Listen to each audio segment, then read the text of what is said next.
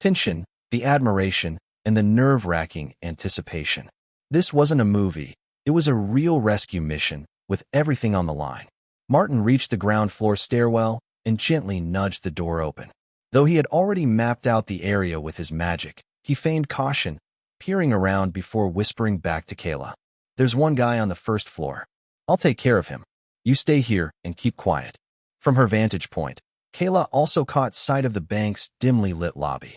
A few small nightlights flickered, casting a faint glow.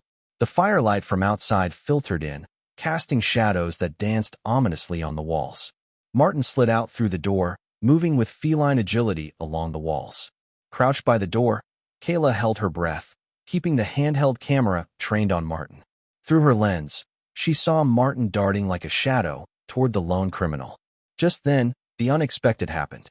The criminal, who had been pacing aimlessly, suddenly turned and began heading toward the left side of the lobby. The VIP lounge. The very place where Jessica and the others were hiding. Inside the VIP lounge, Jessica, Dorothy, and Lindsay were huddled together, nervously peeking through the door crack. "He's coming this way," Dorothy whispered, panic-stricken. "What?" No. Fear gripped them all. Though Dorothy had some experience with sports and even boxing, this was unlike anything she'd ever faced. "What do we do?" Lindsay whimpered, tears welling in her eyes. "Stop panicking." Jessica, though trembling, tried to steel herself. "Martin will be here any moment. We'll fight if we have to." Dorothy grabbed a chair and positioned herself behind the door. Jessica and Lindsay quickly followed suit, arming themselves with whatever they could find, a glass ashtray and a decorative object. Outside, the footsteps drew closer. They reached the door. Then came a muffled grunt, followed by the thud of a body hitting the floor. The doorknob turned slowly, and the door creaked open. The three girls braced themselves, trembling, hearts pounding. Dorothy raised her chair high. Jessica and Lindsay clutched their makeshift weapons, hands slick with sweat. A figure slipped into the room. "Jess, oh sure." Before he could finish, the girls launched their attack.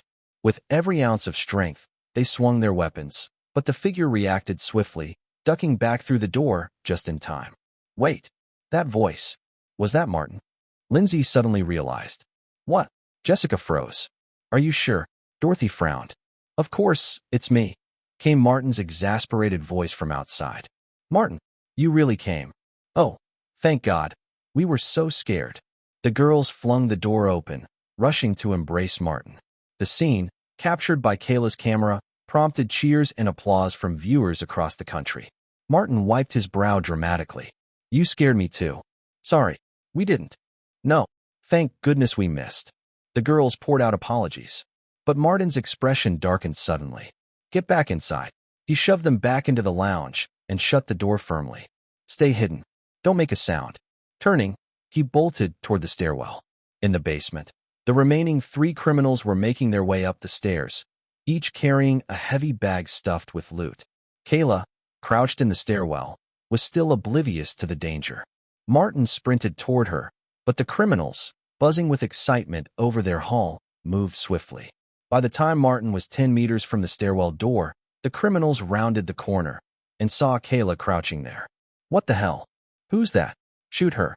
Kayla froze, turning to see 3 guns aimed at her. Fear washed over her face, her camera still recording. Let's rewind the timeline and switch to Kyra's camera perspective. On TV screens across millions of households, Martin's swift, feline-like movements are captured as he closes in on the robbers standing at the VIP room door. Just as the thief reaches out to push the door, Martin springs into action. His low stance morphs into a powerful leap, and with a devastating whip kick, he strikes the robber's neck. The sheer force is palpable, even through the camera's lens. Thud. Although the sound doesn't carry to the viewers, their minds fill in the blanks with an involuntary sound effect, perfectly timed. The thief collapses, instantly, crumpling to the ground like a marionette with its strings cut. Martin moves into the VIP room briefly, only to re-emerge just as quickly. Moments later, the door swings open again, and 3 figures, Jessica Alba, Lindsay Lohan, and another girl, rush out. The camera zooms in for clarity. Recognizing the young women, viewers gasp. Was Martin risking his life for them? As the heartwarming scene of their embrace plays out, applause fills living rooms across America. The scene strikes a chord. Every woman dreams of a gallant knight in shining armor. For many watching, Martin embodies that dream. From the camera's perspective, Martin abruptly pushes the girls back into the room, signaling danger. He races toward the camera's position, drawing closer at lightning speed. A startled cry from Kyra punctuates the audio just before Martin dives into the stairwell. Bang! The door slams open. For a moment, the screen goes dark. When the image reappears, 3 masked robbers, armed and dangerous, fill the frame. They've caught sight of Kyra but seem paralyzed, not by her, but by something above. The audience watches, rapt. Martin descends upon them like a vengeful predator, delivering a deadly kick to the gang leader. The sickening crack of his neck echoes in Martin's mind as the man slumps lifelessly to the floor.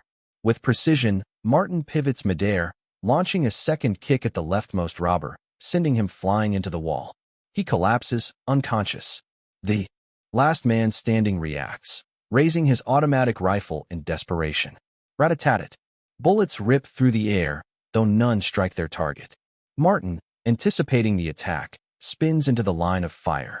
His elbow meets the rifle barrel, angling the shots harmlessly upward. In a fluid motion, he strikes twice, first to crush the man's windpipe, then to shatter his nose. The final robber falls. In under 10 seconds, the danger has been neutralized. The 4 would-be bank robbers are no longer a threat. Across America, a collective sigh of relief escapes millions of viewers. The tension of the scene leaves them breathless yet exhilarated. For many, Martin's heroics blur the line between reality and Hollywood fiction. On the rooftop of the bank, Gordon, the ever-vigilant bodyguard, regains consciousness just as the helicopter lowers to the rooftop. He wastes no time, leaping down with cameraman Jed in tow. Once inside, Gordon surveys the scene. 3 unconscious robbers and 1 bound with a belt. Just 3? He asks, his voice tense. There were 4, Martin replies evenly. One's in the lobby. It's all clear now, I've already checked. Gordon's worry shifts to frustration. That was reckless, Martin. If anything had happened to you, how would I face Mr. and Mrs. Grant? Though touched by Gordon's concern, Martin remains resolute. I had to act, he says, voice firm. With great power comes great responsibility. I couldn't stand idly by while my friends were in danger. That's not who I am. Martin's words ripple through television screens and into the hearts of viewers. Suddenly, he's not just a brave young man. He's a symbol, a hero. His conviction resonates deeply, inspiring admiration. Across the country, reactions pour in. Leonardo DiCaprio jumps from his couch, shouting to Gisele Bündchen, "This is what true friendship looks like." Mark Zuckerberg, beaming with pride, exclaims, "I can't believe Martin is my friend. He's amazing." Drew Barrymore, overwhelmed with emotion, clings to Cameron Diaz. Tears stream down her face as she cries. "That's my man. My man. Can you believe it?" For America, this wasn't just another news story. It was a defining moment, a real-life action blockbuster, with Martin as its fearless lead. While Martin was showcasing his skills at the bank, the robbery incident had far-reaching consequences. The New York City government promptly labeled the large protest as a dangerous assembly. A significant police force was deployed to disperse the crowd and apprehend opportunistic criminals. The National Guard also stood ready to take action. Above the bank, a helicopter hovered in midair as SWAT officers descended on ropes one by one. The police had finally arrived. The sound of heavy footsteps echoed as SWAT officers stormed into the bank. However, they were stunned to find that the robbers had already been subdued. They exchanged bewildered looks at the sight of 2 robber corpses and 2 others tightly restrained. Behind the unconscious robbers lay 7 individuals, men and women of various ages, some very young. "Show me your hands and identify yourselves," one SWAT officer demanded cautiously, guns still raised. Obliging the order, Martin and the others raised their hands and began introducing themselves. Martin Myers, actor, writer, singer. Jessica Alba, actress. Lindsay Lohan, actress. Dorothy Duster, student. Kayla Jones, Fox News host. Jed Smith, Fox News cameraman.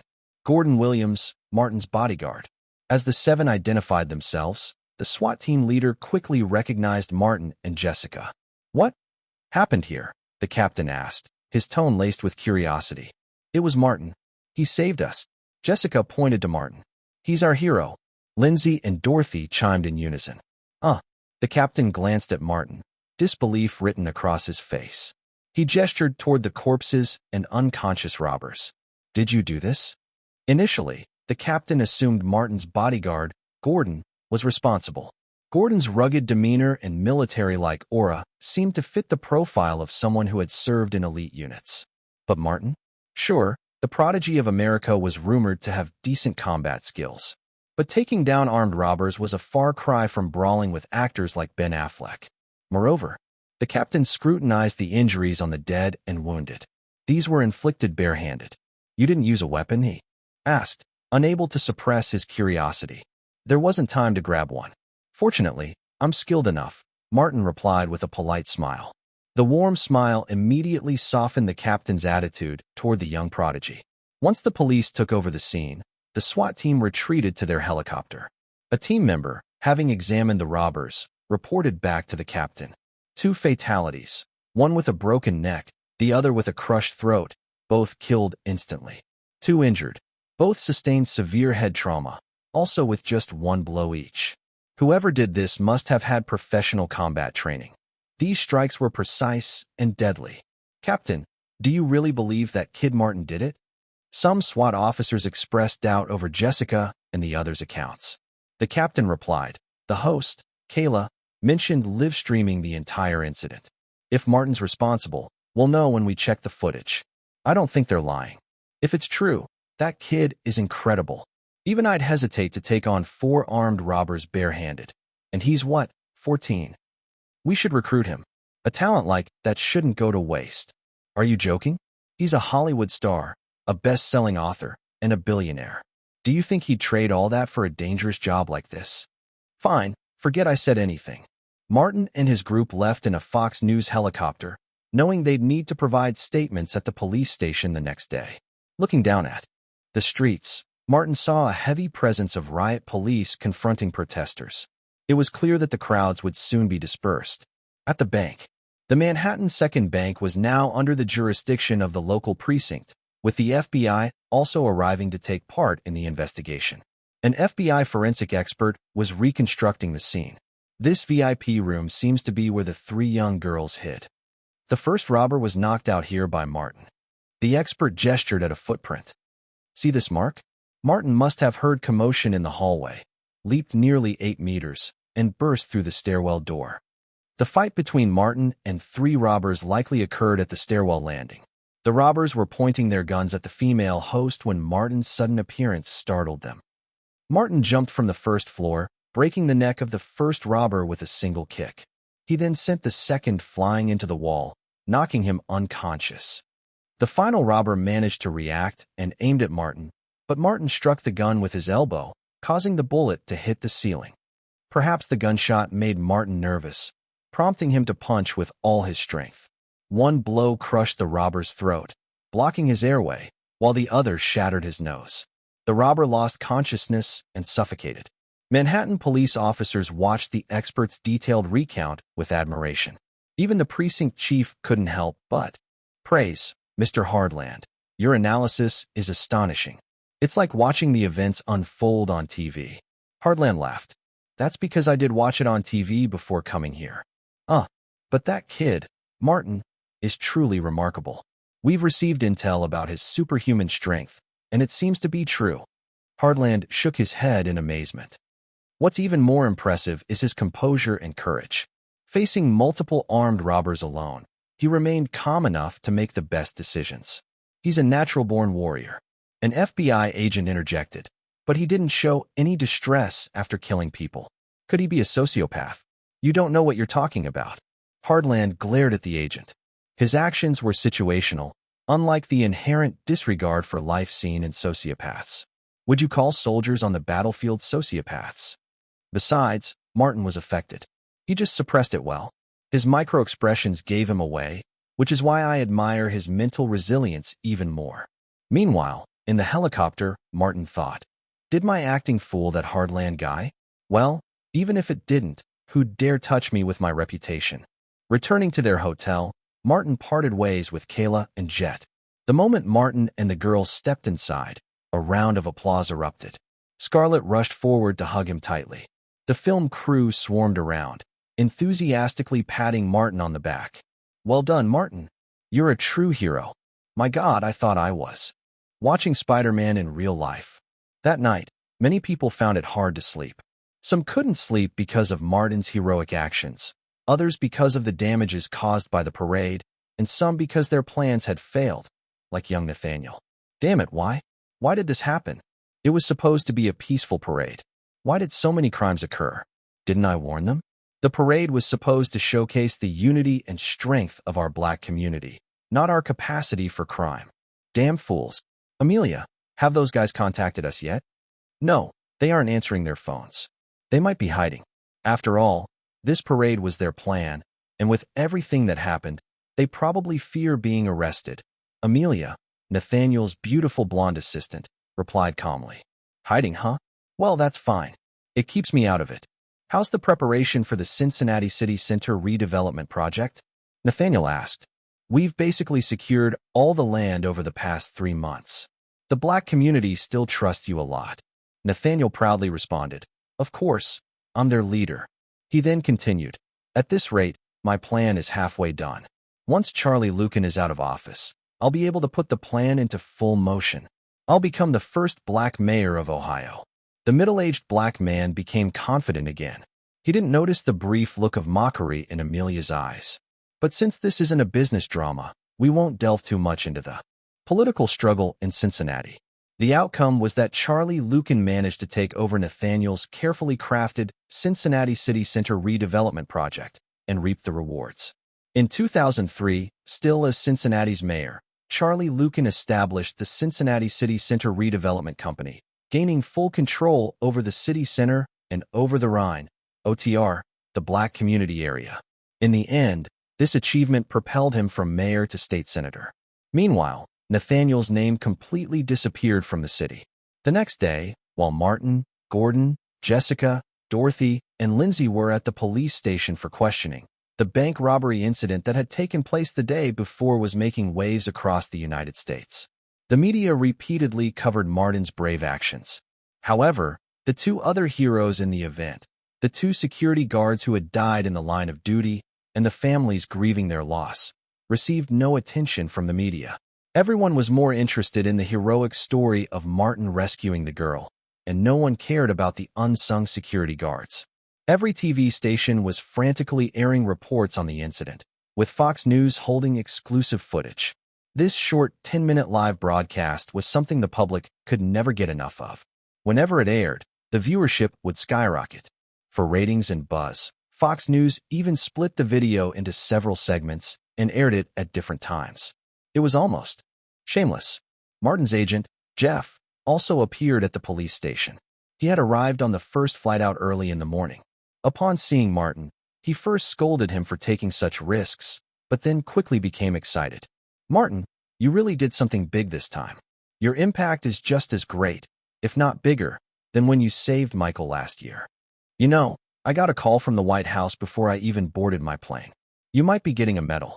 From now on, your influence will extend beyond Hollywood and into the political arena. Aside from TV, the newspapers and online media outlets weren't about to let such explosive news slip by. The New York Times ran a headline reading, New York's city hero, Martin Myers, just like Spider-Man, protects the city. Because Martin had referenced the famous line from Spider-Man during the rescue. This iconic quote was deeply etched into people's minds. With great power comes great responsibility. At the same time, countless people began eagerly awaiting the release of the Spider-Man movie. Not just Spider-Man, but also The Lord of the Rings and The Matrix, both of which also gained popularity thanks to the media buzz. With the media frenzy, Martin Myers' name echoed throughout North America, and this time, he was almost a legend. In Europe, major media outlets like the BBC, Sky TV, Deutsche Welle, Milan News TV, and The Times quickly picked up the story. Martin's heroic actions in the bank robbery were shared in Europe, causing a huge reaction. The most widely spread part of the story were Martin's two sentences while in the helicopter. With great power comes great responsibility, and my friends are in the bank. I need to save them. The online posts about Martin were nothing short of insane. Oh my God, when I heard my friends are in the bank, I need to save them, I was moved to tears.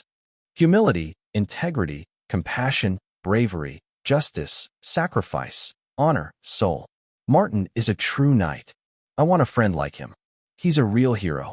From now on, I'll never speak ill of Martin. If anyone dares to, I'll make sure they regret it. Martin's fighting skills are impressive. I'm a professional fighter, and I think I might lose to him. In London, the Harry Potter cast was gathered around, reading the news. Emma Watson. Oh my God, Martin is so cool. He's a real hero. Daniel Radcliffe. Martin is incredible at fighting. Do you think I could ask him to teach me some combat skills? Stop dreaming. Rupert Grint immediately shot down his friend's idea. Martin doesn't have time for that. He hardly comes to the set, and he changed the subject, puffing out his chest. If anyone should be taught, it should be me. After all, I'm his friend. Friend? Martin just signed your autograph. Emma Watson shot back, annoyed by Rupert's constant claiming of friendship with Martin. So what? You were there when I asked for the autograph. He remembers me. If we weren't friends, why would he remember someone who just asked for an autograph? That shows what? It shows Martin acknowledges me. Shut up, Rupert. Martin has a great memory. He's a genius, so stop deluding yourself. Hey, who are you calling delusional? All right, enough, you two. Do you want to keep reading the newspaper or not? Hi, Mom, I'm really fine. Don't worry, I had it under control. I'm really good with my hands. Okay, don't cry, don't cry. I swear I won't put myself in danger again, all right? What?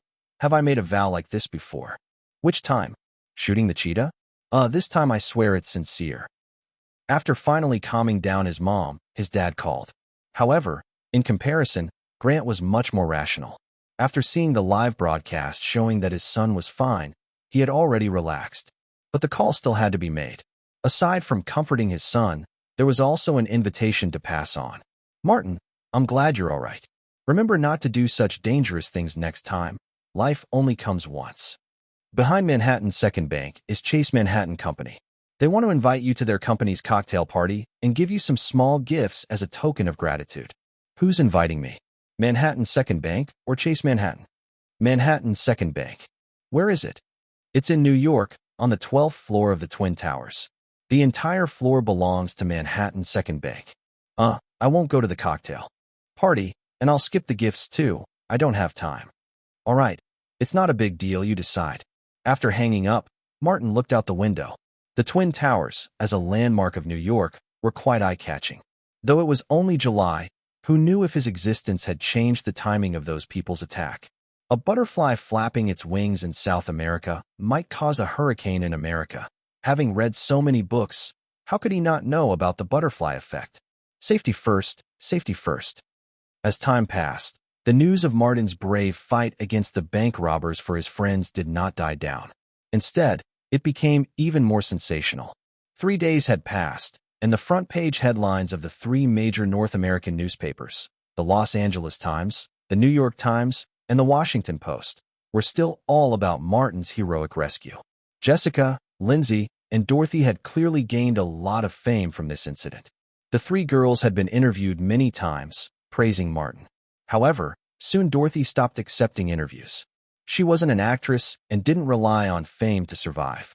Jessica and Lindsay had received many offers and spent every night discussing which film to accept. Martin, something's off. The buzz is too high. It seems like someone is secretly controlling public opinion, Jeff Raymond said, frowning. Martin laughed. It's normal. It's probably the authorities deliberately controlling the narrative. Wow, look at this close-up. How did they get it? Why? Jeff, not very politically sensitive, asked, puzzled. I've gathered some inside information, Martin replied. There's some political maneuvering behind the large-scale protests, and it's not just in New York. Los Angeles, Chicago, and other big cities are preparing for similar protests. It seems to be about the police shooting of a black man in Cincinnati. Of course, the shooting incident is just an excuse. There's something deeper behind it, but I don't know what it is. Anyway, Because the protest in New York caused problems, the protests in Los Angeles and Chicago were canceled. The authorities don't want the deeper issues to come out, so they're using me to divert public attention. Will there be any side effects? Jeff still looked worried. Don't worry, Martin smiled. This is a good thing for me. Well, as long as you're aware of it, Jeff nodded. He knew that Martin had much more powerful connections than he did, and was privy to information he couldn't get.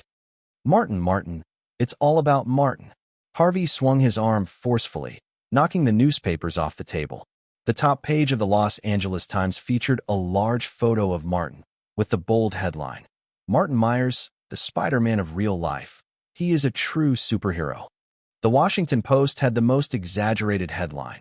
He is America's genius, the embodiment of the American dream, the idol of all American teenagers. He is Martin Myers. What's wrong now? Bob walked in and saw his furious older brother. Honestly, he was already tired of Harvey's short temper. A Harvey like this couldn't lead Miramax forward. What's wrong? Harvey stared wide-eyed, pointing at the newspapers on the floor.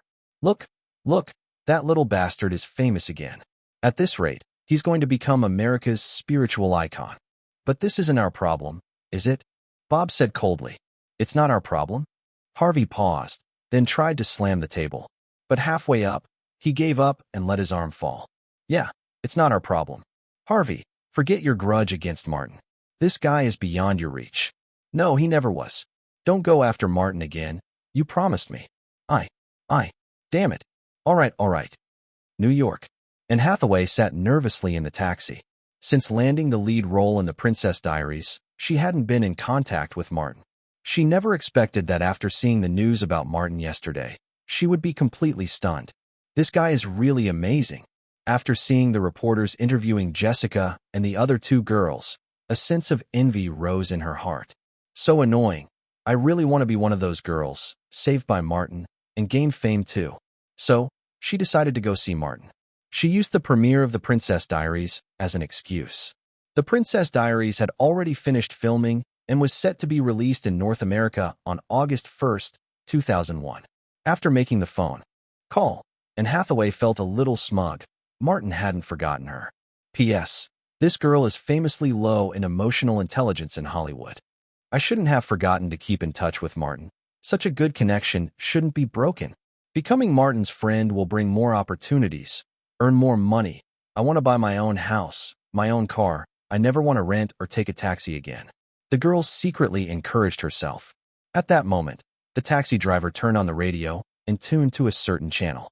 Ladies and gentlemen, 3 days ago, a very tragic event occurred. The voice of the President of the United States came through the radio. Pause. Vote your power stone to me. Right now? Or you could support me on Patreon. If you did, you could message me and ask me for more chapters. Washington, D.C. The White House. President George W. Bush solemnly addressed the camera. Just 3 days ago, an extremely tragic event occurred. The entire city of New York went through a terrible nightmare. 70,000 African Americans from the impoverished neighborhoods organized a protest march for Timothy Thomas, who died in the Cincinnati shooting incident. However, the march, which was meant to honor the innocent victim, eventually escalated into a riot, leading to more deaths and greater destruction. In just one night, a large number of robberies, assaults, arson, and murders occurred in the chaos, with property damage estimated to exceed $230 million. Following the riots, the New York National Guard and the U.S. Marine Corps were ordered to assist the local police in quelling the unrest. 153 people lost their lives in the riot, and over 3,000 were injured. My prayers and condolences go out to the victims of this tragedy. But in the midst of this chaos, something uplifting did happen. Martin Myers, our 14-year-old American genius, risked his life to protect his 3 friends by infiltrating the Manhattan Second Bank, which was held hostage by 4 armed robbers. He killed 2 of the robbers and captured the other 2. He not only rescued his 3 friends, but also protected the Manhattan Second Bank from any losses.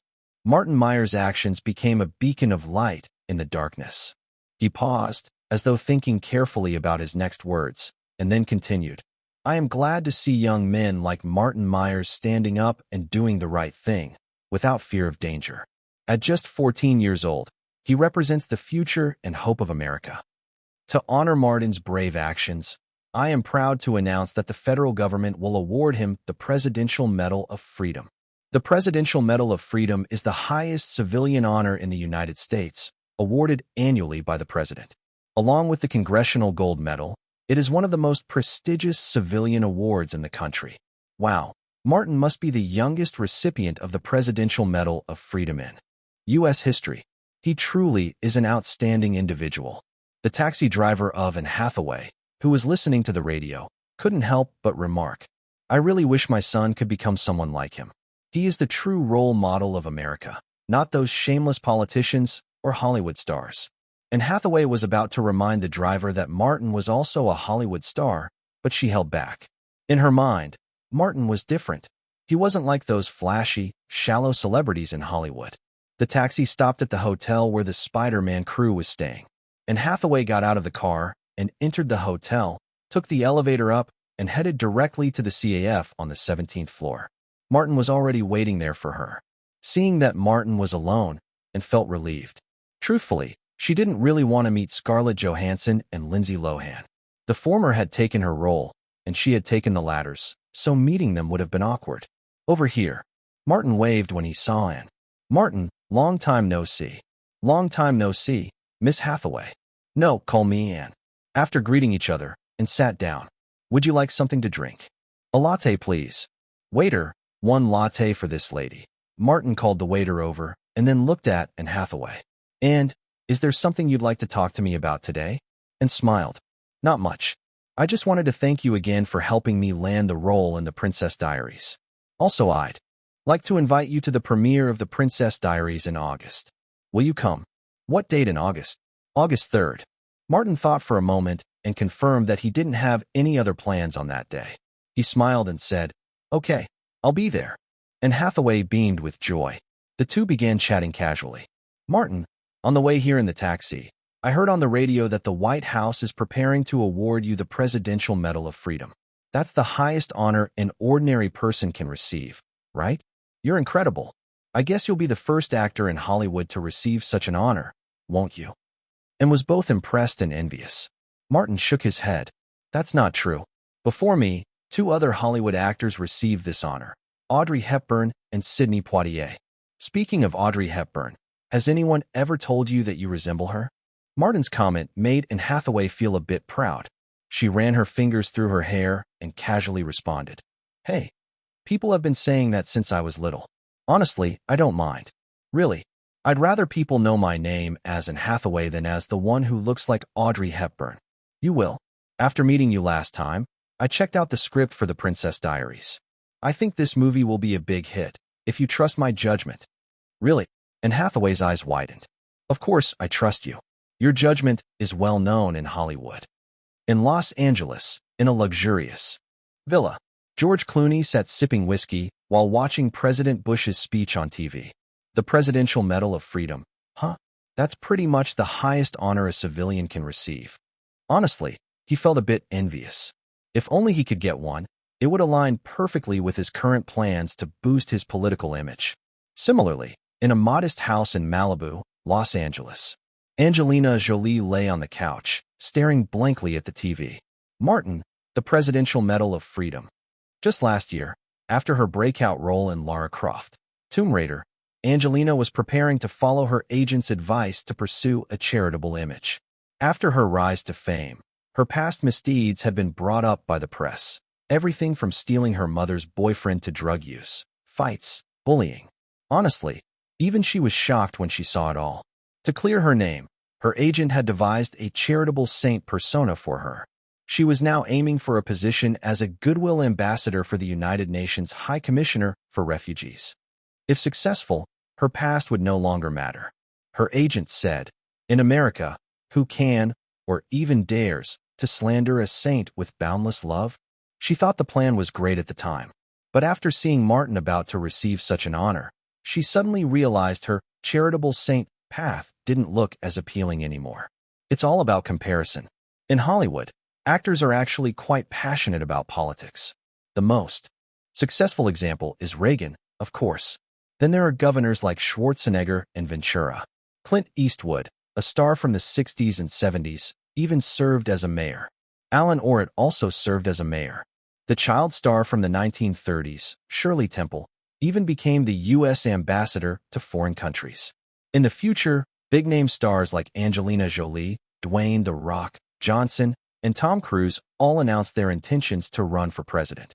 Why are so many celebrities in the United States so keen on entering politics? One reason is that the barriers to entry are relatively low. As long as they meet the age, nationality, and other legal requirements, anyone can run theoretically. As a result, political campaigns often become a form of performance art. For example, there's an old man who wears rain boots and runs in every presidential election, even though he's eliminated in the first round. But he continues to run, finding enjoyment in the process. For him, winning doesn't matter at all. He just enjoys the process, regardless of the outcome. In short, the entry threshold is very low. Of course, a low threshold doesn't mean it's easy to succeed in politics. Most people are just seeking some attention. Another reason is that Hollywood actors, especially the big stars, have a lot of resources, giving them a natural advantage when it comes to running for office. Actors and politicians in the U.S. are essentially the same.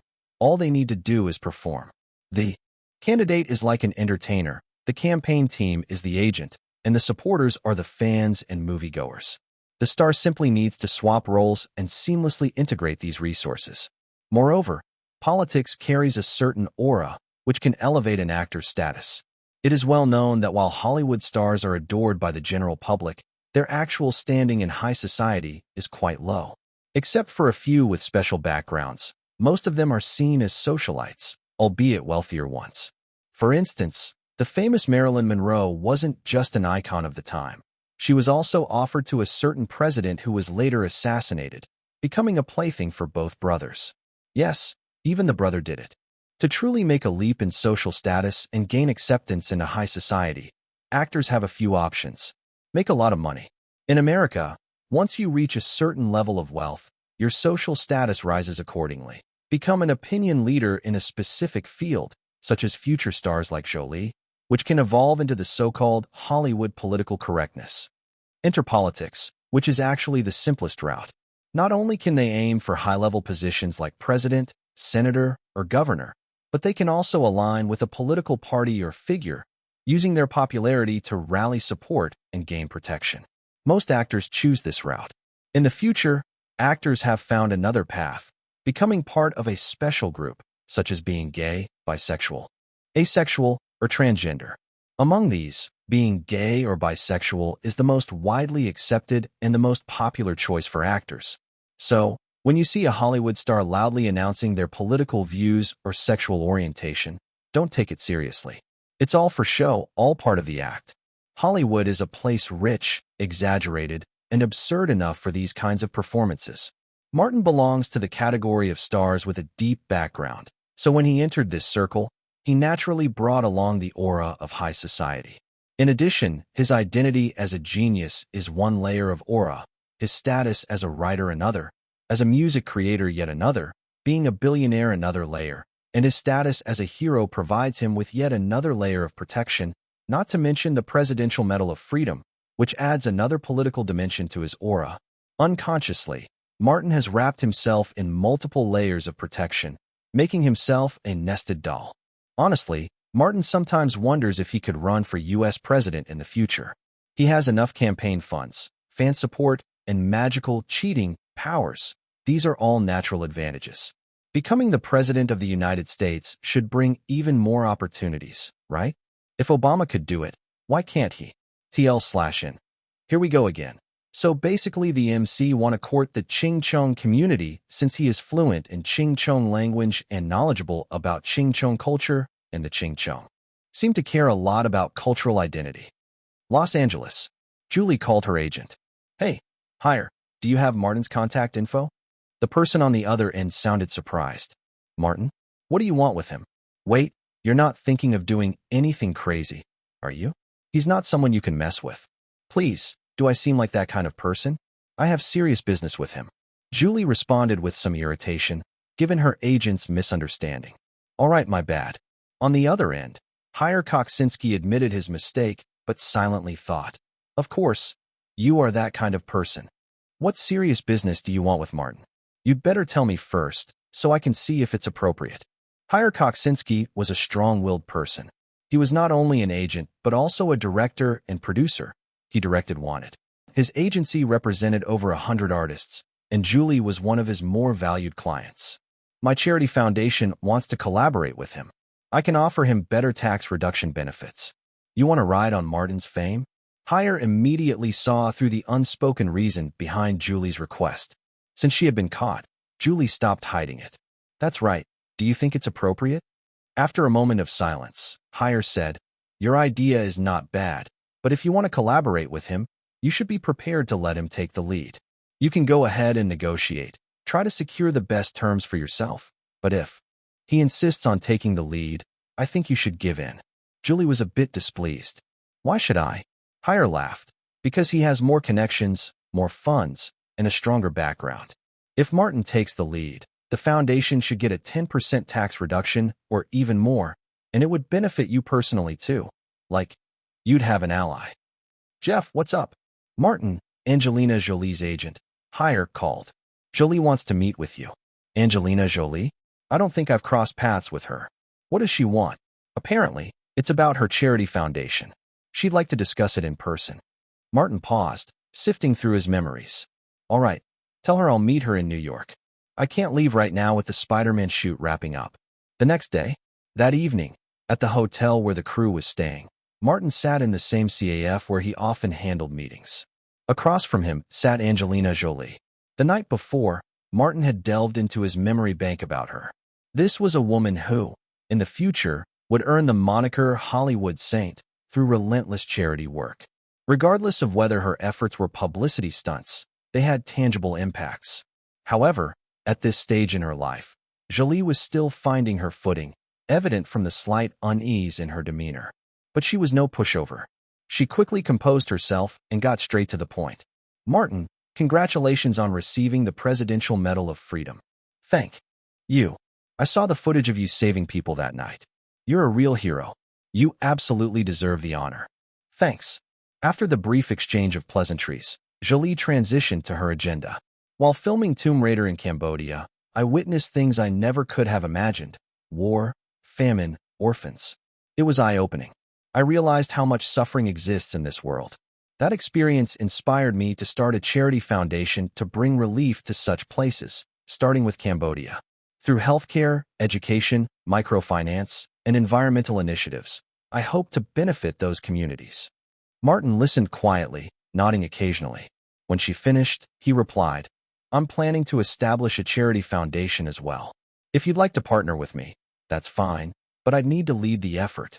Jolie frowned slightly, as though bracing for this. "Martin, isn't that a bit?" "Let me explain," he interrupted gently but firmly. She glared, annoyed by the interruption, but stayed silent as he continued. "The foundation can fully support your philanthropic trips worldwide and hire the best security to ensure your safety. We can also bring high-profile figures on board, people like Diana and Michael Jackson, for instance. Moreover, the foundation needs someone with an official title to represent it, such as a United Nations Goodwill Ambassador. I'm too busy to travel constantly, but you could be perfect for the role." He raised 3 fingers. "If you agree, I promise that within 3 months, you'll be appointed a UN Goodwill Ambassador." Jolie's eyes widened. It was an enticing offer. Later that evening, Martin called his agent. "Jeff, I've finalized things with Jolie. We're setting up the Myers-Jolie Charity Foundation. I'll hold 80% ownership. You and her agent Hire will manage the legal details. Our first project will focus on Cambodia, with Diana and Jackson lending their support." "Got it, Martin. Consider it done." A few days later, with Spider-Man wrapped up, Martin received a special gift from Manhattan's Second Bank, a black card and an honorary title. "My honorary citizenship in New York? Dad, what's this even good for?" "It's more than a status symbol, Martin. Like the Presidential Medal of Freedom, it's another shield for you. It also gives you certain privileges. For example, closing streets for filming or securing police support will be much easier. And if you ever consider entering politics, this adds to your credentials." "Huh, that's actually useful." You should count your blessings. Every accolade matters if you're planning to run for office someday. After the call, Martin leaned back, lost in thought about the prospect of entering politics. New York City Hall. New York Mayor Rudy Giuliani stood at the podium, speaking into the microphone. Today, we honor a man many call a true hero, a beacon of light on that fateful night. Martin Myers, on behalf of the people of New York, I present you with the title of Honorary Citizen. Mr. Martin Myers, please join us on stage. Amid thunderous applause, Martin walked up to the stage, accepting the honorary certificate and symbolic golden key from Giuliani. He stepped up to the microphone, gazing at the crowd, journalists, officials, and everyday citizens all waiting eagerly for his words. Thank you, Mayor Giuliani, and thank you to the people of New York for this incredible honor. To be honest, I don't feel deserving of it. That night, I just did what anyone should, helping my friends in danger. You call me a hero, but the real heroes are the police officers, firefighters, and medics who worked tirelessly that night. They are the true heroes of New York. Applause erupted once more, not just at City Hall, but also in police precincts, fire stations, and hospitals across the city. He's got my respect. Martin nailed it with that speech. Good on him. August, The Princess Diaries premiere. At the red carpet event, Anne Hathaway clung to Martin's arm as cameras flashed and fans cheered loudly. Though she knew most of the attention was for Martin, Hathaway couldn't help but revel in the limelight. This is what fame feels like, she thought.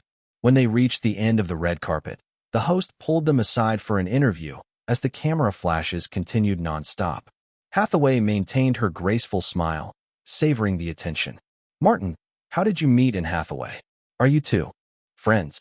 Laughing, Martin replied, and attended my book signing last year in New York. She told me she was a fan. So yes, we're friends. The host turned to Hathaway. And you're Martin's fan? What's your favorite work of his? Of course, I'm a huge fan. Not just of his books, but his movies and music too.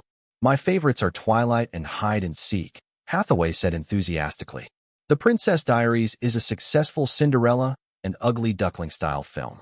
The story is about a typical high school girl named Mia, who suddenly learns that she is the heir to the throne of the small European country of Genovia.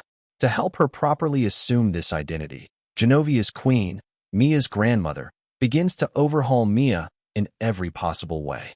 Throughout this process, Mia's carefree attitude clashes with the royal family's complex protocols, leading to countless humorous situations. In the end, Mia undergoes a complete transformation from an awkward duckling to a graceful swan, and by the conclusion of the film, she becomes a true princess, stunning everyone with her beauty and talent. This kind of movie is Disney's specialty, and Hathaway's performance in this film is also particularly remarkable. The girl has a radiant smile and an elegant, poised aura, with a hint of playful charm. In addition, the dramatic transformation in her looks, from the unattractive, ugly makeup at the beginning to the beautiful makeup later on, was an eye-catching contrast. Indeed, she captivated the majority of the audience present. Even Martin, usually a critic, acknowledged her beauty, remarking that, as long as she didn't laugh too much, Anne Hathaway was a top-tier beauty. After the film ended, the applause in the theater was quite enthusiastic. Anne Hathaway, excited, walked up to the stage with the crew, unable to stop smiling. Now, she was no longer just a nobody. The reporters threw the majority of their questions at her, not at the Oscar-winning actress Julie Andrews, who played the grandmother. And, are you satisfied with your performance in the film? Miss Hathaway, how did you land this role? And, did you feel pressure acting alongside an Oscar-winning actress? And, what are your box office predictions for the film? Anne Hathaway's responses were a bit stammered, but no one minded. Instead, the audience found her authenticity endearing, gaining her much goodwill. Afterward, Martin, sitting in the audience, was also asked questions by the reporters. Wow, I'm already sitting down, and you still won't leave me alone? Laughter erupted. All right, I'll share my thoughts. The theme of this film can definitely be traced back to the stories of Cinderella and the Ugly Duckling. Even though it's set in modern times, its fairy tale elements are still very strong. In my eyes, this is a good film. Though the ending is predictable, the details throughout the story are rich and full of life, much like a delightful sitcom with little surprises in every scene. Director Marshall perfectly handled the story, and the outstanding performances of Julie Andrews, Anne Hathaway, and Hector Elizondo, the three stunning actresses, added much to the film. What? You want me to talk about, and specifically? All right, she's a good friend of mine. What can I say? Her performance was perfect. She was like a blend of Julia Roberts and Audrey Hepburn, perfectly capturing Mia's transformation from messy and carefree to pure, captivating, and regal. Anne Hathaway, on stage, was struggling to suppress her smile. Martin's praise made her extremely happy. Hold it in, hold it in. Don't laugh, don't laugh. She could only repeatedly remind herself not to show her imperfect side in front of the media. The premiere concluded successfully, and Hathaway and Martin left together. On the way, Martin curiously asked, "Director Marshall said you unexpectedly fell off a chair during your audition, and that's why he picked you right away. Is that true?" "Of course not. During my audition, there was no chair incident. That was just a little promotional stunt devised by the film's marketing team." Looks like it worked well. Congratulations, Anne. You're going to be famous." Waha. And Hathaway finally couldn't hold it in anymore. At first, she laughed softly, but then she burst out into uncontrollable laughter, unable to stop. Martin, ha ha ha, sorry, I'm just so happy, ha ha ha ha. I can't help it, ha ha ha. This girl not only laughed, but even started hiccuping. Martin couldn't help but be amused, realizing that while her big laugh might not be the most graceful, there was an innocent charm to her, which made her oddly appealing. Even Gordon, who was driving in front, couldn't help but grin. Sure enough, silly laughter is contagious. 40 minutes later, the car stopped in front of Anne's rented apartment. "Goodbye, Martin." And Hathaway said goodbye to Martin and was about to get out of the car when she suddenly stopped, turned around, and nervously asked Martin, Martin, would you like to come up for a cup of coffee?" Martin looked at her face, which, despite her nervousness, only made her seem more alluring, and he had no reason to refuse. "It would be my honor," and smiled with delight, her cheeks flushing with a hint of shyness. "Then, let's go downstairs." "Wait." Martin stopped her, retrieved two face masks from the car, one for her and one for himself, and then said, "Let's go." Gordon, who had been driving, quietly asked, "Boss, do you want me to wait here?" Martin replied just as quietly, "No need. Go ahead and head back. Pick me up tomorrow morning." This was an older apartment building, so although it was located in a wealthy neighborhood, the rent wasn't too high, which was why Anne had chosen to live here. And Hathaway lived on the 7th floor, with 2 units per floor. As she and Martin walked hand in hand out of the elevator, the door to a neighboring apartment suddenly opened. A tall, beautiful woman stepped out holding a trash bag. "And you're back? How was the movie?" Although Anne Hathaway was wearing a mask, the neighbor immediately recognized her. After asking her question, her curious gaze fell on Martin. "Oh, it was good. Yeah, really good. The response was great. How about you? How did your audition go? Did you get the result?" At first, Anne Hathaway was a little nervous, but as soon as she started talking about the movie, remembering the enthusiastic reaction at the premiere and how she was about to become famous, her nervousness was replaced with excitement. The beautiful woman, however, shook her head dejectedly, her tone low as she said, "I was rejected. They said my acting wasn't mature enough. Damn it, it was just a small role with only 3 lines. What kind of acting do they want?" She then looked at and said, "Looks like you're going to be famous now. Don't forget about me when you're on top. Don't worry. If there's a chance, I'll help you out." And Hathaway replied casually, not noticing the displeasure in the woman's eyes. "Help out?" Martin couldn't help but silently shake his head. Anne's emotional intelligence was truly lacking. No wonder she would ruin a great future if given the chance. The beautiful woman suppressed her discomfort and then looked at Martin, asking, "And, is this your boyfriend?" For some reason, she felt that Martin's eyes seemed oddly familiar.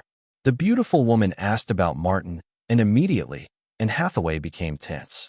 While it's not a big deal for Hollywood stars to date, sometimes even using relationships or marriage to boost their popularity, Martin was different. He was only 14.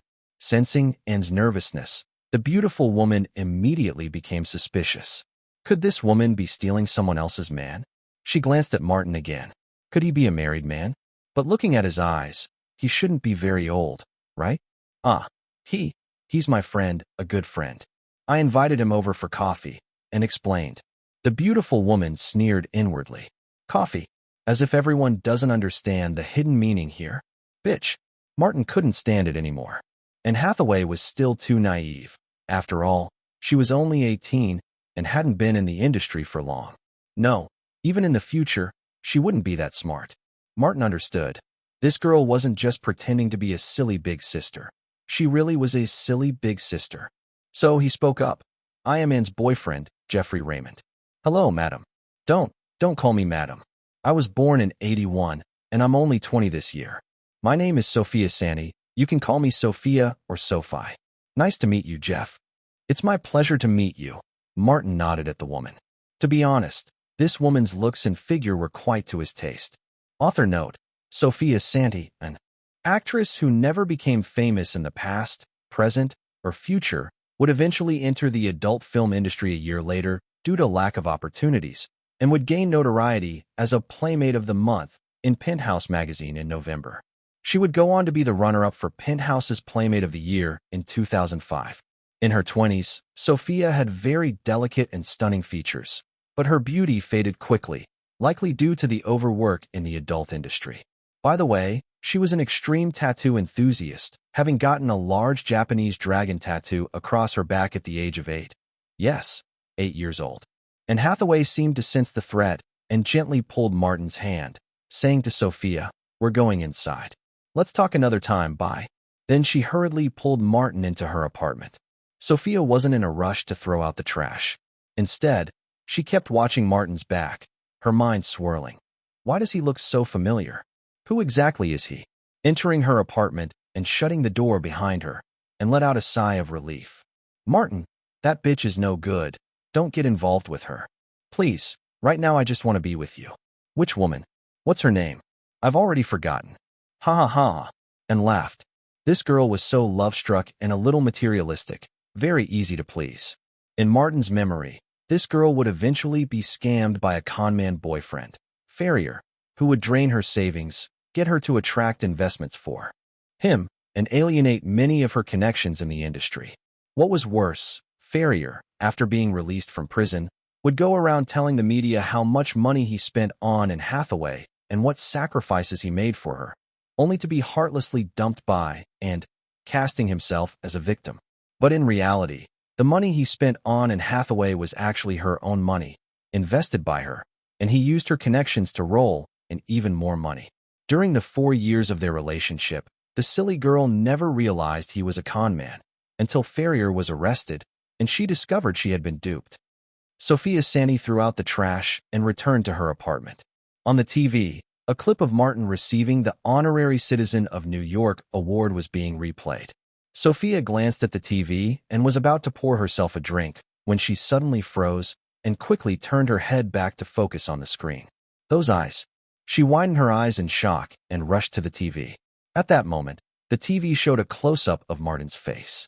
Sophia Santi quickly covered the lower half of Martin's face on the screen, leaving only his eyes exposed. What the fuck? Martin. That bitch and Hathaway brought home Martin. How could this happen? How is that bitch so lucky? Not only does she get the lead role in a movie, but she also knows a big shot like Martin, and he's so handsome too. Why?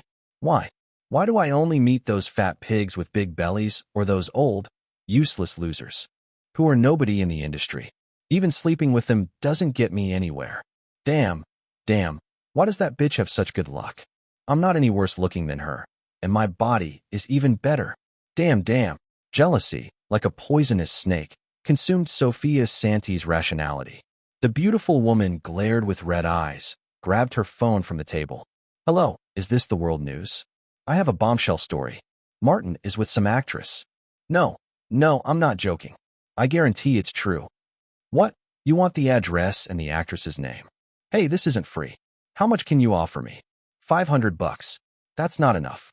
I'll give the address to other media. $8,000? Still too little. $5,000, an exclusive story. You agree? Don't worry, I won't lie to you. 15 minutes later, at the entrance of a small park near her apartment, A black Volkswagen car slowly stopped, and Sophia Santi emerged from the shadows, walking to the car. The car door opened, and a young white man stepped out. Upon seeing Sophia Santi, he whistled. "Are you an actress? A model?" Sophia Santi didn't answer his question but directly asked, "Where's the money?" Someone inside the car handed her a paper bag. The young man took it without looking and handed it to Sophia. "Here's $3,000. Count it in the car. The rest will be given once the story is confirmed." Sophia took the paper bag, casually got into the car, and glanced around. There were 3 other people in the car besides the driver. They all seemed quite capable.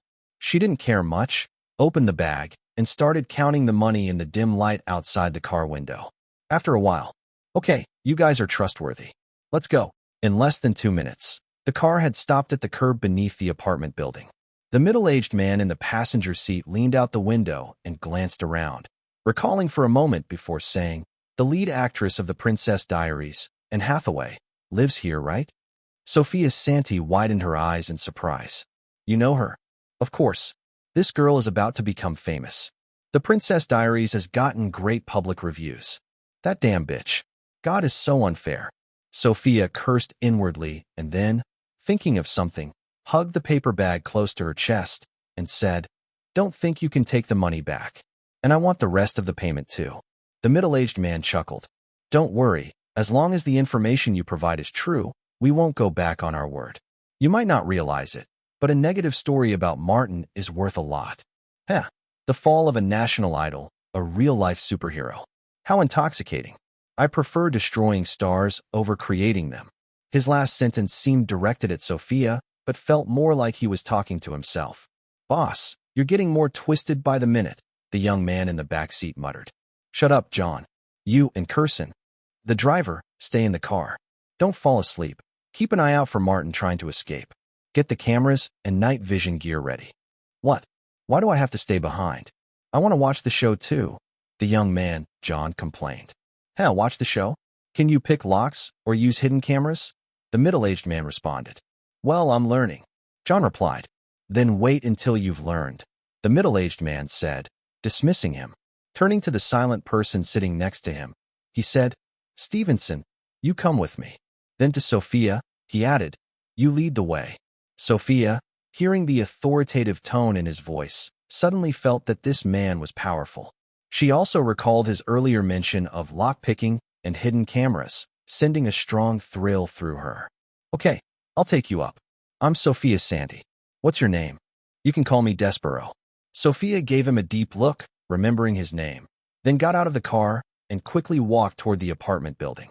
After entering the passcode, the front door opened, and the 3 of them slipped inside.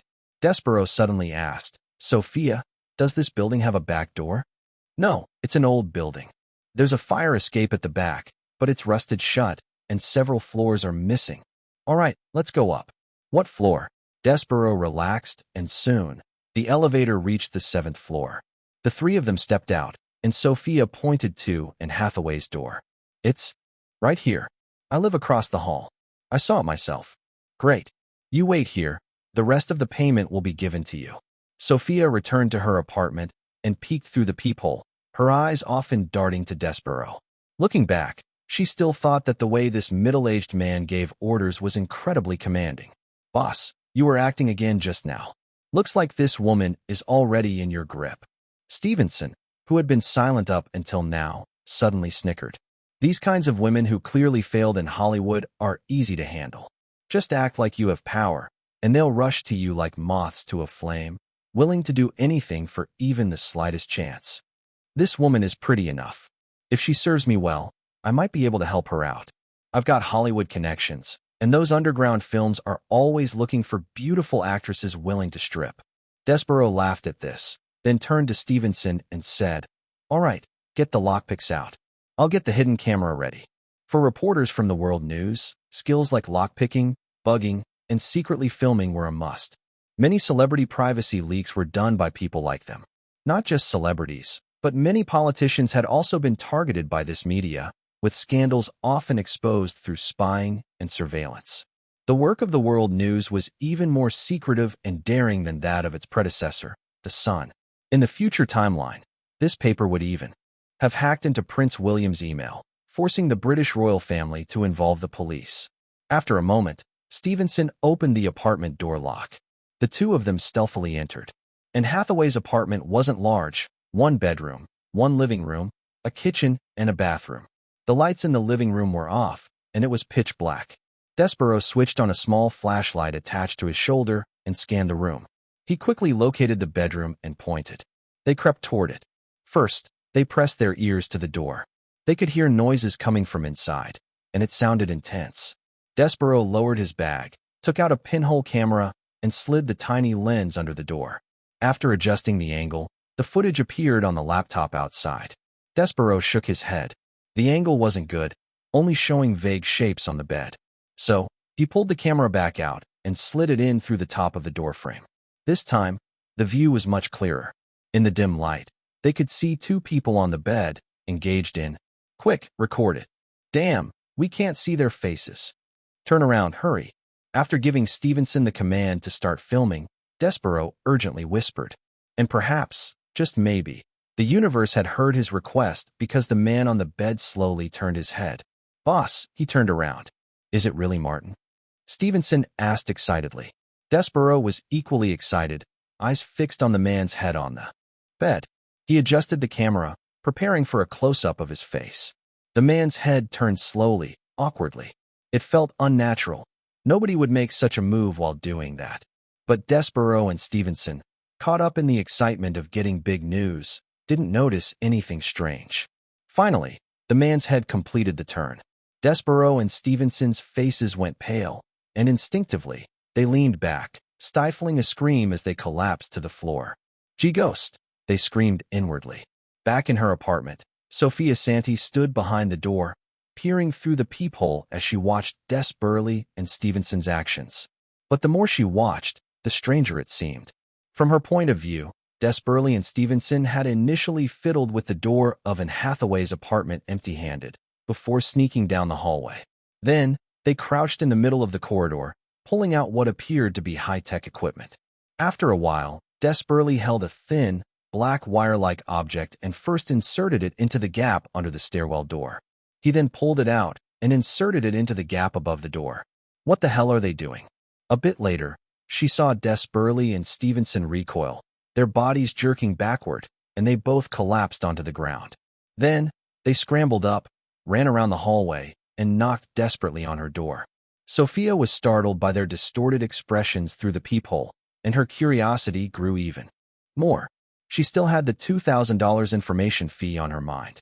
After hesitating for a moment, she opened the door. "Quick, hide, there's a ghost." Stevenson finally screamed. "Shut up, be quiet, and hide." "Sophia, where's your phone? Call the police." Despereaux, sweating profusely, panicked.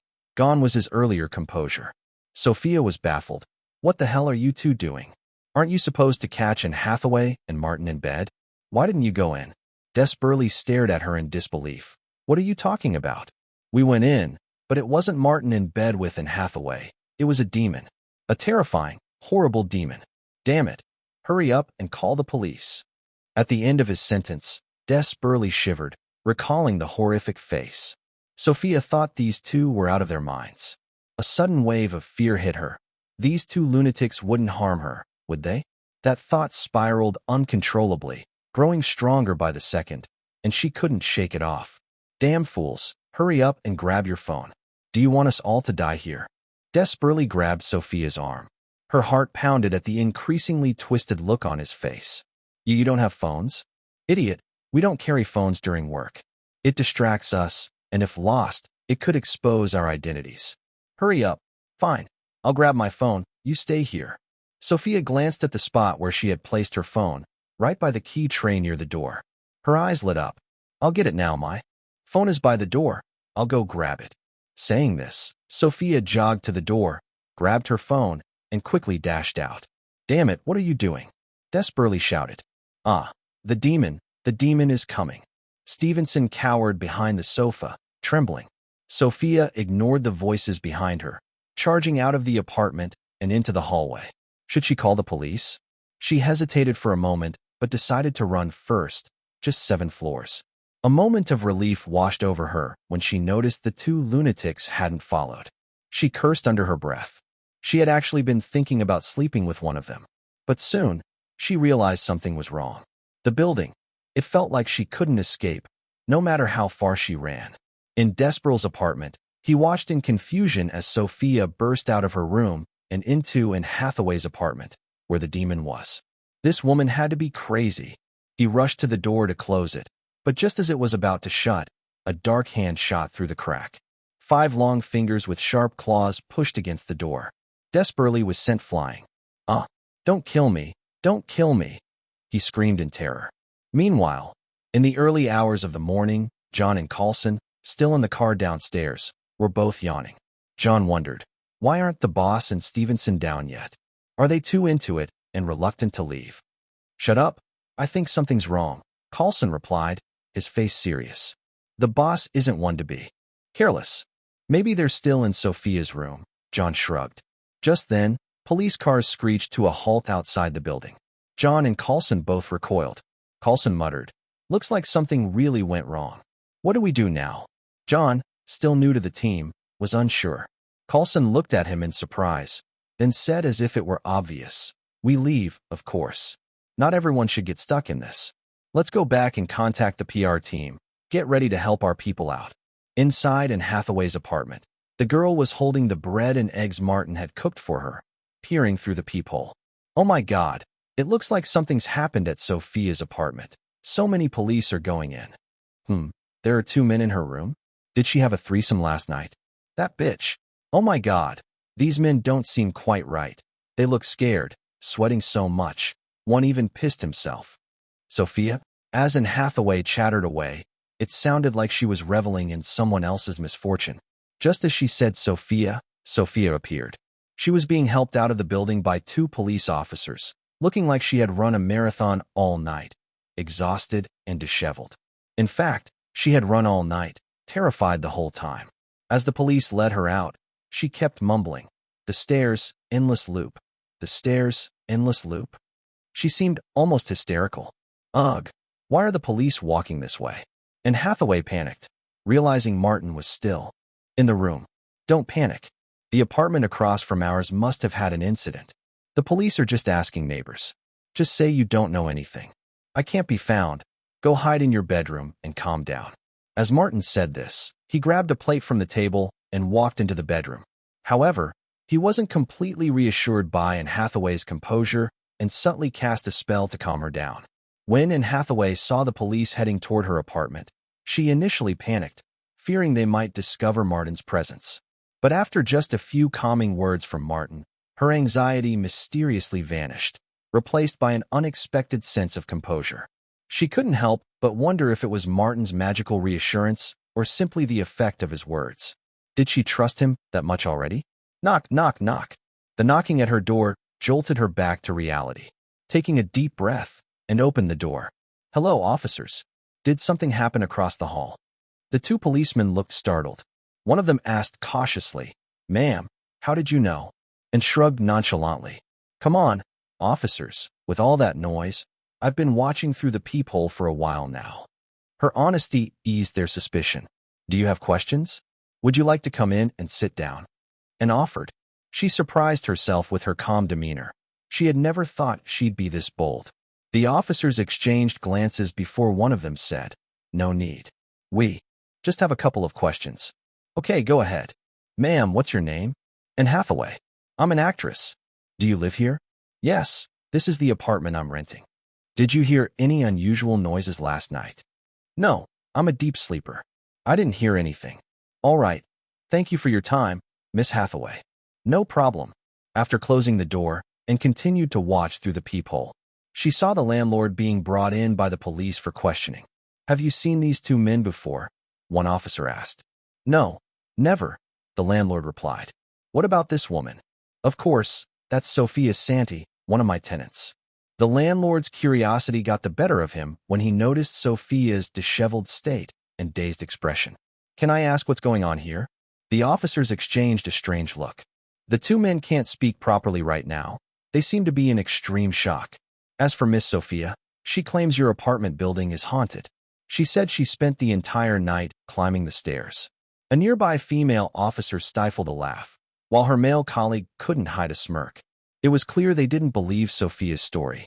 The landlord exploded in anger. That's nonsense. My building has been rented out for over a decade without any issues. Haunted? She must be on drugs. The officers nodded subtly, seemingly agreeing with the landlord's theory. Still, the matter needed to be investigated. Moments later, several officers emerged from Sophia's apartment. One of them reported to a senior officer, "Sir, we found surveillance and recording equipment in a bag, along with $3,000 in cash in a paper bag. There's also some white powder on the table, possibly drugs." The senior officer's eyes lit up with interest, but he frowned. If she's using drugs, why would she call the police? Shaking his head, he set the question aside. Take everyone and everything back to the station. Interrogate the men separately once they're coherent. Sophia, along with Desborough and Stevenson, was taken away, as were some items from the apartment. The building finally quieted down. Before leaving, Martin gave in a lingering kiss, planting a seed of affection in her heart. He also left behind a psychological suggestion to ensure she wouldn't slip up if the police questioned her again. Back at the precinct, a junior officer reported to the senior officer. "Sir," the two men confessed. "They were spying on Anne Hathaway, the neighbor across the hall. They said." The officer hesitated. "What did they say?" The senior officer pressed. "They said they had information that Anne Hathaway was meeting Martin romantically." "Martin? Which Martin?" "Wait, Martin Myers? The young hero? Our city's honorary citizen." "Yes, sir. That's exactly who they meant." The junior officer continued. "We also looked into it. Last night, Martin Myers attended the premiere of The Princess Diaries, which stars Anne Hathaway. After the event, Martin had his driver taken home. But whether or not he went upstairs is unclear. Does the building or surrounding area have surveillance cameras?" "No, sir. Most of the tenants in that building are aspiring actors and models who value their privacy. The landlord didn't install any cameras. The nearest surveillance point is at an intersection 500 meters away. The surrounding alleys are camera-free." "Damn it," the senior officer cursed. "Go back to the apartment and bring Anne Hathaway in for questioning." "Yes, sir." He then called a female officer. "Jenny, crack that laptop's password immediately. That hidden camera was definitely used last night. I need to know what they recorded." "Understood." After some hesitation, the senior officer entered the chief's office. "Have you confirmed the details?" the chief asked. "Not yet. We're still investigating." "Damn it. All right, keep working. I'll personally call Martin. If this is true, we'll need to suppress the story. Martin just received the Honorary Citizen Award. A scandal now would spell trouble for both the mayor and me." "Understood." After the officer left, the chief picked up the phone. "Hello, Mr. Myers. I'm sorry to bother you, but I have a few questions." Martin's surprised voice came through. "What?" No. I only dropped in off last night and left immediately. I didn't stay." "Mr. Myers, I need you to be honest. If anything happened, I can help you. I swear I'm telling the truth. You can investigate." After hanging up, the chief tapped his desk thoughtfully. Martin didn't sound like he was lying. Could it be that the paparazzi had been fed false information? Inside an interrogation room. "Damn it. Why am I being detained? I'm the one who called the police. You should be investigating that apartment building. It's haunted, I swear." "Apologies, Miss Sophia, but we have a few questions for you. And by the way, the two paparazzi from World News Weekly, let me think. Desborough and Stevenson, yes? They've confessed everything." Sophia visibly panicked, her unease almost tangible. The interrogating officers seized the moment. "Miss Sophia, you're the one who tipped off the paparazzi from World News Weekly last night, correct?" Yes.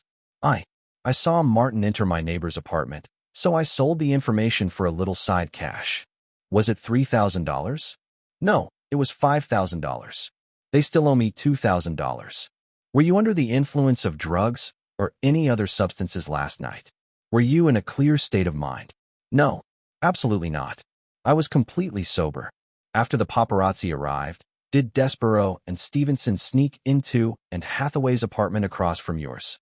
"There were 4 of them. World News Weekly sent 4 paparazzi. 2 stayed downstairs to keep watch, and the other 2 went up to the apartment." "But Sophia hesitated. The officers exchanged glances, their patience wearing thin. One of them slammed a hand on the table. Answer the question. Don't think about lying, or we'll have no problem bringing in a polygraph machine. No, I'm not lying. It's just, what happened next was so bizarre that I'm afraid you won't believe me. Leave that to us. Just tell us everything. Taking a deep breath, Sophia continued. When I got paid and returned to my apartment, I was curious, so I looked through the peephole to see what those two were up to. What I saw, it was horrifying. They claimed they were going to pick the lock to Anne Hathaway's door and sneak in. But what I saw was them fumbling around in the hallway like lunatics. Then Despereaux took something that looked like a wire and shoved it into the crack of the stairwell door.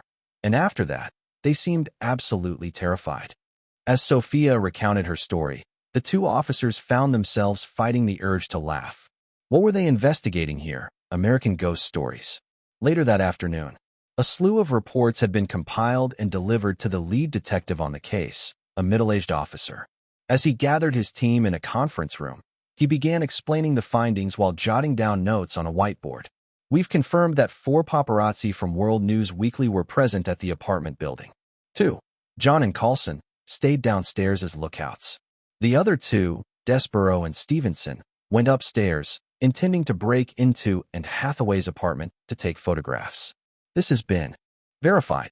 Then things take a strange turn. What happened upstairs differs wildly, depending on who you ask. Despereaux and Stevenson are adamant that they successfully broke into Anne Hathaway's apartment and even filmed inside the bedroom. But instead of Martin and Anne, they claim they saw a demon. Laughter rippled through the room. The detective himself couldn't suppress a smile, but carried on. Sophia, however, insists that those two never entered Anne's apartment. Instead, she says they ran around the hallway in a frenzy before shoving their equipment into the stairwell door crack. More laughter erupted. Will, your findings? A tall black officer stood and cleared his throat. This morning, I revisited the apartment building to carefully examine both Anne Hathaway's door and the stairwell door. The results? There were no signs of tampering or tools used to pick the lock on Hathaway's door, nor were there any marks near her bedroom door. However, the stairwell door does show evidence of having been pried open with some kind of device. Good. The lead detective nodded. Jenny, what did you find on the laptop? A female officer stood, struggling to contain her amusement. Boss, the laptop contains 2 video recordings. I confirmed with several colleagues who were at the scene that both videos depict the apartment's hallway. One was recorded from the lower level, the other from above. And Jenny's voice quivered as she tried not to laugh. And you can hear the paparazzi speaking on the footage. What did they say? They screamed, "Ghosts." The room erupted into uncontrollable laughter. Even the lead detective couldn't help but laugh along. After a moment, he raised a hand to regain order. All right, calm down. Dawn, what did the forensic analysis reveal? A burly officer stood. We tested the powder found on Sophia's table and confirmed it's a new type of drug. Tests on Sophia, Despereaux, and Stevenson all came back positive. We also found more of the drug in Despereaux's bag. He admitted ownership, but denies using it that night. The lead detective's expression grew slightly more serious as he gestured for Dawn to sit. Turning to another officer, he asked, Emily, what about your follow-up questioning of Anne Hathaway? A blonde officer stood. When Anne Hathaway came in for questioning, I asked her directly. She stated that she and Martin said their goodbyes at the apartment entrance and that Sophia, who was taking out the trash at the time, had briefly spoken to them. Martin did not enter the apartment. When informed that Sophia had sold the story of her and Martin entering the apartment and was visibly shocked and outraged. She didn't seem to be lying. The lead detective nodded, summarizing. This case is nearly wrapped up. Here's the conclusion. Simple, really. Despereaux and Stevenson didn't want to pay Sophia the remaining $2,000 and offered drugs instead. The 3 of them got high, which led to the absurd hallucinations. For Despereaux and Stevenson, it was a terrifying demon in Anne Hathaway's apartment. For Sophia, it was an endless staircase. Pausing for dramatic effect, he added with a grin. If we turned this report into a Hollywood comedy, it'd probably be a box office hit. The room erupted in laughter again. The police chief's office. Old friend, so you're saying the case is resolved? Martin definitely didn't enter the apartment, specifically not into. And Hathaway's room. The middle-aged officer, though somewhat skeptical, knew better than to voice lingering doubts. After all, it wasn't impossible for Martin and Anne to have done something discreetly. However, he also understood what the chief wanted to hear and the resolution the precinct preferred for this case. He nodded and replied, "Yes, Chief. This case boils down to a jealous woman and a group of drug-fueled ramblings. Bizarre and laughable, nothing more. Good work. Let's close the case, then. Oh, and arrange a press conference to brief the media on the details." Understood. The officer recognized the importance of this move. With a celebrity like Martin involved, journalists had already caught wind of the story and started probing. No doubt, someone in the precinct had leaked the information, standard practice in cases without confidentiality restrictions. In the U.S., police officers, being regular workers, often sold information for extra cash. Major media outlets typically maintained informants within law enforcement agencies. Watching the officer leave, the chief immediately picked up the phone. "Hello, Martin. The matter has been settled. Apologies for the inconvenience. Rest assured, the precinct will hold a press conference to clarify everything." "Okay, thank you for your understanding. Let's grab a coffee sometime. By the way, we questioned Miss Hathaway today as well, but she's already been released. I hope it hasn't caused her any trouble." Though the chief didn't know whether Martin and Hathaway were romantically involved, mentioning her situation to Martin certainly wouldn't hurt. If they weren't involved now, who could say about the future? To rise to the rank of police chief in America, one didn't need to be the best at solving cases, but excelling at interpersonal relations was a must. On the other end of the line, Martin hung up with a calm demeanor. He'd never been worried. From the moment Sophia, along with Desborough and Stevenson, entered the building, he'd been aware of their presence. In unfamiliar settings, Martin habitually set magical traps for early warning. This applied to Charlize's home, Nicole's place, and Hathaway's apartment as well. While engaging with Hathaway, he had manipulated everything behind the scenes. His ever-growing magical power rendered him almost godlike in a mundane world, capable of anything. The new drug discovered in Desborough's bag was something Martin detected. With his magic, as a tabloid paparazzo for World News, Desborough earned good bonuses, but also faced immense pressure. Naturally, he sought stress relief through means like marijuana, drugs, or women. And Martin picked up the phone again and called in Hathaway to reassure her. He also coached her on handling the media effectively. The following day, the police press conference brought this peculiar case to the headlines of major media outlets. Television networks found the absurd story highly entertaining, airing the police-provided footage on news and entertainment segments. It became the talk of the town. These scumbags tried to smear Martin. Outrageous. Are paparazzi this audacious now? Picking locks and spying. This isn't journalism. It's espionage. That Sophia woman is disgusting. A jealous and shameless gold digger. Meanwhile, Anne Hathaway found herself surrounded by reporters. A scenario she secretly welcomed. Still a rising actress, she needed media exposure to boost her profile.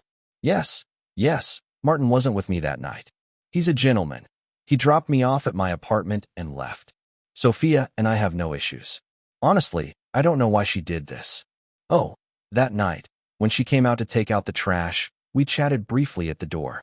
I mentioned how well The Princess Diaries was being received. Jealousy? I don't know. But I don't think Sophia is a bad person.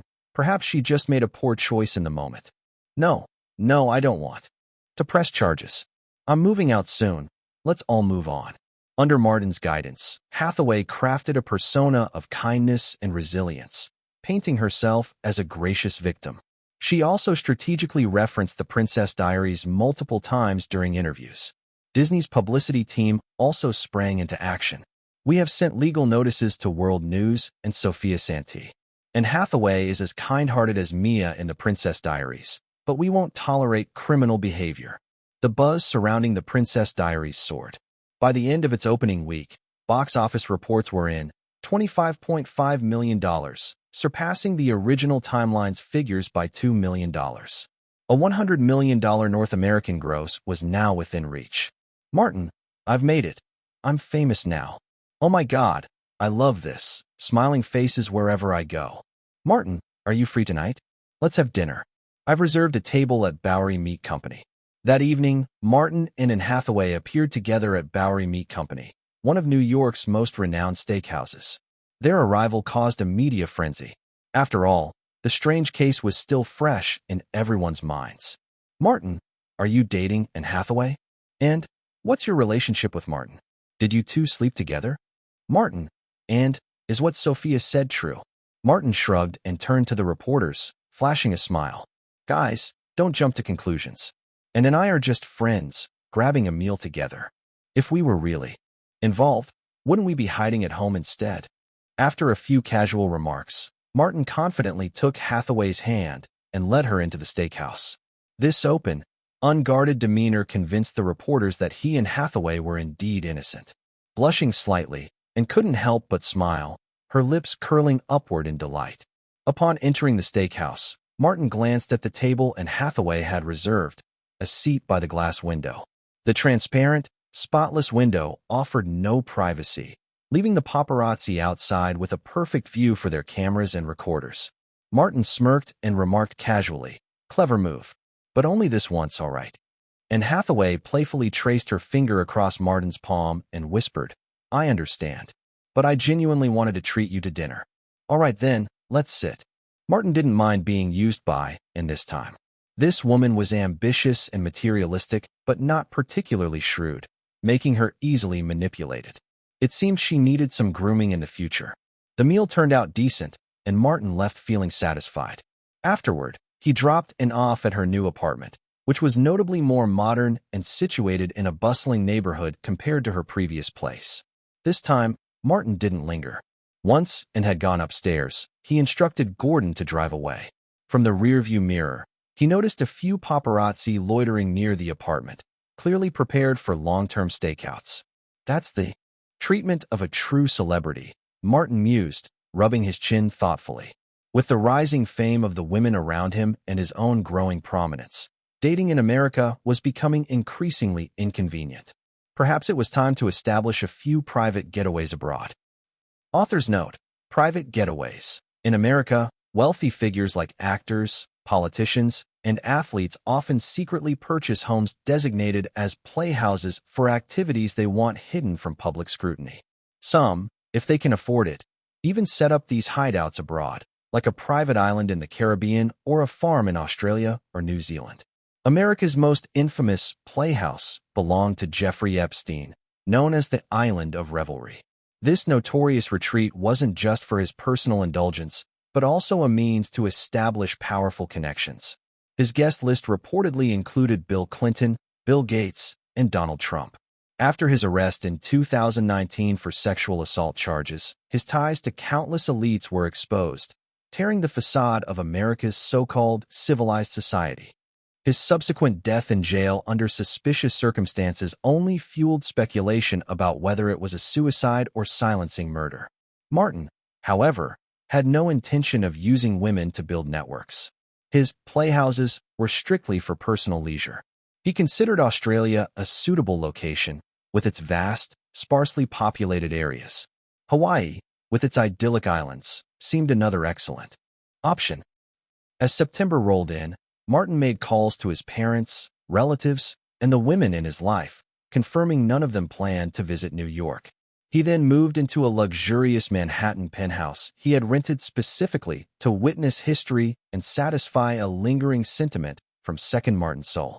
The 350-square-meter apartment on the top floor of a building near Central Park offered an extraordinary view of Manhattan, including a clear line of sight to the Twin Towers. After a few days of living there, Martin began contemplating purchasing the property post 9/11 when property prices would plummet. He also considered acquiring a few storefronts along Fifth Avenue during the ensuing real estate chaos. On September 10th, Martin again checked on his friends and family, ensuring their locations were safe. Then he invited Scarlett Johansson and Anne Hathaway to stay at his penthouse, providing them with a temporary haven. "Wow, this place is incredible. An infinity pool in the sky. The view from this balcony is amazing." The two young actresses, who hadn't been getting along during the drive over, were immediately captivated by the luxurious apartment. Having recently gained modest fame and still limited by their finances, They were utterly in awe of the penthouse's grandeur. Scarlett was slightly less surprised, having stayed at Martin's Beverly Hills mansion before. And Hathaway, however, was visibly starstruck. "Martin, did you rent or buy this place?" and asked. "Rented for now, but I'm planning to purchase it soon," Martin replied casually, and couldn't hide her envy. To her, the opulent penthouse was worth a fortune. Yet Martin's calm tone made it seem as trivial as buying groceries.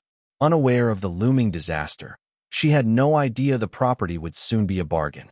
Scarlett, however, was more interested in teasing Martin. "So, you didn't return to the hotel that night. You stayed at Anne's, didn't you?" Martin nodded without denying it. And Hathaway, feeling triumphant, puffed out her chest slightly, as if to assert dominance. "That was lucky for you too," Scarlett remarked. "If those tabloid photographers hadn't been high and lost their minds, they might have gotten compromising photos of you both." And, still resentful about the incident, scowled. "Sophia, that be asterisk asterisk asterisk H. I never provoked her, yet she tried to ruin me." Then, her mood shifted to glee. "But I heard she's completely out of work now. All her savings went into bail, and she's so desperate she's considering doing penthouse shoots." "Serves her right, haha." Martin flicked her forehead, interrupting her laughter. "Don't laugh so loudly, it ruins your image," and pouted, covering her forehead as if in pain. "Ouch, that hurt," she whimpered. Martin kissed her forehead lightly, making Anne blush with delight as she glanced smugly at Scarlett. Scarlett rolled her eyes. "Is this woman an idiot or what?" Just then, Martin turned to her and asked, "Scarlett, is Lost in Translation entirely shot in New York? Don't you need to go to Tokyo for some scenes?" Scarlett's demeanor shifted, lighting up at the mention of her ongoing film project. "Not right now. Sophia isn't planning on shooting extensive Tokyo scenes. She's crafting the setting using shots from a Starbucks window. We'll do necessary Tokyo scenes later to save costs. She wants to invest more in the story," Scarlett continued. "Honestly, her vision is impressive. All the scenes are clear in her head, and filming moves so fast. I think this movie might even wrap in less than a month. Fun fact, it only took 27 days to shoot."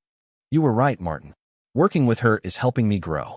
Hearing the names Sophia, Maid, and Grimace. "Ugh, why does Scarlett's director have the same name as that scheming woman? It's so annoying," she grumbled before heading to the balcony to admire the view of the ocean. Meanwhile, she fantasized about the day she could afford such a lavish home of her own. September 11th, 2001. At precisely 8 a.m., Martin woke up as usual, stretching languidly in his luxurious Manhattan apartment. He turned to rouse the two still sleeping women in his company. "Time to wake up for breakfast," he called, pulling back the curtains to let the morning sunlight flood the room. "I just want to sleep a little longer." Scarlett Johansson groaned, burying her face into the pillow. "Martin, stop it. I'm so tired," and Hathaway protested, wrapping herself tighter in the blanket. "Breakfast first," Martin insisted. "After that, we can go shopping on Fifth Avenue." "Shopping? Let's go." The mention of shopping worked like magic. Both women instantly sprang up, their excitement banishing any trace of sleepiness. Giggling, they threw off the blankets and scrambled to find their clothes scattered around the room, their earlier shyness now a thing of the past. By 8:30, the three sat at the breakfast table, enjoying the meal Martin had personally prepared. At 8:45, Scarlett raised a forkful of ham toward her lips, but froze mid-motion. Her wide eyes locked onto the balcony as she screamed, "A PP plane! Look!" and, confused, rolled her eyes. "It's just a plane. What's the big deal?" She turned to look. "Oh my God! It's going to crash." The shrill sound of the plane's engines drowned out their voices as the aircraft sped directly toward the North Tower of the World Trade Center. Boom! A deafening explosion erupted, and the tower burst into flames. Seconds later, another plane veered into view, slamming into the South Tower. "My God, how could this happen?" Scarlett gasped, her fork forgotten on the table. "This isn't an accident," and exclaimed, trembling. "Two planes? This has to be a terrorist attack." The two women ran to the balcony, clinging to Martin on either side. He wrapped an arm around each of them, his calm demeanor a stark contrast to their panic. From their vantage point, they could see the growing inferno engulfing the towers, thick black smoke billowing into the clear morning sky. "It's terrifying," Scarlett whispered, tears streaming down her face. "This can't be real," and sobbed, clutching at Martin's shirt for comfort. Below them, Manhattan descended into chaos. Sirens wailed as emergency vehicles raced toward the site. On the streets, people screamed, ran, and some froze in shock. Others seized the opportunity to loot luxury stores along 5th and 6th Avenues, smashing windows and making off with stolen goods. New Yorkers poured out of buildings, fleeing the city in droves, choking highways in their desperation to escape. Across the country, every news channel echoed the same words: "New York is under attack." "Martin, should we leave too?" Anne asked, her voice trembling as she gazed at the crowded streets below. "No," Martin replied firmly. "The streets are too dangerous right now. It's safer to stay put in the apartment." He kissed each woman on the forehead. "Trust me, I'll keep you safe." His confidence was infectious, and the women's fear began to subside. They clung to him, drawing strength from his calm presence as they watched the unthinkable unfold. As the minutes ticked by, the infernos weakened the tower's steel structures. The intense heat softened the steel beams, compromising their structural integrity. Gradually, the upper floors of the towers began to collapse, triggering a catastrophic domino effect. In stunned silence, Martin, Scarlett, and Anne watched as the mighty twin towers, once symbols of New York's grandeur, crumbled to the ground in a cloud of dust and debris. Scarlett whispered, my God," and clutched her hands to her chest, tears streaming down her face. How could this happen? Even Martin, who had witnessed countless extraordinary events, was moved.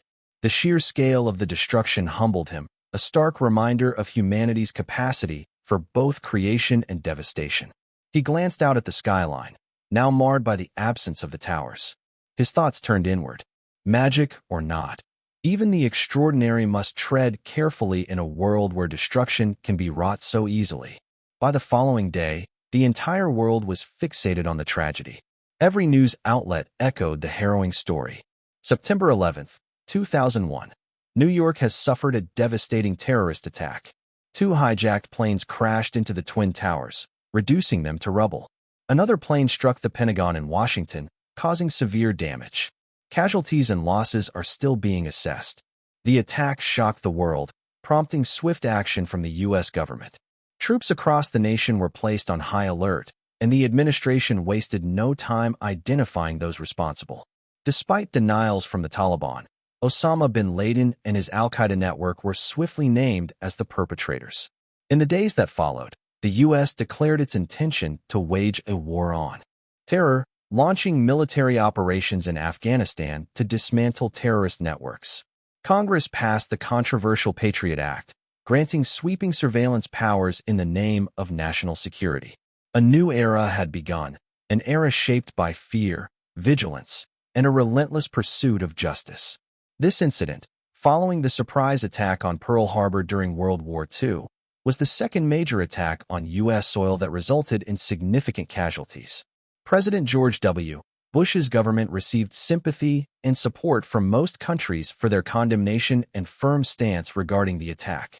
In particular, when President Bush addressed the nation from the White House, he spoke with a strong and impassioned tone. Terrorist attacks can shake the foundations of our largest buildings, but they cannot touch the foundation of America. These terrorist actions may destroy steel, but they cannot weaken America's steel-like resolve.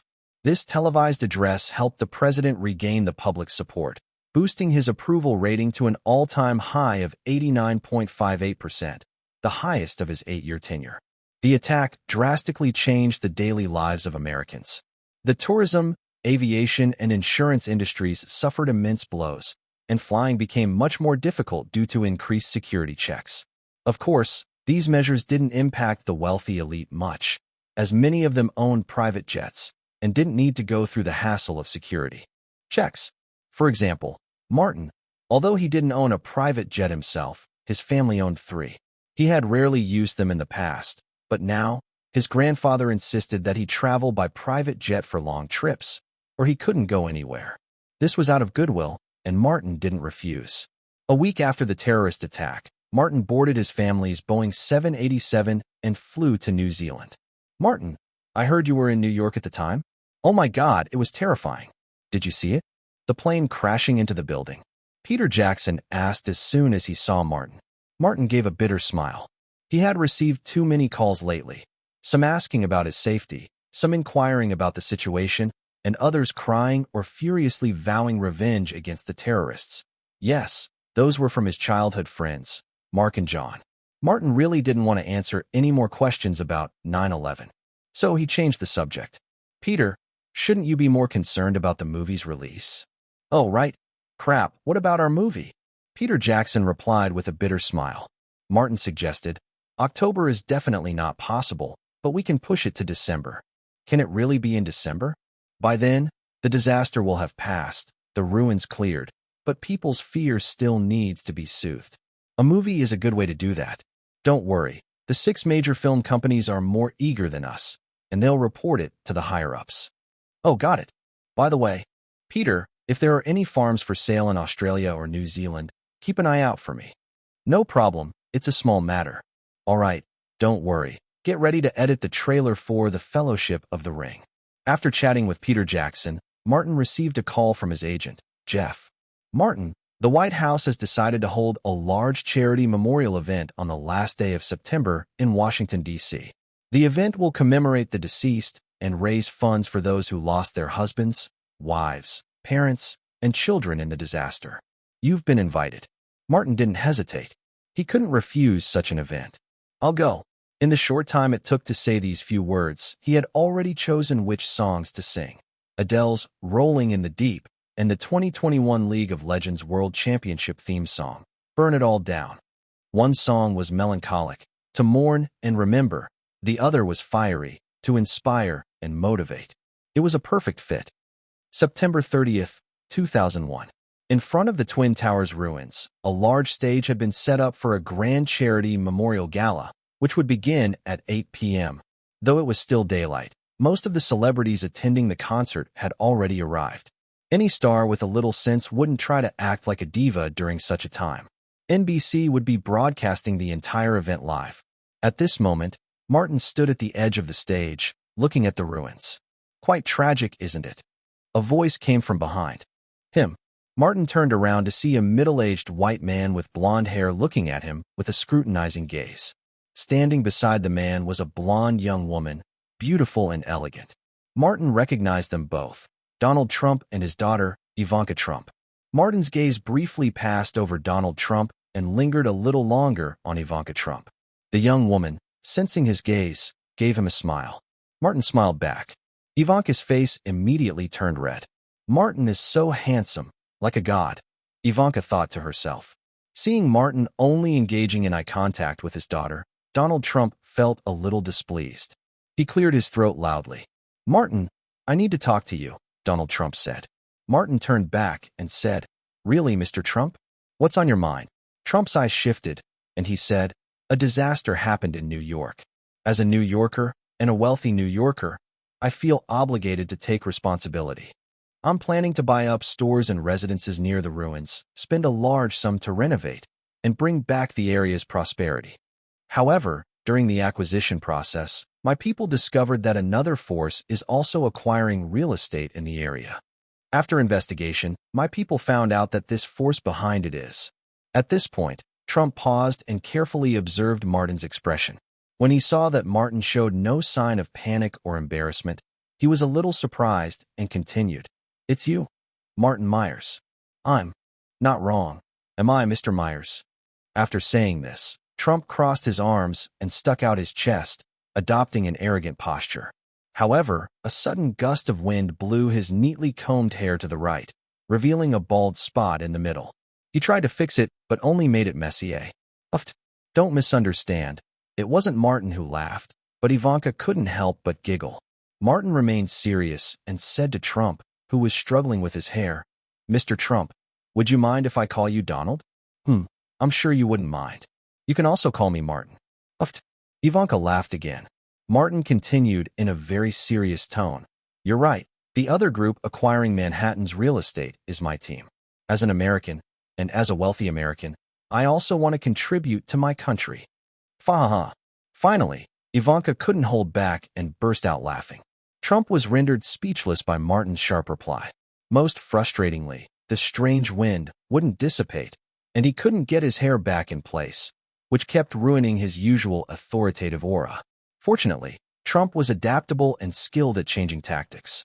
He quickly shifted from interrogation to persuasion. Martin, how about this? I'll buy your properties and real estate at a high price, adding 2%, no, 4% to the original offer. What do you think? Martin was at a loss for words. He had seen shameless people, but this was next-level shamelessness. After the disaster, property prices in Manhattan had plummeted, nearly halving, but they would bounce back, and by 2010, they would skyrocket. Even billionaires would have to think twice before buying here. For Trump to be buying Manhattan real estate at this time clearly showed that he saw its future potential. His offer of a 4% increase was a joke. He wasn't sincere at all. But of course, Trump was a businessman, so this kind of negotiation was normal for him. Moreover, he had carefully cultivated his public persona as a foolish, comedic businessman, which allowed him to drop his guard during business negotiations. After all, no one would take offense at a fool. In fact, to make this persona more believable, Trump had actively pursued acting and appeared in numerous comedic films such as The Fresh Prince of Bel-Air, Home Alone 2, The Little Rascals, and The Politician. His greatest honor was winning the Golden Raspberry Award for Worst Supporting Actor. He had also appeared on the cover of Playboy magazine in 1990 with model Brandy Brandt. Trump never shied away from these experiences, even framing the Playboy cover and hanging it in his Trump Tower office. TL/N here. Not just acting, he also authored books such as The Art of Business, The End, Peak Survival, The Art of the Comeback, and Trump, How to Get Rich. While most of these books sold poorly, he still considered himself a best-selling author. To Martin, stripping away Trump's exterior facade revealed a very pragmatic man. The persona of the foolish businessman allowed him to be bolder in negotiations, even saying things that could offend others without fear of retribution. Who would hold a grudge against a fool? So, Trump wasn't actually a fool. He was simply pretending to be one, a pragmatic fool, in fact, to the extreme. Martin smiled at Trump and said, "Sorry, I won't be selling my Manhattan properties. I'm not backing out of this competition, so let's see who can make it work." As Martin spoke, Trump scrutinized him, trying to gauge how much resolve was in his words. After a moment, Trump nodded, stopping his attempts to persuade, and instead pushed his daughter, Ivanka, forward. "This is my eldest daughter, Ivanka. She's a big fan of your Twilight series, although I think it's a ridiculous, woman-worshipping novel, far inferior to my own The End, Peak Survival. But would you mind signing her book?" This was Trump at his most shameless, and it clearly showed. Ivanka, on the other hand, seemed embarrassed. She was indeed a fan of Martin's, but seeing her father behave this way in front of her idol made her feel a little awkward. Thankfully, Ivanka was strong-willed, or perhaps she had become used to her father's embarrassing behavior. She quickly adjusted and, with graceful poise, pulled out her copy of Twilight, New Moon from her bag and handed it to Martin. Martin opened the book, flipping through it briefly. He noticed that there were even personal comments and reflections written inside, proving that Ivanka truly admired the story. "Ms. Trump, do you have a pen?" he asked. "You can call me Ivanka, and I can call you Martin, right?" "Oh, sorry, here's the pen," she said, offering him a Parker pen. "Of course, it's fine," Martin replied with a smile. He took the pen and opened the book to the title page. Then he wrote, "Nothing can replace perseverance. Talent alone is insufficient. There are too many examples of talented people who didn't succeed. Talent without return is like an old saying. Education, though important, still isn't enough. The world is full of failures in education. But with perseverance, you can achieve anything. I hope dear Ivanka stays true to her beliefs and becomes the person she aspires to be. Your friend, Martin Myers." Ivanka's eyes lit up as she read Martin's words.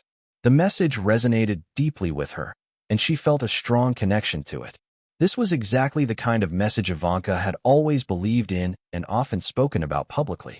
It almost felt as if Martin had articulated the very thoughts she had long held in her heart. "Thank you, Martin. This is beautifully written. From your words, I can see that you're not only talented, but also someone with great perseverance," Ivanka exclaimed. She hesitated for a moment before looking at her father and finally made up her mind.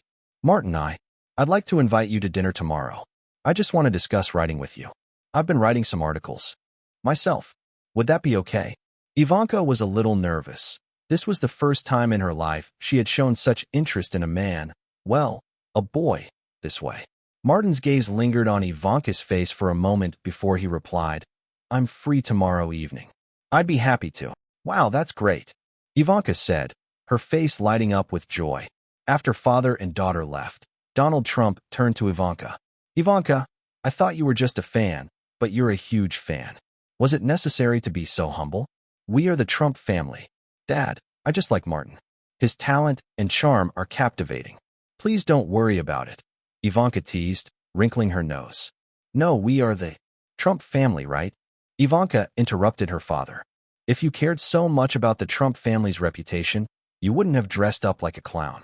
And when you divorced Mom, didn't you think about what it meant for the Trump family?" "Oh, well."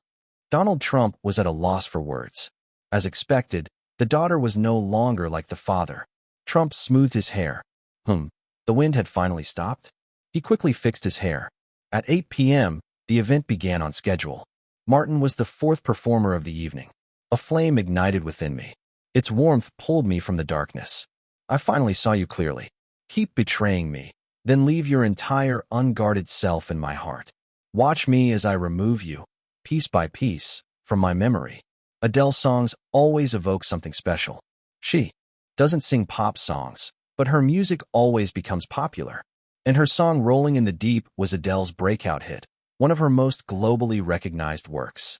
Released in 2011, the single swept the global music scene like a whirlwind. It was this song's worldwide success that solidified Adele as one of the top female singers in the world. Martin's rendition of this song was different from Adele's. He didn't try to mimic her powerful high notes, but expressed it with a clearer, purer voice. With the guitar's melody, strong rhythm, and vast vocal range, the song, completely different in style from today's pop, refreshed the audience both live and on television. The song's range from B3 to D5 was a challenge even for Adele, known for her powerful vocals, but for Martin, it was effortless. As he sang, he also wove a collective magic into his voice. He infused the song with the anger, vengeance, heartbreak, and self-reflection, completely embedding these emotions into the audience's minds. He drew them into the terror and shock during the disaster, followed by the anger and thirst for revenge after it. Ivanka stayed at the venue while her father went on his date. Martin's performance of Rolling in the Deep deeply touched her heart. What kind of passionate man could create such a passionate song? As her relationship with Martin deepened, she would eventually understand that while Martin's passion was as deep as the ocean, it was also as vast as the ocean. The NBC cameraman, broadcasting the event live, shifted the camera towards the audience. In the shot were faces stained with tears. This made the NBC crew wipe their eyes in awe. Martin's songs always had a magical ability to stir the audience's emotions. In the depth of despair, think of me. In the depth of your despair, I will no longer share it with you. The pain your love left me with reminds me of us. It makes me feel that we were just one step away from having everything. The pain your love left me with has made it impossible for me to breathe.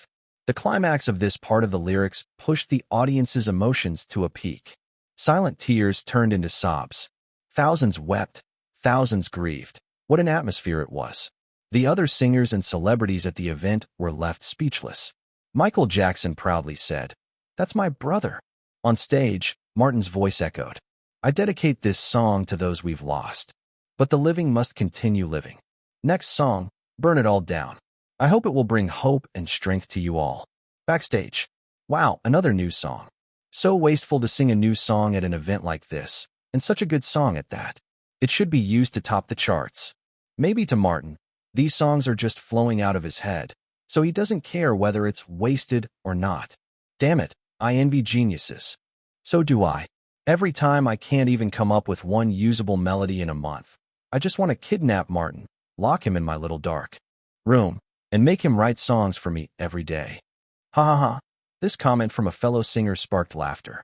One person joked, "Robbie, Instead of kidnapping Martin, why not hurry up and marry him off to your daughter? That way, you can have him write songs for you as your father-in-law. Another added, but that'll take too long. Doesn't Robbie have a younger sister? Just make Martin her brother-in-law. She's 5 feet 3 inches, but weighs 160 pounds. It's hard to imagine Martin going for her. Amid the backstage chatter, the intro to Burn It All Down began. The song was ahead of its time, with a mix of electronic instruments and intense beats. As the intro hit, the backstage fell silent. Many were visibly stunned. Could music really be arranged like this? Amazing. Then, Martin's breathtaking high notes and ever-ascending lyrics burst forth, igniting everyone's blood from the very first second. If you need me, I will crush these high walls. I will become unstoppable. Stay tuned and see who becomes the new king. The audience unconsciously waved their arms, their hearts pounding and blood boiling. The previous sorrow vanished, and all they wanted was to shout along with the beat and the song. Unbelievable. Martin's live performance is so powerful. One moment, he has you feeling sorrowful. The next, he makes you want to party. Is this guy even human? He's really amazing. In the audience, Ivanka waved and shouted along to the music, as did everyone around her. But no matter how loud the shouting got, it couldn't drown out Martin's clear high notes, soaring above like an eagle watching over the crowd. After finishing the song, Martin raised his fist triumphantly. Tell me, do you feel the power? We do. Goodbye then. With his clean and sharp farewell, the crowd began chanting his name again. Martin, Martin, Martin, Martin, Martin, Martin, Martin, Martin, Martin. The roar was deafening. The day after the charity event, all the major media outlets in North America featured the event on their front pages. At the same time, they all mentioned Martin's live performance and his 2 new songs. Martin's music creation ability has once again been proven. His talent is like the ocean, inexhaustible and endless. The New York Times. Whether it's the deep emotion of Rolling in the Deep or the passionate intensity of Burn It All Down, they prove one thing. Martin is bound to become a legend in the music industry. Musician Magazine. Both new songs once again demonstrate Martin's musical talent. If it weren't for his distractions with films and writing, I think he would release more than 1 album a year. Los Angeles Daily News. A memorial charity event has once again made Martin a hot topic. That evening, Martin and Ivanka had a very simple dinner together. Over the meal, they talked about many things. Martin discovered that Ivanka had a lot of business ideas, such as her microwave fast food concept, which Martin thought had great potential. Of course, he would never steal someone else's idea. For him, there were so many opportunities to make money. As time passed, the impact of the disaster on America became more evident. Especially in Hollywood, the impact on the entertainment industry was the most significant.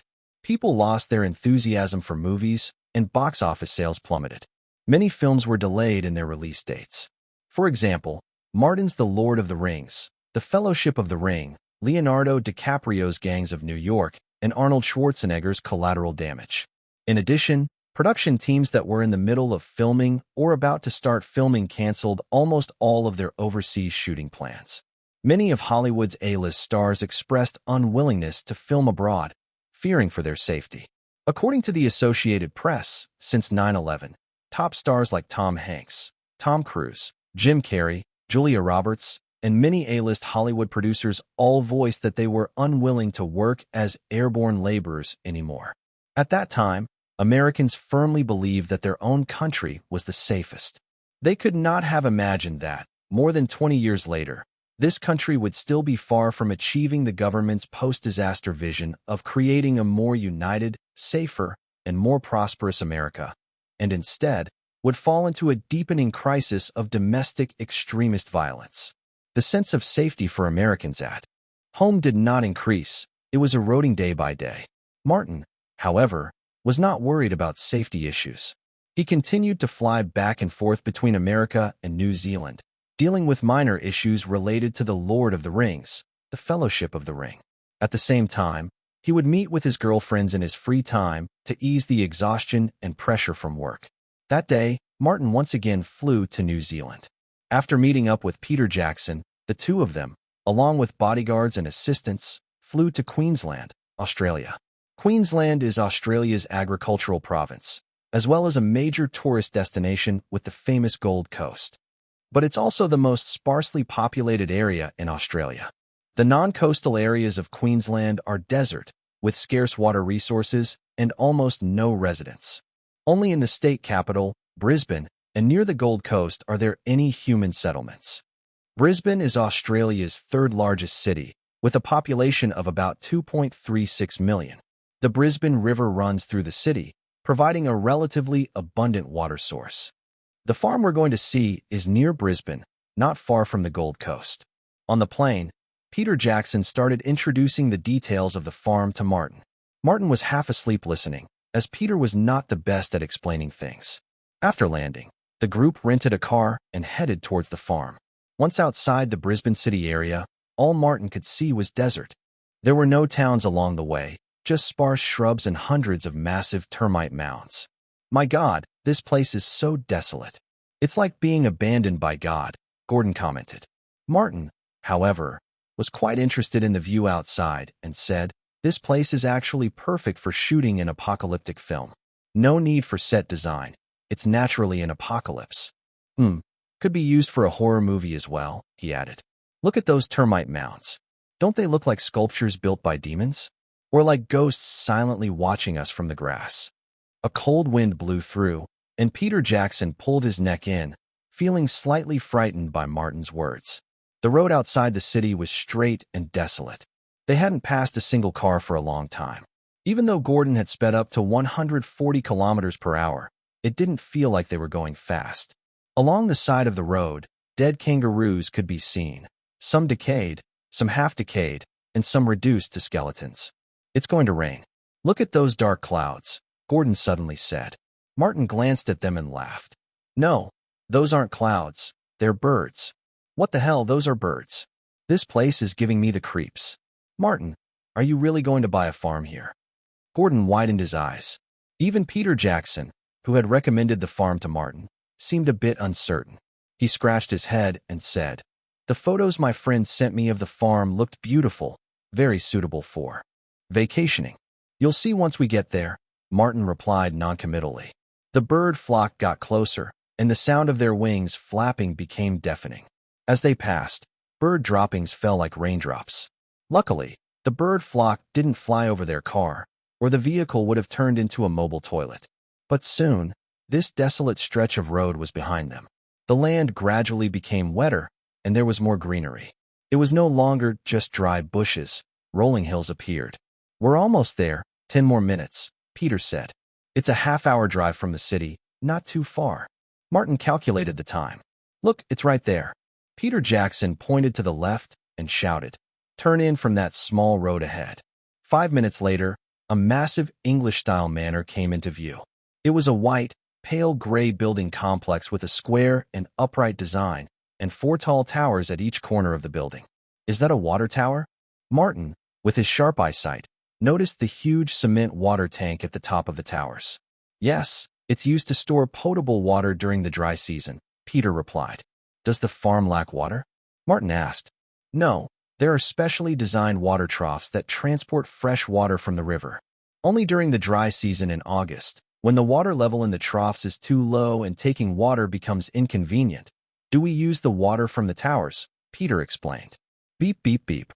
The car stopped at the farm's entrance, where a large wooden fence blocked the road. With Gordon honking the horn, a man dressed as a cowboy jogged over and shouted at the car, "Is this Mr. Jackson and Mr. Myers?" Peter Jackson poked his head out of the window. "Yes, it's us. Open the gate." As the cowboy opened the gate, Peter Jackson turned to Martin and said, "This guy is a farm worker, responsible for herding. I forgot his name. How many workers are there on the farm? Do they want to stay?" 7 or 8. And of course they want to stay. Every cowboy loves working on a familiar farm. The salaries are about the same for everyone," Peter replied. Entering the farm, everyone's spirits immediately lifted. Vast stretches of green, scattered lakes, and the white houses stood out brightly against the landscape. The water in these small lakes can supply drinking water for the livestock, and we also raise some ducks to reduce the breeding of mosquitoes and flies. The cowboy hopped into the passenger seat and began acting as a guide for Martin. This farm is about 6,500 acres.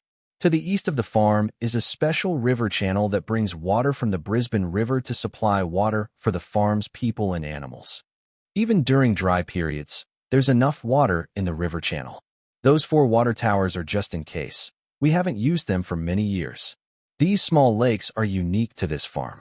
They were naturally formed by underground water sources. We generally use them for the livestock to drink from, and we also raise some ducks in them.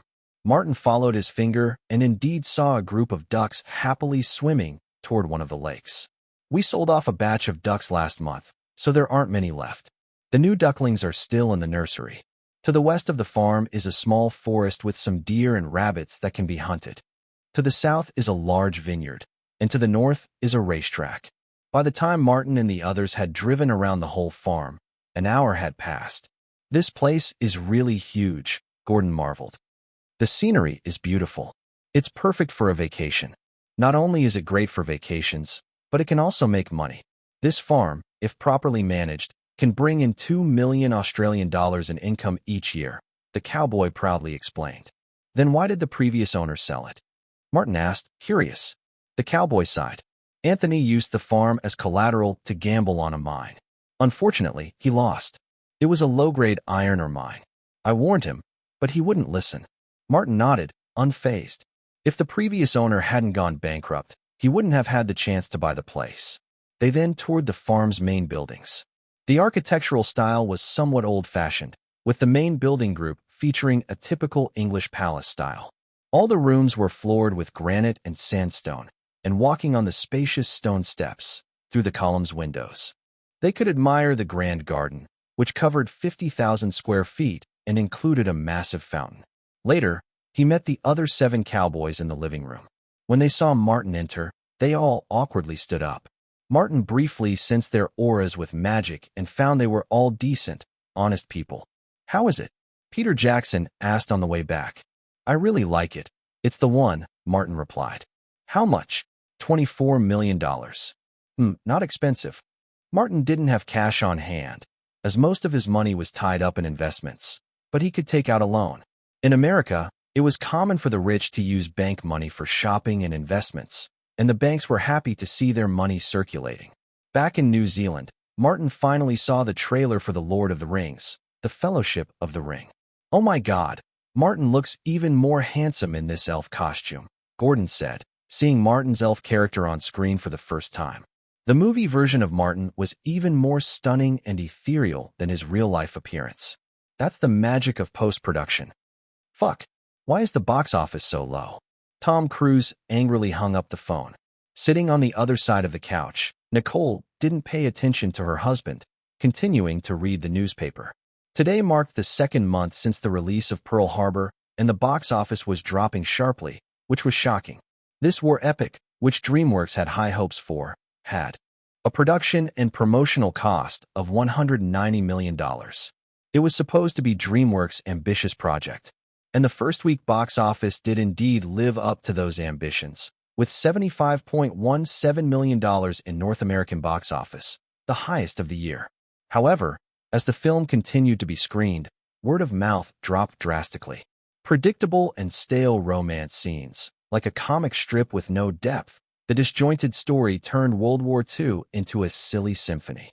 Roger Ebert, Chicago Sun-Times. A boring and outdated romance, with shallow war scenes. Over half an hour of planes bombing ships, explosions, flying bodies, and people fleeing attacks. Meaningless, just horrible slaughter, not enough to move or entertain the audience. Kevin Thomas, Los Angeles Times. The bad reviews were one thing. After all, they were just critics' opinions, and in the internet age, it's hard to stop audiences from voting with their feet. But this film was unfriendly not only to critics, but to the general public as well. The bland, outdated plot made audiences drowsy. Just check out the online reviews. Don't watch it. For its hypnotic effect, it's on par with sleeping pills. I fell asleep during the boring plot and was woken by the jarring explosions. Michael Bay can do nothing except boring and explosions. I can't believe my idol, Tom Cruise, made such a terrible movie. What a waste of his handsome face. Boring, boring, boring. That's my whole review of this film. That clicked love triangle, the long-winded plot, Michael Bay's editing is all over the place. Where's his usual tight pacing? It could be said that this movie failed both artistically and commercially. As a result, the second week box office saw a massive drop, only earning $29 million, and the third week fell to $14 million. Then came the disastrous 989 decline, with the box office dropping to under $10 million. From its release in August to early October, nearly 2 months had passed, and the film's North American box office was only $163 million, with no hope of surpassing $200 million. Luckily, the overseas box office performed decently, reaching $210 million. However, for DreamWorks, the overseas share was less than a fifth of the North American box office. In order to secure overseas distribution, they had given up too much profit. In the end, the film didn't make a profit, and they would have to wait for a long time to recover costs through VHS sales. The failure of Pearl Harbor had a huge impact. First, DreamWorks' momentum to surpass the Big Six and become the seventh major studio was halted. Secondly, director Michael Bay's rising career was also suppressed. Lastly, Tom Cruise, Hollywood's top star, had never failed as an actor before. Every film he made had been a success. Pearl Harbor broke that record. Once an actor fails, their status inevitably takes a hit, which impacts their pay and profits. This was why Tom Cruise was so angry. He stood up, gave Nicole, who was sitting on the other side of the couch, a cold look, and said, "I'm not coming back tonight, and I've had enough of your indifference." With that, he turned and left the house. The little puppy is going to cry to his mommy again," Nicole mocked, referencing Tom Cruise's relationship with Sherry Lansing. In the original timeline, the movie Pearl Harbor starred Ben Affleck. However, in this world, Ben Affleck's career was suppressed by Martin during his rise, and though he has since been forgiven, he missed many opportunities and is now just a third-rate actor. Naturally, a big production like Pearl Harbor would not cast him. On the other hand, Tom Cruise's performance in Top Gun made Michael Bay believe he was the best candidate for the lead role in this film.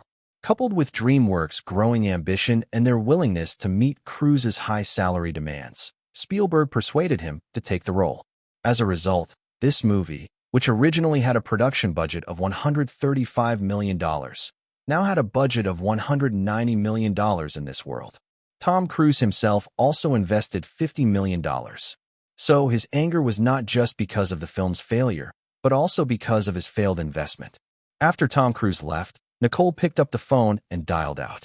"Martin, where are you? I just got back to Los Angeles." "What's up, Nicole?" Martin's calm voice made Nicole feel a little better. "I'm feeling down. Come to my Malibu villa tonight and keep me company." "Okay, no problem." Night fell. Nicole drove away from Tom Cruise's estate. What she didn't notice was a car following her. The black Honda sedan followed her all the way to her Malibu villa, where it parked just across the street. Inside the car were a middle-aged white man and a young woman. The middle-aged man, sitting in the driver's seat, was using a DSLR camera to observe Nicole's villa. The woman, sitting in the back seat, was using binoculars to survey the passing cars on the street. After a while, they both saw a black sedan pull up in front of the villa, and their faces lit up with excitement. The man quickly aimed his camera at the black car, preparing to snap a picture of the person who would step out. "Nicole really has an affair? Oh my God. No wonder Tom Cruise spent $400,000 hiring us. Who is in the car? Why aren't they getting out?" "Shut up. Get the camera ready," the middle-aged man scolded the woman. The woman stopped talking and picked up the camera, aiming it at the black sedan. However, they waited for a long time, and no one got out of the car. After a while, the car door finally opened, and a handsome white man got out. F***CK, it's Brad Pitt. This is our big break." The man excitedly clicked the shutter. Brad Pitt and Tom Cruise's wife are having an affair. If this news gets out, it'll shock everyone. The woman lowered her voice as she filmed Brad Pitt. "Too bad. We signed a confidentiality agreement. We can only give this information to Tom Cruise. Once he knows, he'll be furious," the man said, sounding a little regretful. "Stop talking. Someone's coming out of the villa." "It's a woman. It must be Nicole. Quick, get the shot. Make sure to get her face." A moment later, the woman greeted the man inside. "We're leaving," said the middle-aged man. "Don't wait for them to come out?" the woman asked in confusion. Who knows how long they'll take? They might even spend the night. Let's go give Tom Cruise the pictures we've already taken, and if he needs more, we'll come back to continue filming. The man said. Okay, the woman agreed. On the balcony of the Malibu villa, Martin stood with a glass of red wine, leaning on the railing and gazing at the empty road lit by streetlights. Hey, darling, why don't you come inside? Nicole hugged Martin from behind, pressing against him. Martin felt her softness behind him and smiled. I think something interesting is going to happen tonight. Really? I think so too. Nicole's face was slightly flushed, whether from the alcohol or the mood, or perhaps a combination of both. Martin turned around, gently kissed her on the lips, then casually placed the wine glass on the balcony railing. With a swift motion, he picked her up in his arms, startling her, and carried her into the house. The moonlight was intoxicating, and the breeze was starting to feel enticing. 75 million. Years ago, an evil overlord named Xenu ruled the galaxy. To solve the problem of overpopulation, he decided to use a DC-8 type spaceship to transport 135 billion people to Earth, then called Tegiak, where they were placed into Hawaiian volcanoes and vaporized by hydrogen bombs. The souls of these aliens, known as Thetans, entered human bodies when humans first appeared. This is the source of all human fears, confusions, and problems. For humans, in order to eliminate this state, Thetans must be cleared through a treatment called auditing, which is the central practice of Scientology. TL/N. Oh, okay. Tom, your confusion and distress are because the Thetan inside you has reawakened, and we need to conduct the auditing to clear it. When will my purification session begin? Tom Cruise asked solemnly. Now, said the auditor. Just then, Tom Cruise's phone vibrated. The Scientology auditor, David Miscavige, sighed and said to Tom Cruise, "Go take care of your earthly matters first, so you can fully immerse yourself in the auditing session later." It's about Nicole, Tom Cruise explained. I've decided to divorce her, but I want the responsibility to fall on her. David Miscavige's eyes brightened, then quickly masked his expression, speaking in a melodramatic tone. Nicole is a rebellious one. Your decision is the right one. It's because of her negative influence that you failed on Pearl Harbor. Auditor, you're absolutely right. Tom Cruise nodded in agreement. Go, do what you need to do. I'll be back soon. David Miscavige watched Tom Cruise's retreating figure, his gaze filled with greed, longing, and excitement. Nicole Kidman had long been antagonistic toward Scientology, often speaking against the church in Tom's presence. David Miscavige had been eager to separate her from Tom Cruise, especially after Nicole's public statement in 1998. I believe in a bit of Buddhism, a bit of Scientology, but I've always been a Catholic. So, if you ask which religion I belong to, I can only say, mostly a Catholic. Nicole's remarks distancing herself from Scientology had been seen by David Miscavige as a potential source of trouble. Tom Cruise, after all, was the public face of Scientology. Over the years, whatever Tom Cruise wanted, the church gave him: mansions, sports cars, movie contracts, all without question. At the same time, Scientology had gained much from Tom Cruise, who had brought many influential and wealthy people into the fold. David Miscavige had long desired to control this superstar more deeply, and Nicole Kidman was the obstacle. A funny story. Many people know that in the original timeline, David Beckham was a close friend of Tom Cruise. However, sometimes Beckham and his wife were so annoyed by Tom Cruise. Tom Cruise once vowed to bother the Beckhams until they joined Scientology. According to insiders, Cruise once left 18 voicemails for Victoria Beckham within an hour, each one about Scientology. They were so annoyed. Victoria Beckham privately said, "Cruise has the thickest skin. I've told him repeatedly that neither David nor I will join Scientology, but he keeps bringing it up." This shows how relentless Tom Cruise was in trying to recruit people into Scientology. Tom Cruise walked out of the meditation hall and finally answered his phone. "How's the investigation going?" he asked in a low voice. "We've taken some photos. You won't believe who it is," came the voice of the white man on the other end of the line. Russell Crowe? Hugh Jackman? Or Martin Mays? Tom Cruise rattled off 3 names, with the last one causing the white man on the other end to freeze for a while. "No, none of them. None of them." Tom Cruise was taken aback. "Then who is it?" he asked. I'm driving." Let's meet up. You'll be really surprised, the white man replied. Then let's meet. Where at? Let's meet at this address. Tom Cruise gave him an address, a Scientology-run CAF that was very private. An hour later, the white man and his female assistant walked into the CAF. In a corner booth, Tom Cruise waved them over. Where's the stuff? As soon as they sat down, Tom Cruise couldn't wait to ask. Anna, the laptop. Okay, sure. The female assistant, Anna, who had been admiring Tom Cruise's handsome face, snapped out of it and pulled the laptop out of her bag. The white man then connected the DSLR camera to the computer using a data cable. Here are the photos, you can look at them first. We also recorded some videos. The white man turned the laptop towards Tom Cruise and began explaining how to operate it. Soon, Tom Cruise learned how to use it and clicked open the folder with the photos. The first photo made his eyes widen. Brad Pitt. This was someone he had never expected. At the same time, a burning rage started to boil within him. This damn B*******H was indeed cheating. He continued clicking through the other photos. The first few were all of Brad Pitt, from getting out of the car to standing and adjusting his clothes, a whole series of candid shots. Then, the female owner of the villa appeared. What the F*******.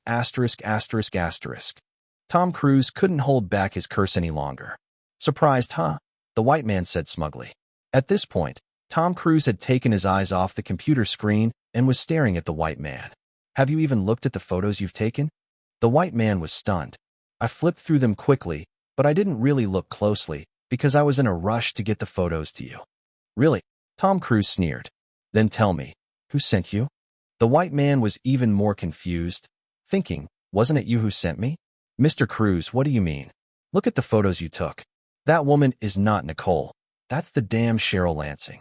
Cruise was about to lose it. Is this guy seriously messing with me on purpose? I sent him to secretly photograph Nicole's affair, and this idiot got pictures of Cheryl and Pitt fooling around. Damn, no wonder Cheryl hasn't contacted me lately. When did she and Brad Pitt get together? The white man's expression was even more shocked than Tom Cruise's. What? This is impossible.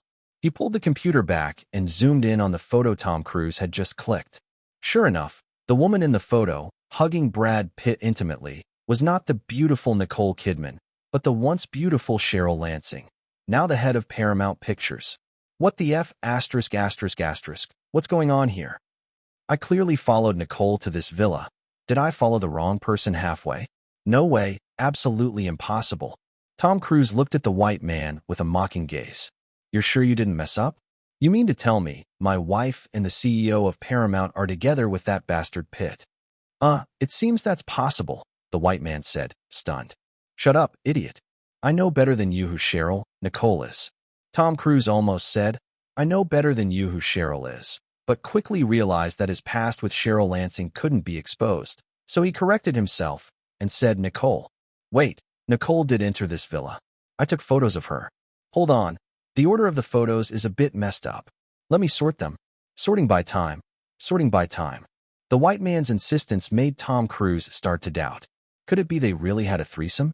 The moment that thought crossed his mind, Tom Cruise almost drowned in anger. He wanted to kill that bastard Brad Pitt. However, the white man found the earliest photos, and his face grew increasingly darker. His assistant Anna also leaned in, still dazed from the earlier confusion, but finally coming to her senses. How could this be? The woman getting out of the car isn't Nicole Kidman, it's Cheryl Lansing. Did we really follow the wrong car halfway? Anna too started to doubt. Tom Cruise snatched the laptop from the dazed white man and started flipping through the photos. One by one, the photos clearly showed Cheryl Lansing. There were shots of Cheryl getting out of the car, entering the villa, but no Nicole. Now what do you have to say? This. The white man was at a loss. He had clearly followed Nicole Kidman. But how had he ended up at Cheryl Lansing's villa? If he really had followed the wrong person, it was too much of a coincidence. We still have the video. Let's take a look at the video, the man said, wiping the cold sweat from his forehead. Anna, get the video out. Moments later, Tom Cruise confirmed without a doubt it was Cheryl Lansing and Brad Pitt. He coldly stared at the white man and said, Good, you've really pissed me off today. Transfer my money to me by tomorrow night, or you'll regret it. No, Mr. Cruise, we can still continue. This was our mistake, but we can keep tracking Nicole Kidman. We'll definitely get the footage you want, the white man pleaded. No need, I don't trust you. The white man was dejected. But then he noticed Anna giving him a subtle look. What does that mean? Why is she making a face at the computer? Ah. The man suddenly understood. Though he lost the deal with Tom Cruise, they still had important photos and videos. Even if they sold them to the media, it would be a huge sum. He then recalled Tom Cruise's fury when he saw the intimate photos of Cheryl Lansing and Brad Pitt, and also the rumors in Hollywood. The white man suddenly asked, Mr. Cruise, do you want these photos? If you don't want me to refund your money, I can give you these photos and videos. Tom Cruise hesitated for a moment, then his eyes darkened. No need. You handle it yourself. What's Tom Cruise's deal? After getting back into the car, Anna asked the white man. The white man responded, Humph, that jerk Tom Cruise is definitely having an affair with Sherry Lansing. Ah, really? Anna gasped, then curiously asked, then why is he letting us handle these photos ourselves? He's pissed off, man. Brad Pitt stole his wife, and now Tom Cruise wants to get back at him. The white man sneered. What kind of superstar? To those powerful people, he's just a toy. Things not going well. Seeing Tom Cruise's expression, David Misciewicz's knew things hadn't gone as planned. Tom Cruise shook his head, still fuming. Met two idiots, but never mind them. Let's start the ceremony. All right, I'll get it. Ready. David Misciewicz's left the meditation hall. A moment later, a group of beautiful women dressed in white robes entered and helped Tom Cruise bathe and change. Then, the unique ceremony began. David Misciewicz's returned to his office and called his assistant. Mark, the plan to choose a wife for Tom can begin. We need to make sure his inner circle consists of our people. Got it. I'll handle it right away. The next day's newspapers were filled with news about Sherry Lansing and Brad Pitt having an affair. Both were married.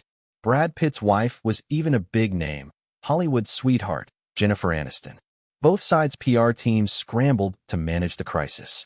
Sherry Lansing held a press conference, saying, that night, I only invited Brad Pitt to discuss a script, nothing else. Meanwhile, Brad Pitt's side stuck to the story that Brad was there to discuss a script. Jennifer Aniston, filming Friends Season 6 in New York, received the news and soon after got a call from her husband explaining everything. She coolly dismissed it and hung up. Turning around, she saw several of her close friends, also Friends co-stars, Courtney Cox, Lisa Kudrow, Matt LeBlanc, Matthew Perry, and David Schwimmer, looking at her with concerned eyes. Jennifer Aniston forced a smile. I'm fine. Just fake news. Courtney Cox, Jennifer's closest friend, expressed her displeasure. That bastard, you're still covering for him? Damn, you should have divorced him. If it weren't for you fighting for him, that jerk wouldn't have gotten so many resources or the fame he has now. No, please stop. Jennifer Aniston's eyes reddened. Courtney Cox held back the rest of her words, stepping forward to hug her, while the other friends joined in to comfort her. Los Angeles. Tom Cruise's trouble-cleansing ceremony had ended. Before he left, David Misciewicz's stopped him and said seriously, Tom, I really think you need to reconsider your marriage. Nicole isn't a good partner. The demon inside her is too strong, and it's going to affect you. Tom Cruise hesitated but nodded quickly. I understand. I'll handle it. David Misciewicz's smiled, then added, by the way, Tom, next month, a few women will be coming to the headquarters for a soul-cleansing ceremony. They'll need a significant person to guide them. Are you available? Tom Cruise replied, I'll make time. Back at the villa, Tom Cruise found that Nicole wasn't home. After sitting on the sofa and thinking for a while, he called his agent, Kingsley, and bluntly asked, where did Nicole go? Kingsley furrowed his brows. Tom, Nicole went to her little house. You didn't come home last night either? Honestly, you should work on your marriage with Nicole. She's a good wife. Tom Cruise frowned. Nicole didn't come home last night either. Why didn't you say anything? He didn't like how his agent seemed to favor Nicole. It felt like, ever since he married her, that bias had only grown stronger. Kingsley responded calmly.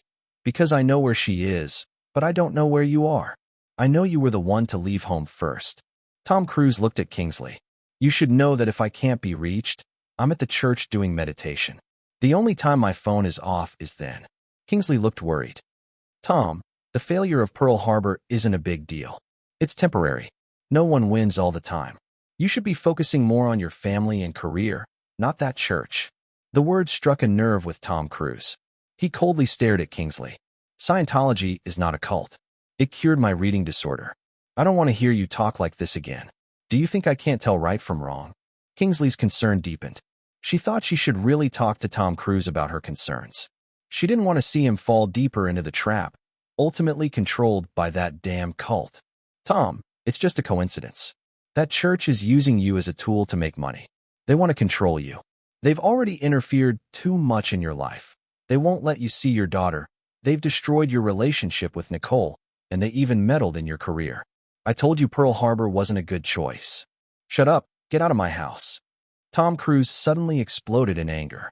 Kingsley stood up and coldly said, think carefully. Don't let that cult ruin your life. Shut up, shut up, shut up, get out. Do what you want, Kingsley said, grabbing her bag and leaving without looking back. She then called Nicole Kidman. Nicole, Tom might want a divorce. I tried, but I couldn't convince him. Nicole's tone on the other end of the line surprised her. Really? Oh, damn. That's great. I've had enough. The year was October 2001. The pain of the disaster had largely passed, and the ordinary people of America had returned to their normal lives, while the entertainment industry began to revive. The first trailer for The Lord of the Rings, The Fellowship of the Ring, had been edited and was ready to be released. On this day, in the Warner Brothers screening room, executives from Warner Brothers, New Line Cinema, and Myers Studios gathered together to watch the trailer sent by Peter Jackson. The overall effect was well received, and the film's stunning visual effects left many Warner and New Line executives in awe. The only question was, doesn't Martin's elf character appear too little? After all, he's our biggest selling point. Martin wasn't sure if Alan Horn's statement was genuinely his opinion or just a compliment, so he spoke up to explain Peter Jackson's decision. Mr. Horn, Peter and I discussed this. He edited 5 trailers in total, deliberately leaving out some of my scenes in the first one.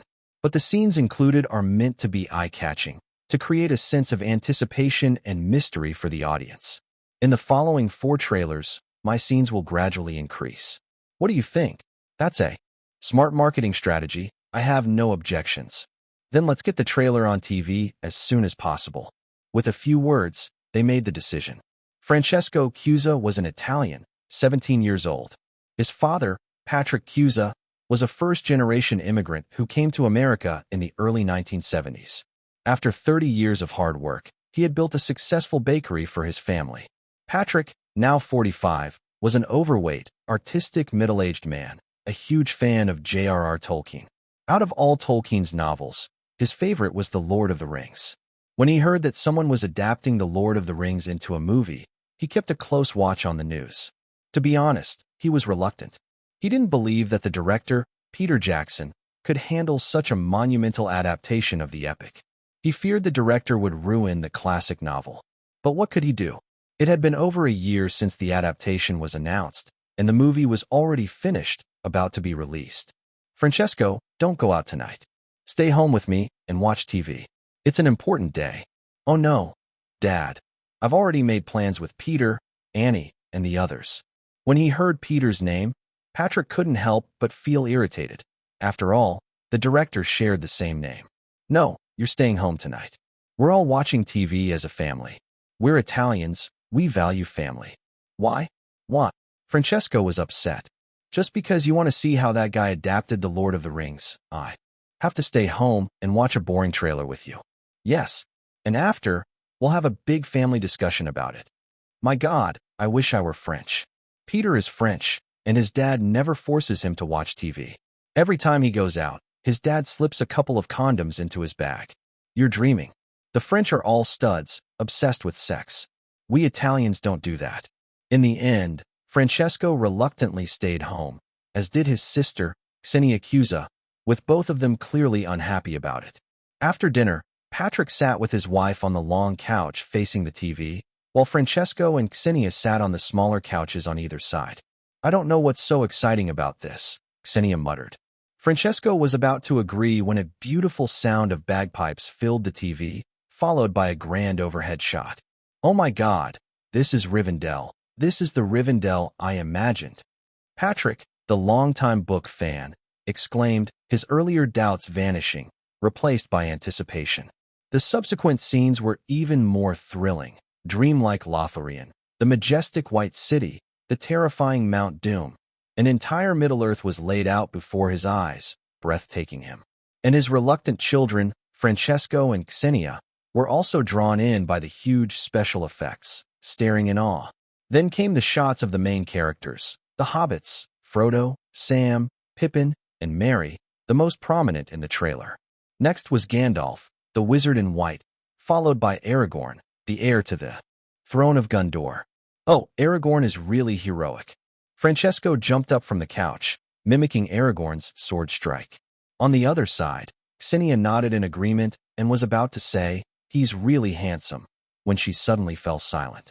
Because, at that moment, the elven prince, Legolas, appeared on screen. As Martin rode a majestic white steed, appearing on a mountain peak in the early morning sunlight, the eyes of countless women across North America were immediately drawn to the screen. Oh my God! Xenia clutched her chest, her heartbeat racing, fearing it might jump out of her. That's Martin. Yes, it's Martin. He's playing the elf prince in The Lord of the Rings. I heard that news, but Xenia couldn't find the words to describe him, as though no words could capture the beauty of this person, a living work of art. It wasn't just her, it wasn't just the women. Men were equally mesmerized by Martin's portrayal. Appreciating beauty knows no gender. For instance, Patrick, the artistic middle-aged man, kept muttering, "Incredible, he brought the elf to life." And Francesco, who had just been dreaming of becoming a heroic warrior like Aragorn, had now completely forgotten about Aragorn. Who's Aragorn? If I'm going to be someone, I want to be Legolas. If I looked like him, the girls at school would definitely flock to me. He was already imagining the scene of being admired, a mysterious smile forming on his face. The scene changed, and after a few more shots of Legolas, the focus shifted back to Aragorn. At that moment, the four family members shared the same thought. Don't look at him. We want to watch Legolas. Damn it, why does Legolas have so few shots? Is the director cutting him out? Xenia couldn't help but complain. But despite the complaint, she remained glued to the couch, her eyes never leaving the screen, hoping for more Legolas. And across North America, countless others shared the same hope. But they were destined to be disappointed. Legolas only had 3 shots in this trailer. The first trailer for The Lord of the Rings was a huge success. The next day, the newspapers were filled with coverage. Of course, there was also Warner Brothers PR to thank. The Middle-earth world in the film is truly breathtaking. This will change the way fantasy films are made. Entertainment Weekly. Unbelievable. Peter Jackson has brought the magical world of the book to life, and I am in awe. Los Angeles Times. Unparalleled special effects. Perfectly recreating Tolkien's world. Peter Jackson has done it. Chicago Sun-Times. Clearly, the trailer's release achieved the expected effect. Almost all the media outlets provided positive reviews. Breathtaking, unparalleled, full of sincerity, unbelievable. These words appeared constantly in reports across the media. Meanwhile, television, cinema trailers, and of course, the internet, began to broadcast the trailer on a large scale. Anyone who saw it couldn't help but be overwhelmed by the grandeur of Middle-earth depicted in the trailer. Massive discussions began to sweep across America. Without a doubt, The Lord of the Rings had become the new focal point. However, unlike the media, the focus of the online discussions wasn't on the large-scale Middle-earth world created by computer effects, but on, oh my God, when I saw Martin riding the white horse on the mountaintop, my heart was struck. At that moment, I think I just came out of the closet. Yes, I'm a guy, but I've fallen in love with him. Legolas, Legolas, Legolas. After watching this trailer, all I can think about is this name. All I can see is that breathtaking figure. Martin is an elf, I'm sure of it. How else could he embody the essence of an elf so perfectly? I may have never seen a real elf, but I am certain Martin is an elf. Oh my God, Martin is too handsome. From now on, he will replace Leonardo as my #1 beauty. After watching the trailer, I just want to yell at the director. Why the hell can't you give Legolas more screen time? Agreed. Director is so annoying. We want to see Legolas. We want to see the elf prince, not the hobbits. In the original timeline, Legolas, often referred to as the first vase of film history, finally flourished under Martin's superior portrayal, shining brighter than ever. This brilliance overshadowed the rest of the main characters. It was a one-man show. In the original timeline, Orlando Bloom, who played the character, became a global sensation with just this supporting role and quickly rose to become a top-tier star. Clearly, the role was a standout, and Martin, who did even better than him, naturally shone even brighter. Online discussions about him and Legolas's stunning beauty were everywhere. Any post involving Martin, Legolas, or Elf Prince immediately went viral. At Warner Brothers' promotional department, Carter, come look at this data. My God, I've never seen numbers like these. Carter walked over to the computer. He was the head of the Lord of the Rings movie promotional team, 36 years old, full of energy, and had previously planned many successful movie promotions. But right now, he was staring wide-eyed and mouth agape, looking like a newcomer. Oh my God! The discussion about Legolas has actually surpassed the total number of all other actors combined. By all other actors, they meant not just the Lord of the Rings cast, but all Hollywood actors in general. This is insane, said the staff member. Posts about Martin and Legolas are topping the charts on almost every forum. Look at this. The staff member opened a post titled, Peter Jackson, we want to see Legolas. The replies had surpassed 10 million and were still growing. In just 3 days, this post has climbed to the top of all trending posts. All the comments are asking for Jackson to give Martin more scenes. I'll contact Peter Jackson. Immediately, we can release the second trailer ahead of schedule. Peter Jackson had anticipated that Legolas would be popular, but he never imagined it would become this big. Legolas, who only appeared in 3 scenes in the trailer, had become a nationwide sensation. Although Martin was already a global idol, this was different. A fictional character had become a national idol. Incredible. So, even though Peter Jackson was being criticized online, he was still excited. This meant his marketing strategy had worked, and it was a good sign that the movie might be a success. At the office of Jeff Raymond at CAA, the now big-time agent was also staring in shock at the online data. Martin, I remember you were determined to play this role, not Frodo or Aragorn. Did you predict this result? Even though Peter Jackson had added more scenes for Legolas, due to the need to preserve the storyline, Legolas's screen time still didn't surpass that of Frodo or Aragorn. But Martin wasn't worried at all, because when it came to standout characters, none of them could compare to Legolas. In the original timeline, apart from making Peter Jackson a top-tier director, the Lord of the Rings trilogy had only catapulted Orlando Bloom to stardom. Martin smiled and said, well, Frodo is the absolute protagonist in the Lord of the Rings series, but it's actually an ensemble film. Frodo's scenes are more because his character runs through the entire plot, but as for standout moments, this character really doesn't have many standout moments. In this kind of fantasy action ensemble film, for a character to stand out, they either need to have exciting fight scenes, a heroic death, a striking appearance, or memorable dialogue. Frodo doesn't really have any of those.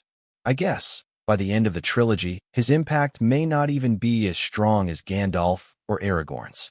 As for my portrayal of Legolas, I ticked 2 of those boxes, exciting fights and striking appearance, so it's no surprise that I stood out among all the characters. Jeff Raymond nodded thoughtfully. He felt Martin was underselling it. It wasn't just exciting fights and striking appearance. It was exceptional fights and an unmatched look. That's what made the heat around it explode to such an incredible level. Just then, there was a knock on the door. In Jeff Raymond's office at CAA, Martin and his agent were having a conversation. Suddenly, there was a knock on the door. Come in, Jeff responded. The office door was pushed open, and Robin Baum entered with his client, Orlando Bloom. Upon entering, Robin Baum immediately greeted Martin and Jeff respectfully, bringing Orlando Bloom with him. Good afternoon, Martin. Good afternoon, Mr. Raymond. After greeting, Orlando Bloom stood shyly to one side, waiting until Martin gestured for him to sit down before carefully sitting on the sofa. Jeff glanced at Orlando Bloom, nodding in approval, satisfied with the young man's discretion. Then, he turned to Robin Baum and said, Robin, I've already spoken with Warner and New Line. Orlando and Martin will be promoting together. Robin Baum was overjoyed. That's great.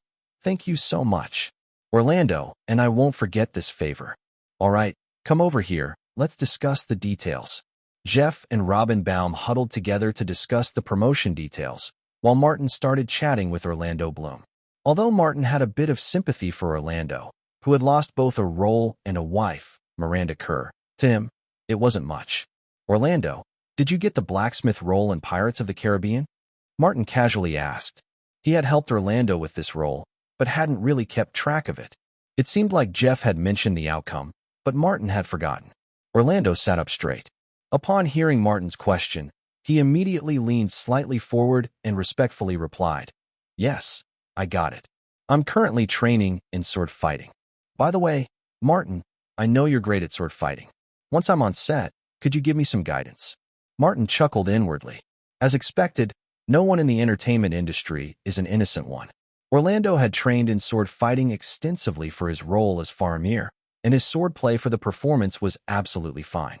The so-called guidance was just an excuse to get closer to Martin. Sure, we can spar together when the time comes. Martin had already decided to play Captain Jack Sparrow in Pirates of the Caribbean.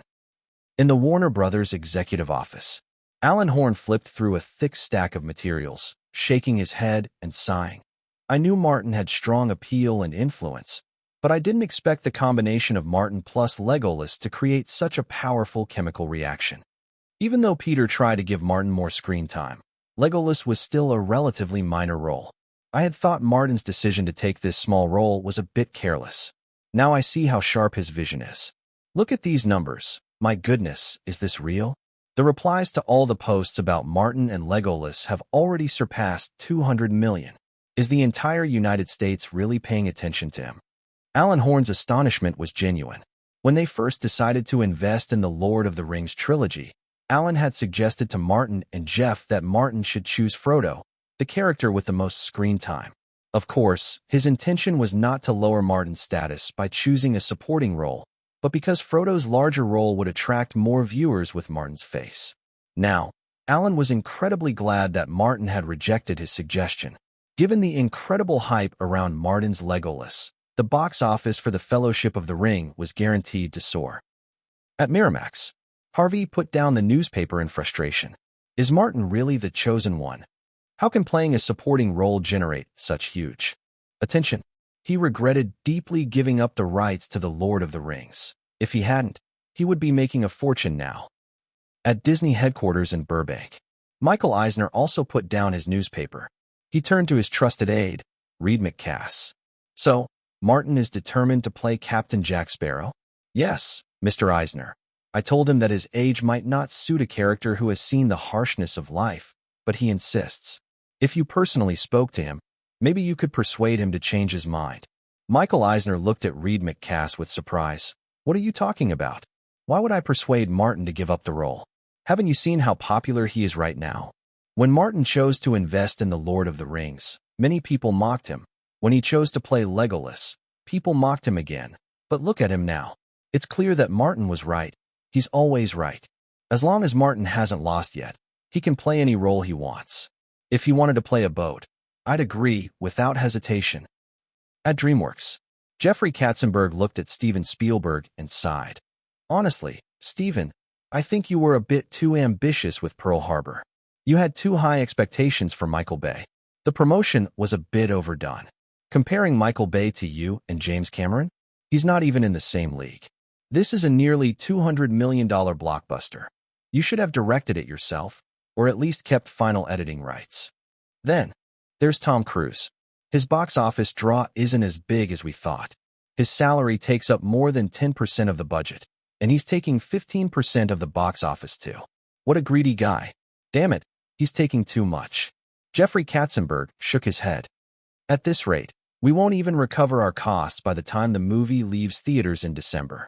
We've given up too much in the international market, and we'll have to wait for the long tape market to slowly recoup some funds. Steven Spielberg nodded. My fault. I didn't expect Michael Bay to focus less on explosions and more on a love triangle in Pearl Harbor. He shook his head, seemingly disappointed. In fact, before Pearl Harbor, Michael Bay hadn't lost. Looks like his continuous success made him get carried away. Some people just don't get carried away. Jeffrey Katzenberg pointed to the newspaper on the table. Are you talking about Martin? Steven Spielberg paused for a moment before marveling.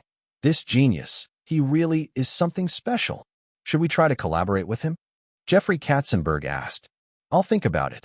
Spielberg was intrigued. Martin, over here. Martin, look this way. Ah, Legolas, I love you. Legolas, marry me.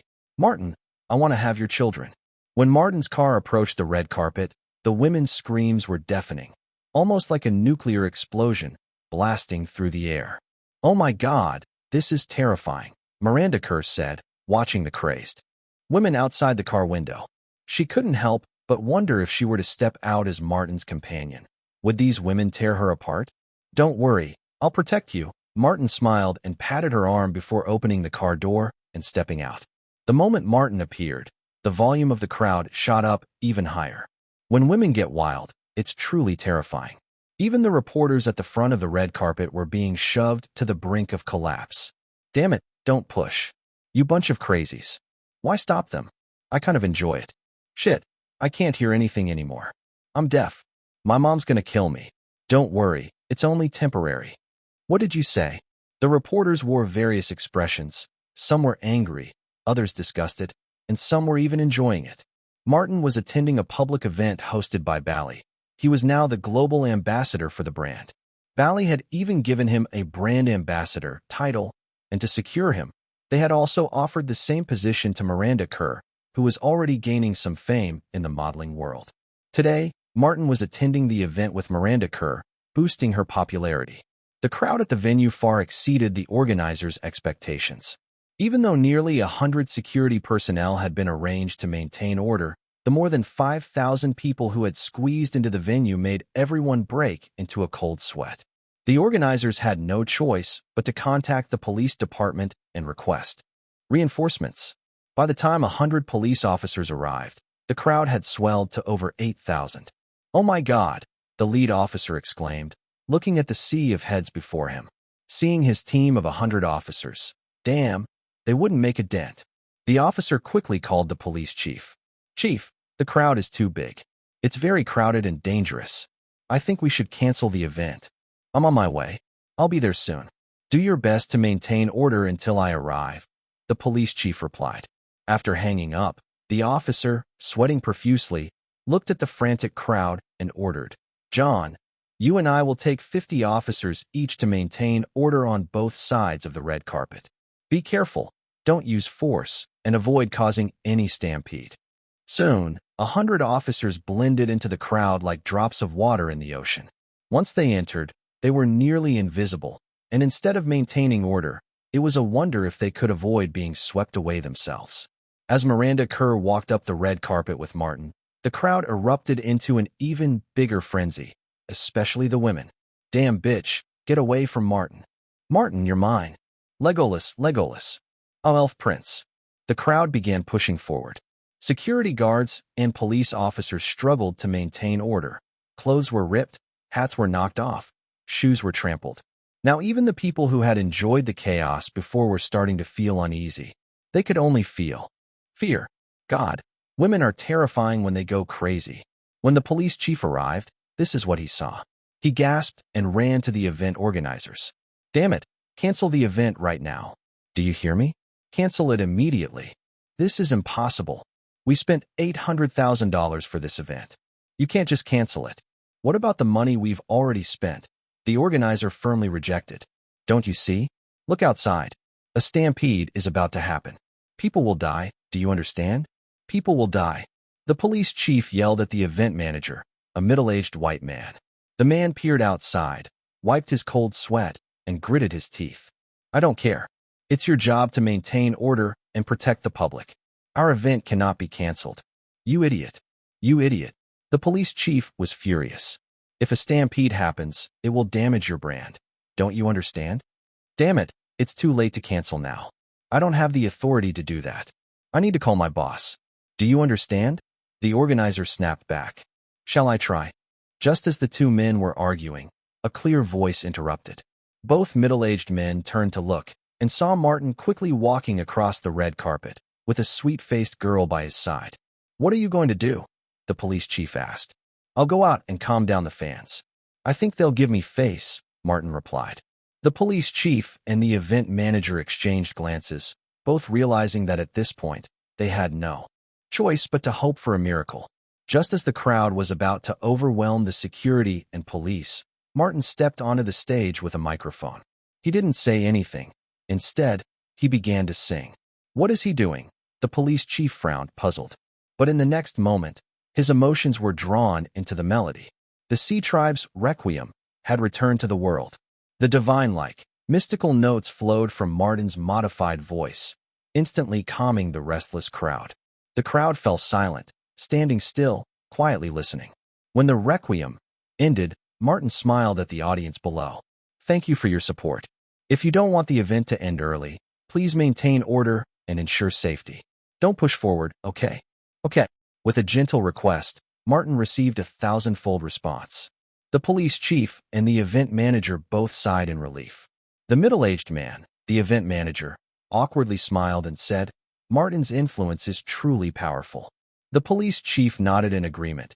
You picked the right global ambassador. The event, which was supposed to last only an hour, went on for more than 90 minutes. The women at the venue didn't want to let Martin leave, crying and chanting his name repeatedly. Martin calmed them down several times, using his magic, before the crowd gradually dispersed. When Martin returned to the car with Miranda Kerr, her heart was still racing. Oh my God, today I finally saw what true popularity looks like. Michael Jackson probably had it like this, right? Jeff, who had stayed in the car throughout the event, also spoke up, still shaken. Honestly, Martin, when you went on stage, I was really afraid those crazy women would tear you apart. It won't happen. Martin laughed. He wasn't afraid at all. He wasn't worried. He enjoyed the scene. Every succubus was a born narcissist, thoroughly enjoying being surrounded and adored. Beverly Hills. In a luxurious bedroom, the sound of Martin's rolling in the deep echoed from the speakers. This single had officially been released and immediately swept through the music charts in Europe and America. It topped the Billboard chart for 8 consecutive weeks in 2001 and also led the American pop charts for 7 straight weeks. Amidst the melodious song, Miranda danced gracefully in the bedroom. She wore a pure white dress from Burberry, an outfit that clung to her, showcasing her stunning curves. Because of the close-fitting nature of the dress and the fact that she was at home, Miranda wasn't wearing much underneath. The lighting through the windows intensified Martin's gaze. He stood up, walked toward Miranda, and, with a polite smile, extended his hand in an inviting gesture. Miranda smiled slightly, placed her fair hand in his, and gazed at him with a slightly dazed expression. Martin stepped forward and wrapped his arm around her. He held her, and she leaned against him. The music flowed gently. Outside the villa, on the coast, waves crashed against the rocks, and small boats were docked in the harbor. As November rolled in, Warner Brothers launched their promotional plan for The Lord of the Rings. National Elf Month. During November, men and women who dyed their hair a light gold in Vidal Sassoon salons could get a discount. At the same time, an online Lord of the Rings cosplay contest was held. Fans could dress up as any character from the movie and post their photos on a designated website, where others would rate them. The top 10 in each category would receive a free Lord of the Rings movie poster. The event was very innovative and attracted many ordinary people, as well as celebrities. For example, Leonardo DiCaprio's elf costume was widely praised. Jessica's cross-dressing as Aragorn also earned high marks. The character of Legolas became the most popular to mimic. Many celebrities, particularly those who were confident about their looks, joined in. Aside from DiCaprio, other male actors like Jude Law, Brad Pitt, Johnny Depp, as well as pop stars like Michael Jackson, Madonna, and Britney Spears, also embraced the elf look. Among them, one unexpected elf costume gained such praise that its score was nearly equal to DiCaprio's, until his fans flooded in to overtake it. That unexpected elf was Orlando Bloom, who played Faramir in The Lord of the Rings. In an apartment's living room, Orlando Bloom sat on the couch, quietly browsing through the online comments. Who is this actor? His elf costume is stunning. He's Orlando Bloom, one of the actors from The Lord of the Rings. He plays Faramir. He's beautiful. He should play an elf. No one fits the role of the elf prince better than Martin. I'm talking about other elves. Isn't Leonardo better than Martin? Didn't you see his portrayal of Legolas online? It was beautiful. Come on, who besides you Leonardo fans would think that? Exactly. Leonardo's portrayal looks good, but in terms of temperament, he's far behind Martin. I actually think Orlando's elf look fits better. As online discussions heated up, more trailers for the movie were released. Each version featured a few more shots of Martin. This hunger marketing strategy caused a surge in people watching the trailers. Many families or groups of friends would gather in front of the TV just to see those brief clips featuring Legolas. At the movie theaters, staff were surprised to find that any film with a Lord of the Rings trailer had an increase in box office sales. Many girls would come to watch a movie just to see those few seconds of Legolas in the trailer, and they seemed indifferent to the actual movie itself. On the eve of Christmas, The Lord of the Rings was about to premiere. In New York, at the Vidal Sassoon Salon, several girls were inside, getting their hair dyed a light gold color. At that moment, two figures dressed as elves entered the store. One of the girls sneered, commenting that the streets were full of people dressed like elves these days. While it was fine for attractive people to dress as elves, some overly confident individuals weren't suited for the look. Thus, the streets of New York had been filled with fat elves, short elves, black elves, and ugly elves. It was quite an eyesore. These two, she thought, were probably the same. Ah! A scream interrupted her thoughts. She glanced at the other girls in the salon, who were all screaming, and then looked at the two figures dressed as elves. And then, she joined in the scream as well. It was Martin and Orlando. Oh my God, they're in the salon. Am I dreaming? They were too beautiful. Truly, an unparalleled beauty. Earlier today, Martin and Orlando suddenly appeared at the Vidal Sassoon store in Manhattan, New York, bringing immense joy to a few girls who were dyeing their hair into elf shades. One girl, named Teresa, fainted from excessive screaming. When Miss Teresa regained consciousness, she was greeted by the admiration of those around her, as it was Martin himself who revived her with a kiss.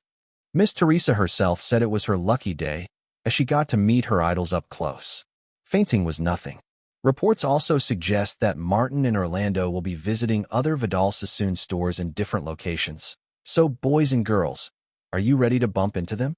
In the following weeks, Orlando traveled with Martin to several Vidal Sassoon locations.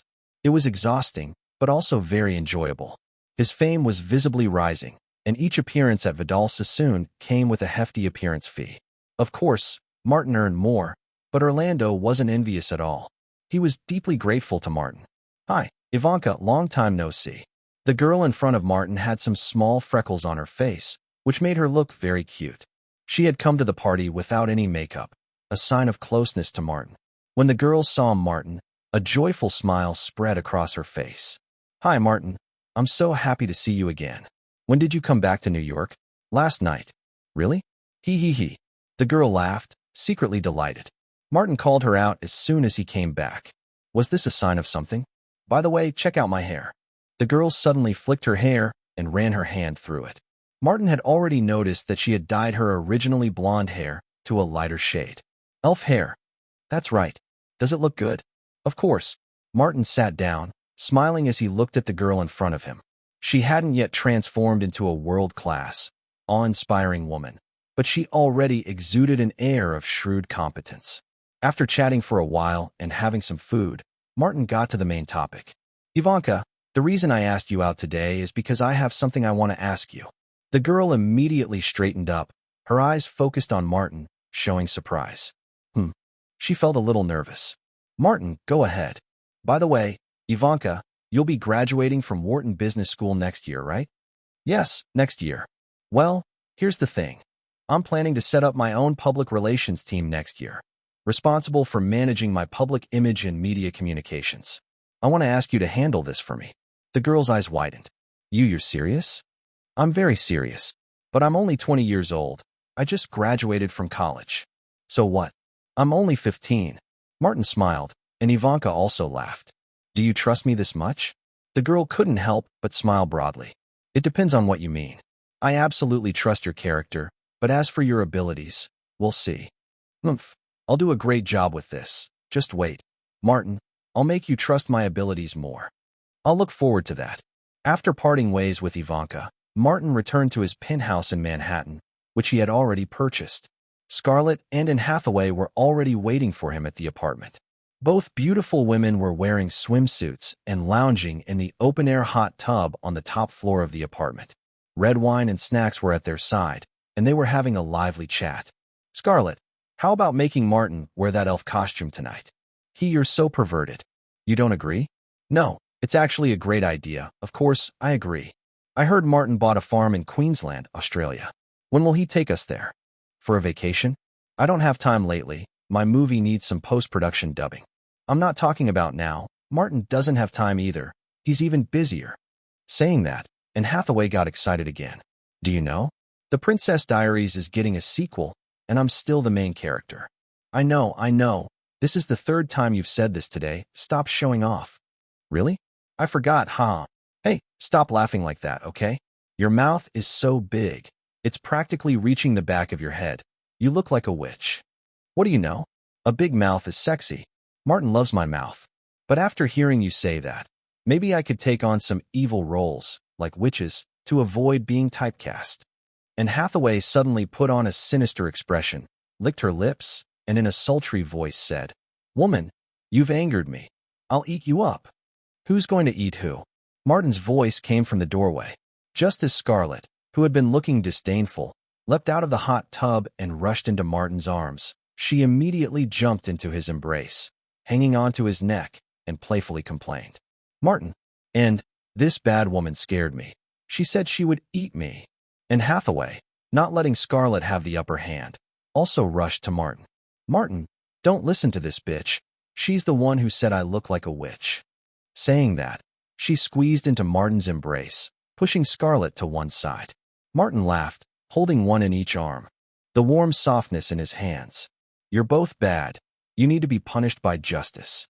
He suddenly applied more force, lifting both girls at the same time and walking towards the hot tub. "Come on, get ready for punishment." The following scene has been omitted for brevity. Dad, Martin wants to hire me as his public relations consultant. What? That kid, Martin. At first, Donald didn't react, but then his face turned annoyed. What is he up to now? First, he takes half of Manhattan from me, and now he wants to steal my daughter. Ivanka, don't bother with that guy.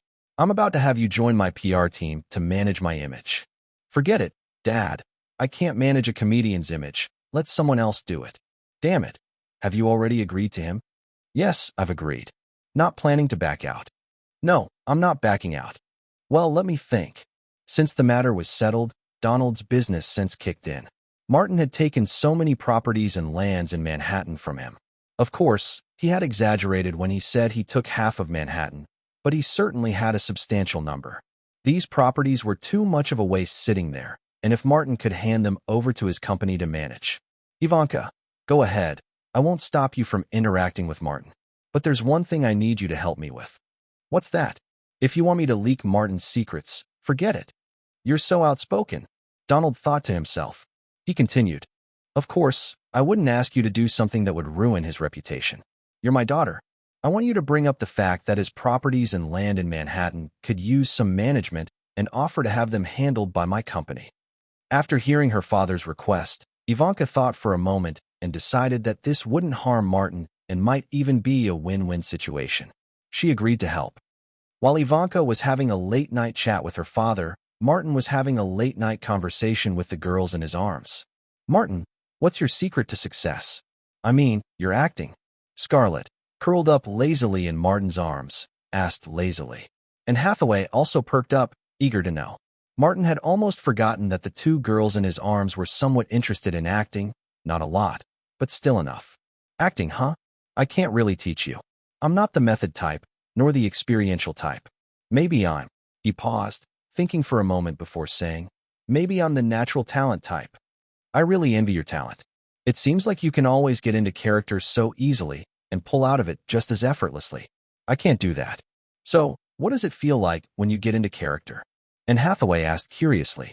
It's like December 19th. Before Christmas. Los Angeles, Chinese Grand Theater. "Hey everyone. Long time no see."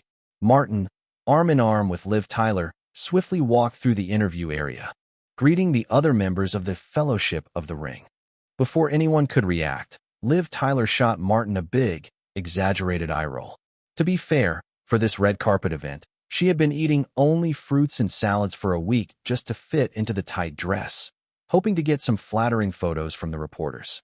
But Martin, this insensitive guy, only took 30 seconds to walk through the red carpet, walking briskly as if nothing mattered, completely ignoring her struggle.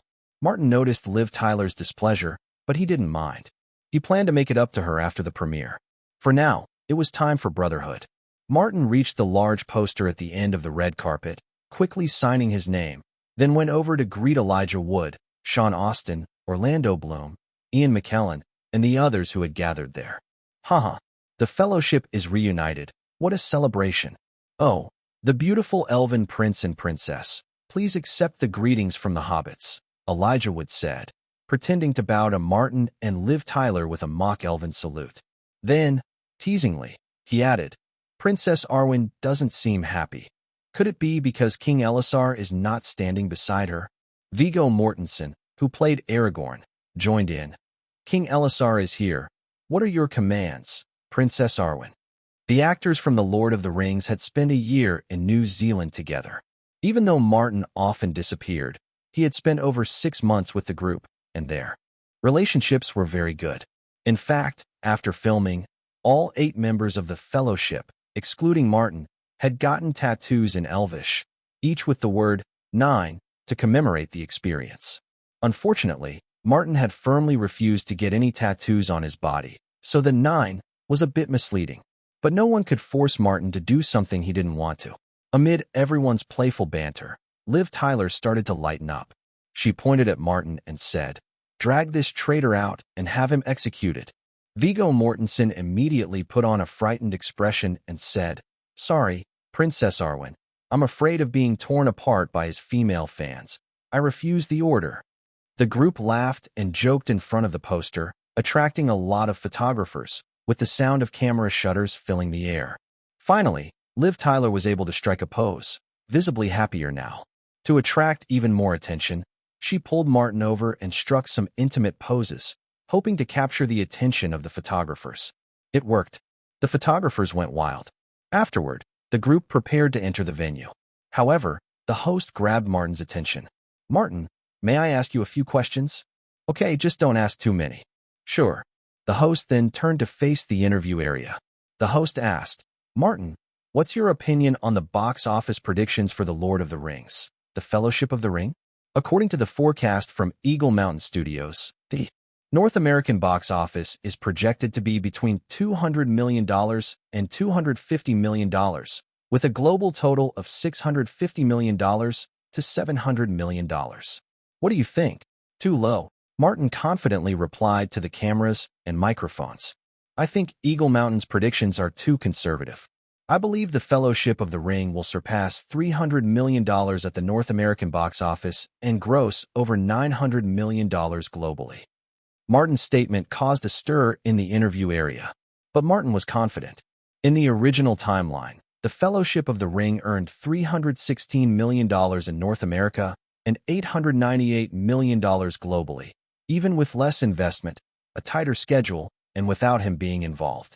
Now that he was part of it, the box office would only go higher, not lower. The host asked the second question. Martin, your portrayal of the elven Prince Legolas in the Fellowship of the Ring has sparked a lot of discussion both in North America and around the world. Are you concerned that such a role might cause you to become typecast, leading people to only see you as Legolas? Martin subtly glanced toward the entrance of the venue. In the original timeline, Orlando Bloom had the same problem. Even 10 years after The Lord of the Rings was released, people still referred to him as the Elven Prince, and the other roles he played, except for the blacksmith in Pirates of the Caribbean, didn't stand out or achieve much success. He could say that the Elven Prince was both his greatest success and his downfall. Thinking about it, stealing Orlando's role had indirectly helped him. As for whether Martin would encounter the same issue, he smiled and answered, I'm not worried. I believe that in the future, I can use more impressive roles to show people that I am more than just Legolas. Martin is Martin, and Legolas is just one moment in my many remarkable experiences. The host nodded and asked the third question. This one made Martin frown. Martin, what's your opinion on the U.S. declaring war on Afghanistan after September 11th? Do you support the war, or are you against it? After September 11th, the U.S. announced its intention to wage war on Afghanistan to target the Taliban and other terrorist organizations. Although it was framed as an anti-terrorism operation, it was clear to anyone that it was part of the U.S.'s strategy to control Central Asia, with an underlying aggressive motive aimed at China and Russia.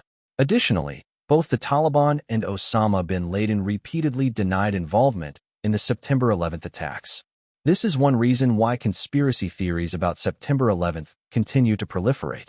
After the U.S. declared war, many Hollywood celebrities took a pro-war stance, publicly condemning Afghanistan and the al-Qaeda network. This issue became a hot topic in Hollywood. In his past life, Martin had witnessed much violence and war, but both the succubus and the elves were pacifists. Perhaps this was a common trait among artists. Even in this life, he still disliked war. Moreover, through the memories of the second-souled Martin, he knew how this war would turn out. The U.S.'s so-called quick victory was impossible. This once-feared country would be bogged down for 20 years by Afghanistan, overspending $800 billion in military costs, and eventually withdrew in disgrace. The war also changed the world's perception of U.S. military strength. If the Iraq War had elevated the global image of the U.S. military, the Afghanistan War showed everyone that the U.S. military was just ordinary people after all. In the end, the U.S. military's exit from Afghanistan was marked by farcical scenes. The U.S. government had set a no negotiations with terrorists stance, but during the Afghanistan War, it broke that very promise. Because the losses were too great, the U.S. military was busy withdrawing while sending representatives to Qatar to negotiate with the Taliban, hoping they wouldn't use large-scale weapons like rocket-propelled grenades and car bombs. It was a desperate situation. At the war's conclusion, although the White House declared that they had defeated the Taliban and that only 1,000 remained, they claimed victory. In reality, the Taliban simply scattered and regrouped. Once the U.S. military withdrew, they quickly returned. This 20-year war ended up as a joke.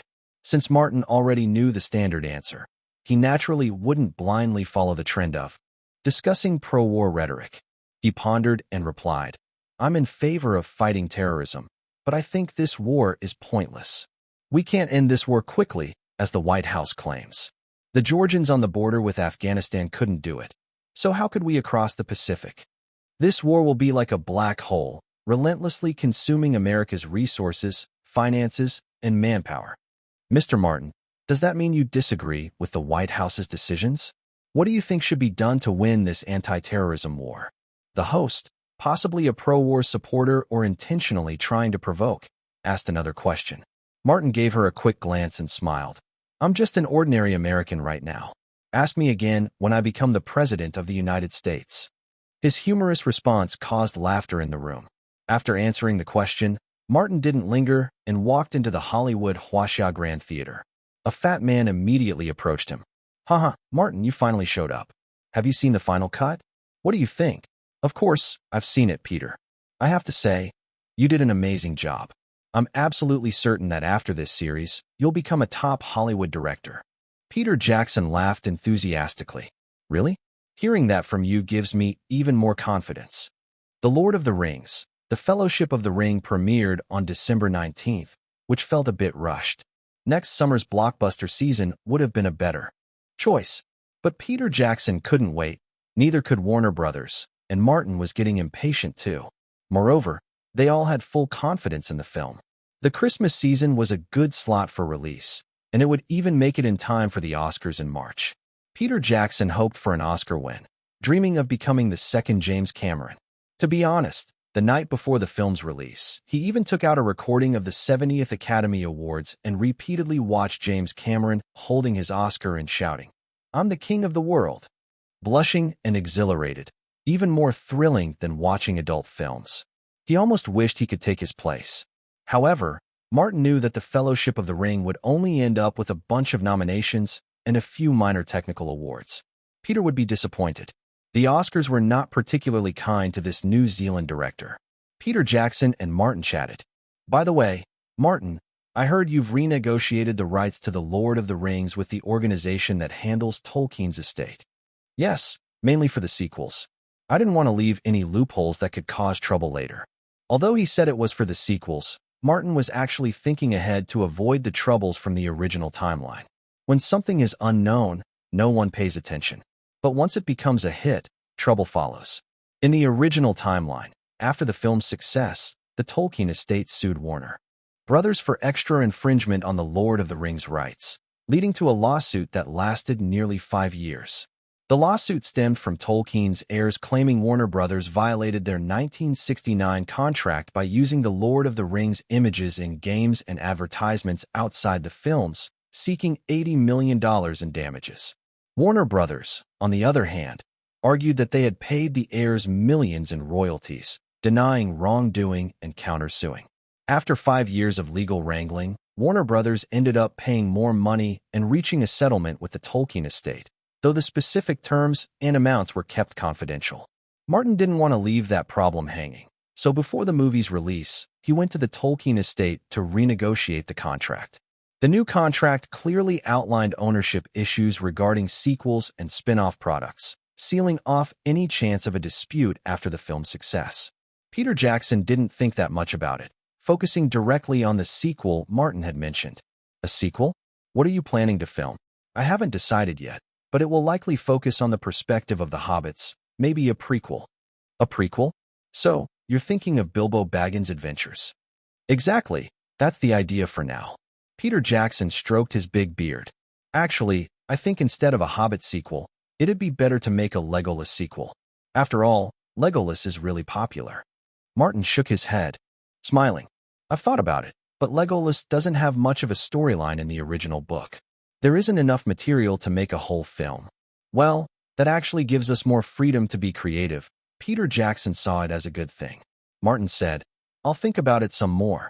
After finishing the conversation with Peter Jackson, Martin walked over to Liv Tyler, his glass in hand, greeting old and new friends along the way. Director Ridley Scott, hello. When is Black Hawk Down releasing? February next year? All right, I'll be at the premiere. Mr. Robert Zemeckis, I love the Back to the Future series. Oh, and Forrest Gump, a true classic.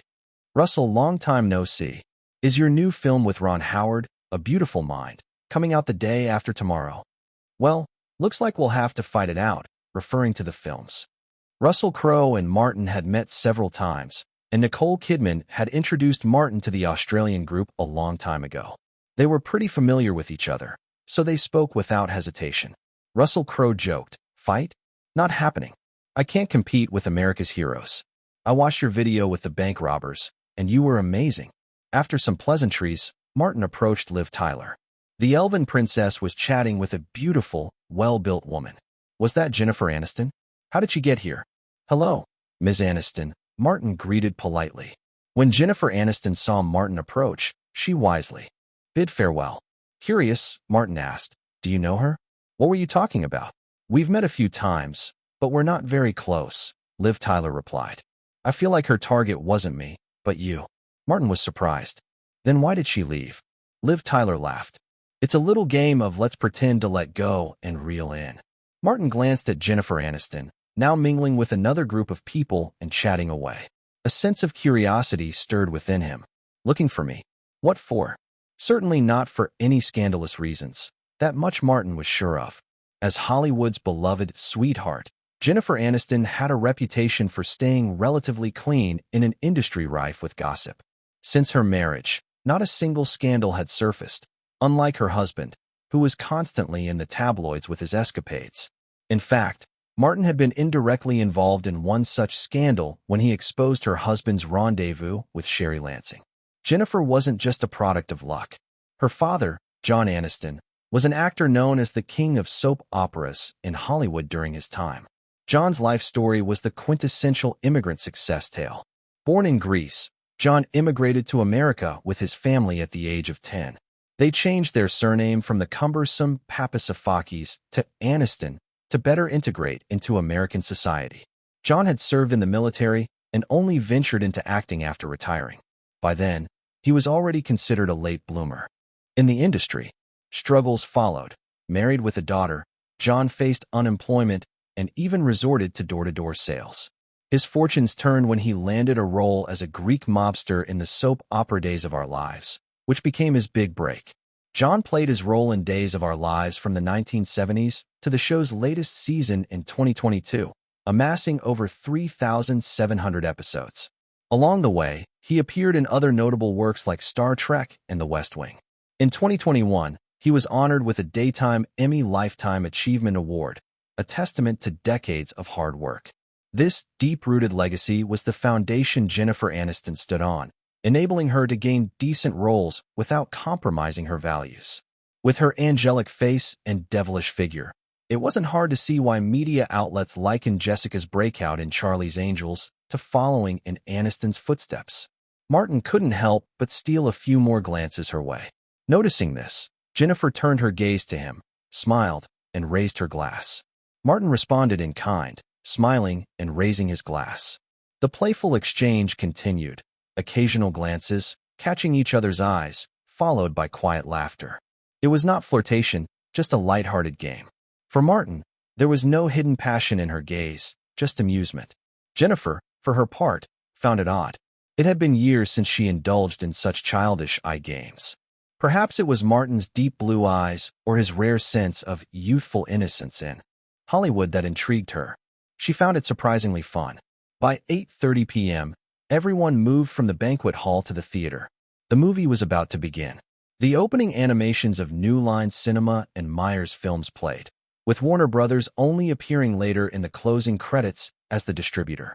Seated in the front row, Martin could feel Peter Jackson's nervous energy, his body trembling slightly, likely from a mix of excitement and anxiety.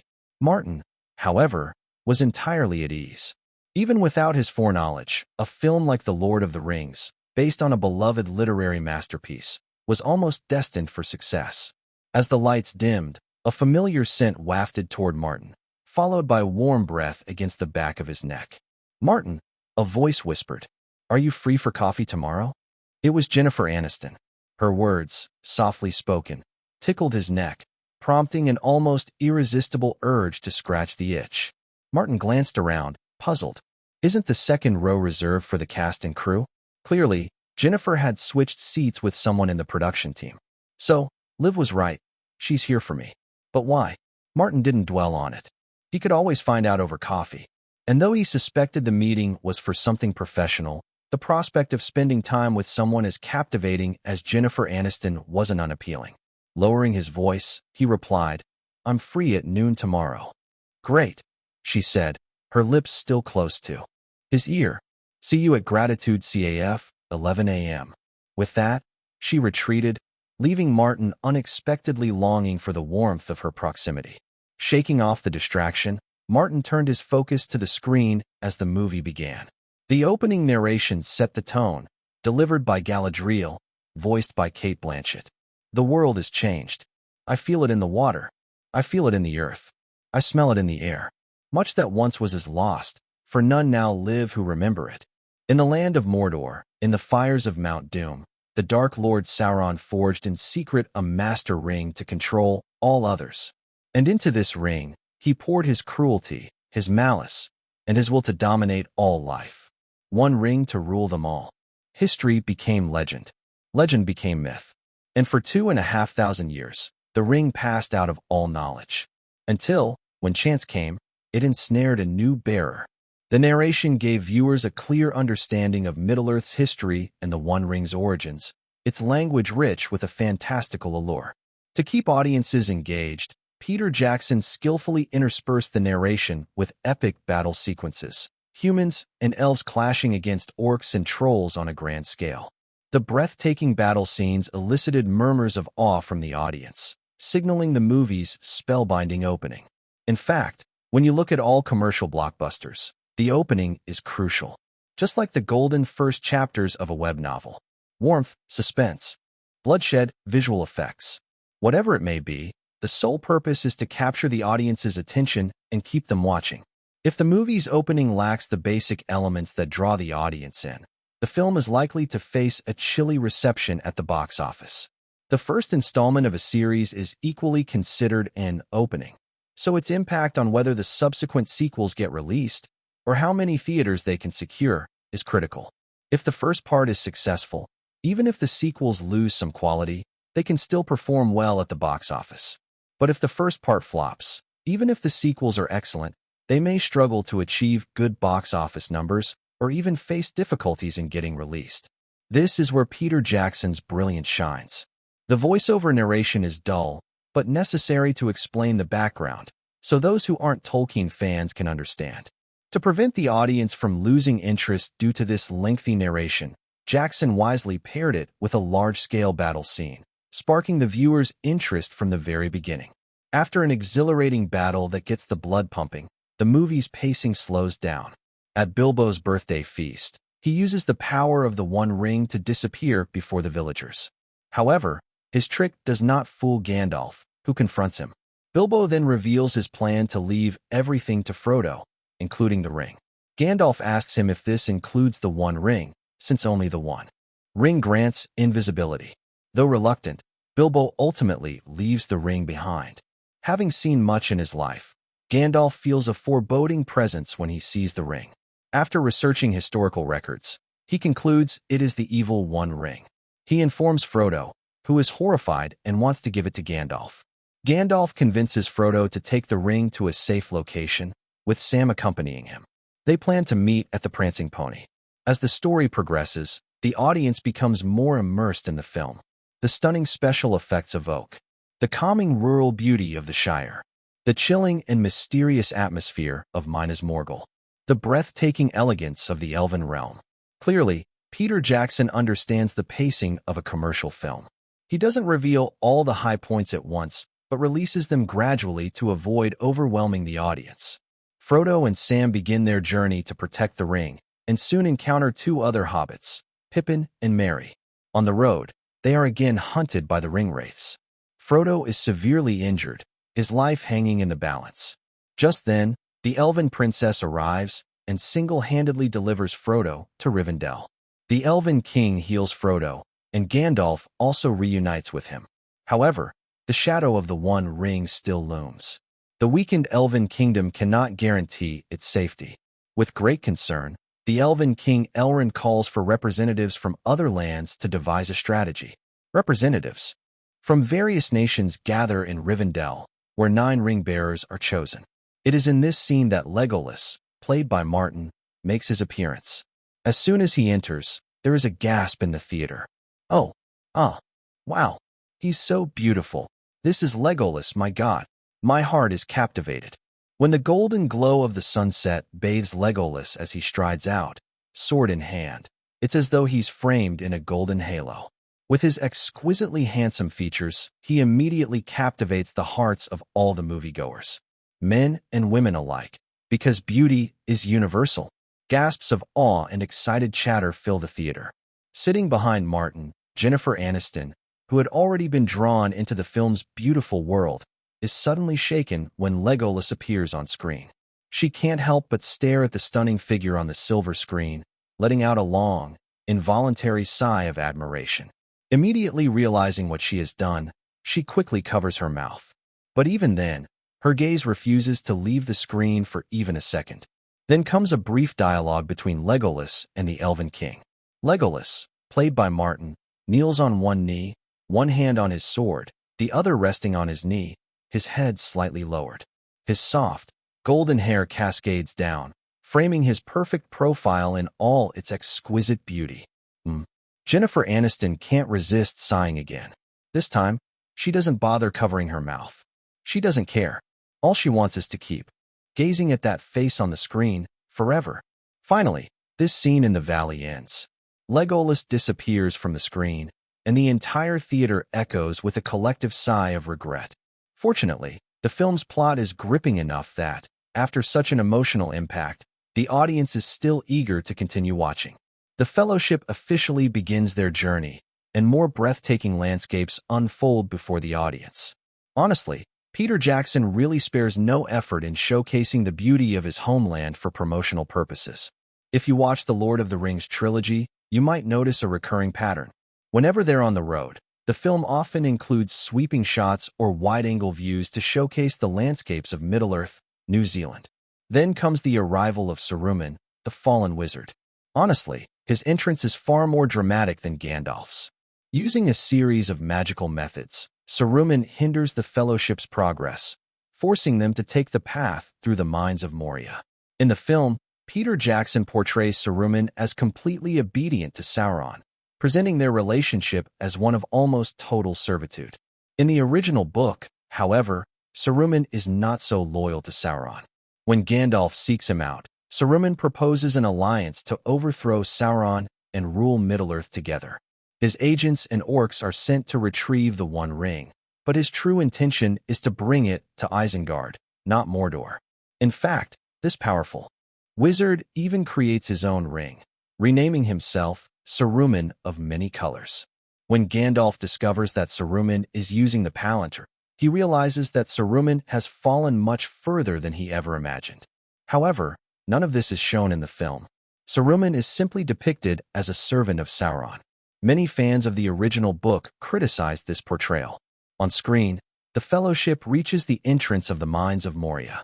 Merry and Pippin once again showcase their monster-attracting abilities when they throw stones into the lake, awakening a creature that captures Frodo yet again.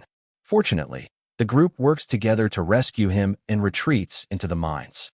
During this sequence, Martin, with his golden hair flowing and drawing his bow, once again earns countless gasps of admiration. The rescue team enters the mines, and soon the entrance is collapsed by the lake creature, leaving the Fellowship no choice but to continue on their perilous journey. The plot continues to unfold. All the audience members in the theater are completely engrossed in the story, their attention fully captured by the events on the screen. At the same time, there's a subtle sense of anticipation in their hearts. They eagerly await the reappearance of Legolas's handsome face. Meanwhile, as the most unfortunate and insignificant protagonist in cinematic history, Frodo doesn't seem to matter much to the audience. In fact, many people are secretly hoping that this hobbit will find himself in danger, just so they can see Legolas drawing his bow and shooting arrows again. The interior of the mines of Moria is vast. It takes 4 days to travel from the entrance to the far end. And within these mines, many unknown, terrifying creatures reside. This is far from the dwarven paradise Gimli once mentioned. Perhaps it was once a paradise, but now, it's more like a veritable cage for monsters. And Gimli's cousin, Balin, has long since become a corpse inside a stone coffin. Human nature is inherently drawn to adventure and curiosity. Peter Jackson depicts the Fellowship's journey through Moria in a thrilling, bizarre manner, filled with monsters, strange sights, and unexpected events. It's truly magnificent, making the audience's hearts race in excitement. With wide eyes, they eagerly await what comes next. And for a moment, they even forget about Legolas. Well, that's impossible. Legolas's heroic presence is always a fixed point of expectation for the audience. Merry and Pippin, those two hobbits, once again display their monster-attracting ability. These two seem to exist only to increase the difficulty of the Fellowship's mission. Their accidental actions awaken the terrifying monsters in the mines of Moria. The creatures in the cave immediately straighten their bodies, raise their heads, and turn toward the source of the disturbance. Then, the orcs and cave trolls lurking in the shadows pounce toward their location. The battle begins again. Everyone in the theater sits up straighter. Hooray, the protagonists are in danger again. Scratch that. Hooray, we get to see Legolas again. The most intense battle since the opening war begins. Though there are many orcs, their individual strength is clearly no match for the Fellowship, especially our Legolas. Peter Jackson really is biased. He almost makes our elven prince appear as a shining beacon in the midst of this bloody battle. Even amidst the slaughter, he remains graceful and dignified. Whether leaping, drawing his bow, or unsheathing his sword to kill, everything he does exudes beauty. Just look at the glowing eyes of the audience. It's clear that Peter Jackson's favoritism is well-deserved. The Fellowship faces danger again. After defeating the orcs, the cave trolls, a terrifying species, bring a deadly threat. The group is scattered in the chaos. The protagonists? They're basically just trying to survive.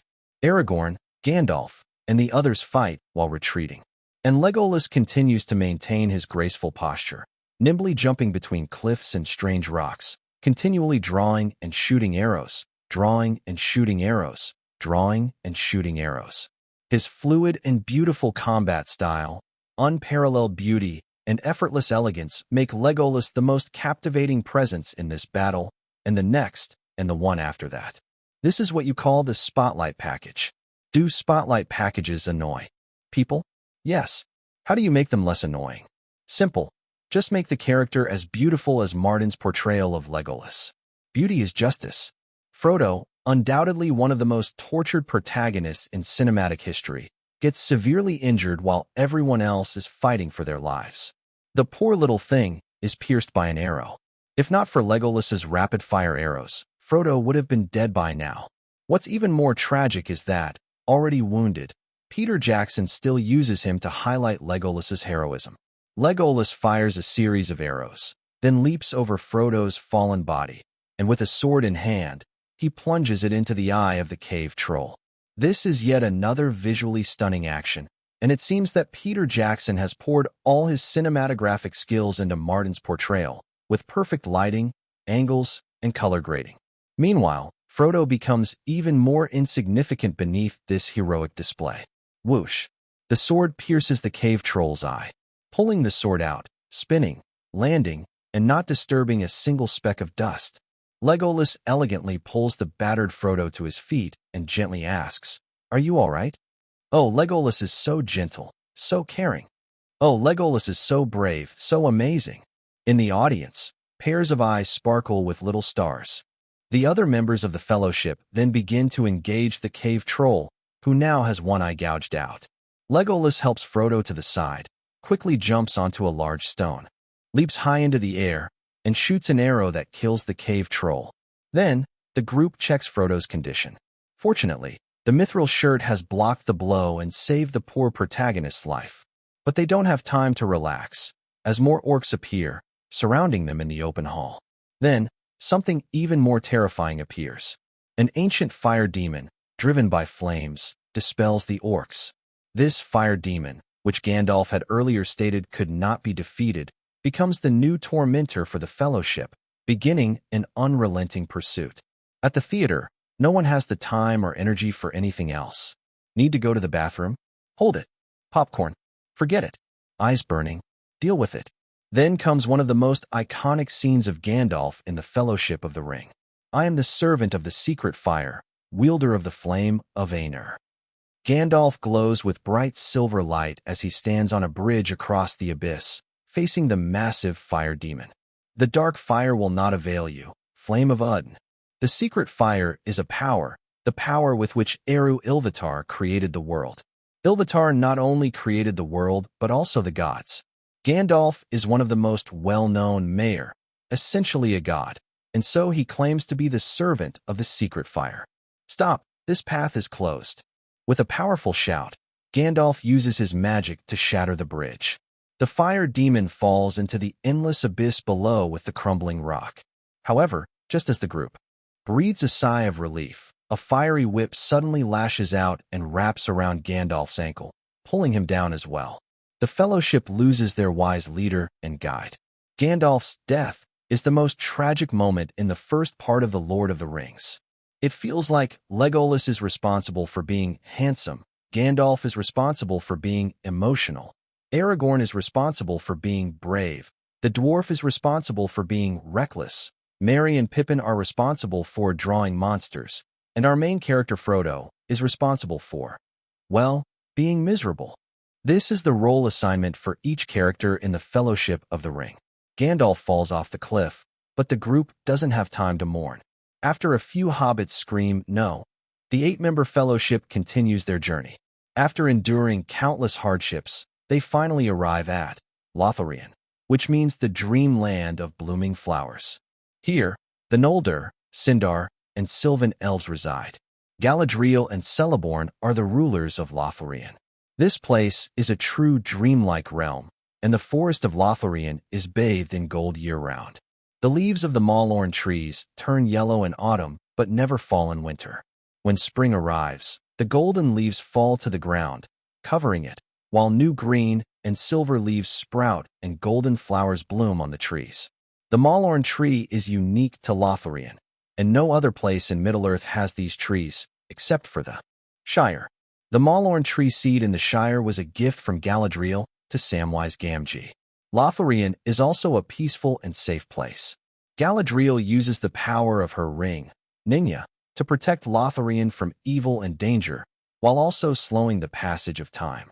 As the most powerful woman in Middle-earth, Galadriel possesses many abilities and methods. Her mirror, which can show glimpses of the past and future, though not always accurately because the future has so many possibilities.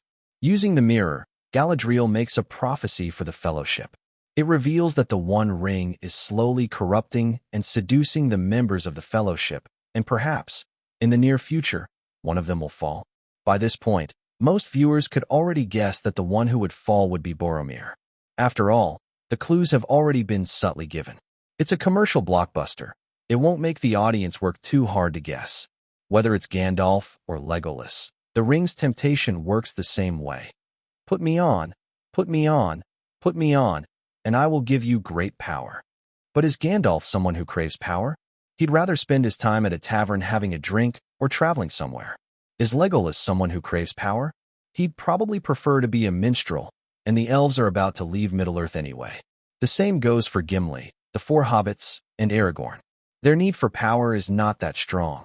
They either already have it or don't need it at all. Only Boromir has a clear desire.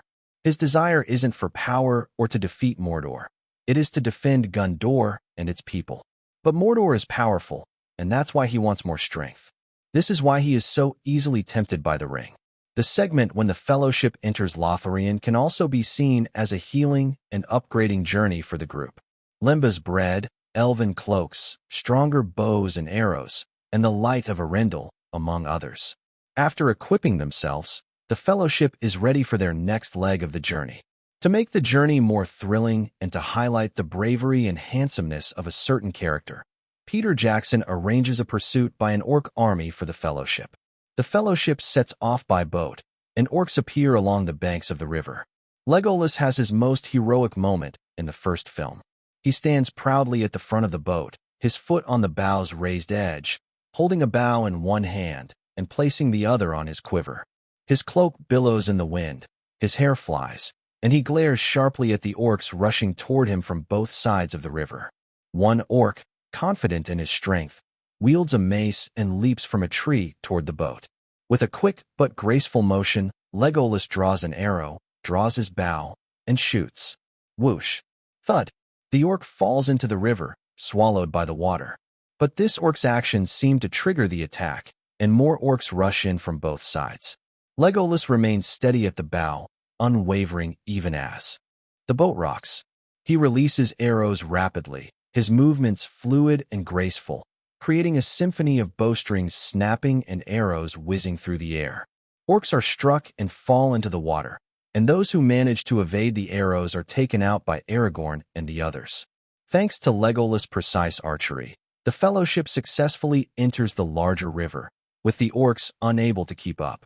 Then, two massive statues appear, the Argonath, the gates of Gondor.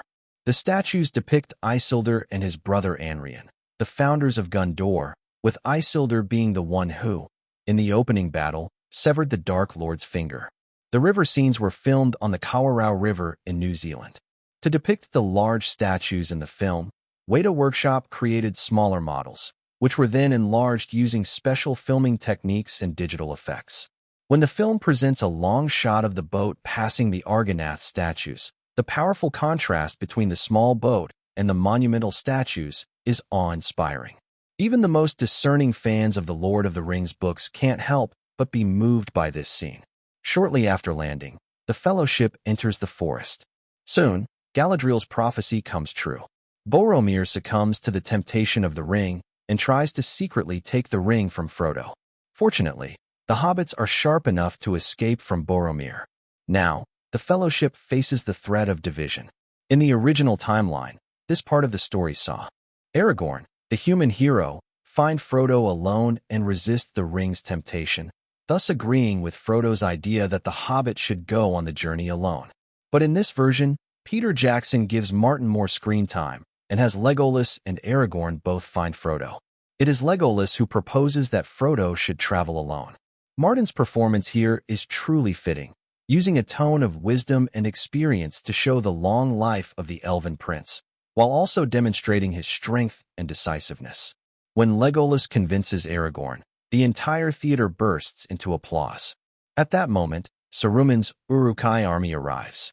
How should a commercial epic film end? This question is subjective. Different directors might have different answers. Peter Jackson's answer was clear, with a battle, a thrilling grand war to conclude the film. This would leave the audience exhilarated and also build anticipation for the next installment. Peter Jackson succeeded. At the climax of the film, this sudden battle grabs all the attention. The iron-willed Aragorn, the brutal Gimli, the graceful Legolas. The members of the Fellowship reveal their formidable combat skills. Even in this chaotic battle, Martin Meyer's portrayal of Legolas remains poised, effortlessly navigating the battlefield, taking lives with his sword and arrows. In the end, the Fellowship escapes from the battle. However, what's an epic battle without some emotional moments? Someone has to make a sacrifice, and the perfect choice is Boromir, who was previously seduced by the ring. Boromir dies by an arrow, the only warrior in the Fellowship wielding a shield. But throughout the many battles, we never see him use that shield. And then, in his final moments, he dies from an arrow wound, leaving us to wonder, was his shield just for decoration? I would have followed you, my brother, my captain, my king. Boromir's last words undoubtedly pull at the heartstrings. This moment also marks Aragorn's change of heart. He abandons his desire to remain a ranger and decides to take on the responsibility of saving mankind. When Boromir breathes his last, the sound of wind chimes fills the air. Aragorn rises, donning Boromir's bracers, inscribed with Gondor's symbol, the White Tree. A king is destined to return and shoulder his rightful responsibilities. This scene differs from the original novel. In The Lord of the Rings, Tolkien briefly mentions the battle scenes, and regarding Boromir's death, he deemed it deserved but didn't dwell on it.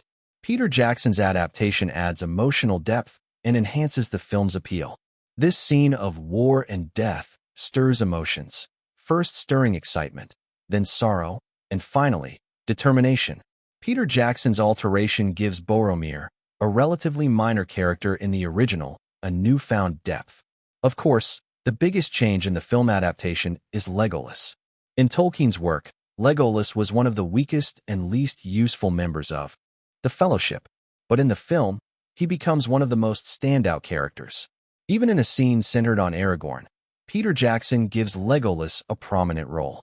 As Aragorn holds Boromir's body, crying out in grief, Legolas plays a mournful melody on his flute, the sound mingling with the chimes of the wind, dispelling sorrow and soothing wounds. When Aragorn puts on Boromir's bracers, the flute's tune becomes more stirring. Golden sunlight breaks through the clouds above, shining down on Aragorn, and also casting a glow on Legolas' half-turned face.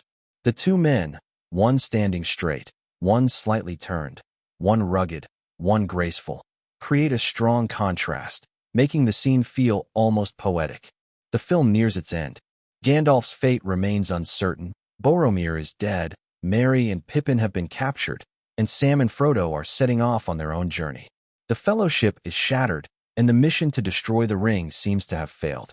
At this moment, in the golden sunlight, Legolas puts away his flute and walks forward, embracing Aragorn tightly. Aragorn, are you all right? My heart hurts, my brother is dead.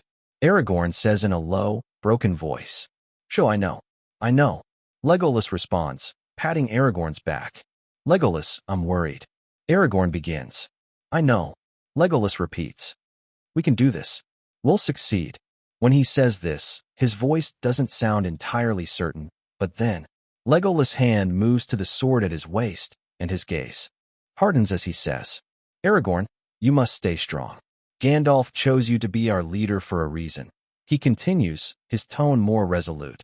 He believes in you. So do I.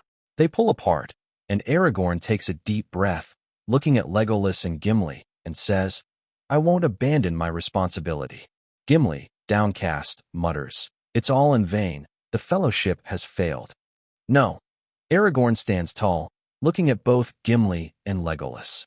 Then he steps forward, placing his hands on their shoulders. "As long as we remain loyal to each other, it's not a failure. We won't abandon Merry and Pippin. We'll save them, no matter what, as long as we have breath left." Aragorn quickly walks to their supplies, grabs his fighting knife, and straps it to his waist. "Leave behind anything unnecessary," he says firmly. "We'll travel light." Then, turning to his two companions, he declares, "Let's go after the Uruk-hai." This part emphasizes the camaraderie and brotherhood among the three. However, due to Peter Jackson giving Legolas more screen time, many viewers feel that Aragorn and Legolas share a deeper bond of brotherhood, with Gimli somewhat sidelined. This doesn't detract from the viewing experience. In fact, many female viewers found themselves moved, especially when Legolas embraces Aragorn to comfort him. Many fans entertained thoughts of a romance between the two, something the authors likely never intended. Oh, that would be so beautiful. But let's not delve too deep into the minds of fangirls. The movie finally concludes. But this is not the end. An epic journey has just begun. After a brief pause, a wave of applause erupts in the theater, lasting for a long time. At nearly 3 hours in length, the film didn't tire or bore the audience. The pacing was a bit slow at times, but the almost perfect depiction of Middle-earth through special effects made up for any sluggishness in the plot. With several thrilling moments in the film, Peter Jackson captures the audience's emotions beautifully. In those 3 hours, only a handful of people left for the bathroom. Many viewers, who had entered with popcorn and soda, barely touched them until the end of the film. Even critics and professionals were left in awe, visibly shaken. The film exceeded their expectations, and Peter Jackson had crafted a perfect opening for this ring-bearing journey. Martin also revealed a new side to himself to the critics. Previously, in films like The Royal Tenenbaums, Hide and Seek, and The Sixth Sense, Martin's performances focused on his acting skills. But this time, Martin showed everyone, "I can also be a top-tier visual icon." The critics were perplexed. Is this progress? Or a step back? Critics' opinions? The audience didn't know, nor did they care. Right now, all they wanted was to pour their applause and enthusiasm onto the stage where the cast and crew were walking up. Only this could express the excitement bursting in their hearts. Jennifer Aniston watched Martin, following behind Peter Jackson onto the stage, his striking presence from the film still vividly lingering in her mind. Her heartbeat quickened, her face warmed, and she felt an inexplicable emotion welling in her chest, yearning for release. "Ah, Martin! Martin! Legolas! Legolas!" Hearing the passionate cries of women all around her, Jennifer finally realized what that emotion was. It was hormones, damn it. When the entire cast was on stage, the hall was already resonating with chants of "Martin! Martin!" and "Legolas! Legolas!" The men in the audience couldn't help but get swept up in the excitement too. Kevin Thomas from the Los Angeles Times sighed and muttered to himself, "Martin portrayed an extraordinary vase." Never had he thought he'd one day attach the word extraordinary to a vase role. But Legolas, that was different, truly different. During the Q&A session, the reporters almost entirely directed their questions to Martin. "Martin, why did you choose to play such a vase-like role?" "Because Legolas, he's truly beautiful. And I like beautiful things." "Martin, aren't you afraid this role might typecast you?" "My next movie will give you an answer." "Martin, how did you manage to portray the timeless, pure yet melancholic aura of an elf?" I didn't act it out. Haven't you seen online? I am an elf." The audience burst into laughter. "Martin, rumors say you're having an improper relationship with Anne Hathaway. Is it true?" A world news reporter stood up provocatively. Having been cornered by Martin multiple times, this tabloid seemed intent on picking a fight with him. "Didn't you guys spread that rumor yourselves? So why are you asking me?" Another wave of laughter followed. Even some media professionals present deliberately laughed aloud, expressing disdain for world news's underhanded tactics. "Martin, you had many action scenes in the film, and you executed them with exceptional grace. How did you achieve that?" "I owe it to our brilliant stunt team. They did a fantastic job. But others had action scenes too. Why weren't theirs as graceful as yours?" Martin turned to his co-stars Elijah Wood, Viggo Mortensen, and Orlando Bloom, grinning mischievously. This guy says your moves are ugly. How should I respond? The hall erupted in laughter again. Viggo Mortensen chuckled loudly. No, our moves aren't ugly. We're the tough guy style. Feigning indignation, Martin furrowed his brows and mimicked, drawing a bow. You dare say I'm not a tough guy? Aragorn, we're done today. More laughter followed. During the audience Q&A session, a lucky teenage girl got her chance. She jumped to her feet, clutching the microphone with trembling hands, her voice quivering. Mom Martin, oh, I'm so excited. Her hand shook as she held the mic, her chest rising and falling. I'm not here to ask a question. Martin, I just want to say, one day, I'll marry you and become your wife. Oh, I swear, with everyone here as witnesses, I'll make it happen. Just wait for me. Her words caused an uproar, eliciting hisses and mocking voices from women around her. Stop dreaming. Martin is mine. Nobody can take him from me. You be *TCH, as if Martin would notice you. Martin rubbed his forehead awkwardly, his expression sheepish. Can someone explain what just happened? So this is, what exactly? His reaction, like a shy young man faced with a sudden confession, was deliberately staged but perfectly appropriate for the moment. The audience chuckled good-naturedly. Martin, do you have anything to say to your future wife? Viggo Mortensen teased, winking playfully. Clearly, Aragorn knew how to capitalize on the spotlight in such situations. Well, I'd like to start by asking this young lady's name. I can't possibly marry someone I don't know. Martin, my name is Keira Knightley. Remember it? Martin froze momentarily before nodding. Indeed, it was her, the actress who would later play the governor's daughter in Pirates of the Caribbean. Miss Keira Knightley. Call me Keira. Martin chuckled helplessly. Miss Keira, I wouldn't mind marrying a girl as lovely as you. But today's event is about the movie. Let's focus on that, shall we? His words made Keira Knightley blush slightly. Unperturbed by the surrounding boos and mockery, she eagerly nodded and replied. Anything you say, Martin. After we get married, I'll listen to you no matter what. The crowd erupted into even louder jeers. Seeing the growing chaos, the host quickly intervened. All right, Martin's marital status ends here. Next question. He gestured for staff to take the mic from the girl. The next person chosen was a middle-aged man, deliberately picked by the host to avoid further drama. I'm Patrick Cusa, a devoted fan of Tolkien's works. To be honest, when I first heard about The Lord of the Rings being adapted into a movie, I was skeptical. But after seeing the trailer, I changed my mind. It's incredible. My question is, were all the beautiful landscapes in the film really shot in New Zealand? I think this question is best answered by director Peter Jackson. Peter Jackson took the mic, cracking a joke first. Finally, it's my turn. He then replied, absolutely. All the exterior shots were filmed on location in New Zealand. It's a country with stunning landscapes. He went on to enthusiastically praise his homeland. The premiere was a resounding success. As the audience left the theater with satisfaction written all over their faces, New Line Cinema's hired staff were stationed outside, asking viewers to fill out feedback forms. A+, of course, it's an A+. The film was fantastic. Damn it, my bladder almost burst. It's got to be an A+. It was a great movie, but the pacing dragged a bit. I'll give it an A. I didn't like the protagonist, but Legolas captivated me. Inside the theater, stars who had attended the screening to show their support began bidding farewell to the cast and crew. Jennifer Aniston hugged Martin briefly and whispered in his ear, Martin, don't forget about our date tomorrow. As she spoke, her hand lightly pressed on Martin's arm, her demeanor more intimate than before. Unlike her previous indifferent attitude, there was now a subtle spark of desire in her expression. Don't worry, I won't forget. The following day, the Los Angeles Times ran an entertainment headline. The Tale of the Ring.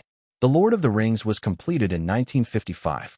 This long-form fantasy novel by J.R.R. Tolkien has long been an iconic piece of literature in Western culture, with countless filmmakers eyeing it for adaptation.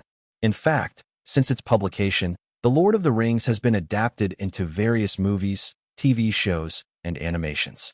As far back as the 1970s, a Hollywood studio tried to turn it into a film. But that version, how should we put it, had terrible special effects, mediocre acting, and a disastrous script. What was supposed to be an epic fantasy was reduced to a childish fairy tale, resulting in an outright flop. This failure made major Hollywood studios wary of the material. Even Harvey Weinstein, after acquiring the rights, hesitated to give it the green light. Many studios, including Disney, doubted the project's potential. When Weinstein approached Disney for co-financing, they outright refused. Weinstein grew increasingly apprehensive, slashing the budget repeatedly and demanding constant script revisions. At one point, he even suggested combining Gondor and Rohan into a single kingdom and reducing the number of hobbits in the Fellowship from 4 to 2. He believed the entire story could be condensed into a 2-hour film.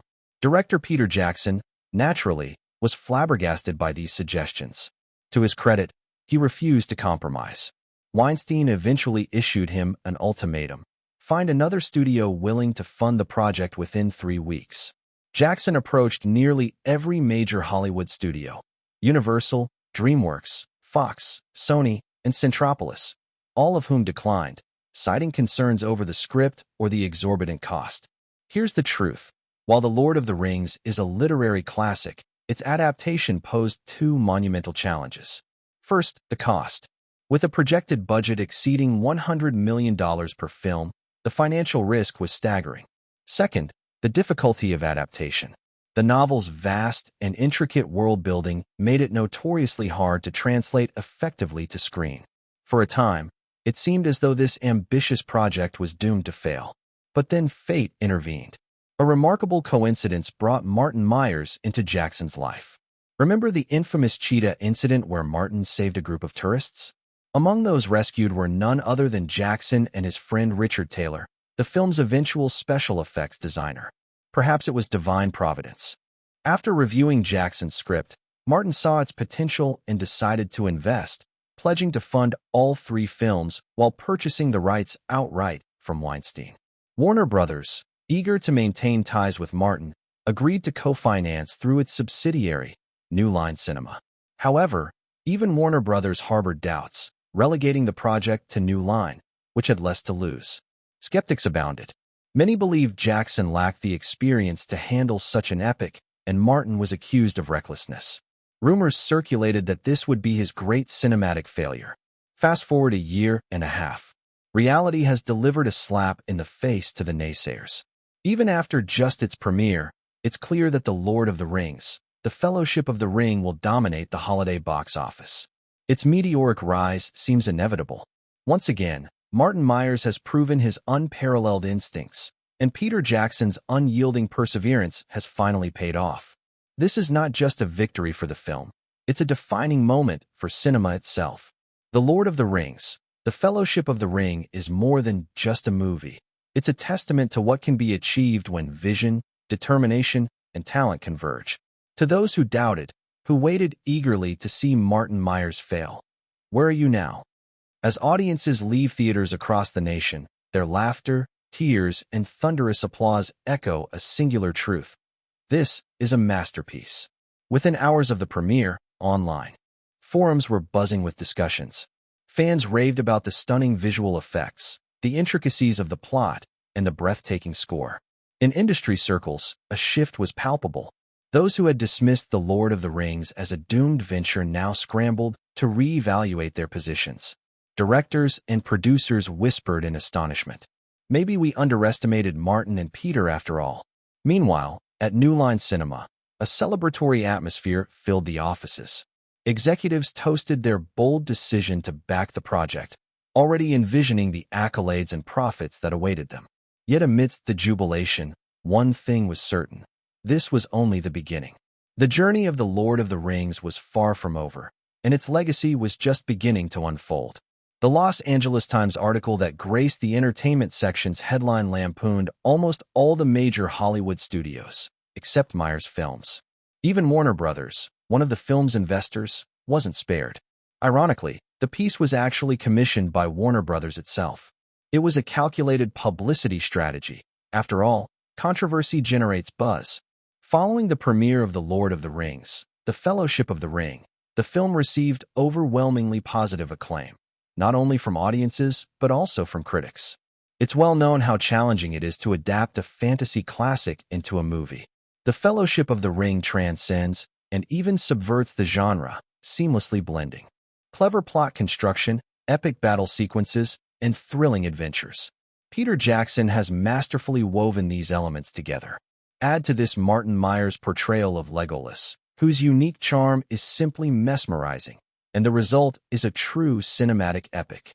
Roger Ebert, Chicago Sun-Times. The Fellowship of the Ring faithfully recreates Tolkien's Middle-earth. New Zealand's stunning landscapes, paired with magical CGI, bring this otherworldly realm to life. The Fellowship's 9 members are a delightful surprise. With the exception of Martin, the cast comprises relatively unknown actors, yet each brings their character to life vividly. However, Legolas shines the brightest. Martin's portrayal captures the elf prince's allure perfectly. Whenever Legolas is on screen, it's impossible to focus on anyone else. Vincent Canby, The New York Times. The film's thematic depth surpasses that of similar works, even eclipsing the Star Wars series. New York Post. The movie takes viewers on a fantastical journey, immersing them in Tolkien's meticulously crafted Middle-earth. And Legolas is the dream within the dream, a beauty unmatched. San Francisco Chronicle. Words fail me. Extraordinary visual effects, audacious artistic vision, and masterful production. This is the dream of a hobbit and the joy of an elf. And this is only the beginning, the first installment of a series. I can't wait for more. Chicago Tribune. Of course, some of these critics were influenced by studio PR. Yet, a movie that could inspire such effusive praise clearly resonated with them. If it had been a disaster, no amount of PR would have persuaded them to risk their credibility and betray the trust of their readers. The combination of PR efforts and genuine quality earned the film widespread acclaim among critics, with many awarding it 4 stars or perfect scores. Naturally, there were outliers. For instance, the World News seemed determined to pick a fight with Martin Meyers. While the film boasts breathtaking scenery and high-quality content, its narrative is rather pedestrian, especially the tedious battle sequences. As for Martin's Legolas, he's little more than a pretty face. His affected performance depicts an elf prince perpetually in a beauty contest. It's laughable. Such critiques, however, were few and far between. The glowing reviews from critics and the enthusiastic word of mouth from audiences who attended the premiere generated immense anticipation for the film. Friday, the day after the premiere, The Fellowship of the Ring opened in 3,554 theaters across North America. Although Friday isn't a weekend, by evening, long lines had formed outside cinemas nationwide. 2 tickets for The Lord of the Rings, please. 3 tickets, thanks. What? Sold out until 8:30? What about the next showing? All right, I'll take the 9:30 screening. Journalists were on site to capture the excitement. Good evening, viewers. I'm Emily, from NBC, reporting live from outside a Los Angeles cinema. As you can see, the ticket counter has a long line. Let's randomly interview some moviegoers. Hello, sir. What's your name? Vim Wenders. Call me Vim. Is this live? Yes, it is. So, Vim, which movie are you here to see? Is that even a question? The Lord of the Rings, of course. My friends who attended the premiere said the battle scenes were incredible. Hello, miss. What's your name? Jennifer Carson Bowl. Jennifer, are you here for The Lord of the Rings too? Oh, absolutely. To be precise, I'm here for Legolas. I noticed him in the trailers. He's so handsome. It's a pity he's not the protagonist. What was the director thinking? And you 3, are you here together? Yes, we are. Why did you choose The Lord of the Rings? This is actually my second viewing. I was at the premiere, but once wasn't enough, so I brought my friends this time. If the movie isn't good, we're blaming you, one friend shouted. The interviewee laughed. Huh, you won't get the chance. This movie will blow your mind. By the weekend, the phenomenon of long lines for the Fellowship of the Ring screenings was ubiquitous, even at remote cinemas. The film's reputation among audiences remained stellar despite the surge in viewers, with only a slight dip in satisfaction ratings. According to surveys, aside from a small group of diehard Lord of the Rings purists, most viewers were highly satisfied with the movie. Another survey revealed that the film attracted not only Tolkien fans, but also a large number of general moviegoers. Over 85% of the audience were non-book readers. Peter Jackson's adaptation strategy clearly catered to broader audiences, showcasing the commercial instincts of a skilled filmmaker. A blockbuster built solely on fan loyalty is unlikely to achieve widespread success. Winning over general audiences is the key to a true cinematic juggernaut. And Jackson succeeded. As more people watched the film, various reviews began to surface online, with mostly positive feedback. Perfect. Classic. Unmatched. Epic storyline, stunning fantastical scenery, and Martin's ever-perfect soundtrack. Definitely worth watching. The film is amazing, perfectly showcasing Tolkien's dreamlike world in The Lord of the Rings. Legolas is so handsome, I'm completely captivated by him. As for the film, all I can say is that it's a genuine classic, full of sincerity. And then, Legolas, Legolas, Legolas. I'm completely crazy about him. After watching the movie, my heart is filled with his heroic figure. The movie is great, the battle scenes are grand, but, oh my god, all I want to do is praise Legolas. He's perfect in looks, charm, and combat skills. When will the videotape be released? I need to collect it. Before, I thought Leonardo in Titanic had the highest male idol looks, but after seeing Martin's Legolas in The Lord of the Rings, I realized how shallow I was. Kevin Thomas, a film critic from Los Angeles Times who had always been on good terms with Martin, even wrote a lengthy review about Legolas. An aloof aura, an innate elegance and agility, a pure but slightly immature look, golden hair shining in the sunlight, pupils glinting like starlight, simple yet modest clothing that couldn't hide the brilliance in his eyes, the sparkling vitality of life, just like his dazzling golden hair and eyes. This elf, who had no significant presence in Tolkien's work, radiates unparalleled charm under Peter Jackson's lens. It's unbelievable. In this movie, the most standout character isn't the protagonist, nor the first or second supporting roles, but the fourth most important secondary character. This character's charm transcends screen time, lines, and presence. Whenever he appears, standing there, he is the true lead. In fact, Legolas' role had been expanded by Peter Jackson for Martin. In the original timeline, Legolas' screen time would only rank 8th, but still managed to be one of the most captivating characters in the movie. Now, Legolas, his screen time was longer, his acting better, and his looks more striking. His brilliance shone even brighter. On the second day after the premiere, in the afternoon, Martin, about to start his promotional journey with Orlando, took some time to meet Jennifer Aniston at a CAF. As soon as Martin arrived, he caused quite a stir at this high-end CAF. It was known for attracting wealthy and influential clientele, yet it was rare for anyone to react so excitedly over a celebrity, even though Martin had a capital background. But now, it could only be said that Legolas' charm was irresistible. No one could resist it. "Martin, can I have your autograph? Martin, can we take a picture together? Martin." "Sorry, I didn't expect this to happen," Jennifer said, standing up as Martin finally escaped the enthusiastic fans and approached her. "It's okay, better than no one caring," Martin replied with a smile. "Yes, it's just like me. I've been sitting here for ages, and no one's paid attention." Jennifer made a little joke. "Haha, that's because your beauty is untouchable, like a goddess, only to be admired from afar." "Oh ho ho." Jennifer covered her mouth and laughed. "I didn't expect you to be so good with words." "No, I'm just being honest." Jennifer's smile grew even brighter. Once Martin sat down, Jennifer ordered a coffee for him before getting to the point. "Martin, I asked you here because I have a script I'd like you to collaborate on." "A script?" "Yes, I'm not sure if you'd be interested in doing a comedy." Martin paused, quickly thinking, and a certain movie surfaced in his mind. "Could it be?" He said, "Comedy? I'm fine with that. My first movie, The Parent Trap, was a comedy." "No, it's not that kind of comedy." Jennifer thought for a moment and said, "Have you seen Jim Carrey's comedy films?" "Of course I love his exaggerated style." "Wait, does that mean this movie is also?" Martin pretended to be surprised. "Exactly. This film requires that kind of over-the-top performance, especially from the lead actor." "But then, why not just get Jim Carrey?" "We've approached him," Jennifer replied without hesitation. "But Jim Carrey said he's not interested in doing any more comedy films for now." "Then how did you end up with me?" Martin scratched his nose, genuinely curious.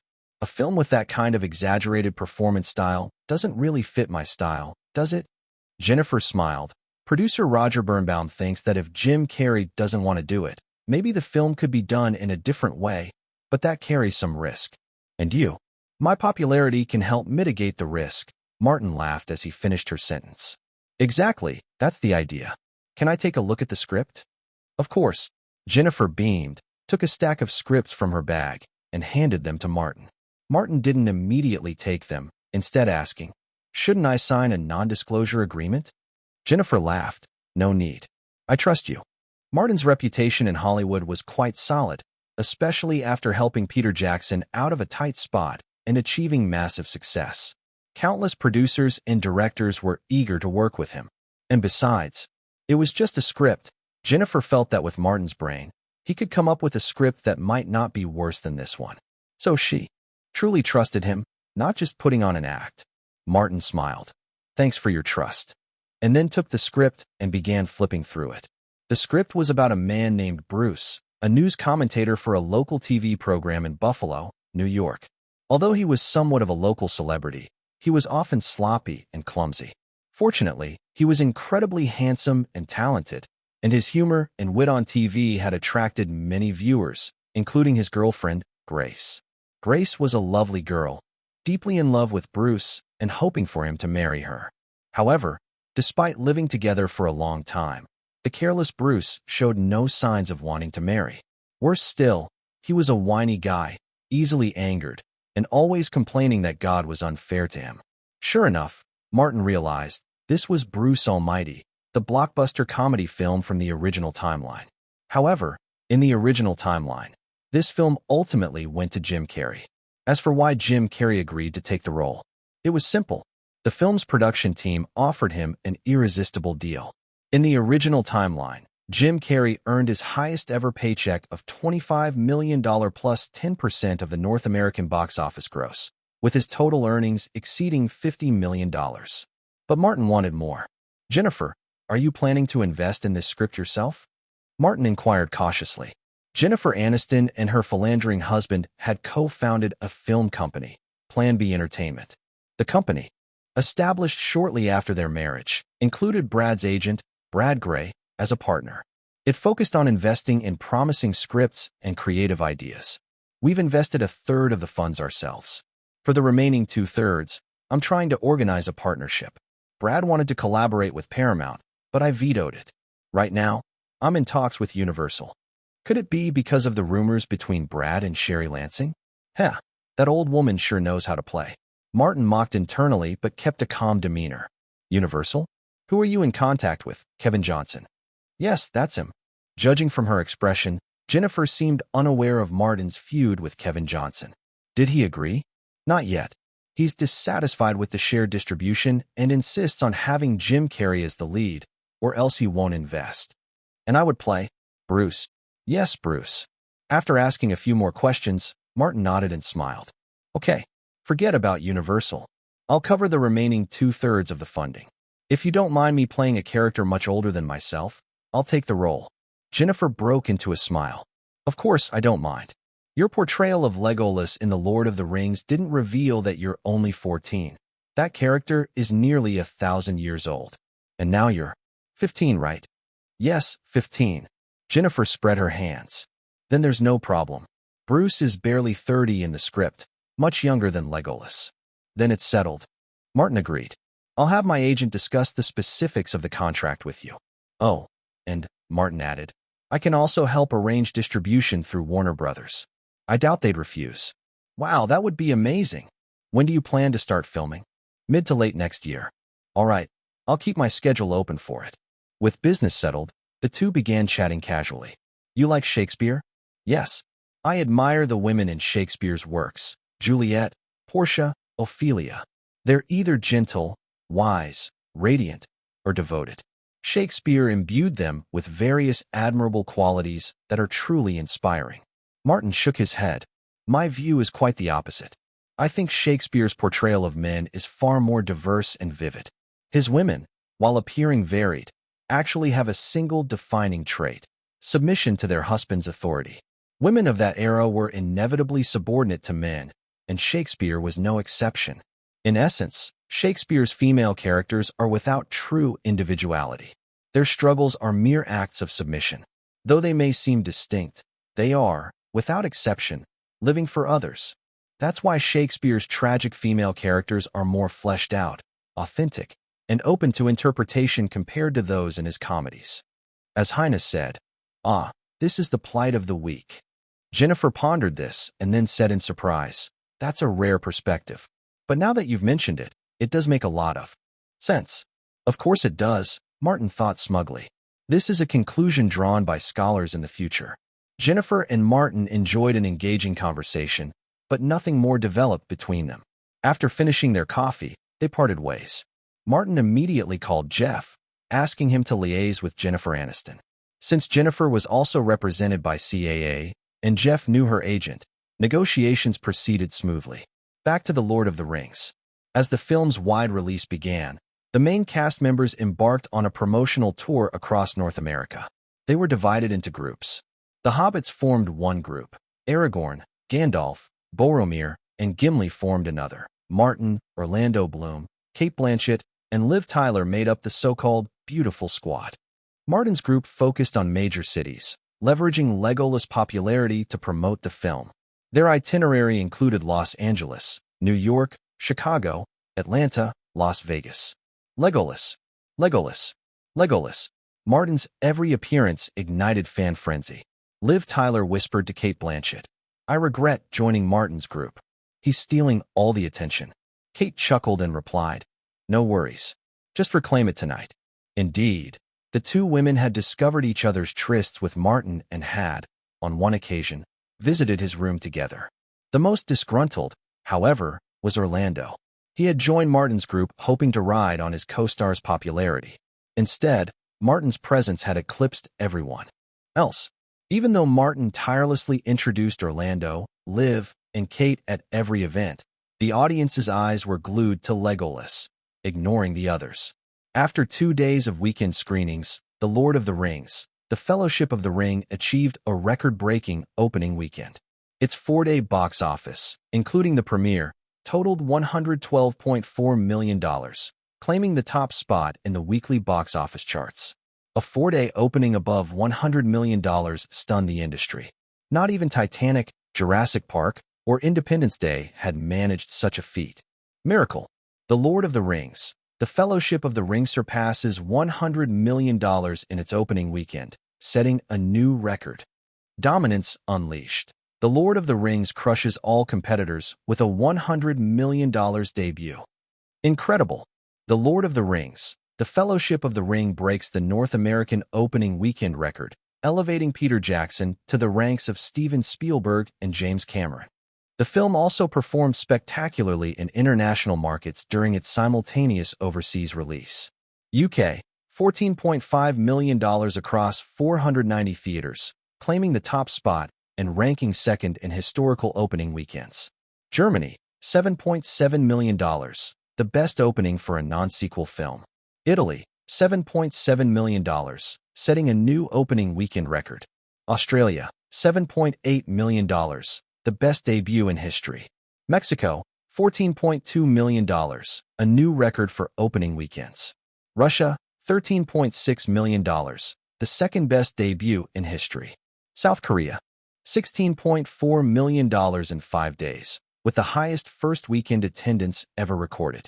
For a time, The Lord of the Rings crew basked in unparalleled glory. The success of The Lord of the Rings, The Fellowship of the Ring couldn't have been achieved without the immense popularity of Legolas. According to media reports, one significant factor behind the film's global success was its ability to draw in female fans from various demographics.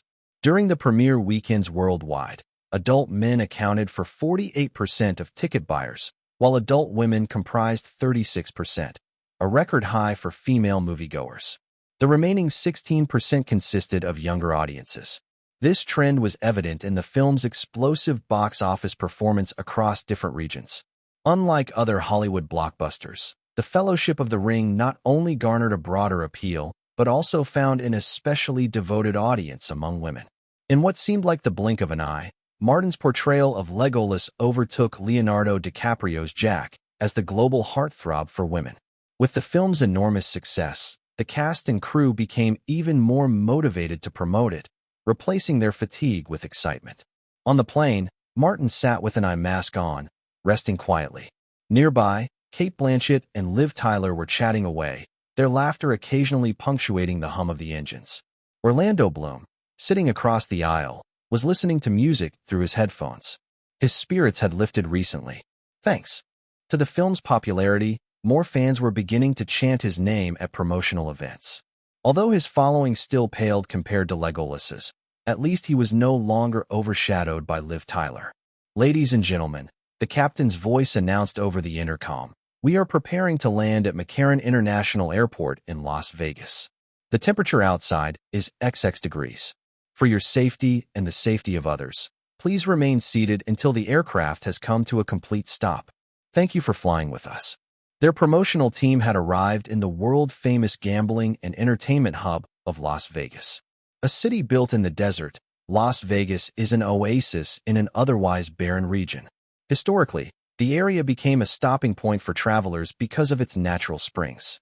Officially founded in 1905, it initially flourished during Nevada's gold and silver rushes. However, as the mines dried up, the city faced decline. Its fortunes turned again with the construction of the Hoover Dam, which brought a steady supply of water and electricity. Then, in 1931, Nevada legalized gambling, transforming Las Vegas into a gambling paradise. Over the next 7 decades, it evolved into a globally renowned destination for tourism, shopping, and leisure, earning nicknames like the entertainment capital of the world and the marriage capital of the world. Interestingly, despite Asians making up only 10% of the city's population, they dominate the casino floors. As dealers, perhaps a nod to their reputed proficiency in mathematics. Martin and his team checked into the iconic Caesars Palace Hotel, which boasted a casino on its ground floor. As soon as they dropped off their luggage, the group dispersed, eager to explore. Even Orlando, Kate, and Liv couldn't resist the allure of the casino. Martin, uninterested in gambling, decided to step out and explore the nightlife instead. It was already evening, and he set his sights on a nightclub. Accompanied by his bodyguard, Gordon, Martin headed out. A hotel car was waiting for them at the entrance. "Where to, sir?" the driver asked politely. "Marquee Nightclub," Martin replied before turning to Gordon. "Relax, my friend. We're here to have fun. Lighten up." Gordon sighed. "I'd like to, but I'm worried you'll stir up trouble again. Come on. I just want to check out North America's #1 nightclub. I promise, no drama. Trust me." Gordon wasn't reassured. His boss had a knack for turning the simplest outings into chaotic adventures. Half an hour later, they arrived at their destination. "Sir, I'll be nearby. Just give me a call 10 minutes before you need me," the driver reminded them before driving off. Martin and Gordon surveyed the long line outside the club. Without bothering to queue, they headed straight for the entrance. 2 burly bouncers, a white man and a black man, stood guard at the door. Nearby, 2 young women were pleading, "Please, just let us in." One of them discreetly pulled out 2 $10 bills and tried slipping them into the white bouncer's hand. Bribes were a common tactic to skip the line. At most clubs, attractive women wouldn't even need to pay. They were seen as assets to the party atmosphere. But this was Las Vegas, where beautiful women were a dime a dozen. Here, they held little sway. The white bouncer glanced at the bills, then at their modest clothing and accessories. Snorting, he waved them off. "You'll have to wait. The club's at capacity. When people leave, we'll let you in." The black bouncer sneered openly. $20? This isn't some cheap dive bar. Marquee Nightclub, the crown jewel of Las Vegas nightlife, was notorious for its exclusivity. Even a bribe required a minimum of $50 per person. The 2 women, clearly uncomfortable, hesitated. It seemed the $20 was all they had. Suddenly, a sharp snap of fingers broke the tension. A clear, authoritative voice followed. "Step aside. We're going in." The white bouncer turned, his eyes narrowing as they locked onto a striking pair of piercing blue eyes. "Step aside, we're going in." As security guards for a high-end nightclub like Marquee, even the doormen are carefully selected. The white bouncer was a retired Special Forces soldier, while the black bouncer was a renowned local boxer, both with formidable combat skills. Hearing someone challenge them, they prepared to respond. However, when they looked at the person speaking, they were suddenly met with a pair of piercing, ocean blue eyes. In an instant, those deep eyes seemed to form a swirling vortex, and the two men found themselves momentarily dazed. The white bouncer's fierce demeanor transformed into one of deference. Bowing slightly, he removed the barrier rope and gestured to his colleague. James, open the door. The black bouncer complied, and the nightclub doors opened, unleashing a blast of booming music. Martin entered the club with a bewildered Gordon in tow. What makes them so special? One of the two women outside, a brunette, couldn't help but question indignantly. He's a big shot. Who do you think you are? The white bouncer scoffed, giving her a disdainful glance. The brunette wanted to retort, but her companion, a blonde, pulled her aside, whispering into her ear. The guy who just went in. I think he's a celebrity. What's his name again? She couldn't quite recall at the moment. It's not surprising. Heather Matazzaro and Bayou Phillips had just arrived in America from Latvia, an Eastern European country. For them, the United States was a dreamland compared to the chaos back home. Both women were trained dancers and had secured work visas by landing roles as nightclub performers. However, they had no intention of working as dancers, using the opportunity merely as a ticket to America. They were resourceful, managing to charm and incapacitate their overseer before escaping. Yet in America, with no money and no contacts, they now faced the daunting task of survival. Their plan? Seduce wealthy men. But where could they meet rich men? Upscale hotels and restaurants were good options, but they couldn't afford to get in. That left nightclubs. Marquee, being the premier nightclub in North America, was an obvious choice. It attracted a mix of socialites, professionals, and celebrities, the perfect hunting ground. But the women had underestimated one obstacle. They couldn't even get past the front door. Their combined funds totaled just $250, of which $50 was stolen from their former overseer. Such limited resources meant they hadn't seen movies or recognized Martin from The Lord of the Rings, The Fellowship of the Ring. The blonde vaguely remembered seeing his face on a movie poster earlier that day and was struck by how handsome the elf prince looked. A celebrity? Yes, I saw him on a movie poster earlier today. A big celebrity? Probably. Do you think we can charm him? Celebrities should have money, right? Well, I don't know about charming him, but celebrities definitely have money. Then let's make him our target. At least he's good looking, and we need money fast. The brunette rubbed her stomach as she spoke. She had eaten nothing but a slice of bread that day to save money and was now famished. The blonde, equally hungry, nodded in agreement. But how do we even get in? I think we didn't offer enough money. The brunette gritted her teeth. Let's take a gamble and offer them $100. That much? The blonde was shocked, as it would use up nearly half their funds. It's a gamble. If we don't, we won't last long with what we have left. We can't sleep on the streets. It's too dangerous. The blonde hesitated, then nodded resolutely. All right, let's do it. Their conversation in their native language concluded, the brunette approached the white bouncer and offered him a crisp $100 bill. Will this get us in? The bouncer was surprised, clearly not expecting such a large tip. He exchanged a glance with his colleague before pocketing the money with a smirk and signaling for the door to be opened. Excited and hopeful, the two women stepped into Marquee, North America's most renowned nightclub. Marquee spanned 3 floors, a hip-hop zone on the first floor, a house music area with an outdoor terrace on the second, and a signature suspended pool area on the third. Wow, it's huge, Heather exclaimed, her eyes wide. It's so luxurious. Bayou clung nervously to her friend's arm, feeling slightly overwhelmed. The thumping, electrifying music filled the massive first-floor hall. The space was packed with revelers swaying and gyrating to the DJ's beats. The DJ himself, donning a skull mask, was an energetic presence, occasionally letting out strange howls that riled up the crowd even more. Heather, bolder by nature, quickly began moving to the music. Come on, Bayou, loosen up. This is a place to have fun. Blend in. We're here to find someone, aren't we? Bayou shouted over the deafening music, her accent drawing the attention of a young man in a black t-shirt nearby. Intrigued, he began observing the pair. Relax. Let's dance first, Heather shouted back, dragging Bayou into the throng. Both women, being trained dancers, moved with a grace and rhythm that stood out, even in the chaotic energy of the dance floor. Before long, They had drawn a circle of admirers who cheered and danced around them. I love this, Heather yelled in delight.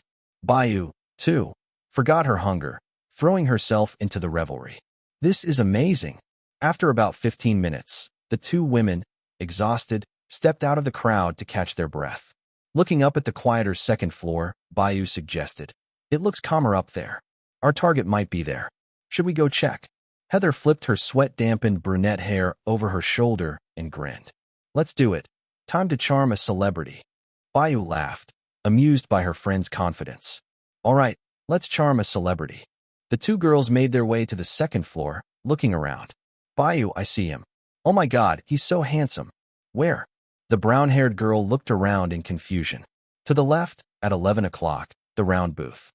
I see him. Wow, he's really handsome. Damn, I want to fall in love with him." "Don't dream. People like him would never look at us." "Hey, Bayou, what do you mean by that? Aren't we beautiful?" Even those Hollywood actresses might not be more beautiful than us."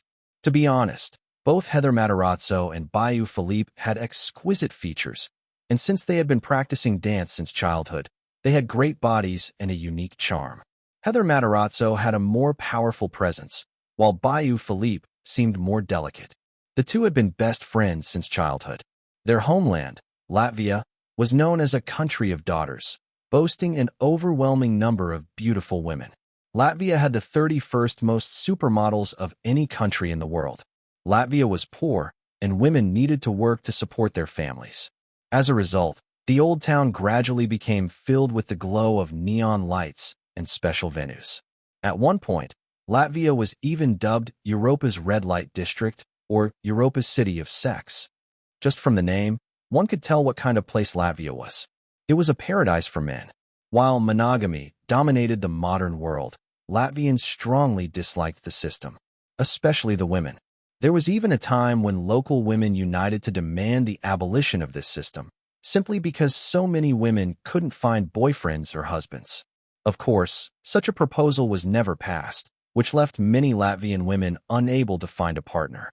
20 years later, Latvian women were still coming up with all kinds of ways to walk down the aisle, and many ended up marrying foreigners. P.S. By the way, Latvia is also one of the countries with the most severe human trafficking of women. Heather Matarazzo and Bayou Philippe were born into typical Latvian families. Their families had more girls than boys. Both of them were the youngest daughters, and many of their older sisters worked as dancers in nightclubs to help support the family. But these two had different ideas. They didn't want to follow their sister's path and exchange their bodies for money. Since childhood, they had been working hard to learn dance, hoping to survive solely through dance. However, despite Latvia having many dance training institutions and many modeling agencies, there were very few legitimate dance performance opportunities. People who sent their daughters to dance classes often did so that they could work in nightclubs and bars. So, the two decided to seize an opportunity at an adult nightclub in Las Vegas that was hiring dancers, and left their homeland to come to America in search of a better life. But, unfamiliar with the place, finding a legitimate job was no easy task. To survive, they decided to first hook a rich man, live off him until they found a job. Of course, they were also prepared to give something in return, which was obvious. Bayou, you need to be more confident. Come on, lift your head, stick out your chest. We are no worse than those Hollywood stars. Right? We are no worse than those Hollywood stars.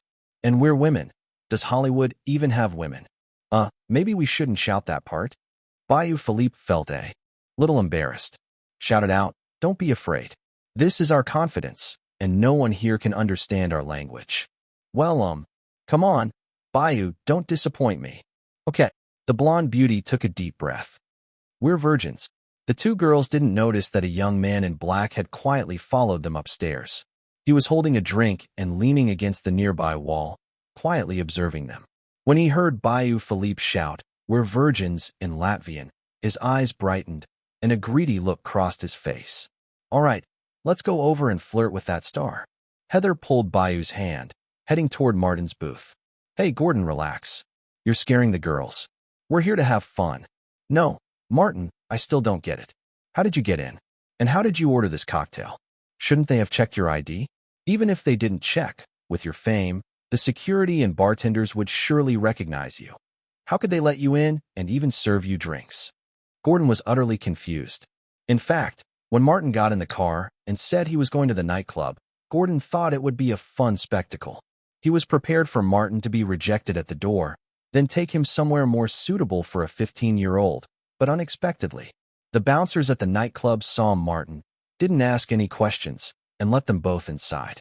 The bartender also didn't ask a word and just served Martin his drink. Was I mistaken? Isn't the drinking age in? Las Vegas 21. Hey, Gordon, looks like some girls are walking toward us. Wow, two beautiful ones. Stay sharp, man. Martin's voice broke Gordon's train of thought. Hey, can you buy us a drink? Heather Matarazzo and Bayou Philippe gasped as they approached. Seeing Martin's perfect features up close left them both in shock, and then their hearts skipped a beat. If they could actually get with a man like him, they wouldn't even need to scam his money. Heather, the braver of the two, spoke up with a typical Western bar flirtation line. Martin, of course, couldn't refuse two beautiful faces. Please sit. What would you like to drink? Something like yours. Would that be okay? Heather Matarazzo looked at the layered cocktail in Martin's glass, clearly interested. Are you sure? This drink is very strong. Martin reminded her. Is that so? I'm not afraid. Heather Matarazzo smiled coquettishly. Bayou Philippe sat quietly beside them, not speaking, but occasionally sneaking glances at Martin's face, blushing and lowering her head. Gordon was a little speechless. The downside of hanging out with Martin was that he was always the invisible one. He prided himself as a handsome bodyguard, easily fit for a role as a 007. But Martin, this guy's brilliance outshone everyone. Even Leonardo would be slightly overshadowed standing next to him. How about you? What would you like? Oh, I'll have the same. All right. Martin snapped his fingers, and the bartender quickly jogged over. Of course, with such a generous tipper, he had to serve well. Sir, may I ask what you'd like to drink? Two more dreamy Le Mans Lakes, Martin replied.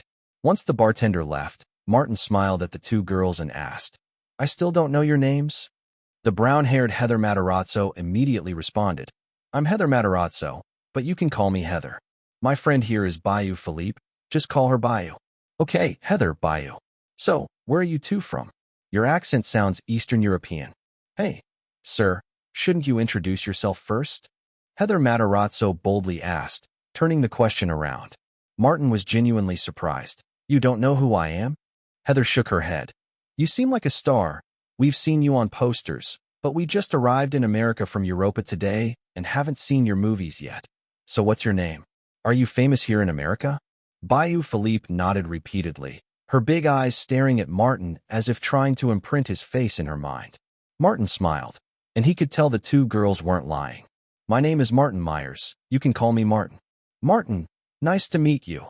Heather Matarazzo extended her hand confidently, but when Martin grasped her fingers, her heart raced uncontrollably, thinking, so handsome. Oh my God, so handsome. Then Bayou shyly extended her hand. And Martin, nice to meet you. Bayou's breath was heavy, her face flushed, and her mouth dry. She had never seen such a handsome man in her life. Elegant, and wealthy too. The conversation continued. Before long, the cocktails were served. Heather Matarazzo took a big sip and her eyes lit up. Wow, this tastes great. Be careful, the aftertaste of this drink packs a punch, Martin reminded. The two girls' favor for him increased significantly. Bayou gently took a sip. The cocktail did taste great, and this was her first time drinking alcohol. Martin was an excellent conversationalist, especially with beautiful women. Half an hour later, Heather Matarazzo was getting along famously with Martin, while Bayou, under the influence of alcohol, loosened up and started chiming in every now and then. Gordon, who am I? Where am I? I want to go home. Time passed, and the drinks flowed. It was now deep into the night. Martin stood up. Heather Matarazzo had even mentally prepared herself to be invited back to the hotel, having built up her courage countless times, thinking, first time with such a handsome man, no regrets. But, to the surprise of both girls, Martin did not do that. Instead, he smiled and said, I had a great time chatting with you, but I should head back. Goodbye. His swift and straightforward farewell left the two girls staring at each other. Did they just waste $100? Or was this guy playing that game of baiting and switching with them? Heather Matarazzo thought it was the latter, so she stood up and said, "We're getting ready to leave too." "Where? Are you staying? Maybe we could visit." "I've already been so obvious with my hints. This should work, right? However, it's too late, not convenient. Maybe another time." Martin smiled and waved at Gordon. "Let's go. You look like you're about to fall asleep." "I am about to." Gordon yawned and stood up. For him, it had been a dull night. Staying in the room watching TV was a better option. "I'll call the driver," Gordon added. Then he shot a glance at the two stunned girls, inwardly amused. Martin's bed wasn't that easy to get into, especially when these two were clearly here with a purpose. "Let's go, Gordon. We'll wait downstairs." With that, Martin led Gordon away, leaving without a second glance, much to the disbelief of the two girls. Until Martin's figure disappeared through the door, Heather Matarazzo couldn't believe it. Her usual seductive tactics had failed. "He's gay." "What?" Bayou snapped back to reality, feeling a little disappointed, but for some reason, also strangely happy. Maybe it was because he proved that he was a good person. Thinking back on everything that had happened, handshakes with only fingertips, advising Heather and herself about the strong aftertaste of the cocktail, no inappropriate behavior during their conversation, and even rejecting Heather's subtle hints. "He's gay," Heather repeated. "Otherwise, how could he turn us down?" "No," Bayou instinctively disagreed. "I think he's a good person." "A good person? Huh," Heather sneered. "I don't believe that." At this moment, the bartender walked up with 2 glasses of juice. "Your juices." "We didn't order juice." Heather was taken aback. "They were ordered by the gentleman earlier. He said the juice would help you sober up." "Eh, how pretentious," Heather muttered under her breath in her native tongue, but her face softened. Bayou, however, smiled brightly. "I told you, Martin is a good person." "Good person or not, can't a good person be gay?" Heather retorted. After the bartender left, Heather took a sip from her glass, though her mind was still preoccupied with the earlier events. Martin's unequivocal rejection had really struck a blow to her confidence in her own charm. At that moment, a voice interrupted. "Hey, two beauties, what's the point of drinking juice in a nightclub? Let me buy you a drink." Before the girls could respond, a young man in black waved at the waiter. "Waiter, 2 shots of vodka for these 2 ladies." "I'm Roger Bart. You can call me Roger. I'm from Latvia, and if I'm not mistaken, you 2 lovely ladies are my countrymates." He spoke in Latvian. Heather and Bayou instantly brightened up.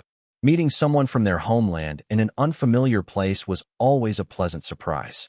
"Wow, hi Roger." "Hi Roger, nice to meet you." The girls happily greeted Roger. At that moment, the vodka shots were served. "Your drinks." Roger raised his glass. "Ladies, let's have a toast to the fateful encounter herein. America." He then drank his shot in one go. Heather laughed heartily and followed suit, drinking hers in one go. But Bayou only took a small sip. "Hey, this is the best vodka. Shouldn't we toast in such a happy moment?" Roger noticed Bayou's hesitation and immediately encouraged her. Heather joined in. "Yeah, Bayou, don't just take a small sip. This is such a happy occasion." Bayou shook her head. "The cocktail earlier was really strong. I'm a little tipsy. I can't drink more or I'll throw up." Roger furrowed his brow but didn't press any further. Instead, he continued chatting with Heather. Outside the bar, Gordon and Martin were waiting for the car at the nightclub entrance. Gordon looked at Martin, curious, and asked, "Martin, why?" "Why what?" "Those 2 girls, they're both quite attractive, especially the one called Bayou. She'd be considered top tier even in Hollywood, right? How could you turn them down?" "They were too obvious." "I get that, but you've had plenty of women approach you with ulterior motives before, haven't you?" This was what Gordon was truly curious about. Having followed Martin for years, Gordon knew that Martin wasn't exactly a saint. Many of the women he'd been with had approached him with clear intentions. What puzzled Gordon the most was that after sleeping with these women, they immediately became Martin's loyal partners. This made him wonder how Martin managed it all. Gordon could only chalk it up to Martin's extraordinary abilities in that department. Those women were likely won over by his charm. But why the hesitation this time? Martin chuckled. "The reason is simple. I don't want to deal with the trouble. Those 2 girls have unclear backgrounds, and I don't know their identities.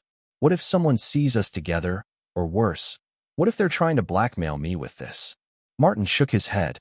I'm not willing to take that risk. Besides, he smiled, do I really need women? The main reason Martin didn't want to waste his time, energy, and charm on two women he'd just met was that he had two fairies waiting for his attention back at the hotel. That's true. Gordon nodded. He also knew about Martin's secret relationships with Liv Tyler and Kate Blanchett. His boss was definitely not lacking in the affection department. Inside the bar, Heather and Roger were getting along famously. Roger seemed well off, constantly pouring her drinks, vodka, champagne, whiskey. Even though Heather had a strong tolerance for alcohol, she was starting to feel a bit tipsy. Bayou, sitting next to her, was concerned. She hadn't even finished her own glass of vodka, while Heather had already downed 4. This wasn't good. So, Bayou tugged on Heather's sleeve and whispered in her ear, "Drink less, you're getting drunk." "I'm fine. I'm happy. I'm really happy to meet Roger, and he's from my hometown and buying such good drinks for me. By the way, Roger, what do you do for a living?" Heather said with a sly look in her eyes. Clearly, she wasn't as drunk as she appeared. Roger replied, "Me? I own a small distillery. You know Grey Goose vodka? That's from my distillery." Heather's eyes lit up. She knew she'd found someone wealthy, and her financial future for the next 6 months seemed secure. She gave Bayou a look. But to her surprise, Bayou shook her head. To be honest, Bayou didn't have a good impression of Roger. She thought he was too slick and had been pushing Heather to drink, looking like he had ulterior motives. Though she was a bit tipsy, Bayou's mind was still sharp. She and Heather weren't here to be the ones caught. They were the ones supposed to be reeling in the men. Just then, Roger suddenly asked, "Heather, that guy who left earlier was Martin, right? Do you know him? He's a huge star." Heather hiccuped, not concerned at all. "I just met him today." "Is he famous in America?" "Of course. He's the biggest star in America." "You really don't know him?" Bayou found it strange. Why was Roger so interested in their connection with Martin? She heard Heather say, "No, I don't know him. Honestly, I only found out about him after coming to America. Today was the first time I met him." "Didn't he say he'd meet you again?" Roger asked. "Nope. This idiot, doesn't he like women?" "Is he gay?" Heather blurted out. Her inhibitions lowered from the alcohol. Roger chuckled, relieved. "Well, he just doesn't have good taste. I think you both are more beautiful than Hollywood stars. By the way, do you have boyfriends?" Roger steered the conversation toward boyfriends, and Heather perked up, feeling the opportunity arise. Since Bayou wasn't interested, she'd take the lead. With my beauty, I can handle this guy on my own. If needed, I'll help Bayou out later." Neither Bayou nor I have ever had boyfriends. You know, in our place, there are more girls than boys, and we're still young, so there wasn't really an opportunity. Heather said. Roger's eyes gleamed as he probed. "What do you think of me? How about I become your boyfriend?" Heather laughed and reached up to touch Roger's chin. "That's a dangerous thought." Bayou added, "I'm not looking for a boyfriend right now." Though she'd agreed with Heather to fish for a man, she just didn't have a good feeling about Roger, especially after comparing him to Martin. Roger laughed. "Oh, since Bayou doesn't want one, how about you, Heather? Want to give it a try?" "I'm fine." Heather leaned in, and Roger pretended to kiss her, but she dodged, laughing. "I haven't found a place for us to stay yet. Stay at my place. I have a 2-bedroom apartment. We can share one room, and Bayou can have the other," Roger said without hesitation. Heather looked smugly at Bayou, as if to show off her own ability to handle the situation. Then, Roger got up to go to the bathroom. Bayou said to Heather, "I'm not sure I want to go." Heather was taken aback. "Where will you stay? You can't just sleep on the streets." I can find a 24-hour chicken shop to spend the night. Tomorrow, I'll look for a job."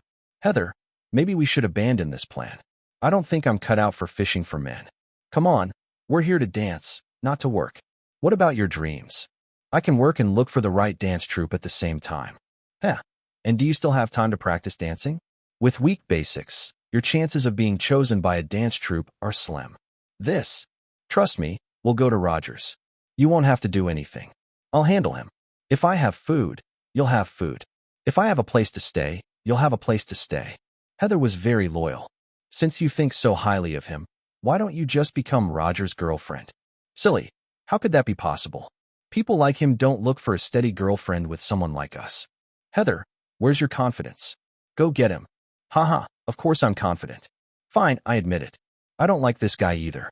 I'm just sticking with him for now to get through this tough time. Heather, should we still? No, I've made up my mind. Who cares about virginity or not? Isn't living more important? Just then, Roger returned. Ladies, it's about time to leave. My driver has brought the car to the entrance. Wow, you have a driver. Your distillery must be very profitable. Heather continued to pry. It's all right.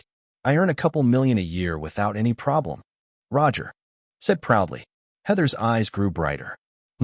I'll have to milk this guy for all he's worth. Heather and Bayou followed Roger out of the bar. A black Mercedes-Benz was parked at the entrance. Heather casually complimented. Nice car. It's nothing, just a means of transportation, Roger replied.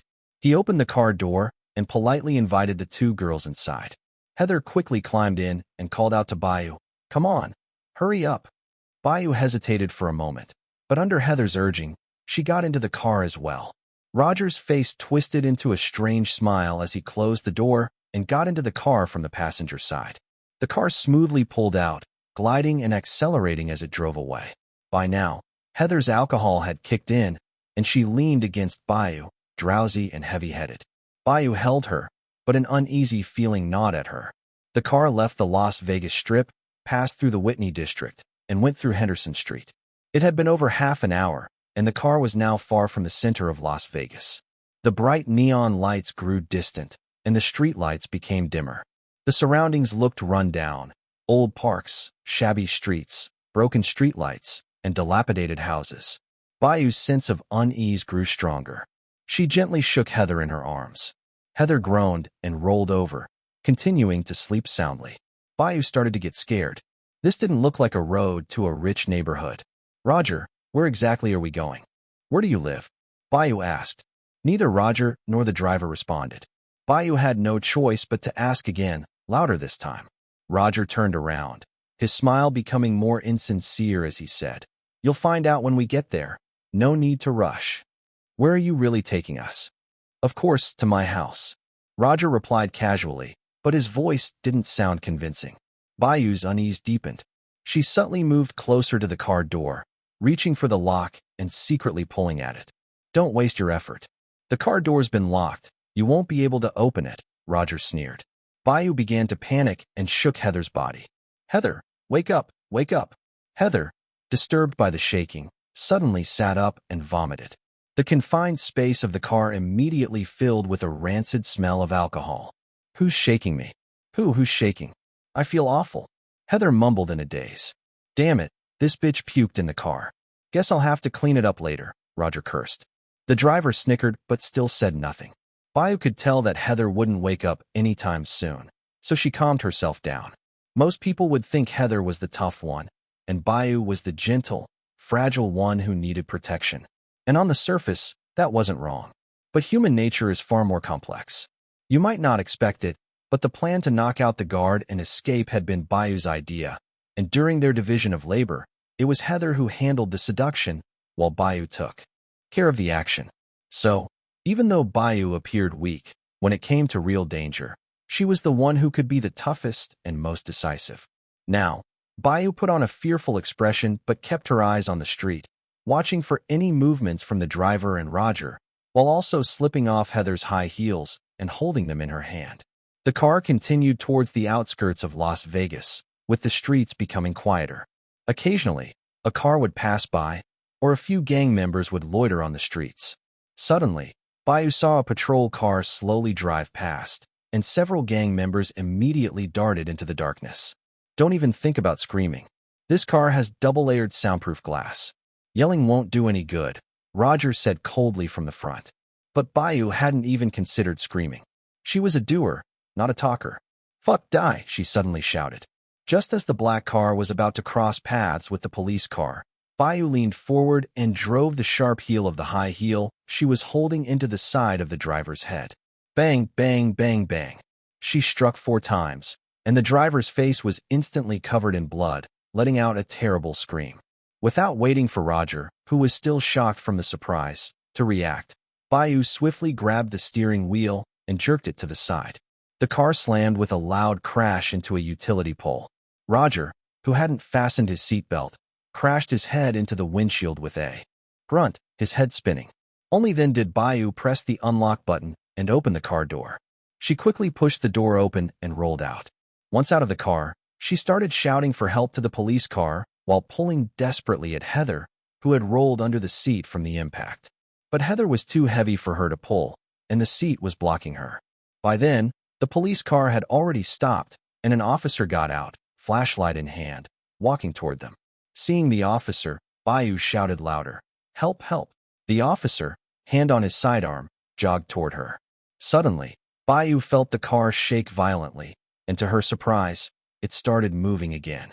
The driver, having recovered from the shock, saw the police and immediately restarted the car, shifted into reverse, and with a sharp turn of the wheel and a press on the gas pedal, the car sped off. Bayou was knocked to the ground and tumbled several times. "Stop! Stop that car!" she screamed from the ground. By now, the officer had caught up and shown his flashlight at Bayou, confirming she had no weapons before crouching down to ask, "Are you okay, ma'am?" "I'm fine, please, stop that car. My friend is still in there." The officer immediately spoke into his radio. "Mike, chase that car. It may be a kidnapping. Be careful." The police car nearby quickly made a U-turn and sped off in pursuit. Late at night, buzz, buzz, buzz. Martin's phone vibrated, waking him from his sleep. Groggily, he looked at the time, 2:15 a.m. Who the hell is calling me at this hour? Irritated, he answered the phone. "Hey, whoever this is, you better have a good reason for calling, or I'll kill you."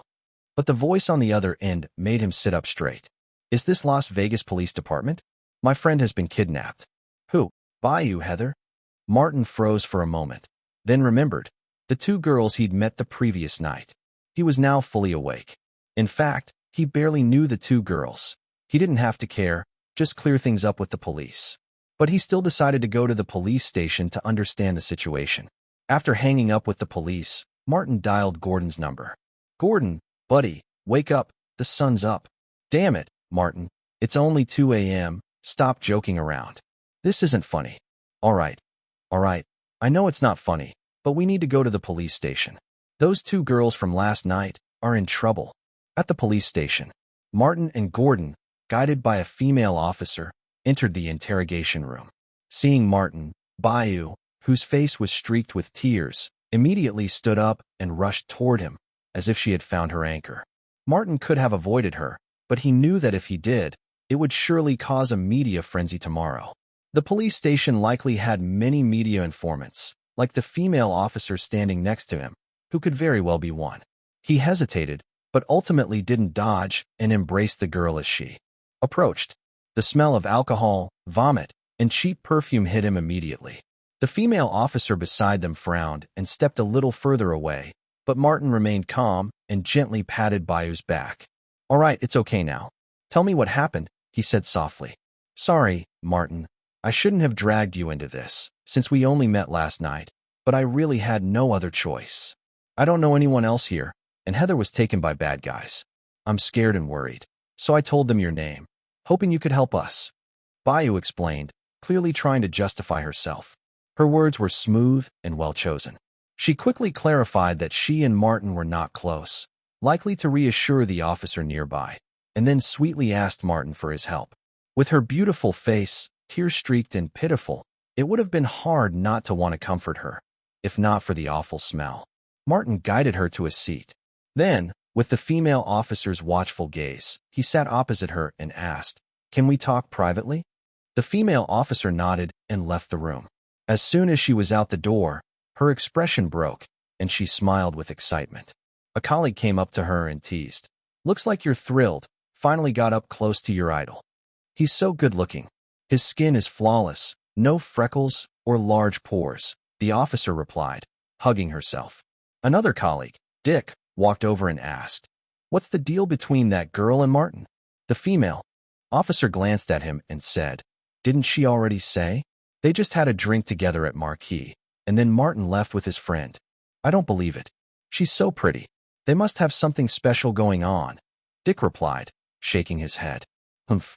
We'll get the footage from Marquis' security cameras soon. If you don't believe it, watch the footage yourself," the officer said, turning her head in disdain. She didn't like Dick, He often sold police information to the media. It used to be fine, but now, with Martin involved, she found him irritating. In the interrogation room, Martin was calmly speaking to Bayou. "All right, tell me what happened after we left last night," he said with a gentle tone. Under Martin's calming presence, Bayou began to relax and recounted everything that happened after they left the bar. After a short while, the female officer returned with news. "Bayou Phillips, the surveillance footage is ready. Come and identify." "Can I go with her?" Martin asked as he stood up. The female officer smiled and nodded. "Of course, you're one of the involved parties." They moved to the surveillance room. First, the footage from the first floor was played, followed by footage from the second floor. In the video, there were clips of Bayou and Heather laughing and chatting with Martin, and also of Martin saying goodbye before leaving. The female officer sighed in relief. "I knew it. My idol isn't like that."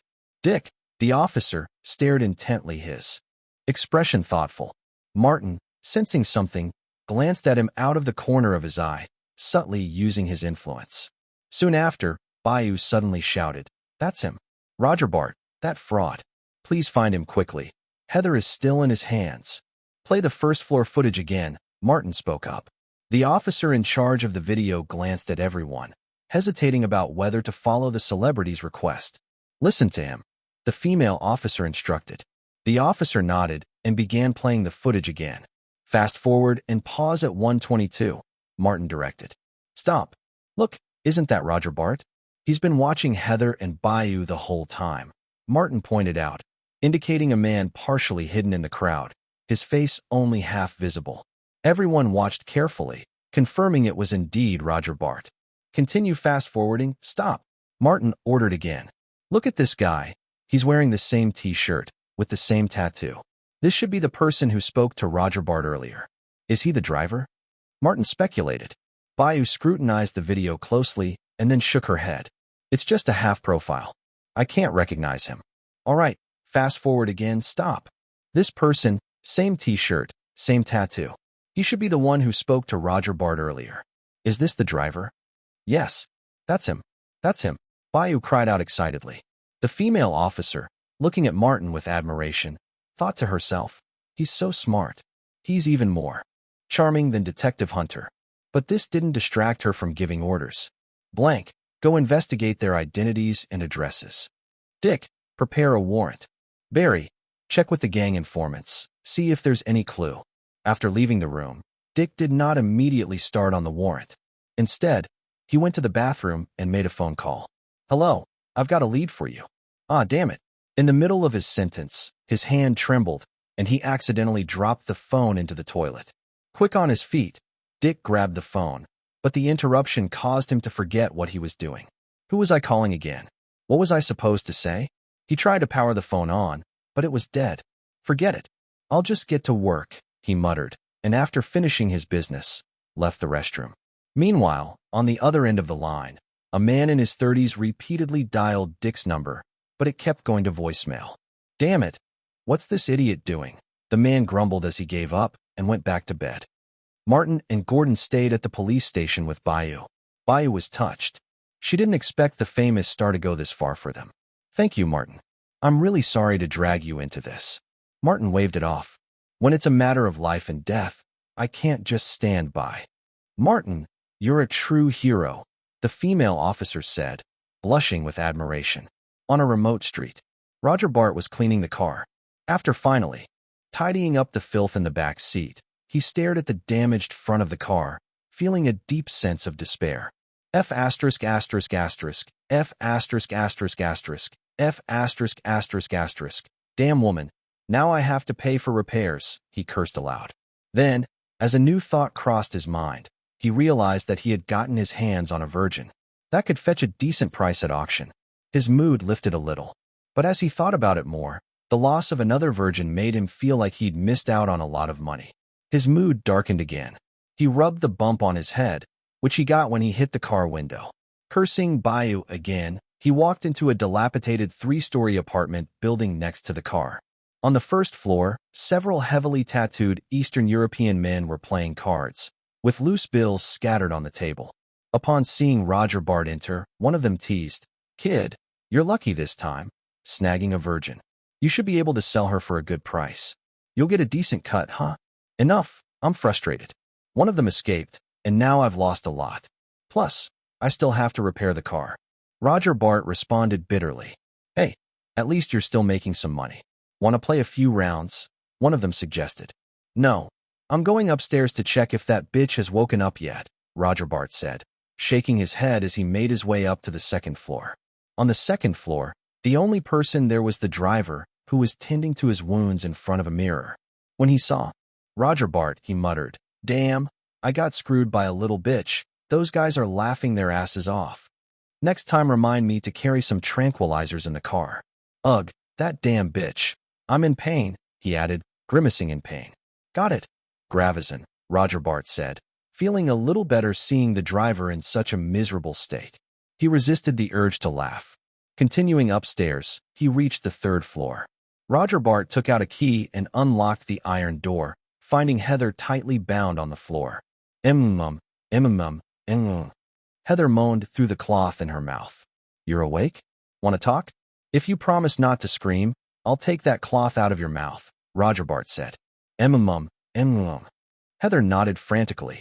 Roger Bart yanked the filthy cloth out of her mouth, throwing it aside in disgust. The cloth was soaked with stomach acid, saliva, and stank terribly. Roger Bart, why are you doing this? Where's Bayou? What did you do to her? Heather asked, wide-eyed.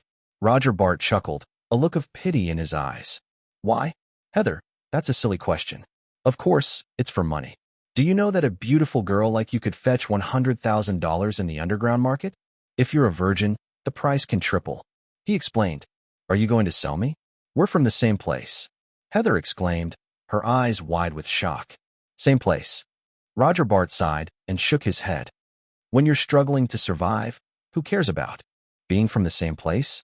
Honestly, I didn't want to get into this business, but I have to survive. America isn't heaven. No, it's not a paradise for the poor. Do you know? In this country, you have to have money. Only then can you enjoy the good life. Too bad your friend escaped. Otherwise, I would have made more money this time. By the way, you're a virgin, right? The last question made Roger Bart uneasy. What if these two women had lied? Heather didn't answer him, but instead widened her eyes and spoke with some joy. You said Bayou escaped? That's great. You shouldn't be so happy. You should be sad. Your friend escaped the misery, but you'll still suffer. Isn't that something to be jealous about? No, that's not right, Roger Bart responded. Look, you'll be bought by a rich man. Sure, you'll lose your freedom, but at least you won't have to worry about food and clothes. Your friend, on the other hand, will have to fight for her survival. You can't really say who's lucky and who's unlucky. That's impossible. What's impossible? Roger Bart asked, his face puzzled. Huh. Heather chuckled twice, her gaze mocking as she looked at Roger Bart. It's impossible for me to be bought by a rich man. Bayou must have already called the police. I'll be saved soon. Huh. This time, Roger Bart sneered. Police? You're dreaming. I'll tell you this. Even if your friend called the cops, with the Las Vegas police's efficiency, they won't even start working on the case until tomorrow. And by tomorrow morning, you'll be shipped out. By the day after tomorrow, you'll be on a private plane to Europe. At that point, no one will be able to find you. This wasn't just a scare tactic. In Las Vegas, criminals did indeed act faster than the police. But Roger Bart had missed 3 key points. This case involved Martin, a powerful and influential celebrity. Martin would use his resources to investigate the case. The police officer handling the case was a fan of Martin. At the police station, we've found Roger Bart. Let's go, the female officer said confidently, her eyes filled with the unspoken, praise me, look. Martin gave her a thumbs up and flashed a charming smile. You guys are fast. I'm impressed. The female officer immediately felt her body go weak, but managed to stay strong with her strong will. I'll go with you. I can identify him. Bayou spoke loudly. Martin glanced at her and saw the determination in her eyes. She was probably eager to see her friend safe. Turning to the officer, Martin said, I'll go too. I'm pretty good with my hands, and my bodyguard is excellent. The female officer smiled and complimented him. I almost forgot. Martin, you're our American hero. She added, technically, the police shouldn't bring civilians along for the operation, but... The female officer winked at Martin. We can't stop citizens from traveling the same road as us. Martin immediately understood. Gordon, go. Drive, he said. Bayou, come with us. For this operation, Martin had rented a car from the hotel, without a driver accompanying them. Roger Bart was still continuing to talk about the wonderful life of being bought by a rich man. Perhaps it was to ease his own guilt. Before selling any abducted girls, he would always try to convince himself with these speeches. He knew full well that before the girls were sold, they were drugged for easier control. Even after being bought by a rich man, they would continue to be drugged regularly, robbing them of the will and strength to resist or escape.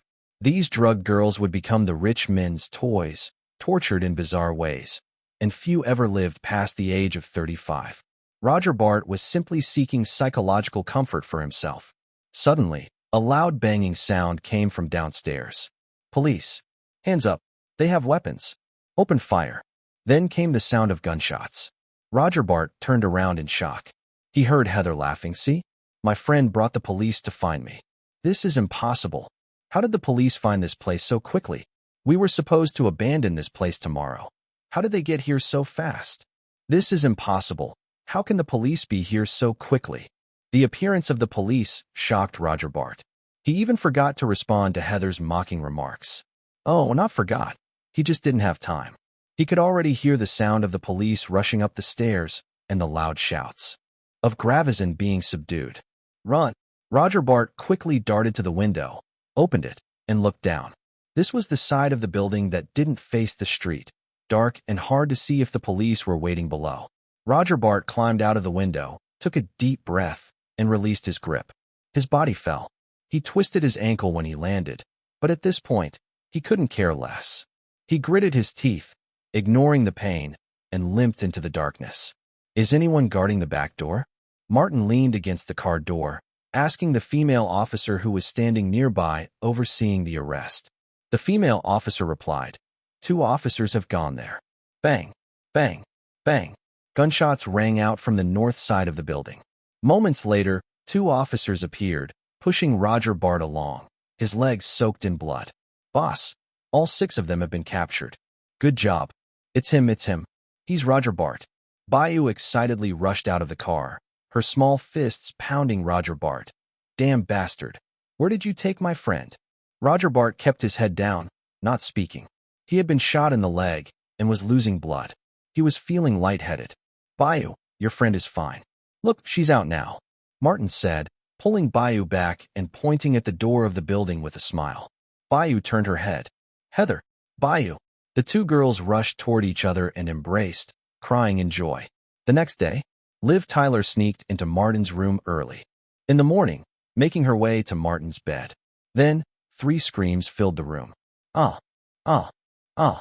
The screams were like long alarms, showing no sign of stopping. The bedroom light was turned on. Martin stood in the doorway, his face full of frustration. Shut up, it's so loud. The screaming immediately stopped. Liv Tyler then realized that Martin wasn't in bed, and that the 2 girls lying there were young and exquisite looking. Martin, who are they? Liv Tyler angrily pointed at the girls on the bed. They're my maids. Martin replied. What the hell?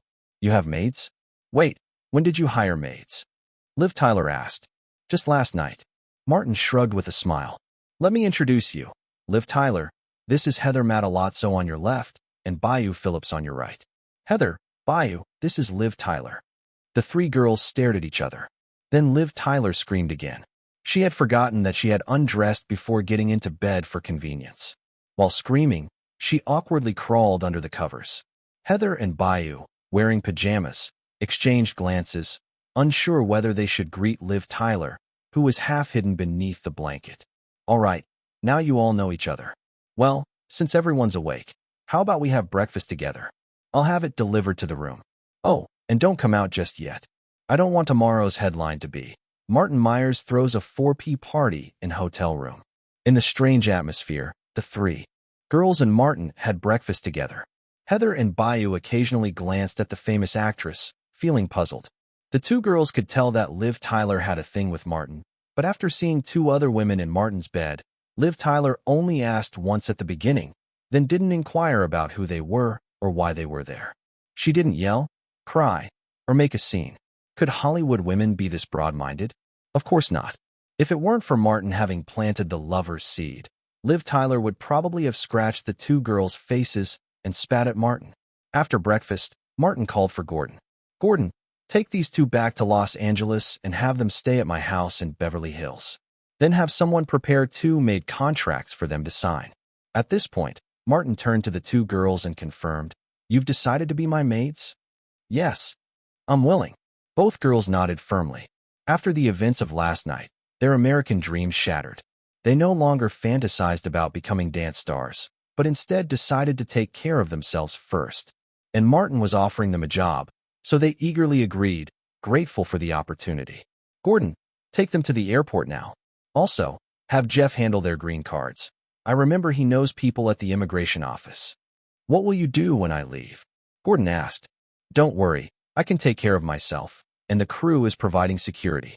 Safety's not an issue. Gordon, I'm only at ease when I leave this to you." Gordon nodded and agreed. Early the next day, the two girls boarded a plane with Gordon to Los Angeles. "Wow, this is Los Angeles. It's so warm. Wow, that must be Hollywood. I see the famous sign. Heather, look. That beach is so beautiful. Bayou, look over there. The view is amazing." Jeff, who came to pick them up, didn't ask what their relationship with Martin was. As one of Martin's trusted people, Jeff Raymond had long been brainwashed by Martin and was someone reliable. After driving Gordon and the two girls to Martin's mansion in Beverly Hills, Jeff left. As for how Gordon would leave, it wasn't a problem. There were 4 or 5 luxury cars in the mansion's garage. My God, the girls, who had been chattering all the way, were now speechless. The vast mansion with its timeless decoration style left the two Eastern European girls in awe. "This is a house. No, this is heaven," Heather murmured. When Martin said he would take them to his house, the two girls had imagined the villas of the wealthy people they had seen back home in Latvia. Now they realized that the rich people in Latvia were nothing compared to Martin. Wealth and wealth are not the same. When they saw the magnificent infinity pool, the two girls were once again speechless. "Gordon, are we really allowed to stay here?" Heather couldn't help asking, pinching herself, thinking she was still dreaming. "Yes, you'll stay here temporarily and be responsible for cleaning the house. This is Martin's private estate, so don't tell anyone who the owner is. Martin's plan might be to train you two as professional housekeepers to manage his properties all over the world. Eventually, you'll have a whole team working for you. But for now, you're just maids. The first floor is all staff rooms, which haven't been used yet. You can choose to stay together in one room or separately. This booklet contains the contact numbers for the gardener, plumber, and pool cleaner. If anything breaks down, just call them for repairs. This is an electronic map you can use to find nearby supermarkets and shopping malls. You can use the blue car in the left garage, but don't touch the cars in the right garage. Here's a bank card from Martin for you. Consider it you're settling in money. You can use it temporarily." Leanne's refusal did not discourage Martin. As he thought about the movie Leanne was about to shoot, a mysterious smile crept onto his face. That was Leanne's Waterloo, the film that nearly made him consider retiring after its failure. Perfect. Once he fails with this grand project, Martin would have the chance to drive the price down.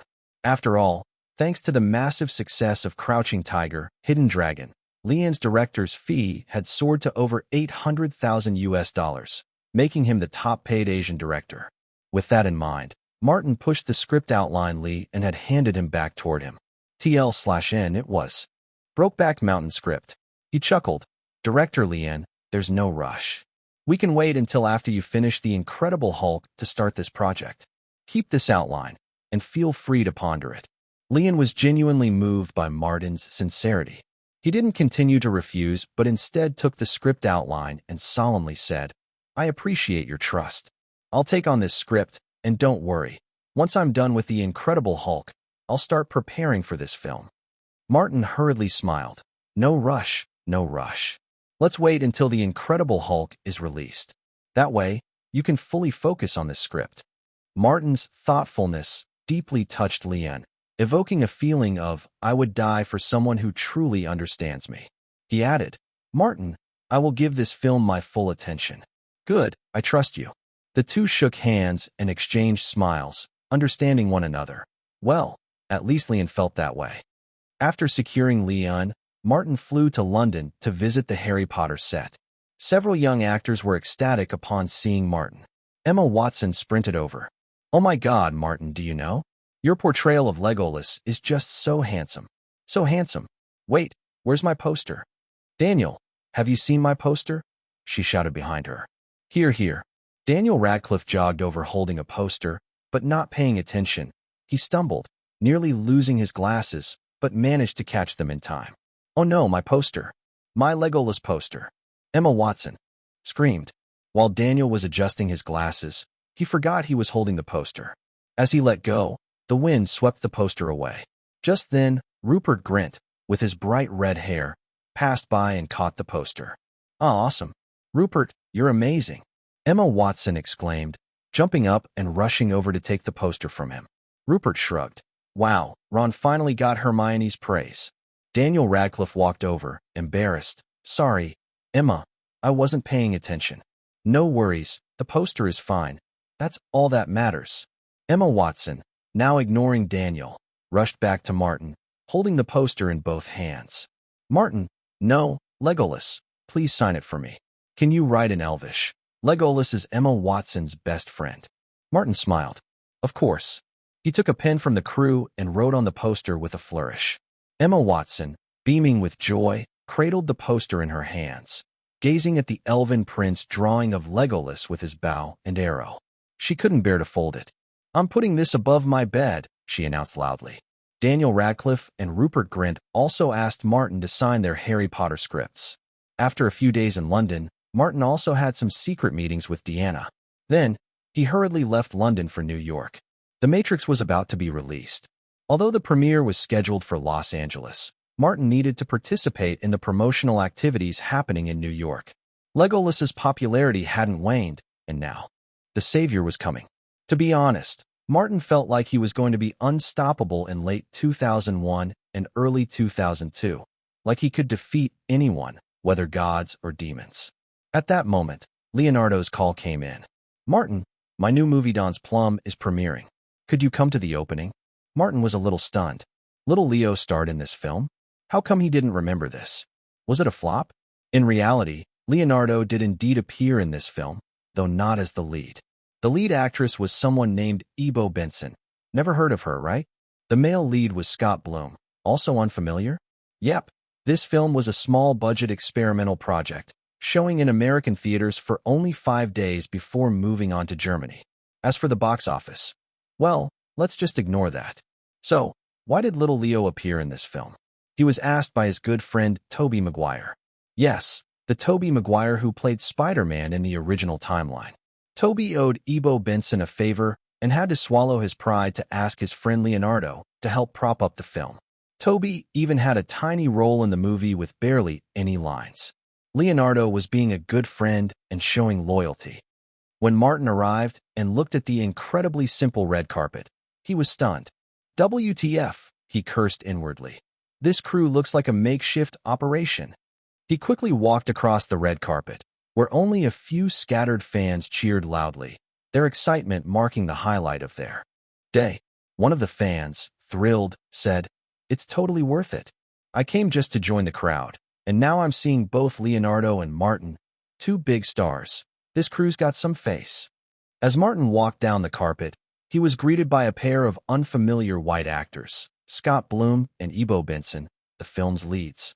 Ebo Benson was also the producer of the film. Welcome, Martin. We're so glad to have you here." Martin, suppressing his irritation, exchanged a few pleasantries before entering the reception area, where little Leo was already waiting. Martin, seeing Leo, snapped, "You jerk, I feel like I've been scammed. Are you sure this film isn't a fraudulent project?" There were many fraudulent film crews in Hollywood. Even big stars like Julia Roberts, Halle Berry, and Robert Downey Jr. had fallen victim to such schemes. The usual trick was to use fake scripts to lure stars into signing contracts or even investing, and once the stars were committed, they'd use those contracts to secure investment. When the money came through, they'd toss the script aside and either disappear or finish the project with a makeshift crew. Martin's words made a young, short, white man standing next to Leo awkwardly stiffen. Don't be like that. I promise this is a serious film crew, just without much money, said DiCaprio, trying to smooth things over. He quickly began introducing Martin and the young man beside him. Martin, this is my good friend Tobey Maguire. Toby, this is Martin Myers. No need for me to introduce him, right? Of course. Tobey Maguire smiled shyly, shaking Martin's hand. Nice to meet you, Martin. Hello, Toby.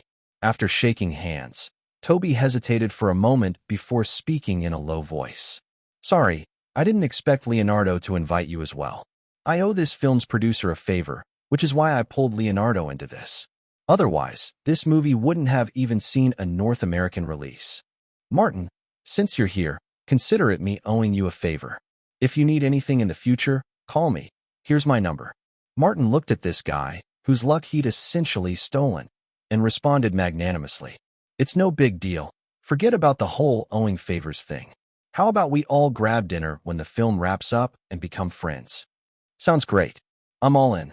Leonardo grinned widely, appreciating Martin's friendly gesture. I know a great place, top-notch girls over there. If you're talking about a strip club, count me out. I'm underage, Martin interrupted. Ugh. Damn. I keep forgetting you're just a kid. Wait, I think Adriana Lima and the others are in New York too. How about we call them out? They free? Martin perked up. I'll call Giselle. Leonardo wasted no time and immediately stepped aside to dial. Hey, babe. A short while later, he hung up and returned with a smug look on his face. All set. The three men flashed matching smiles. Ha ha ha ha. The movie was boring. So boring that Martin nearly fell asleep. Though labeled a comedy, it offered little to laugh about. Once the film ended, the three of them climbed into Leonardo's car, while Gordon followed behind in Martin's car. Leonardo grumbled as he drove, shaking his head. Damn, that was one dull film. I can't believe I acted in it. My passion for tonight nearly got drained dry. Toby looked apologetic. Sorry again, my fault. Forget it, forget it. Stop apologizing and get us to the party. I need to hype myself up. Leonardo waved it off. Curious, Martin asked. So, Toby, what kind of favor do you owe that producer, April Benson, to go this far for her? Leonardo snickered. Bet they slept together. Toby quickly objected. No, it's precisely because we didn't that I owe her. Oh, did she hook you up with a role? Leonardo now looked interested. Yeah, the Cider House rules. April Benson is close friends with the director, Lasse Hallström, and she recommended me. So, she recommended you but didn't sleep with you? Martin, guess why? Leonardo teased. Martin chuckled. Not strong enough. Or not handsome enough. Leonardo added. Hey, enough already. Toby protested. Ah, that's how men bond. P.S. Tobey Maguire earned a nomination for Best Movie Actor at the second Teen Choice Awards for The Cider House Rules. He didn't win, though. When they arrived, Martin stepped out of the car. The place was a small villa on Long Island, New York, right by the sea. The salty ocean breeze greeted them immediately. Leonardo spread his arms and inhaled deeply, shouting, I love this smell. Tonight's going to be a wild one. Let's go, guys. Get in already. I've been hearing your nonsense from the door. A woman called out. Hey, Giselle. Hey, Martin. Hi, Giselle. Hi, Toby. With greetings exchanged, they entered the villa. Toby looked around curiously. Giselle, did you buy this place? No, the company rented it. We're just staying temporarily, Giselle replied. What's for dinner? Leonardo asked eagerly. Giselle smirked. I don't know what you'll be eating, but I'll eat you up. All right, enough flirting. Take it to a bedroom, Martin quipped, earning a nod from Toby. The living room was already packed with tall, stunning supermodels, all legs and curves. Martin's eyes lit up immediately, while Toby looked visibly nervous. Leonardo patted him on the shoulder. Relax, man. You're here to have fun. Look at Martin. Young as he is, he's already acting like a seasoned playboy. Learn from him. Martin turned back. Leo, I think you just insulted me. Leonardo froze. Damn it. Did your ears evolve into cat ears or something? How'd you hear me whisper that? Martin raised his right hand, flashed a middle finger behind his back, and waved it. No, not cat ears, it's spider sense. Don't talk trash about me. I'll feel it. Hey, if you're Spider-Man, then I'm Iron Man, Leonardo announced dramatically, straightening his clothes. With an arrogant pose. Then I'm Captain America. Toby chimed in excitedly. Both Leonardo and Martin immediately shot him down. No, you're too short. No, you're too skinny. The room burst into laughter. Adriana Lima waved Martin over, and he walked up. Lima stood, made space on the sofa, and motioned for Martin to sit. Then she plopped down on his lap, wrapping her arms around his neck and kissing him openly. Cheers erupted around the room. Unfazed, Leonardo approached Giselle. What's for a late-night snack? I'm starving. Relax. We ordered pizza. It'll be here soon, Giselle replied. Toby, still awkwardly standing there, couldn't figure out where to look with so many scantily clad women around. A black girl stood up, grabbed his hand, and led him toward the door. The pizza's almost here. Want to come get it with me? Okay. Toby stammered. Hey, Tyra. Be nice to my buddy. He's still a virgin. Leonardo teased loudly. Toby turned red. Ignore him. Don't listen to him. Ignore what? To be nice to you? Or that you're a virgin? The girl teased back. I'm not a virgin, Toby declared firmly. In America, summers after middle school graduation were prime time for kids to lose their first times. Being a high school virgin often made one the target of teasing. P.S. Of course, this applies to most cases. Some traditional Catholic families are exceptions. The black girl chuckled, finding Toby's bashful honesty quite endearing. Name's Tyra. Thanks, you can call me Tyra. I'm 5 feet 11 inches. You. Toby Maguire, just call me Toby. Okay, let's head upstairs. What about the pizza? Gosh, you really thought I meant to grab pizza with you? Tyra laughed. Toby scratched his head sheepishly. In the living room, Leonardo whispered into Martin's ear. Toby's good at playing dumb to charm women. He looks honest and gullible, but he's sharp inside. Martin nodded. He'd already noticed. But he's a good friend. You'll see as you get to know him better. Martin nodded again. He already knew this from the memories of his other self in China. If Toby Maguire were a terrible person, he wouldn't have remained close friends with Leonardo for over 30 years. The two met as teenagers at an audition, and by their 40s, their bond was still strong. Hollywood's famous bros for life.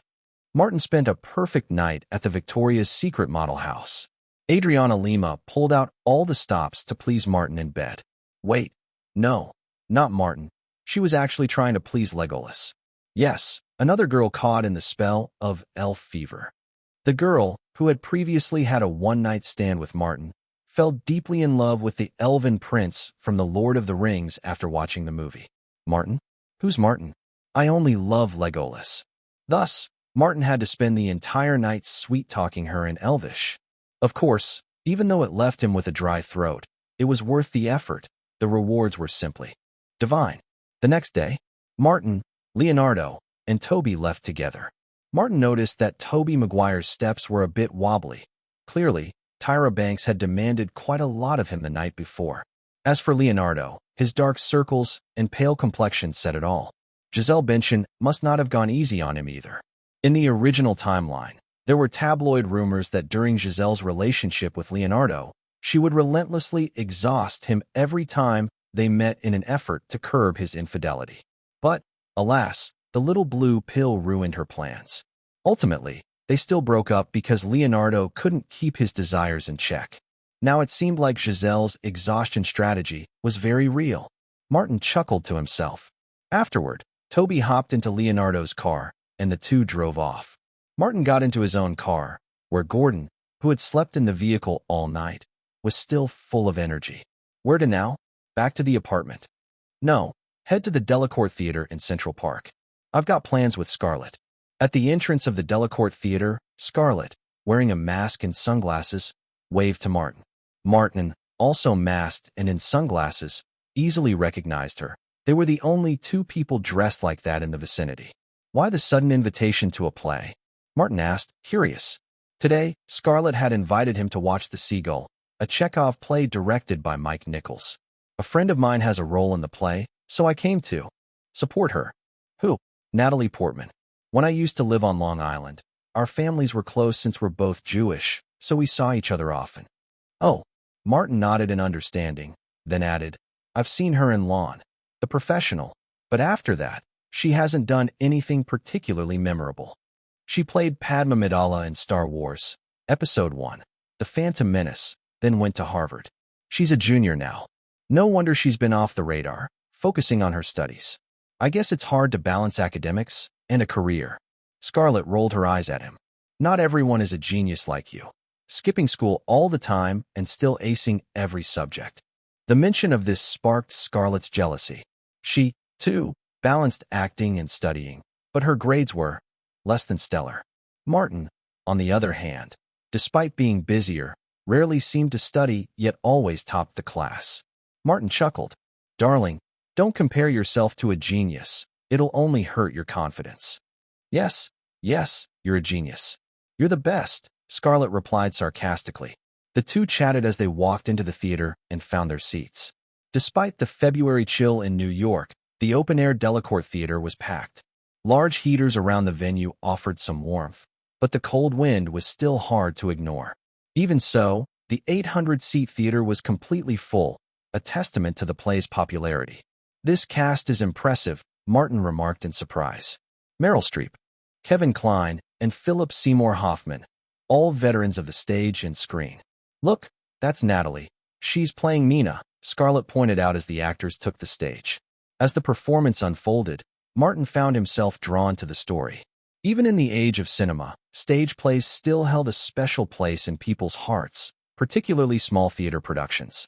The proximity between actors and audience, coupled with the lack of retakes, often brought out breathtaking performances. After the play ended, Scarlett dragged Martin backstage.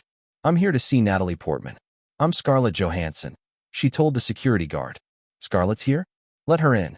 Natalie's voice came from inside, and the guard politely let them through. Hey, Scar. Hello, Nat. I'm so glad you came to see me. It's been ages since we last met. I never expected you to choose university over acting. Natalie's expression briefly shifted before she quickly masked it with a smile. Learning more is always beneficial. Plus, studying psychology helps me better understand characters when acting. Lies. Martin glanced at the seemingly serene girl, his sharp instincts sensing her regret. She regretted sacrificing her rising career for the prestige of academia. At this moment, Natalie turned her gaze to the masked Martin and smiled. Scarlett, aren't you going to introduce your friend? Oh, right. Scarlett smacked her forehead, then pulled Martin forward with a hint of pride. This is Martin Myers, my good friend. As she said, good friend, Scarlett playfully winked at Martin. Martin removed his mask as Scarlett introduced him. The other people in the room immediately turned their attention to him. Several female staff members whispered excitedly. Martin's here. Oh my God, it's Legolas. He's so handsome. I think my heart's about to burst. Martin's appearance caused a stir among the actors, who approached him one by one to greet him. Even veterans like Meryl Streep, Kevin Kline, and Philip Seymour Hoffman treated him with courtesy and respect. This was the power of influence. To Natalie, Meryl Streep had always been an aloof and proud figure. She usually dismissed Natalie with barely a glance. But now, in Martin's presence, Meryl was warm and friendly, even offering Scarlett encouragement and support. She went as far as to promise to mentor Scarlett in acting if needed. Remembering Meryl's indifferent attitude toward her own requests for guidance, Natalie felt a surge of discomfort. Damn two-faced bitch. Natalie cursed inwardly, though her expression remained composed. Still, she instinctively moved a couple of steps closer to Martin, signaling her association with him. Martin's sharp observation skills quickly picked up on Natalie's subtle gestures and demeanor. Combined with his memories of her from his time in China, he formed an initial assessment of her character, a shrewd, calculating woman adept at disguising her intentions. A typical Hollywood green tea personality, he mused. Once Martin had signed autographs for the crew, Natalie had finished tidying up and offered, let's go. Coffee's on me. She made a point of glancing at Meryl Streep while speaking, catching a genuine smile on the older woman's face, not the condescending smirk Natalie was used to. Heh. Natalie smirked internally, taking delight in this rare victory. Linking arms with Scarlett, she sent a fleeting, coquettish smile Martin's way, one that Scarlett couldn't see, before heading out. At the coffee shop, you were amazing, Natalie. Scarlett praised enthusiastically. Thanks, Scarlett, Natalie replied, before turning to Martin with a curious expression. Among the three of us, your acting skills are unparalleled. What's your take on my performance? Martin sipped his coffee leisurely and began, in a picturesque village by a serene lakeside. There was a girl named Nina Zarechnia. She dreamed of the stage, fame, love, and happiness. To her, life was as beautiful and mesmerizing as the lake and the sky above, an illusion of boundless dreams. But life, as it often does, dashed those dreams. He paused before delving deeper. Chekhov's works don't just offer a modern perspective on art. They extend this modernity to life itself. He avoids black and white depictions of people and situations, choosing instead to show life in its many shades of gray. As he once said, "In my plays, there are neither angels nor devils." Martin's analytical tone captivated Natalie. In The Seagull, Chekhov masterfully builds tension through silence, bringing the audience to an emotional breaking point. Yet, after the explosion comes an overwhelming emptiness. It's this emptiness that provides a profound sense of fulfillment to the audience. He leaned forward slightly. To play Chekhov's characters well, you must embody that vast emptiness, a void left after joy and despair collide. That's where the magic lies.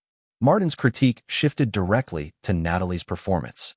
You delivered a strong, intense portrayal, but it lacked subtlety. Specifically, in the final act, Nina, having endured so much, returns to the estate.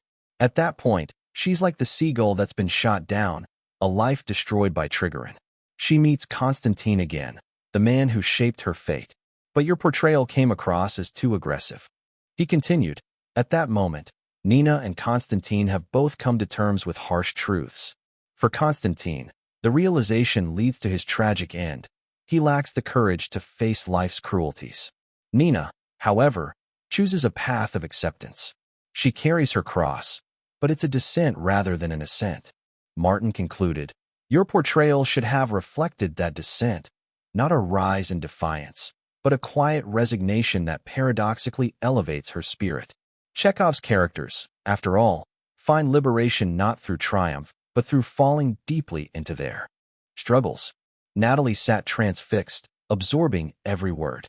What began as a casual question to engage Martin had turned into a masterclass in interpretation. His detailed analysis of Nina's character exposed nuances she had missed, making her reassess her performance. For the first time, Natalie realized that Martin wasn't just another Hollywood darling riding a wave of hype. He possessed real talent, genius even. Her admiration for him deepened.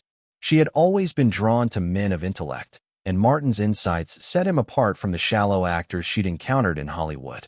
You're a fan of Chekhov? She asked, her interest piqued. You seem incredibly well-versed in his work. Martin shook his head. I don't idolize anyone. What I admire is brilliance. Whether it's Chekhov's realism cloaked in humor, Mark Twain's humor veiling sharp satire, or Maupassant's depictions of human nature within mundane details. I study these elements, synthesize them, and make them my own. Natalie was impressed. Hollywood wasn't known for nurturing intellectuals, and Martin's articulate, substantial conversation was a refreshing change. She found herself recalling the reasons she had retreated from acting. After Lawn, the professional, her rising fame had exposed her to a toxic industry filled with unrefined, superficial people. Her decision to pursue a degree at Harvard stemmed from a desire to escape the chaos and establish herself as more than just an actress. Yet now, sitting across from Martin and Scarlett, Natalie couldn't help but feel a pang of regret. She had underestimated the speed at which Hollywood moves on. The media had initially celebrated her as a Harvard-bound Hollywood star, but her absence soon made her irrelevant. Fame is a fleeting commodity in a world driven by profits. Without a steady output of films, even the most unique narratives, like a Harvard-educated actor, fail to sustain public interest. Scarlett, by contrast, had everything Natalie once dreamed of, a thriving career, stability, and a powerful ally in Martin. As Natalie glanced at Scarlett, a flicker of envy crossed her mind. What if today was my chance? My opportunity to rewrite my story? After some time, Scarlett checked her watch. We should probably wrap this up. I have a meeting with Sofia Coppola later to review some edits for Lost in Translation. When's it coming out? Martin asked. Next year, Scarlett replied. That's a long wait for a finished film. Scarlett shrugged. Sophia's meticulous. Besides, not everyone has your knack for churning out scripts and detailed storyboards. You make everything look so easy. Martin grinned. What can I say? Efficiency is my middle name. Scarlett chuckled, and with that, the trio parted ways, but not before Natalie made sure to leave a lingering impression on Martin. Natalie Portman looked on enviously as Scarlett and Martin discussed Scarlett's recent movie. It had been a long time since Natalie had acted in a film.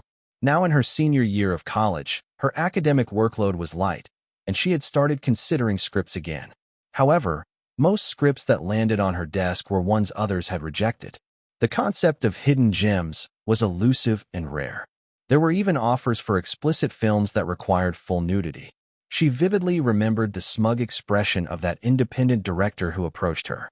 "Natalie, you're not who you used to be. You've grown up. Do you know how many child stars end up forgotten once they're older? You need an opportunity." Your role as Matilda in Lawn, the professional, left a deep impression. So why not capitalize on that image? Many people still associate you with Matilda.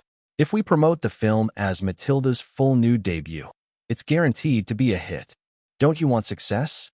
Natalie had thrown the independent director out. She wasn't so desperate as to rely on a risque film for a comeback. But good opportunities were scarce. Her only confirmed project at the moment was a cameo in Zoolander, a far cry from her dreams. The three of them eventually left the CAF. Scarlett had driven herself there, so after bidding farewell to Martin and Natalie, she left in her car. Natalie also said goodbye to Martin, watching him walk toward the parking lot. In her mind, she replayed Scarlett's mention of Martin's apartment location. Quickly, she headed west along the street. Reaching a street Martin would have to pass on his way home, Natalie slowed her pace. She shoved her hands into her coat pockets and strolled casually. "Notice me. You have to notice me," she kept muttering internally. A few moments later, beep, beep, a car horn sounded behind her. Natalie's eyes lit up momentarily before she masked her excitement and turned around. A black Mercedes rolled up beside her, and the back window lowered to reveal Martin's smiling face. "Taking a stroll? Not planning to head home?" he asked. Feigning surprise, Natalie replied, "Martin? Oh, I didn't drive today. I was planning to take the subway." "New York subway?" Martin shook his head. "Not the best choice." After a brief pause, and to Natalie's delight, he added, "Let me give you a ride." Suppressing her excitement, Natalie maintained a calm demeanor. "Are you sure? I wouldn't want to inconvenience you. I'm free today. So, are you coming?" Martin smiled slightly, playing along with her performance. "In that case, thank you," she said, stopping and letting his car pull up. Martin opened the door and scooted over to make room for her. Once inside, Natalie thanked him politely and deliberately kept a small distance between them. Martin, amused by her act, played along patiently.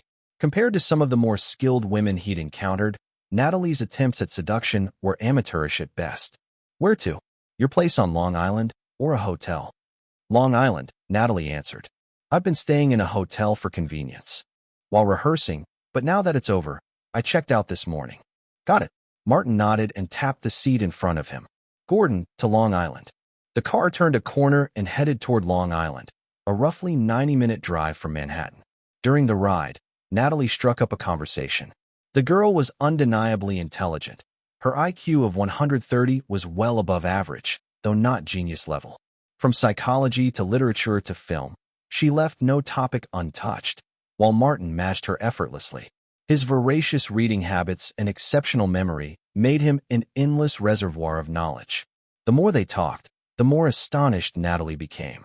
Martin's breadth and depth of knowledge were overwhelming. It reminded her of being outclassed by a university professor, a humbling experience. Even the longest journey eventually ends.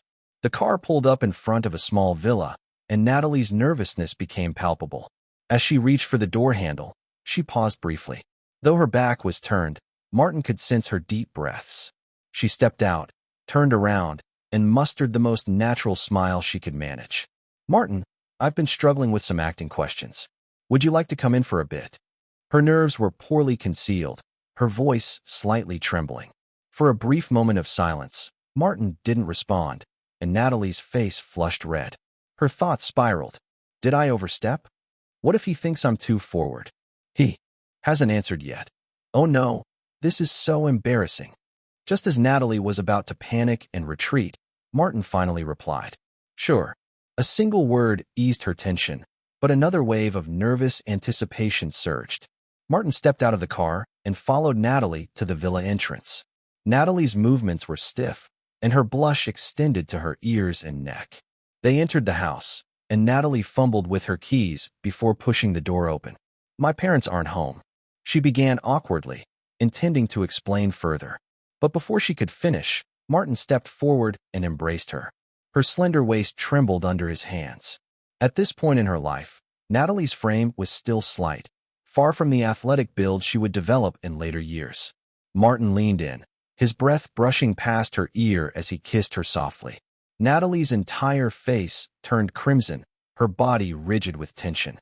She attempted a half-hearted escape from his grasp, but Martin chuckled softly. "You don't want this?" he teased. Natalie froze briefly before wrapping her arms around his neck, her kiss growing more fervent, releasing pent-up emotions. "Bedroom. Take me to the bedroom," she murmured between breaths. Martin obliged, lifting her effortlessly and carrying her toward the bedroom. As the door closed behind them, the night deepened and the boundaries blurred. The box office for The Lord of the Rings continued to rise steadily. After 2 consecutive weeks of booming success, the audience numbers for The Lord of the Rings, The Fellowship of the Ring, saw a noticeable decline starting in the 3rd week. However, this decline was relative, as the film still grossed $51.4 million in North America. Tim Burton's Planet of the Apes, a remake, surged into the 2nd place on the North American box office chart with a strong $69.6 million opening. But even so, in just 3 weeks, The Lord of the Rings, The Fellowship of the Ring had already surpassed $200 million in North American box office earnings. Not only did it break the record for the fastest $100 million gross, but it also shattered the record for the quickest to reach $200 million. Shortly after, Martin left the United States and headed to China. During his stay, the Lord of the Rings crew wrapped up their North American promotional tour and split into 2 groups for overseas promotions. Led by Peter Jackson, with Cate Blanchett, Viggo Mortensen, and Hugo Weaving, one group traveled to Australia and New Zealand. Another group, led by Ian McKellen, included Elijah Wood, Sean Astin, Billy Boyd, and Liv Tyler, heading to Europe for promotions. By the 4th week, The Lord of the Rings, The Fellowship of the Ring saw a miraculous slight increase in box office numbers. With a $57.4 million gross, it managed to surpass Planet of the Apes, $40.2 million, and regained the top spot on the North American box office chart. This remarkable box office turnaround had only been seen before with Titanic. So, what was the reason for this rebound? It was all due to a small marketing campaign initiated by Myers Productions Online, which unexpectedly yielded huge results. At the start of the 3rd week of The Lord of the Rings, The Fellowship of the Ring's run, a post appeared on the Yahoo forum. "Who has watched The Lord of the Rings the most times? I've seen it 3 times, how about you?" Under the post, the original poster shared pictures of 3 movie tickets from the film. The post quickly sparked numerous responses. "I've seen it 4 times. 2 times for me. I've also watched it 3 times." Each response included pictures of their movie tickets. Some users were curious. "Why are you watching it so many times?" The answers varied. "Obviously, I'm watching it for Legolas." "I agree, I'm also watching for Legolas. If the VHS was out, I'd buy one just to replay it." "You women are crazy.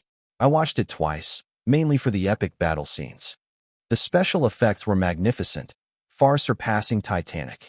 In this mix of paid commenters and enthusiastic fans, even people who hadn't planned on watching the movie decided to buy tickets. Some just wanted to join the competition of who had watched it more times.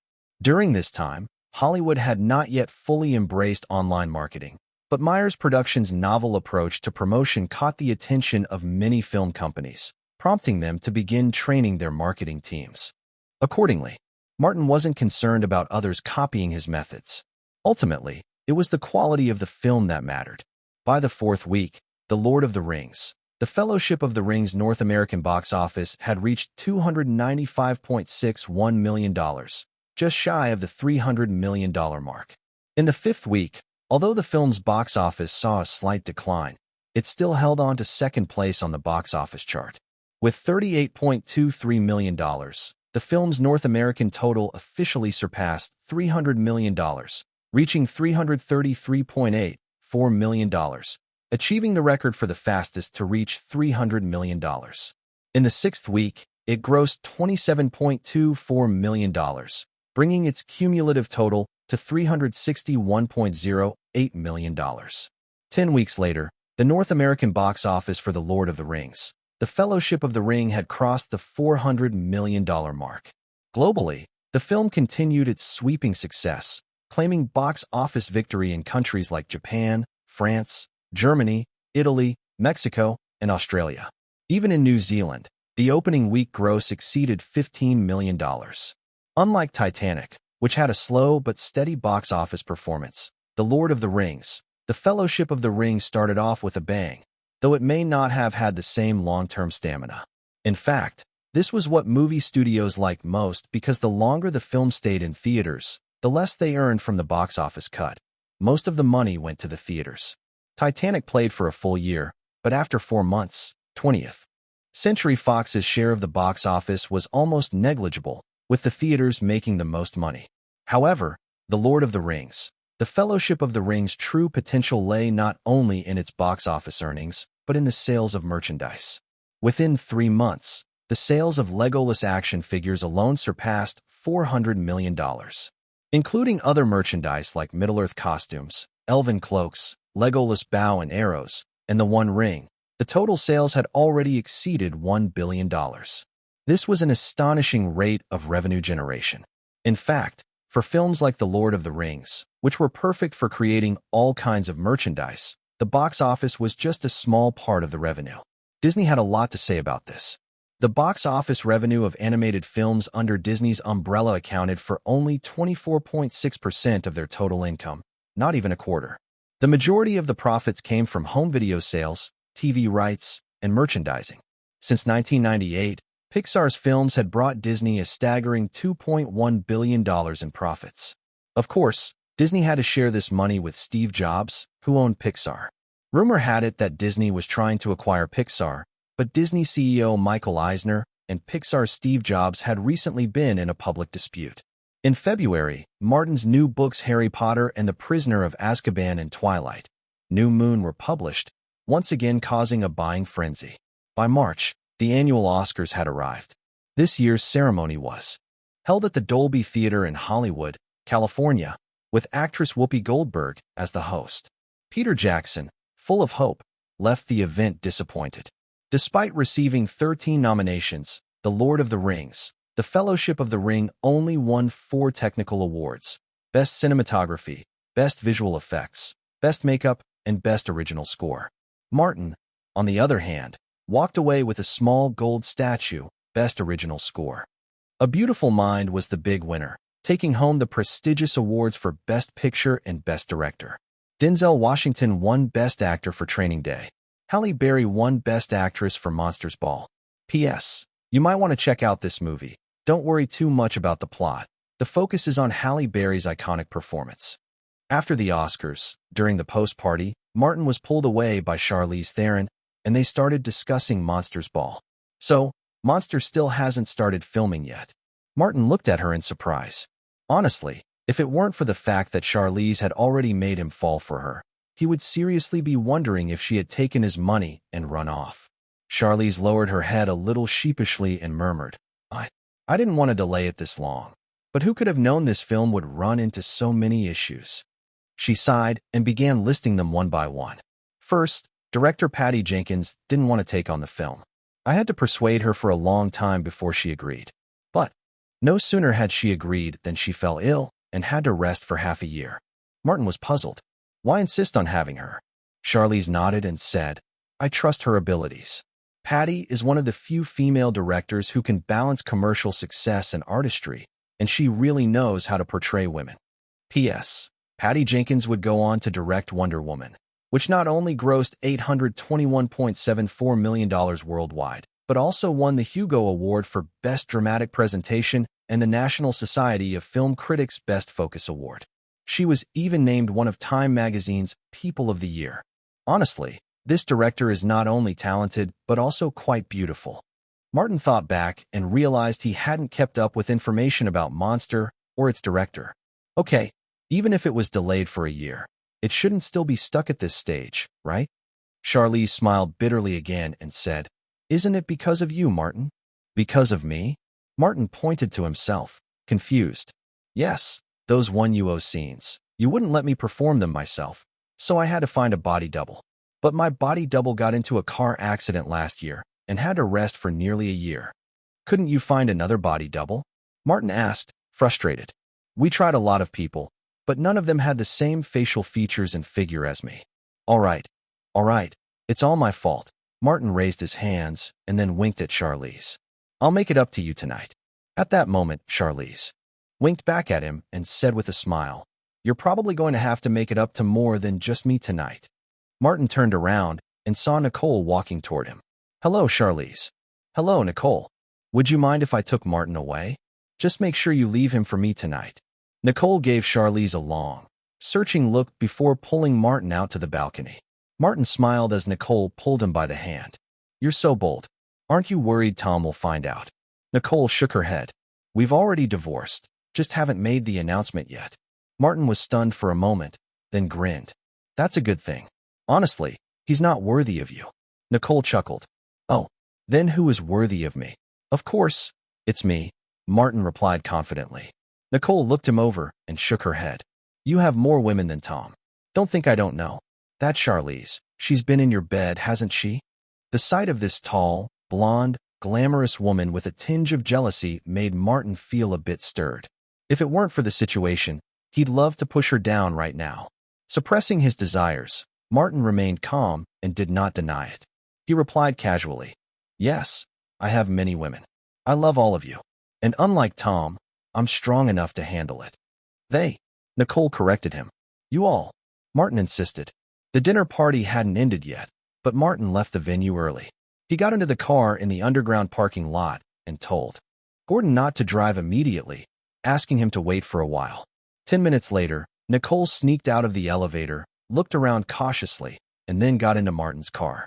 "Going to my place?" "No, we're going to that place today." After kissing her forehead, Martin smiled. "All right, is it the Beverly Hills mansion? I've never been there, but I've heard you boast about how great the decor is. Now I can finally see for myself." At this point, Nicole noticed Martin hadn't instructed the driver to start the car. She asked, "Why aren't we leaving?" Martin grinned. "Just wait a little longer." Before he finished speaking, the car door was pulled open from the outside. A tall, blonde beauty, very similar in figure to Nicole, climbed in and sat down on Martin's lap, smiling at Nicole. "Hello, Nicole. I hope I'm not disturbing you. How did she get here?" Nicole asked, her expression cold, almost wanting to be angry. But then, to her surprise, she realized she wasn't that bothered by it. "Charlize is coming too," Martin said.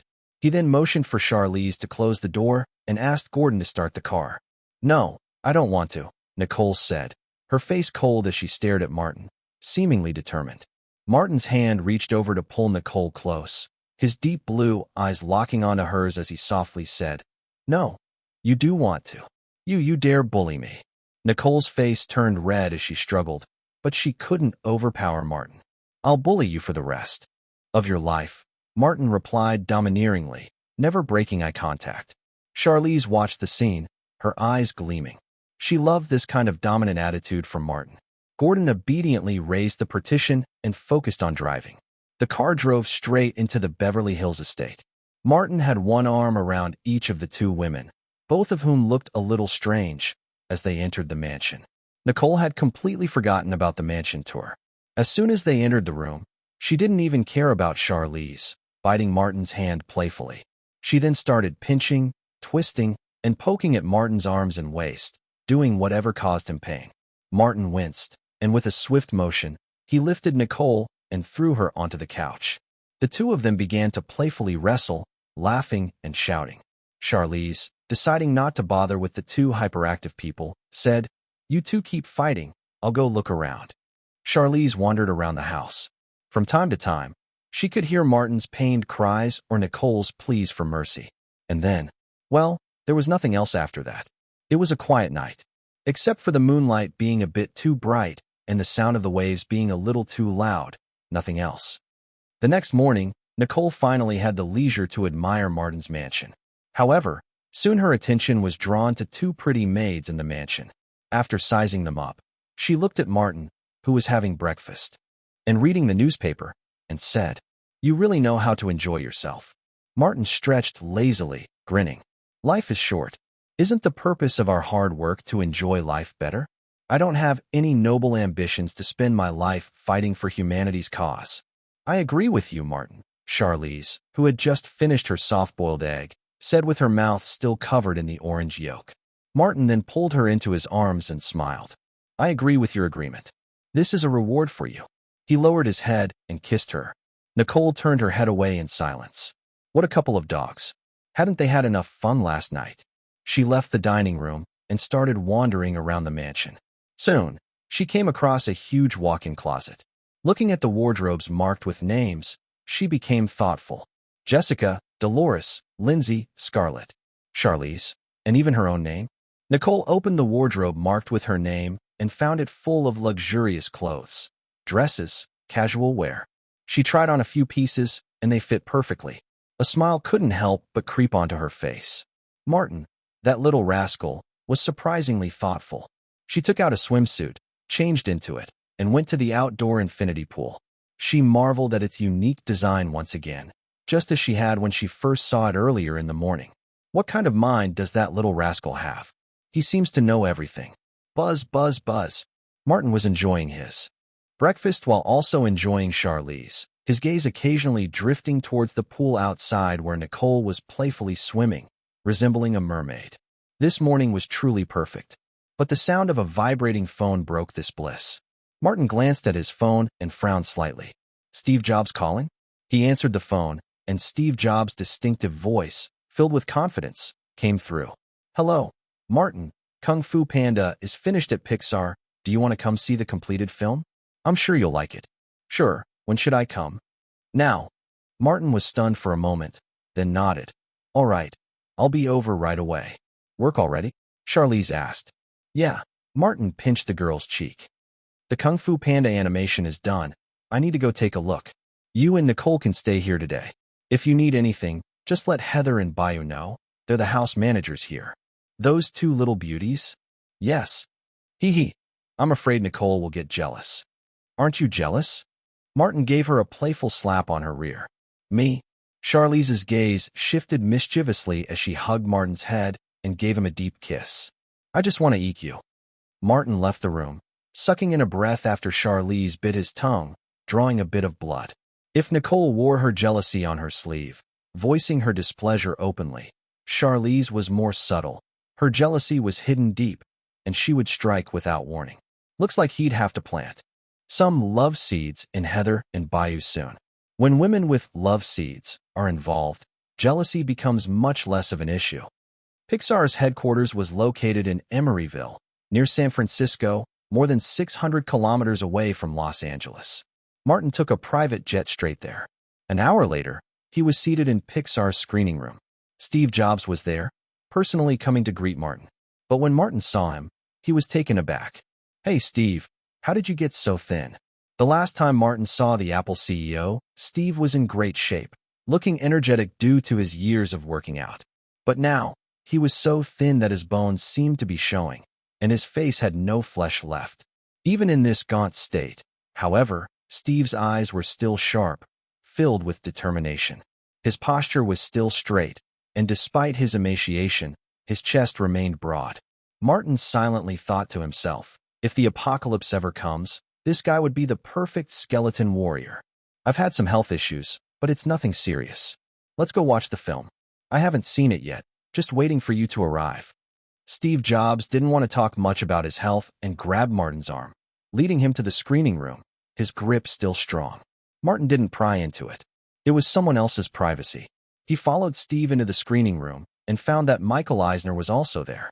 When Michael Eisner saw Steve and Martin walking in, there was a flash of displeasure in his eyes, but he quickly smiled and greeted Martin. "Martin, welcome." Martin keenly sensed that Eisner's discontent wasn't directed at him, but at Steve. Thinking about the ongoing issues between the two regarding Pixar shares, it made sense. Steve Jobs was an extremely proud and self-centered person, and Michael Eisner was the same. The two didn't acknowledge each other, treating the other like air. The tension was palpable, making the Pixar and Disney employees in the room feel quite uncomfortable. Martin, however, remained calm, greeting Eisner casually and sitting down without concern. Their dispute wasn't his problem. Besides, in terms of wealth and status, he wasn't inferior to either of them. Once everyone was seated, the lights went out, and the film was about to start. The atmosphere finally eased a bit. There was a legendary hero whose martial arts were unparalleled, wandering the land, doing good deeds along the way. Martin had also contributed to the script of Kung Fu Panda, and it followed the original timeline. Watching it now, there was a strong sense of familiarity. That familiarity came from Martin's memories of China. 90 minutes later, the film ended. Michael Eisner clapped. Although he disliked Steve Jobs, he still recognized Pixar's animation production ability. Otherwise, he wouldn't have gone to such lengths to argue with Steve just to get control of Pixar. "Martin, what did you think?" Steve Jobs asked, giving a disdainful glance at Eisner, then turning to Martin. Martin clapped as well and smiled. "It's fantastic. I can already picture the box office sales. When are you planning to release it?" The second part of his question was directed at Michael Eisner. Although the two CEOs were at odds, Pixar still depended on Disney for distribution, so their mutual reliance remained. "June. These types of films are best released in the summer," Michael Eisner replied. Steve didn't argue. It was indeed a good choice. Argue all they wanted, but they couldn't delay making money, could they? Martin nodded and smiled. "Spider-Man is set to release in late May or early June. Looks like there's going to be some competition." "That's fine. We can wait a month after Spider-Man releases," Eisner laughed. It was a simple favor. Whether Kung Fu Panda came out in June or July didn't matter much to Disney. "Thanks then." At that moment, Eisner suddenly asked, "Martin, would you be interested in acquiring some Disney shares?" Both Martin and Steve Jobs looked surprised. Then Martin's heart leaped with excitement. Steve Jobs, on the other hand, appeared thoughtful. Right now, Disney was not yet among the 6 major industry leaders. To outsiders, it looked beautiful, but from the end of 1999 to now, Disney's stock price had been on the decline. In the 2+ years, Disney's total market value had dropped by nearly 16%. That was a dangerous number. What was even more alarming was that, since The Parent Trap, Disney's movie revenues had been falling, with no high-grossing films to speak of, whether animated or live-action. If not for the income from theme parks and other sectors, the company would have been on the brink of failure, comparable to MGM or Sony Pictures. If the stock value dropped more than 18%, it could trigger panic among small shareholders, and Disney's value could plummet, eventually leading to bankruptcy, just like MGM. In the original timeline, Disney faced a similar crisis. Both in the original timeline and now, Disney had relied on Pixar-related business income to stay afloat, until Pirates of the Caribbean was released, halting the decline and starting to slowly rise. Later, in 2006, Disney finally acquired Pixar, and its market value skyrocketed. In fact, after 1999, Pixar's animated films accounted for more than 60% of Disney's revenue. That's how significant Pixar's role in driving Disney's success was. It was easy to understand why Michael Eisner was so determined to bring Pixar into Disney's fold. Martin frantically searched the memories of Asian Martin in his mind, trying to decipher why Michael Eisner would suddenly propose selling shares to him. Could Eisner be hoping to leverage Martin to persuade Steve Jobs into selling Pixar to Disney? After pondering the matter for some time, this seemed to be the only plausible explanation. However, if Eisner truly thought this way, then he was grossly mistaken. Martin and Jobs shared nothing more than a relationship of mutual interest. Jobs had helped Martin acquire Apple stock, and Martin, in turn, had granted Jobs voting rights, purely a trade of benefits. Jobs himself didn't buy these shares, not because he didn't want to, but because Apple's other shareholders wouldn't allow him to further consolidate his influence within the company. They needed to maintain a balance, leveraging Jobs' abilities while retaining the option to oust him if needed. If this balance were upset, Apple could turn into a one-man dictatorship under Jobs. And how this tyrant might treat the other shareholders. Well, they knew all too well. After all, they had once banded together to oust this Apple founder. In the original timeline, as Jobs' decisions proved increasingly successful, he came close to fully controlling Apple. However, his ultimate downfall wasn't caused by other shareholders, but by pancreatic neuroendocrine tumors. But following Jobs' passing, Apple gradually began its descent. Martin's investment in Apple shares was purely for profit, not for control. That's why he willingly ceded voting rights to Jobs, because he knew only Jobs could lead Apple to greatness. However, if anyone thought this meant Martin could influence Jobs' decisions, they were gravely mistaken. After much consideration, Martin still couldn't figure out Eisner's intentions. That said, the proposal seemed to bear no downside for him, whether it succeeded or not. So, I'd be very interested in acquiring some Disney shares. But how much is Disney offering, and what would I need to pay? Steve Jobs sneered, his hawk-like gaze fixed on Michael Eisner. Eisner, unfazed by Jobs' intimidating glare, smiled warmly at Martin. Disney shares aren't cheap. I can offer up to 8%, but it'll cost you $1 billion. That was practically a bargain. Martin almost agreed on the spot, but after a moment of thought, he replied, Michael, let me think about it. Eisner chuckled. I'm not in a hurry. Take your time to consider. He then glanced at Jobs, his smile vanishing. Steve, as for the matter of acquiring Pixar, you can take your time as well. I'm equally in no rush. With that, Eisner led his entourage and left. As Martin and Jobs watched the overbearing CEO disappear through the doorway, they almost simultaneously turned to face each other. Martin spoke first. Steve, you must know something about why Michael suddenly wants to sell me shares, right? Jobs smirked, leaning back in his chair. Let's find somewhere quiet to talk. The two went to a relatively tranquil CAF and ordered coffee. After taking a sip, Jobs leaned back against the chair, speaking in his characteristically arrogant tone. Martin, my advice to you, don't bother discussing Disney shares with Michael. He's playing you. Martin, mid-sip of his coffee, looked at Jobs' posturing and couldn't help but chuckle. Oh, you're already in negotiation mode. He nodded, setting down his cup. All right, let's talk. Placing his hands on the table and clasping them together, Martin's expression turned serious. Steve, I'm not going to give up Disney shares just because you said so. This is Disney we're talking about.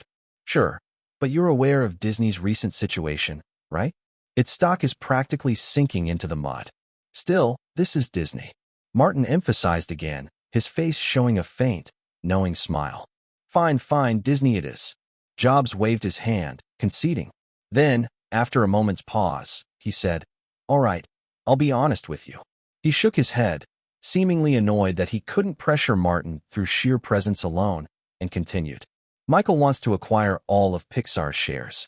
My asking price is 18% of Disney's stock, or $2 billion. 18%. So, 9% for Pixar and 9% for you personally? If you really got that, you'd become Disney's largest individual shareholder. Martin shook his head. Michael would never allow someone as headstrong as himself to become Disney's largest individual shareholder and join the board. No wonder you two are at odds. Exactly. He won't allow it. That's why he's chosen you. Jobs took a frustrated sip of coffee. He suspected that Eisner chose Martin Meyer specifically because of Martin's behavior as Apple's individual shareholder, someone who didn't meddle in the CEO's decisions. To any CEO, such a shareholder was ideal. So, had Jobs essentially dug his own grave? Here, Martin was still puzzled. This didn't entirely explain why Eisner would choose to sell shares to him. If Eisner didn't want a strong shareholder on the board, he could simply choose not to sell. Disney could afford to scrape together $2 billion if it really had to, perhaps by mortgaging a few of its theme parks. Wait, unless there was someone within Disney blocking the deal, perhaps even promising Jobs shares. And that someone might be beyond Eisner's influence. A name popped into Martin's mind, Robert Iger. Author's note. In the original timeline, Disney officially announced its acquisition of Pixar in 2006, making Pixar a wholly owned subsidiary of Disney. The deal cost Disney 13% of its stock. As Pixar's owner, Steve Jobs ended up with 6.05% of Disney's shares, becoming its largest individual shareholder. By then, Disney's stock had already risen due to Pirates of the Caribbean, reducing the price Disney had to pay. This deal was facilitated by Robert Iger, who succeeded Michael Eisner as Disney's CEO. Why couldn't Michael Eisner deal with Robert Iger? Because Iger had the backing of the only surviving Disney founder, Roy Disney. Steve, did you secure Robert Iger's promise?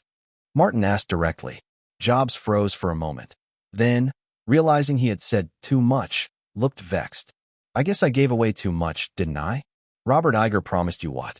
Or rather, what did Roy Disney promise you? Martin continued to press. Steve Jobs hesitated for a moment. Perhaps he felt there was no need to hide this any longer, so he said, about 18% of Disney's stock, 12% of which will be exchanged with Pixar, and the remaining 6% will be held privately by me. So not half. Martin chuckled. Steve Jobs wasn't embarrassed. In business negotiations, a little exaggeration and white lies were nothing unusual. Not half, he nodded. 6%? That would still make you Disney's largest shareholder. Michael will never agree to that. Haha, it seems this is all he can offer me. With my billion, plus the additional 12% of shares that can be leveraged, he could at least sway Pixar's other executives. Dream on. Steve Jobs sneered. Even though I sold some Pixar shares to buy back Apple stock, I still own 20% of Pixar and am the chairman of the board. Who dares to make deals with Michael behind my back? Martin also sneered inwardly.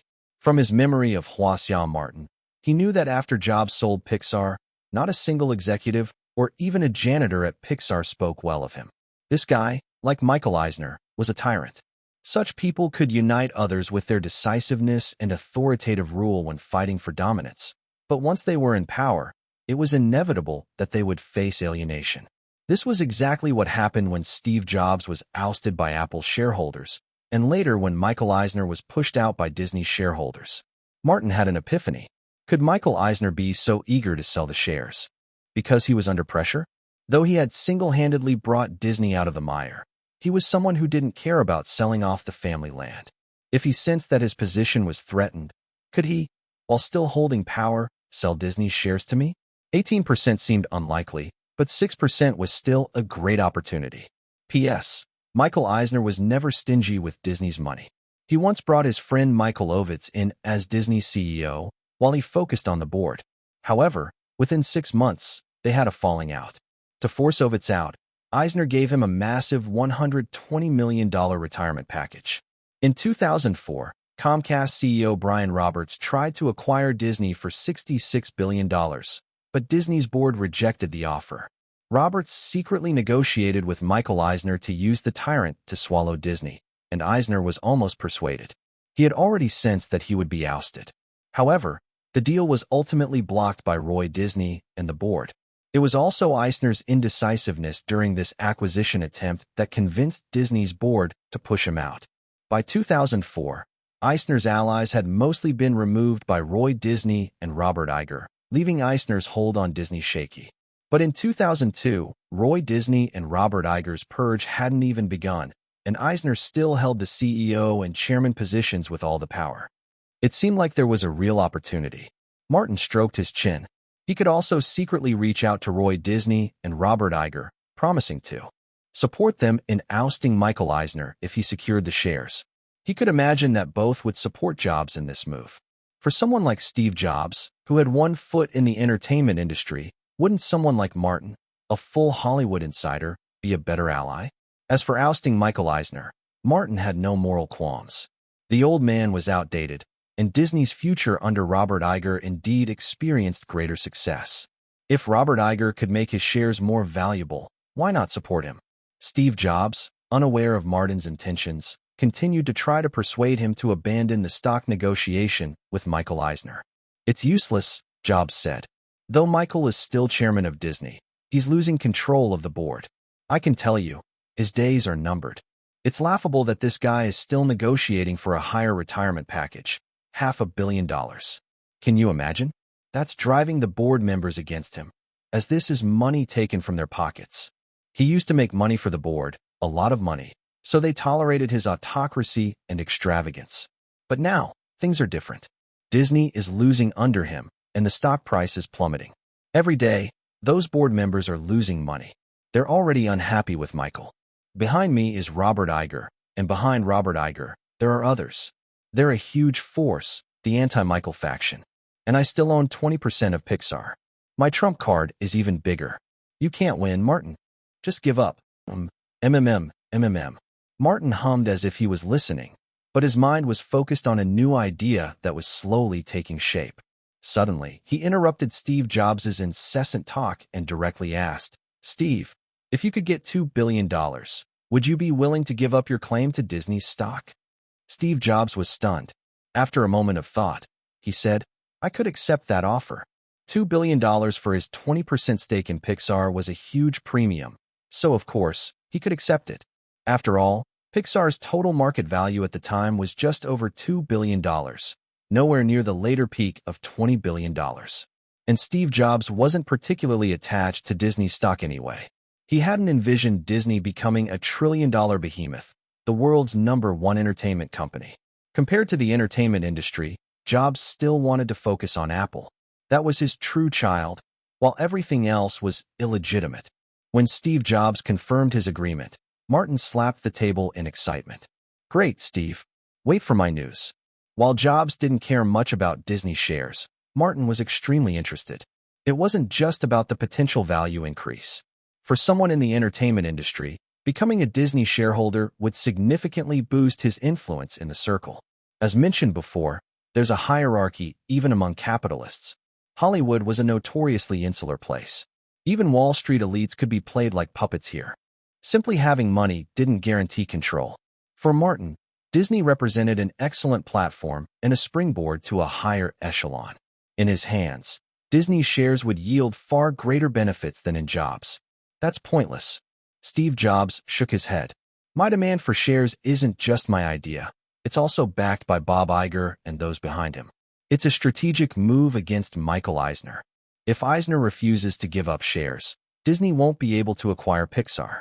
Without Pixar, Disney's stock price can't recover, and Eisner can't regain his footing. Don't you see?" "Of course I see."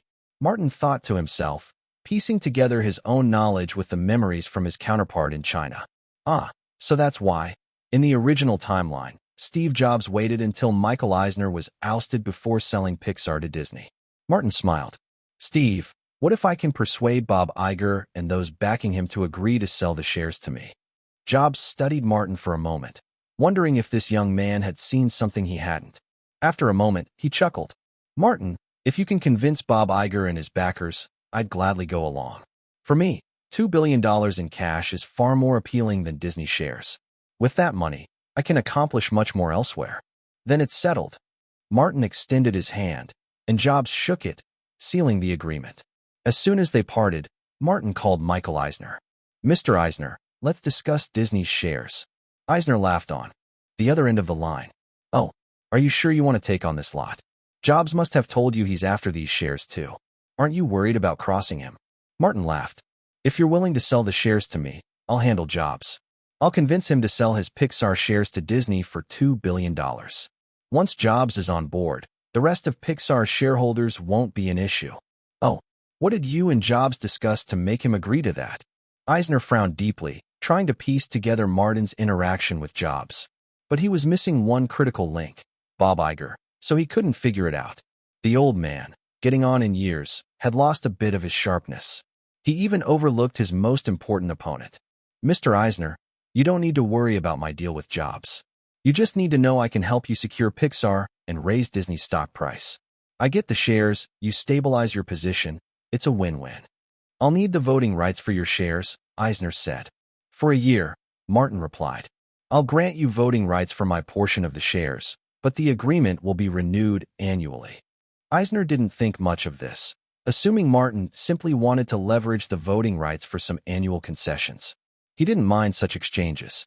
Not at all. As long as his power was secured, trading Disney's interests was a small price to pay. "All right, I agree." Martin was thrilled. He asked the critical question, "So, Mr. Eisner, how many shares can you offer me?" 8%, Eisner replied. 8%. Martin's eyes widened. This was more than he had anticipated. He couldn't help but confirm again. $1 billion for 8% of the shares? Eisner was pleased with Martin's shocked reaction. That was his style. When he made a move, it had to leave an impression. No room for haggling. Back when he ousted Michael Ovitz, Eisner had paid a staggering $120 million severance, squashing all resentment from his former friend. Spending Disney's money to solidify his power? A no-brainer. This time, Eisner planned to do the same. Mr. Myers, to be precise, it's 8.03% of the shares. Bring $1 billion, and they're yours. With Disney's market cap currently below $10 billion, this price was considered a premium. Eisner had no fear of board scrutiny. Martin was beyond shocked. He was ecstatic. This was probably the best chance to buy Disney at its lowest valuation since the 1990s. It might even be his only opportunity in life to acquire shares at such a bargain. He had never imagined the chance would fall into his lap so easily. I'm on board with this price. Michael, can you get the board's approval quickly? Don't worry, Martin. I'll handle it. Start preparing the funds. With the deal almost finalized, the two reverted to a more amicable tone, calling each other Michael and Martin. However, Martin quickly regained his composure. Securing these shares required more than Eisner's approval. The board would still need to sign off, and that meant dealing with Bob Iger and his ally, Roy Disney. After ending the call with Eisner, Martin immediately phoned Jeff Raymond. Jeff, arrange a meeting with Roy Disney and Bob Iger. Keep it discreet. This needs to stay confidential. Martin, what's going on? Jeff Raymond sounded bewildered. Just set up the meeting first. I'll explain everything when I get back. Remember, it has to be quick and confidential. Got it. Understood. It was the first time Jeff Raymond had ever heard a hint of urgency in Martin's voice, which made him tense up as well. While Martin was still on the plane, Jeff called him back.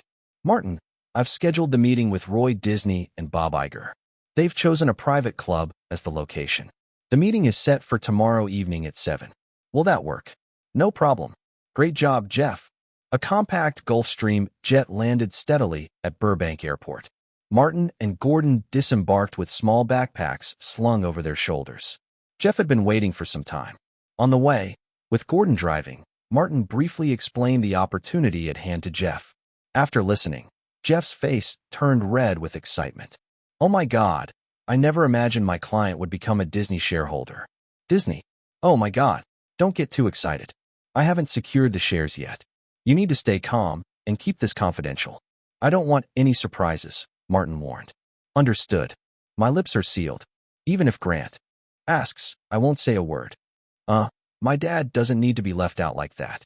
No, I won't say anything to anyone. I swear. Seeing Jeff's near-sacrificial earnestness, Martin couldn't help but laugh as he rubbed his nose.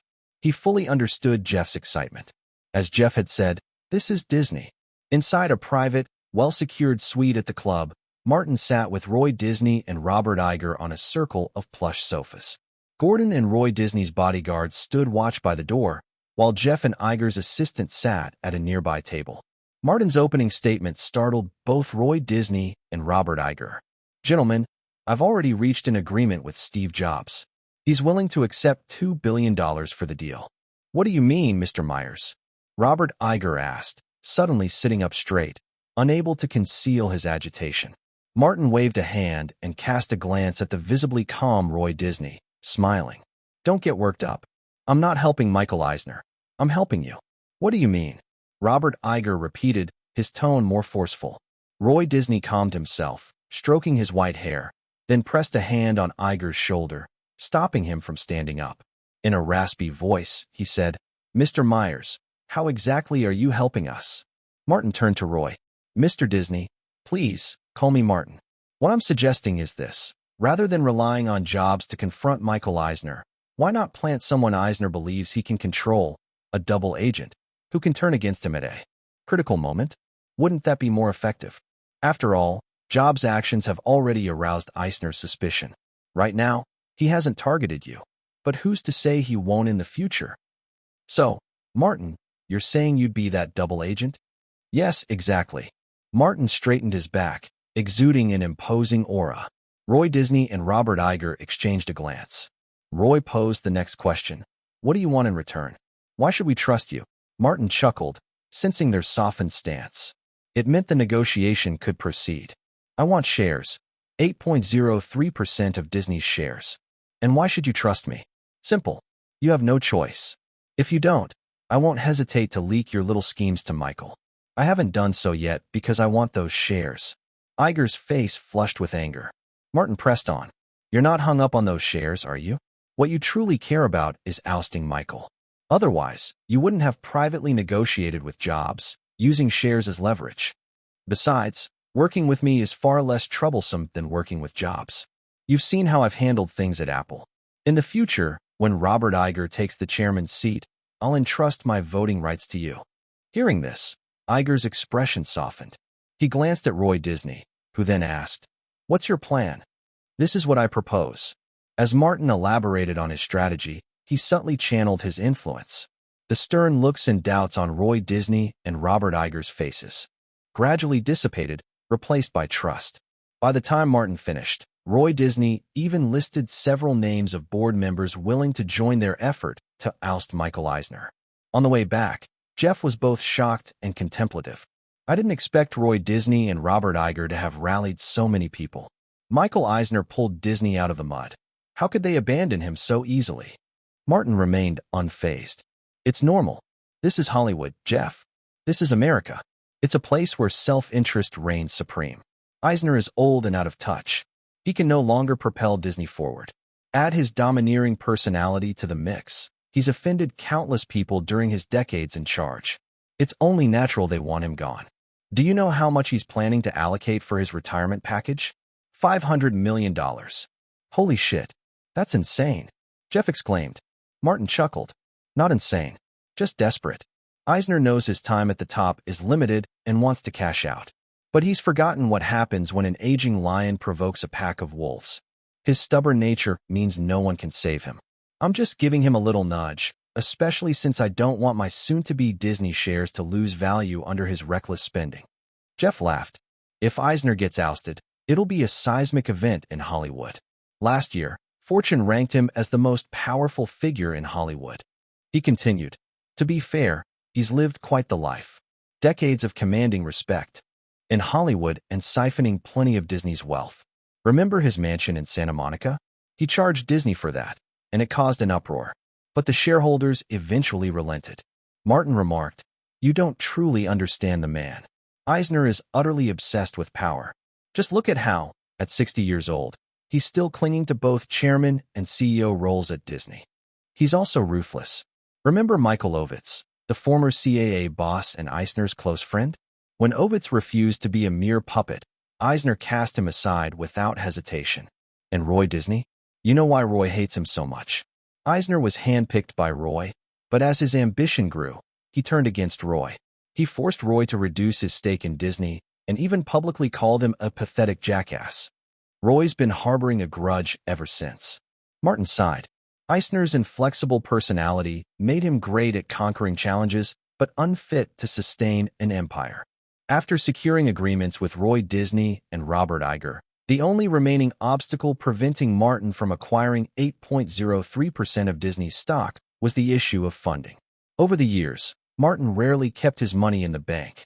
Instead, he funneled his earnings into the stock market or promising startups. As the rapid depreciation of the US dollar discouraged savings, a sentiment common among Americans. Now, it seemed he had to sell some stocks. On his way back from meeting Roy Disney and Robert Iger, Martin had already made up his mind and formulated a plan to raise the necessary funds by selling 9% of his shares in Yahoo.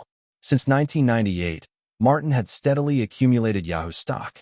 During the dot-com bubble burst in 2000, when countless internet stockholders panicked and dumped their shares, Martin seized the opportunity. He acquired a significant amount of stock in Yahoo and other promising internet companies at bargain basement prices. Back then, Yahoo's valuation had plummeted by 90%, making its shares feel almost like free giveaways. Most of the 9% Yahoo shares Martin now held were bought during that period. As for why he chose to sell Yahoo rather than other stocks, simply put, Yahoo was a classic case of a company that started strong but faltered over time. Once a dominant force in the internet world, serving over 500 million users globally, Yahoo had pioneered a groundbreaking business model: free services, profitability, and openness. Its innovations had catalyzed the rise and growth of e-commerce. However, as the first internet company to achieve a market valuation of $100 billion and identify a viable business model, Yahoo failed to capitalize on subsequent opportunities in video, social networking, and mobile internet. Frequent changes in leadership, coupled with a revolving door of CEOs, left the once mighty internet giant on a path toward acquisition. Despite efforts to revitalize itself, Yahoo's every attempt ended in failure. But for now, Yahoo was at its peak market value. After the dot-com crash, Yahoo's new CFO, Decker, had cut underperforming divisions like online payments, shopping, and auctions. These measures reduced losses and temporarily stabilized the company. By 2002, Yahoo's market value rebounded to $47.9 billion, a far cry from its former heights, but still respectable. Yet Martin knew this resurgence was merely a last gasp. Yahoo's persistent mistakes and missed opportunities meant its value would erode after 2005.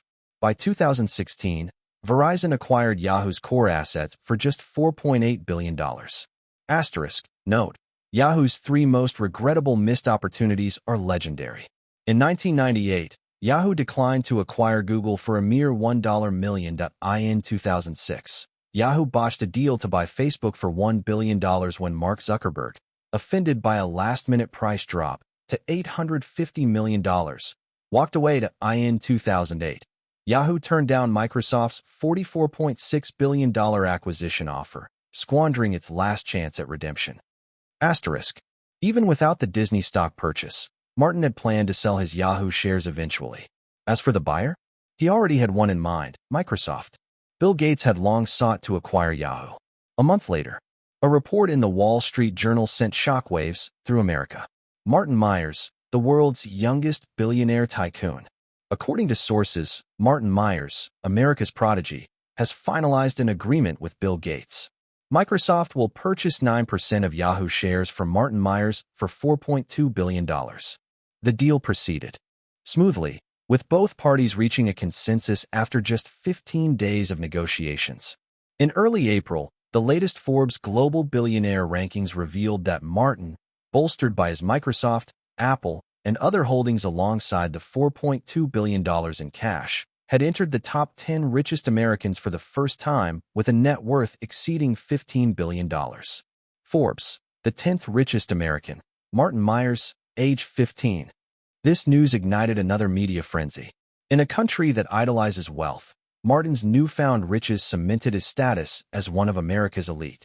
Of course, this only accounted for personal wealth. Compared to the likes of established corporate conglomerates, Martin was still a relative newcomer. For The Matrix's impending release, Martin had no time to join the promotional tour. Yet ironically, this news served as the perfect marketing tool. A movie starring a teenage billionaire? Audiences were naturally curious. Even The Lord of the Rings, The Fellowship of the Ring, nearing the end of its theatrical run, saw a surprising bump in ticket sales as a result. Ultimately, the film concluded its run with $426 million at the North American box office, up from $316 million, and $1.042 billion globally, up from $898 million. Second highest grossing film of all time, proclaimed the Los Angeles Times. Their article marveled. Peter Jackson, once a B-movie and indie film director, has ascended to the pinnacle with his first commercial. Blockbuster. With $1.042 billion in global box office revenue, the film trails only James Cameron's Titanic, $1.8 billion, surpassing George Lucas's Star Wars Episode I, The Phantom Menace, $1.027 billion, and Steven Spielberg's Jurassic Park, $912 million. It also becomes only the third film in history to surpass $1 billion globally. Peter Jackson has made his mark on cinema history. Of course, Jackson owes much to Martin Myers. It was our young prodigy who championed Jackson and portrayed Legolas, propelling the film to its extraordinary success. As the Chinese saying goes, a 1,000-mile horse is common, but a true connoisseur who recognizes such talent is rare. For Peter Jackson, Martin was undoubtedly the one who discovered his potential. The resounding success of the Lord of the Rings film kept everyone on the production team busy, appearing on shows, giving interviews, and attending various parties. But Martin had no time for such indulgences.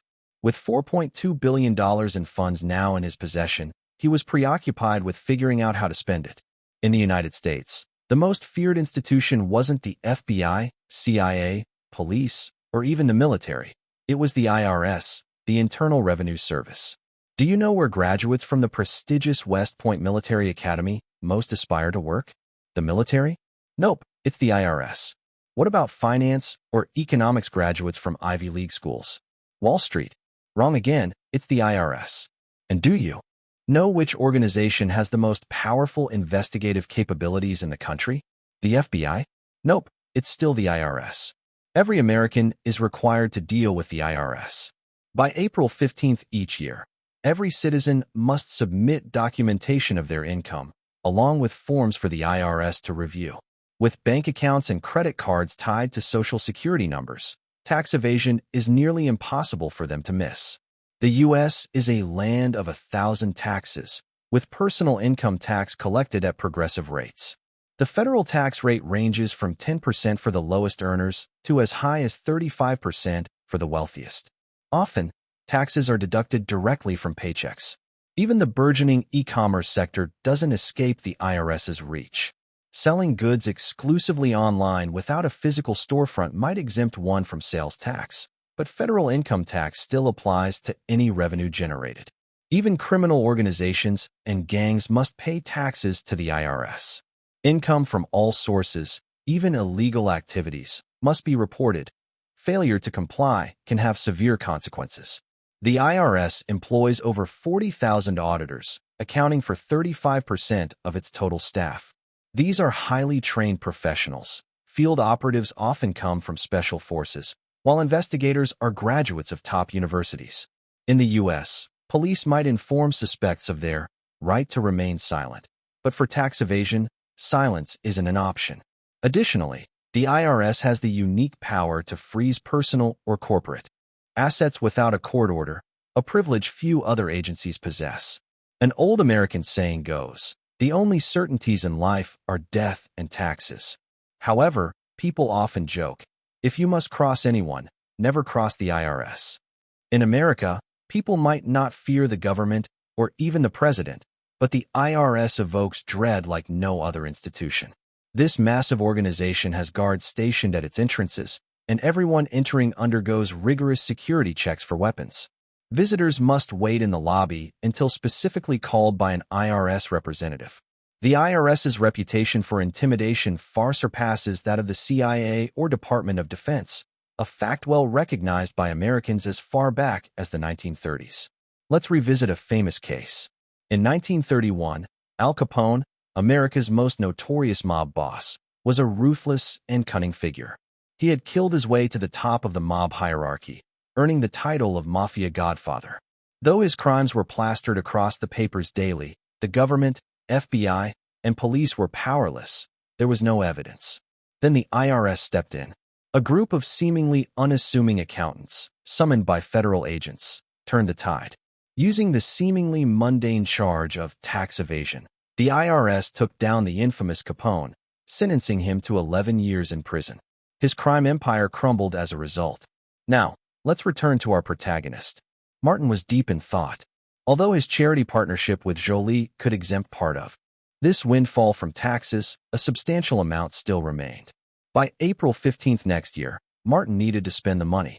Of the $4.2 billion, $1 billion was earmarked for Disney stock, and $400 million could be offset through the charity fund. That left $2.8 billion. After scanning the stock market, Martin invested in a few promising stocks he remembered, spending another $400 million. Now he was down to $2.4 billion. With time still on his side, Martin decided not to rush, setting the funds aside for now. In early April, the latest Hollywood power rankings were released. Martin, surpassing figures like Michael Eisner, Sherry Lansing, and Steven Spielberg, claimed the top spot for the first time. That same day, Martin made a rare public appearance at the Rose Bowl Stadium in Los Angeles. The stadium, capable of accommodating over 100,000 fans, was the venue for the 1994 FIFA World Cup's organizing committee headquarters. Today's event was a high-profile football match, the Los Angeles Chargers versus the Buffalo Bills from New York. The matchup had drawn significant attention across America. The stadium was nearly full when Martin's arrival was caught by the live broadcast cameras and displayed on the massive screens, eliciting thunderous cheers. The crowd's excitement turned to surprise when they noticed who was sitting beside him. recently divorced Nicole Kidman. What's going on? Why is Martin with Nicole Kidman? Are they watching the game together? But why? No way. Nicole Kidman and Martin? Oh no. That older woman is so much older than Martin. My God, will Tom Cruise lose his mind seeing this? Martin, honestly, I think this kind of publicity might not be the best idea, Nicole whispered. Listening to the murmurs rippling through the stadium, Nicole blushed, a rare reaction for her. She looked like a young girl caught by her parents sneaking out on a date. Her face flushed as she let go of Martin's arm, but Martin firmly grasped her hand instead. Relax, it's just movie promotion. And honestly, we should keep appearing together like this in public so people get used to it, Martin said with a grin. Meanwhile, in a Beverly Hills mansion, Tom Cruise shattered his remote control in a fit of rage. Damn it. What the hell, he fumed. The game began. Martin and Nicole appeared genuinely absorbed in the match, frequently cheering for the Los Angeles Chargers. The live broadcast repeatedly cut to the pair, further fueling the public's curiosity. Even during halftime, spectators and viewers alike were still puzzling over one question. Why were Martin and Nicole Kidman together?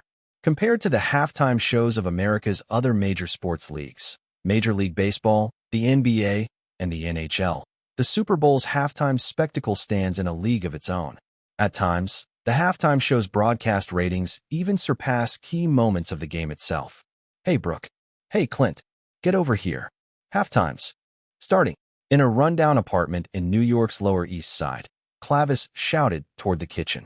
Today's show features Victoria's Secret Angels. Hurry up, Victoria's Secret Angels. Woohoo. Brooke and Clint burst out of the kitchen, one carrying a stack of sodas, the other two oversized tubs of popcorn.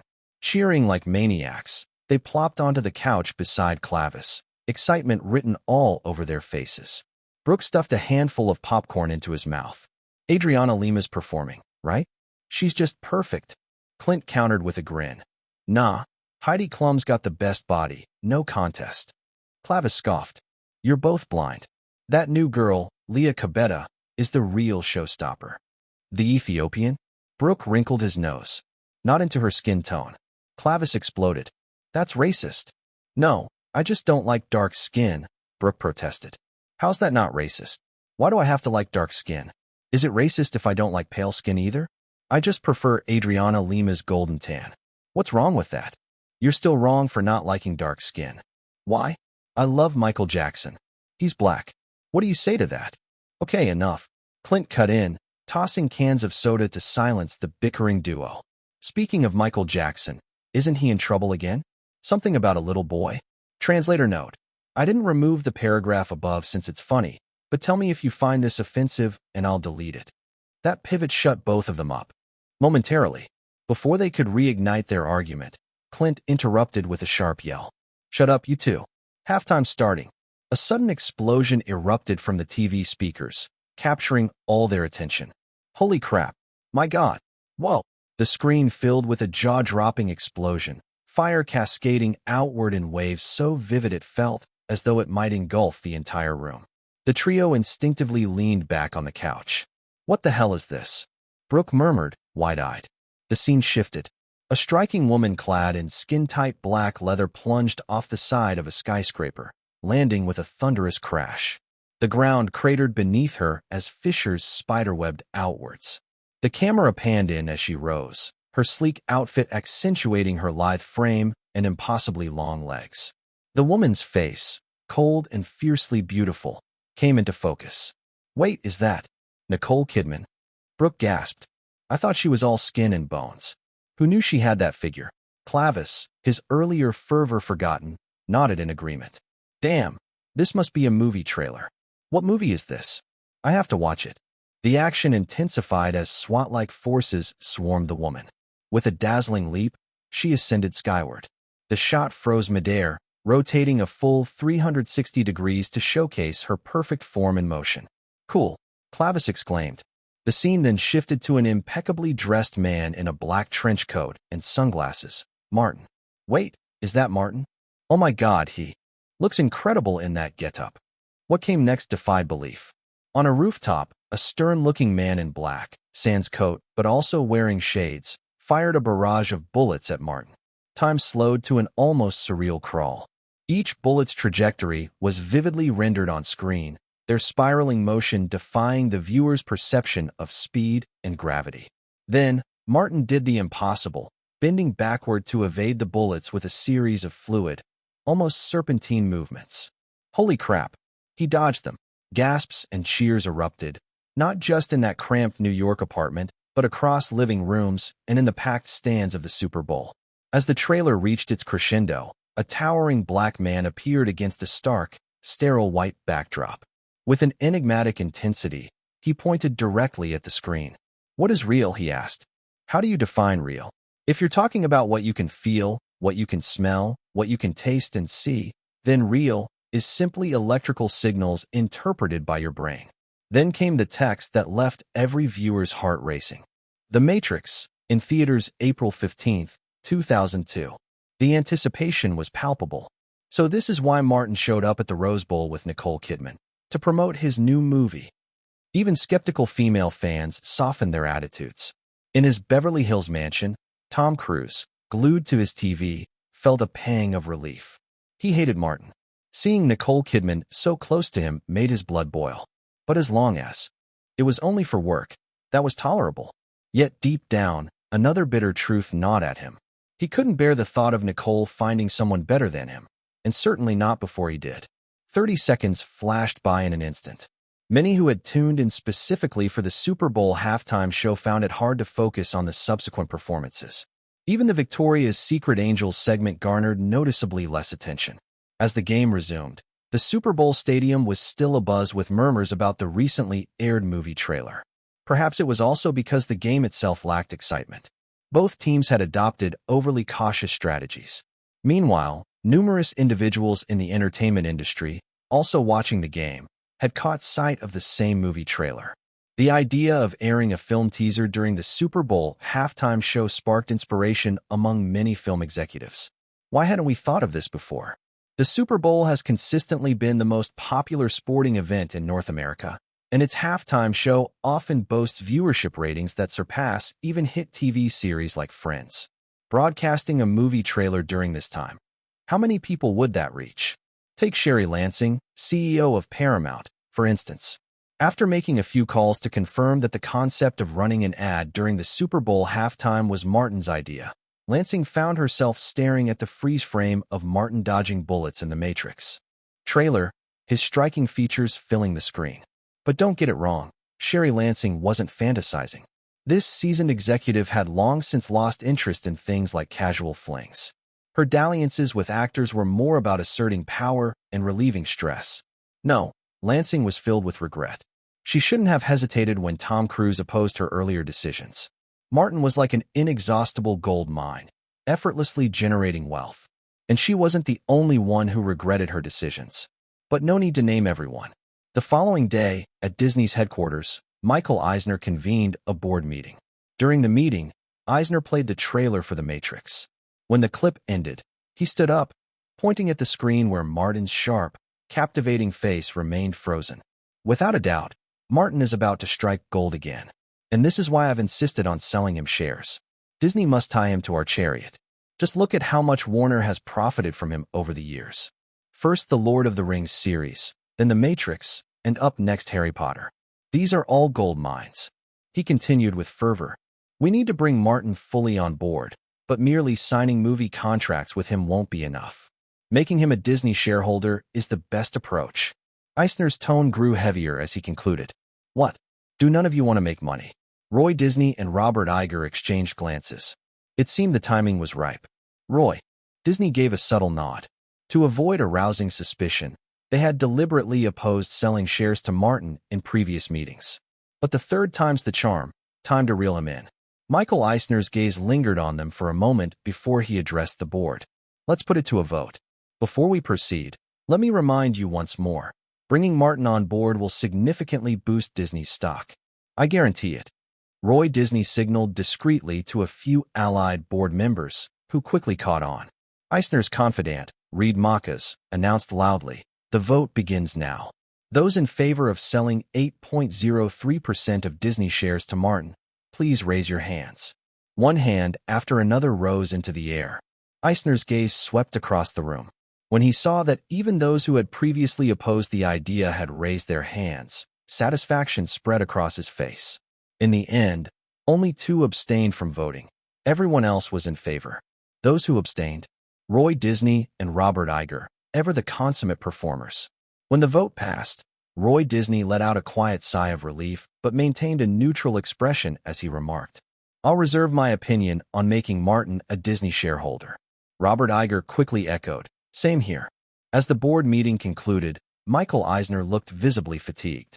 Convincing the board to agree to this decision had taken a toll on him, but he had finally achieved his goal. Damn lucky kid, Eisner thought. For a brief moment, envy flashed through his mind. After all, while he had to navigate endless boardroom battles for a fraction of power, Martin seemed to gain everything effortlessly. Still, if those 8.03% shares were in his hands, Eisner shook his head. That was impossible. Being Disney's CEO came with restrictions. The shareholders would never allow a hired executive to stand on equal footing with them, even if that executive brought in more profits. This thought sparked a surge of resentment within Eisner. Fine. If you won't give me power, I'll seize it myself. Once Martin handed over the voting rights tied to those 8.03% shares, it would be time for Disney's next round of reforms and his contract renegotiations, especially the clause restricting him from purchasing shares. The $500 million retirement package? That was just a smokescreen, or rather, a bargaining chip. What he truly wanted was the remaining 10% of original shares in Disney's stock pool. Those shares had once amounted to 18%, but with 8% sold to Martin, 10% remained, and Eisner wanted them all. Let the games begin, he thought. His aged heart thudded fiercely, fueled by boundless ambition. At the CAA office, the distribution of The Matrix will remain with Warner Brothers, and the promotional campaign is about to launch, Martin said, tapping the desk lightly. I won't be participating in the later stages of promotion. Soon, I'll be on set for Pirates of the Caribbean. Oh, and the matter of Disney shares is nearing resolution. The financial team's audit is already underway. At this point, excitement lit up Martin's face. Sitting across from him, Jeff was equally thrilled.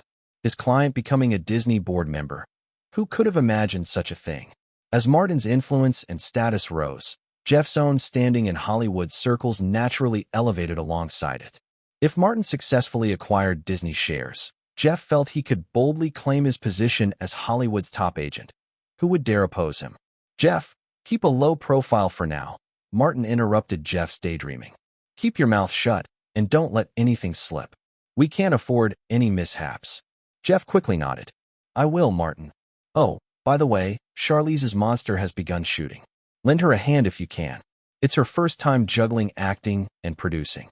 I'll take care of it, Martin. And keep an eye on Miramax. That fat guy's been unusually quiet lately, and it's making me uneasy. I'll handle it, Martin. Jeff had practically turned into a yes man.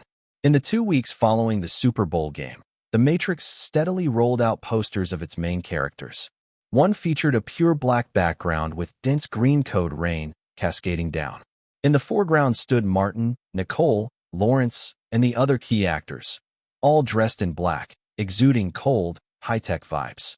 Another poster emphasized the cyberpunk aesthetic, featuring a massive, shadowy skyscraper as its centerpiece. A waterfall of white light poured through the middle of the frame, with Martin and Nicole occupying a small portion at the bottom. The overall effect was enigmatic and compelling. The essence of The Matrix, its cool, factor, and cyberpunk vibe, was vividly captured in these posters. Cyberpunk's inherent darkness is inherently captivating, and when paired with cutting-edge technology and sleek action sequences, it leaves audiences in awe. Martin was confident about this. As The Matrix posters quickly spread across North America, starting with major theaters, Warner Brothers, media outlets, and NBC began ramping up promotional efforts. The Matrix was suddenly on everyone's lips. April 15th, Dolby Theater, Los Angeles. The premiere of The Matrix was held at the iconic venue. That evening, the theater's entrance was packed with stars, renowned directors, and high-ranking executives from major studios. Steven Spielberg and George Lucas appeared together, triggering a frenzy of camera flashes. Mr. Spielberg, what's your opinion on Martin's new film, The Matrix? A reporter asked loudly. Spielberg paused. My opinion? Well, I'm just about to see it. His witty response elicited laughter from the crowd. Another reporter turned to George Lucas. Mr. Lucas, do you think The Matrix will be another success for Martin? Lucas smiled. Great question. Of course, I think it will succeed. You see, I once invited Martin to write a script and star in Star Wars. And guess what? He turned me down. As the reporter's eyes widened in shock, Lucas continued with a grin. After reading the script for The Matrix, I finally understood why Martin declined. He's crafting something extraordinary, a unique world of his own. Once this film premieres, it will undoubtedly usher in a new era of science fiction cinema. A groundbreaking sci-fi masterpiece is in the making. Lucas's effusive praise thrilled the gathered reporters. Moreover, his revelation about Martin rejecting Star Wars added an unexpected twist to the story. Following Spielberg and Lucas on the red carpet was another Hollywood heavyweight, James Cameron. Cameron arrived with his tall, elegant partner dressed in a stunning blue gown, flashing smiles at fans on both sides of the carpet. His companion was his fifth wife, Susie Amos. Known as a romantic and talented filmmaker, Cameron had been married 5 times. Remarkably, he maintained friendly relations with his ex-wives, even after the divorces. Spotting Cameron's arrival, Spielberg and Lucas, already at the end of the carpet, paused to greet him. The presence of Hollywood's Big Three directors together excited fans and reporters alike. These three were arguably the industry's most bankable filmmakers.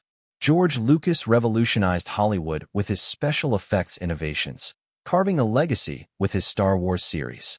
James Cameron, inspired by Lucas's Star Wars, left his trucking job to become a director. Now regarded as a master of technical filmmaking, he was constantly pushing the boundaries of cinematic technology. Steven Spielberg, on the other hand, epitomized the commercial director.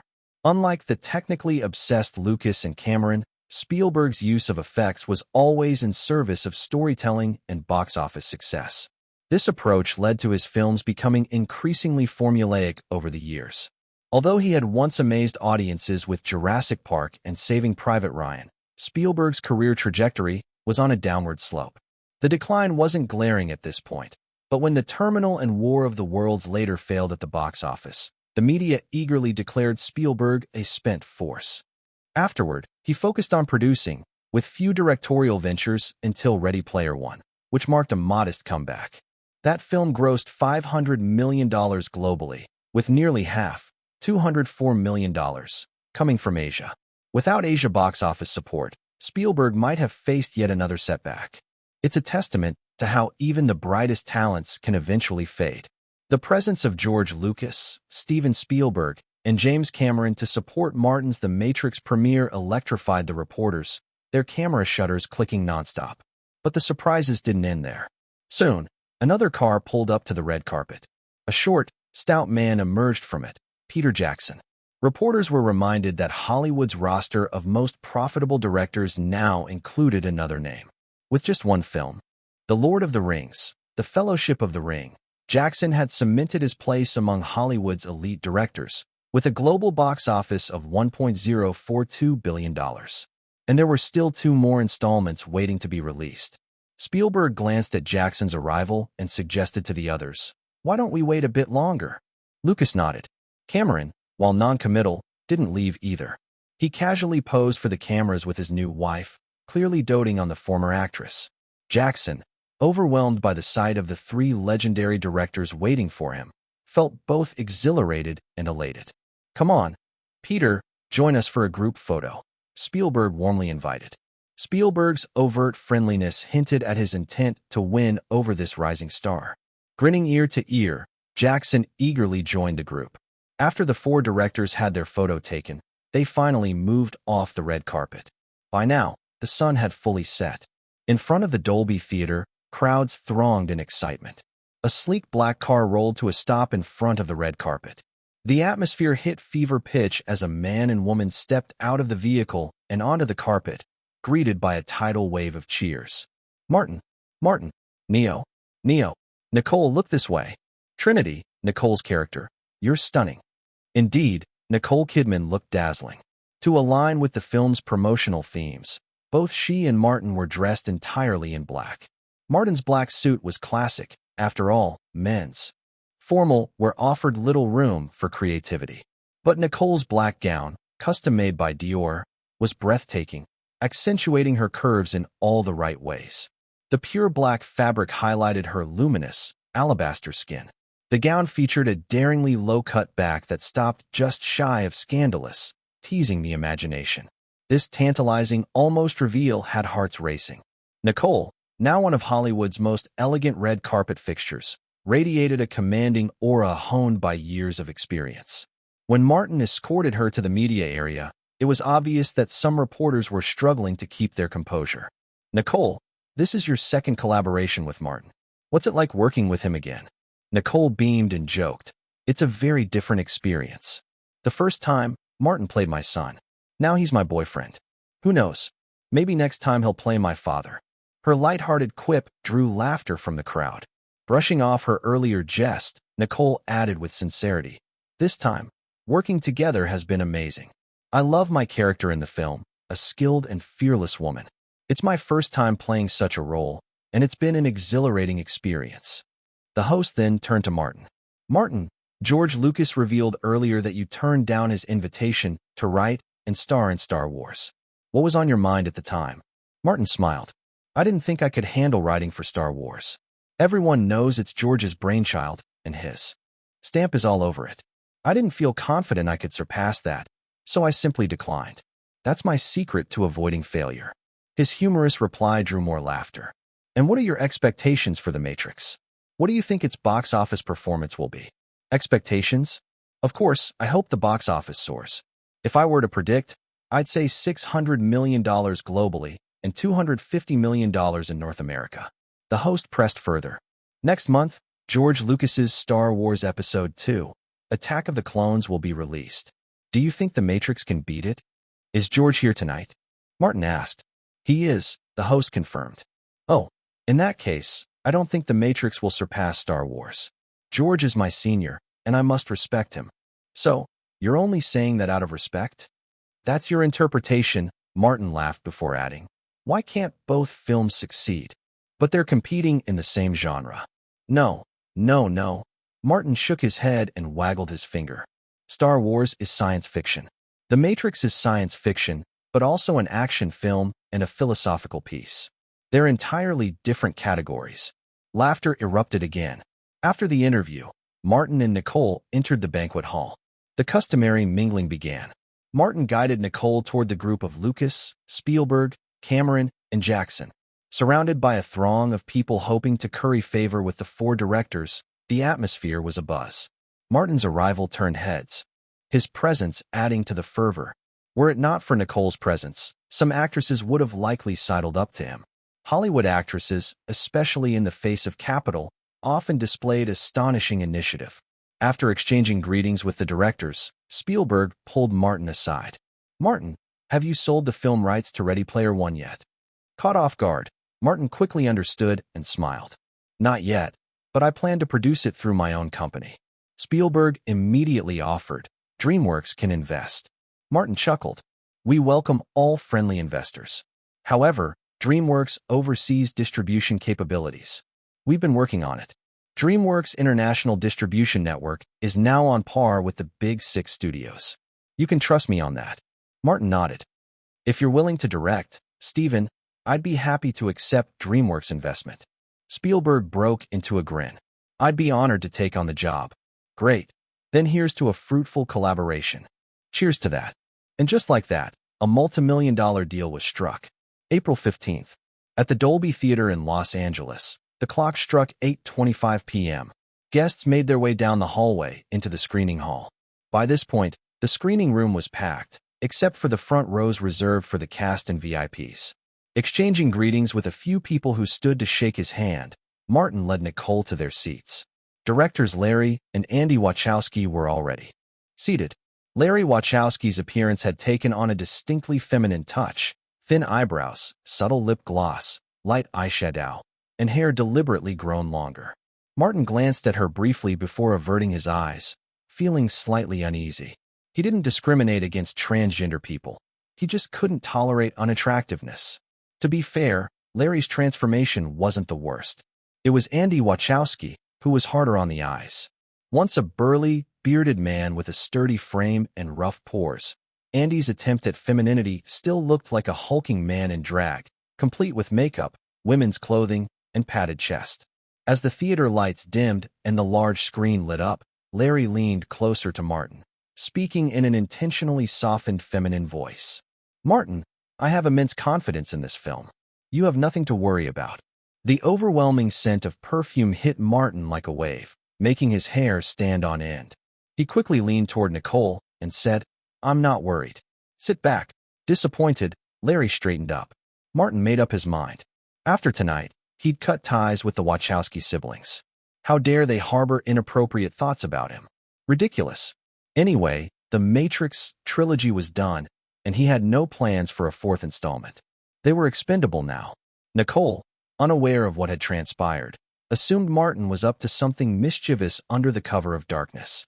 Her heart swelled with mixed emotions, delight tinged with helplessness. This little rascal just couldn't keep himself in check.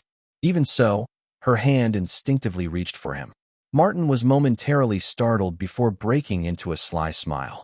On the screen, the distinct animation of Myers Pictures logo flashed by, followed by cascading green code on a black background, forming the title, The Matrix. A voiceover began, accompanied by the rapid flicker of computer program code. The audience learned from the voiceover that some individuals were discussing the need to find and protect someone, a savior, no less. The scene then brightened, showing a dozen police officers moving through a dilapidated building, evidently searching for someone. Eventually, they stopped outside a room. A burly officer kicked the door open. The camera panned inward, revealing a striking woman in a tight black leather suit. "Wow!"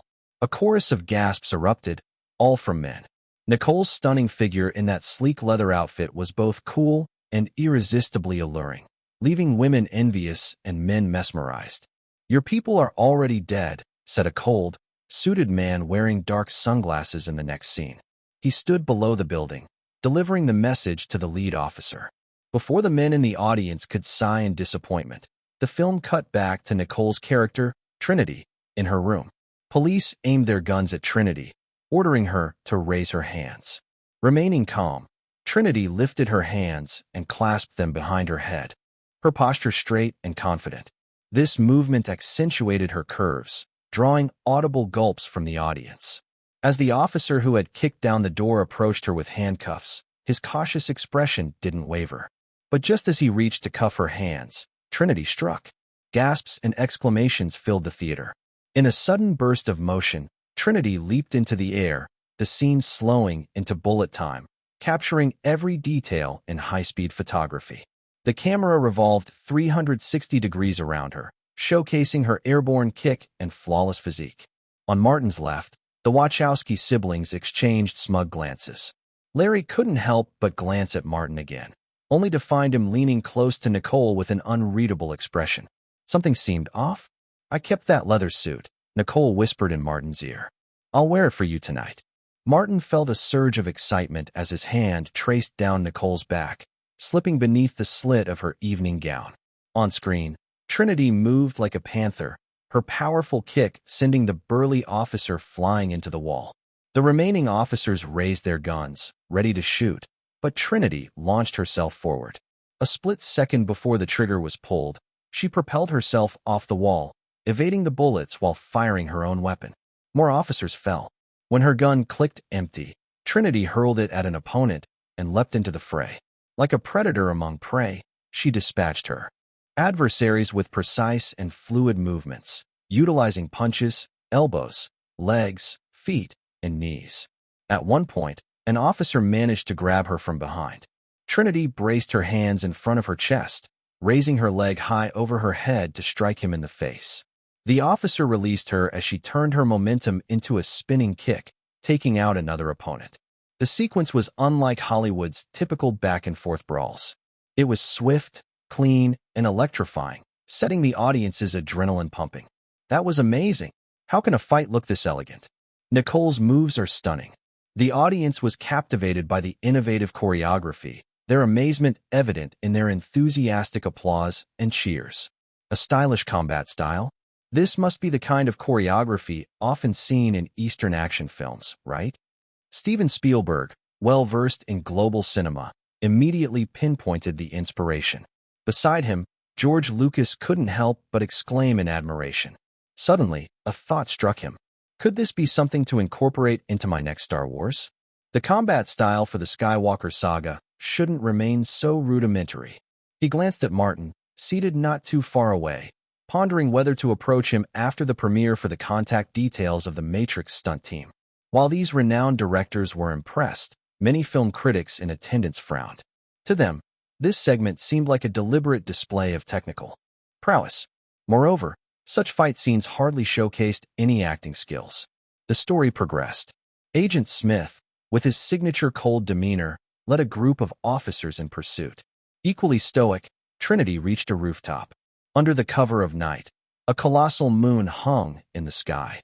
The camera switched to a wide shot, revealing Trinity sprinting and leaping across rooftops against a gloomy nocturnal backdrop. Her movements were as light as if gravity had no hold on her. The vast gaps between buildings posed no obstacle. After vaulting over 4 or 5 buildings, she faced a towering skyscraper ahead.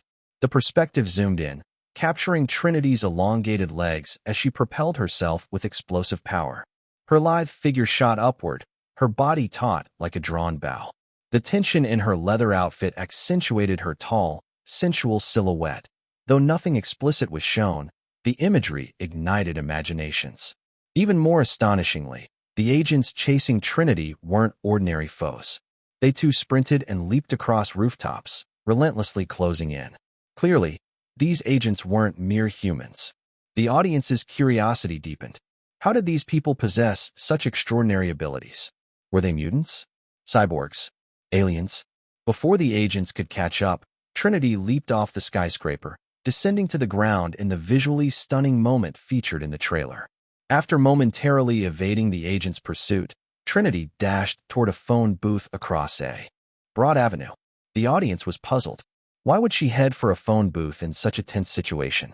Could it be that the call was so important that she disregarded her own safety? Just then, the phone in the booth began to ring shrilly. Without hesitation, Trinity sprinted into the booth, her long legs carrying her with urgency, and grabbed the receiver. At that moment, a black sedan sped toward the booth and crashed into it without stopping. The audience gasped. Was the heroine dead? No. As the camera zoomed in, viewers were stunned to find no trace of Trinity's body amidst the wreckage. Where did she go? The audience's curiosity was now fully piqued. She escaped. An agent stepping out of the car, its front now crumpled, offered an explanation. However, this only added to the intrigue rather than resolving it. Escaped? Where? Down a sewer? That seemed the only plausible answer. The next line from another agent heightened the tension. Our informant's intel is highly accurate. A third agent added, we must locate him immediately. The 3 agents stood coolly in a line, their stiff movements exuding an uncanny aura. To the audience, their behavior seemed mechanical, as if they were robots. Right from the start, the film gripped the audience's attention. Finally, the protagonist Neo made his appearance. The camera panned out from a close-up of a telephone receiver to reveal Martin's strikingly handsome face. The following scenes focused on dialogue, which Martin had streamlined during scripting. Some of the cryptic exchanges were removed to make the film's pacing tighter. One reason the latter installments of the Matrix trilogy saw diminishing box office returns was the overabundance of obscure dialogue and philosophical themes. Martin trimmed these down and added more action sequences, ensuring a balance of runtime while heightening the excitement. He was confident that these changes would surpass the original film's box office performance.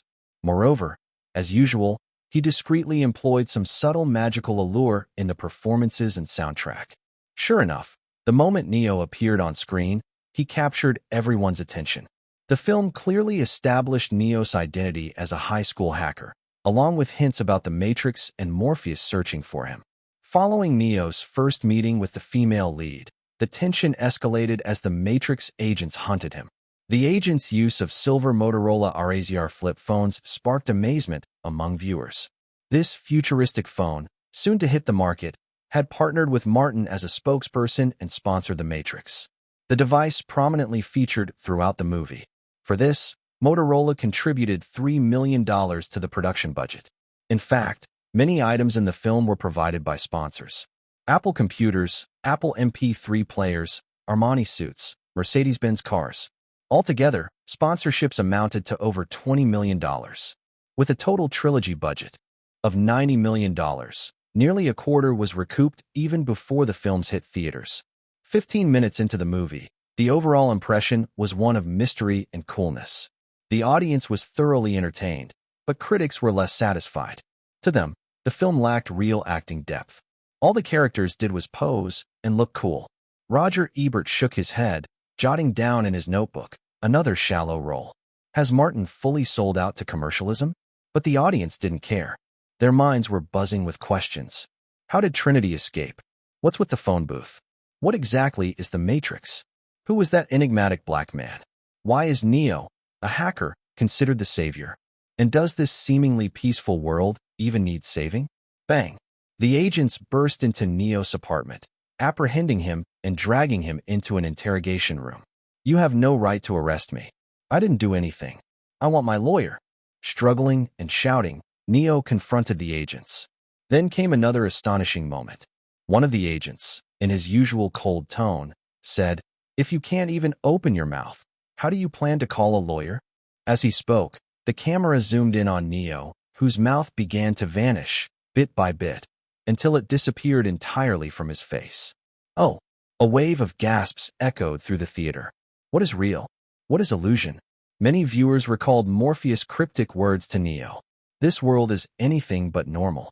By now, many viewers have started piecing things together. This is where the distinction between commercial and art films becomes evident. A commercial film doesn't mislead its audience from start to finish. Instead, it drops clues bit by bit, giving viewers the satisfaction of feeling like they've discovered something themselves, unraveling the mystery piece by piece. The gravity-defying fights and stunts by Trinity and the agents, Trinity's mysterious disappearance at the phone booth, the agents' bizarre methods, and Morpheus' cryptic words all lead to one conclusion. The modern, peaceful world on-screen might not be real. The interrogation continues. Agent Smith produces a bizarre mechanical insect, placing it ominously on the table. The insect scuttles quickly, burrowing into Neo's stomach, leaving no wound behind. Gasps ripple through the audience. The screen abruptly transitions, and Neo wakes up in bed, gasping for air, drenched in sweat. Was it all just a dream? But was it really? The unsettling atmosphere reaches its peak as Neo meets Trinity again. She uses a device to extract the mechanical insect from his body. "You've been tampered with," Trinity says. "It's real? What the hell is that thing?" Neo exclaims. "An electronic bug, or perhaps a piece of code." Code. This clue adds another layer of intrigue, prompting the audience to ponder its implications. Meanwhile, sitting in the front row, Steven Spielberg whispers, "Almost there." George Lucas, engrossed in the film, glances over. "Almost what?" Spielberg explains softly. From the start, the film keeps dropping mysteries and clues, sparking the audience's curiosity while making them feel like they're figuring things out themselves. Curiosity and exploration are fundamental human instincts. But this is a commercial film. The pacing needs to be precise. Overloading viewers with mysteries and questions would tire them out. Martin won't make that mistake. Spielberg continues, in every one of Martin's scripts, his mastery of pacing is evident. At this point, there should be an impactful sequence to reignite the audience's excitement, like an intense fight scene, a revelation, or even just a glimpse of the bigger truth. Just as he finishes, Neo swallows the pill. The next moment is spine-chilling. Neo wakes up inside a pod-like structure, surrounded by tubes embedded in his body. On screen, Neo appears bald, frail, and sluggish, like someone bedridden for years, barely regaining control of their limbs. "Oh my God, what's happening?" someone in the theater exclaims. The camera zooms out, unveiling an eerie world through Neo's perspective. Massive mechanical structures resembling living organisms fill the screen. Each is covered with countless pods identical to Neo's, arranged like rows of crops. The camera pans upward, revealing a desolate, lightless sky filled with swirling clouds and dust. The bleak, apocalyptic imagery evokes an overwhelming sense of dread. As flashes of lightning illuminate the horizon, the audience sees the sheer scale of the structures, an endless expanse stretching into infinity. This 3.5-minute sequence, created with top-tier visual effects by Industrial Light and Magic, is a visual masterpiece. Spielberg nods approvingly. That was brilliant. George Lucas agrees, clearly impressed by his team's work. Kevin Thomas, a film critic from the Los Angeles Times, scribbles in his notebook. This film doesn't rely on acting prowess, yet it's far from a poor effort. Martin's constructed world is haunting and thought-provoking, a tale of brains and vats come to life. Thomas, younger than many of his peers, is more receptive to the film's atmospheric storytelling and spectacular action sequences. Neo is pulled into a hovercraft and introduced to the Resistance. As the ship journeys on, the audience glimpses more of this dystopian world. Welcome to the real world. When Neo finally meets Morpheus, the imposing figure delivers this line, immersing viewers into the harsh reality of their universe. The tranquil, modern world they had seen earlier? It was fake. The grim, apocalyptic wasteland where humans are farmed like livestock? That's the truth.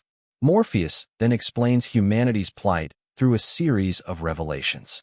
AI robots were developed in the 21st century. The robots rebelled, and humans, in an attempt to defeat them, blocked out the sun, their primary energy source. However, the robots adapted, finding a new power source, the bioelectric energy in human bodies. Humans lost the war.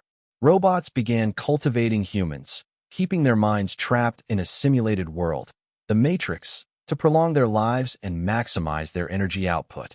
Through Morpheus' narration, the film paints a vivid picture of this horrifying reality. With top-notch effects, it showcases humans being harvested from birth, confined to pods, and used as living batteries for AI machines. For 5 minutes, the film captivates audiences with its unsettling depiction of humanity's fall, a nightmarish scenario made hauntingly real. "This is horrifying," one viewer murmurs. As the film unveils this truth, it alleviates the burden of overthinking from the audience, drawing them into its world.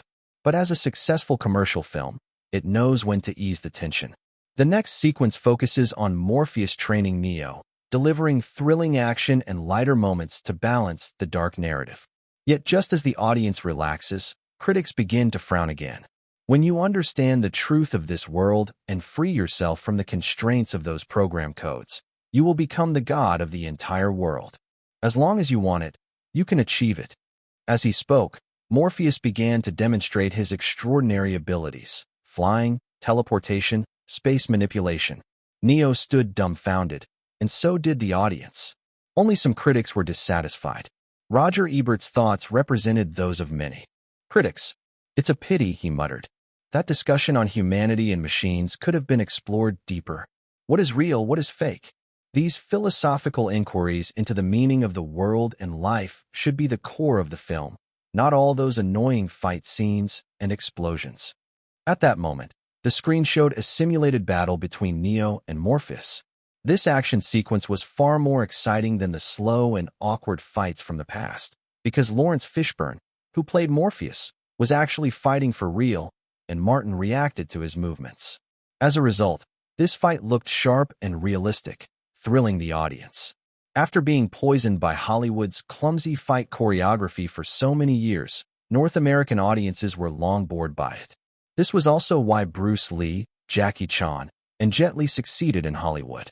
While audiences loved the stunning martial arts from Eastern actors, they still preferred seeing two Western actors pulling off dazzling, graceful moves that felt more relatable. Hollywood's exclusivity is strong, which is why Jackie Chan had to partner with a black actor for Rush Hour, even though the black actor was technically the lead, with Jackie Chan in a supporting role. Of course, Jackie Chan had his own small agenda with this casting.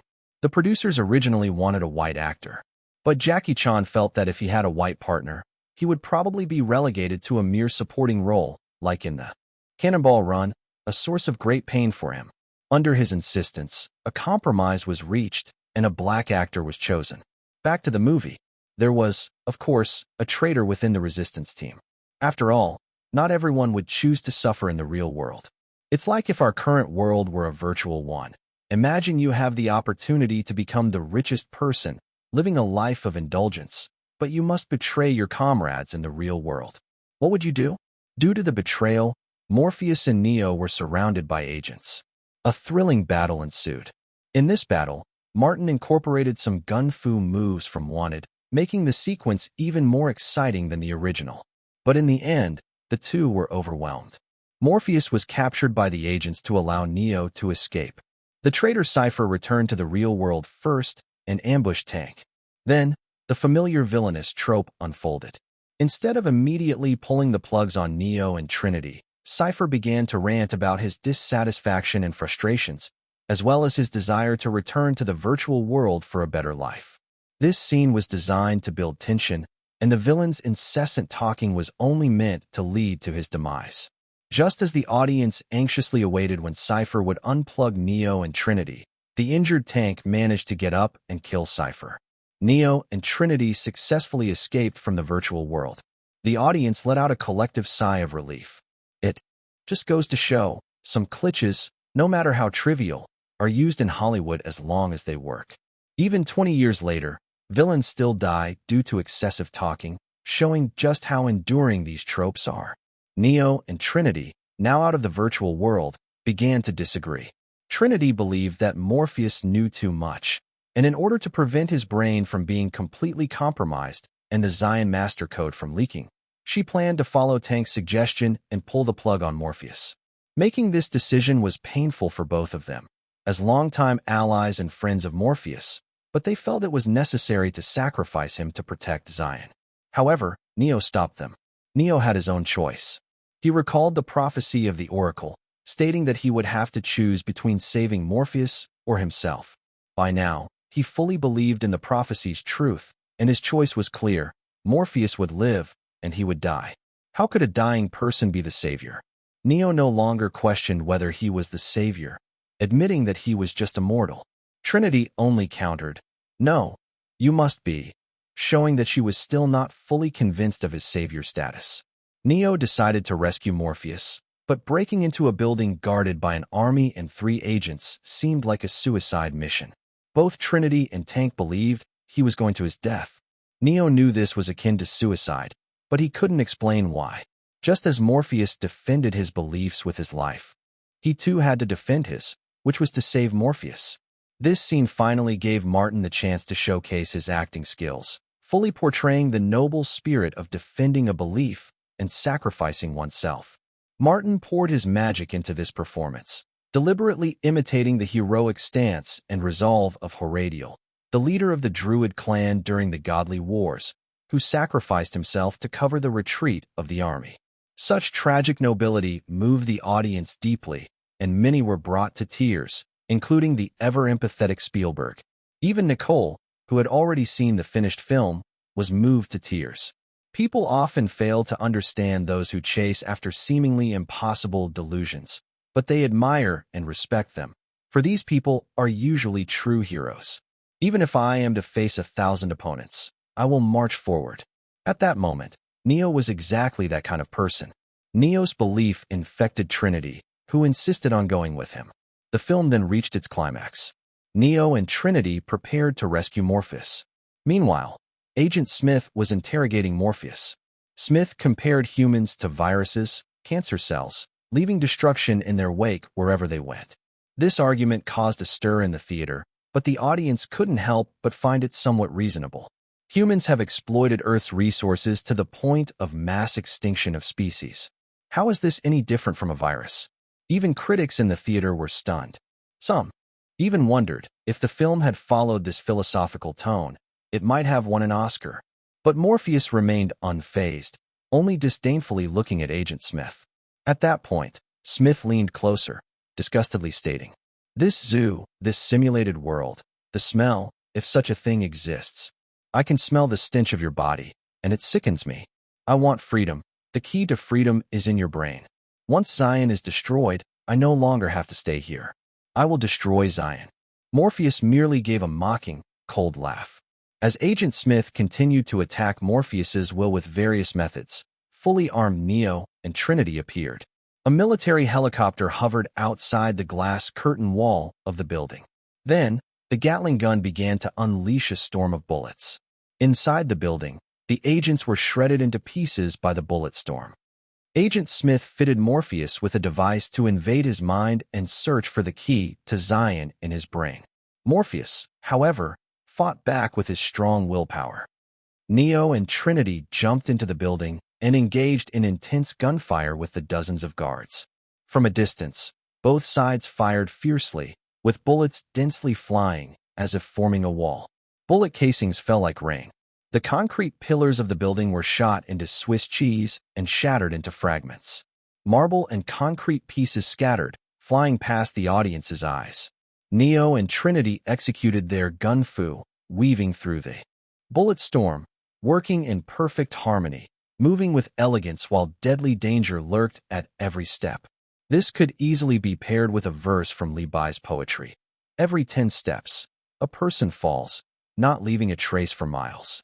In the real world, no one could advance gracefully through such a dense barrage, shooting their opponents like dancing with death. Movies would never dare film it like this. But this was in the Matrix, a world of illusion. Here, all the laws of physics could be abandoned, and the director could freely unleash their creativity. If director Wu Lai from White Dove were in charge, a flock of pigeons would surely fly through the scene. If James Cameron were in charge, an army of robots would be a must. But the Wachowskis were top-tier masters of violent aesthetics, and with Martin's script ideas, this segment turned out beautifully. The combination of slow motion and fast motion, sharp editing, and long takes captivated the audience, leaving them entranced. How could anyone not be exhilarated? Listen to the cheers and screams. Even those who weren't fans of gunfights couldn't help but feel excitement, and Jennifer Aniston attended the premiere as she was about to collaborate with Martin, wanting to learn more about his acting style. She stared at the screen, gripping the armrest tightly, her heart pounding. Oh, shit, this part is making me. No, it's already made me reach a peak. Why does a gunfight scene make me feel this excited? This was, of course, partly due to the magic Martin brought to the scene.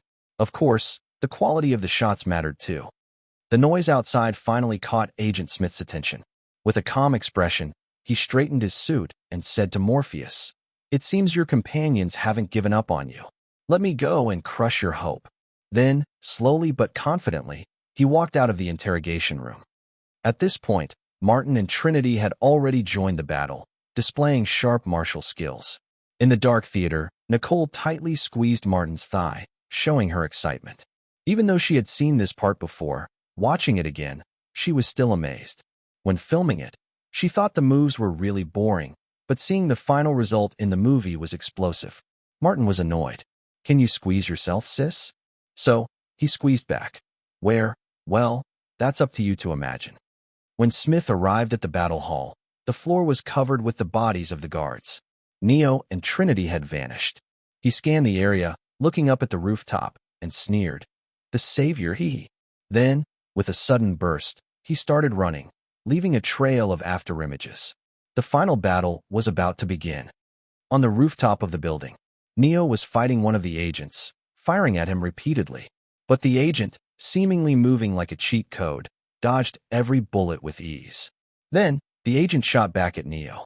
At that moment, Neo finally broke through the program's limits and used the same bullet-dodging moves, shocking Trinity and thrilling the audience. Bullet time. Many in the audience had seen this scene in the trailer, but watching it again, they were still amazed and shaken. "Oh my God, I swear. I need to watch it again. I need to watch it again," one audience member shouted, grabbing their friend's hand. In front of them, a blonde girl exclaimed, "Oh, Neo is so cool. I love him." The girls in the theater had come for Legolas, but now they were all captivated by our savior. At the same time, some male viewers were drooling over Nicole Kidman, clad in tight leather. "Oh my God, Nicole is so beautiful. Her legs are so long and strong. I didn't expect Nicole to look this cool in action scenes. Tom Cruise is definitely going to regret it." George Lucas turned slightly to listen to the excited murmurs behind him. The audience in the theater seemed as if they were on drugs. unable to contain their excitement. Spielberg said, "I've seen Stallone's action scenes. I've seen Hong Kong's Wu director's action scenes, Jackie Chan's, Jet Li's, but none of them compare to Martin's designs. I think a whole new wave of gunfight action movies is coming." Then he decisively added, "This movie is definitely going to be a huge hit." George Lucas nodded. Martin's mind, who knows how it works? It's like a never-ending source of inspiration. Honestly, when I saw the script for The Matrix, I was amazed. I never imagined it would turn out even better than I expected. "I hate geniuses," Spielberg suddenly said. George Lucas chuckled, often seeing this childish side of his old friend. "Don't forget, tell others, you're a genius too." Spielberg smiled. "So now I know why they hate me." Neo and Trinity finally found Morpheus. The film was nearing its end, but the continuous excitement from the battles left the audience no time to catch their breath. When Trinity piloted the helicopter and Neo opened fire with a 6-barrel Gatling gun at the agents, the theater erupted in cheers once more. The flames from the Gatling's barrels sprayed out, and bullet casings fell like torrential rain. The bullet trails tore apart the building and bodies, sending everyone's adrenaline into overdrive. Morpheus, with immense willpower, broke free from the mind invasion device, struggled out of the chair, and rushed forward, smashing through the glass curtain wall, leaping toward the helicopter.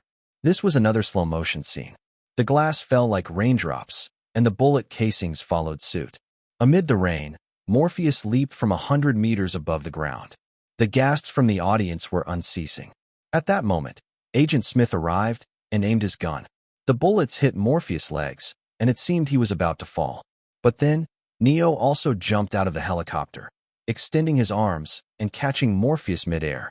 This scene once again used high-speed slow motion combined with a 360-degree surround shot, showcasing both the thrilling danger and the beauty of the action. Boom. The helicopter behind them exploded after being shot by Agent Smith, and Neo once again exhibited his savior qualities by saving Trinity. The helicopter crashed into the building, resulting in a massive explosion. In this scene, Martin didn't shoot it the same way the original film did, with a normal yet intense explosion. Instead, he did something special. When the helicopter collided with the glass curtain wall and exploded, the glass didn't immediately shatter. Instead, it rippled like waves, extending from the top of the building all the way to the bottom. In a typical action film, explosions wouldn't be shot like this, as it would defy the laws of physics. But since this was a gunfight in a virtual world, it didn't matter. Whatever felt exciting, that's what they went for. The goal was the mind-blowing, cool-as-hell effect. Soon after, Neo, along with the other two, safely exited the building and headed toward the phone booth in the subway station indicated by tank. However, as they crossed an intersection, several police cars blocked their path, and more than 10 officers jumped out, aiming guns at the three. Neo turned to Trinity and coldly said, "Take Morpheus and go." While speaking, he spread his trench coat, revealing it was covered with grenades.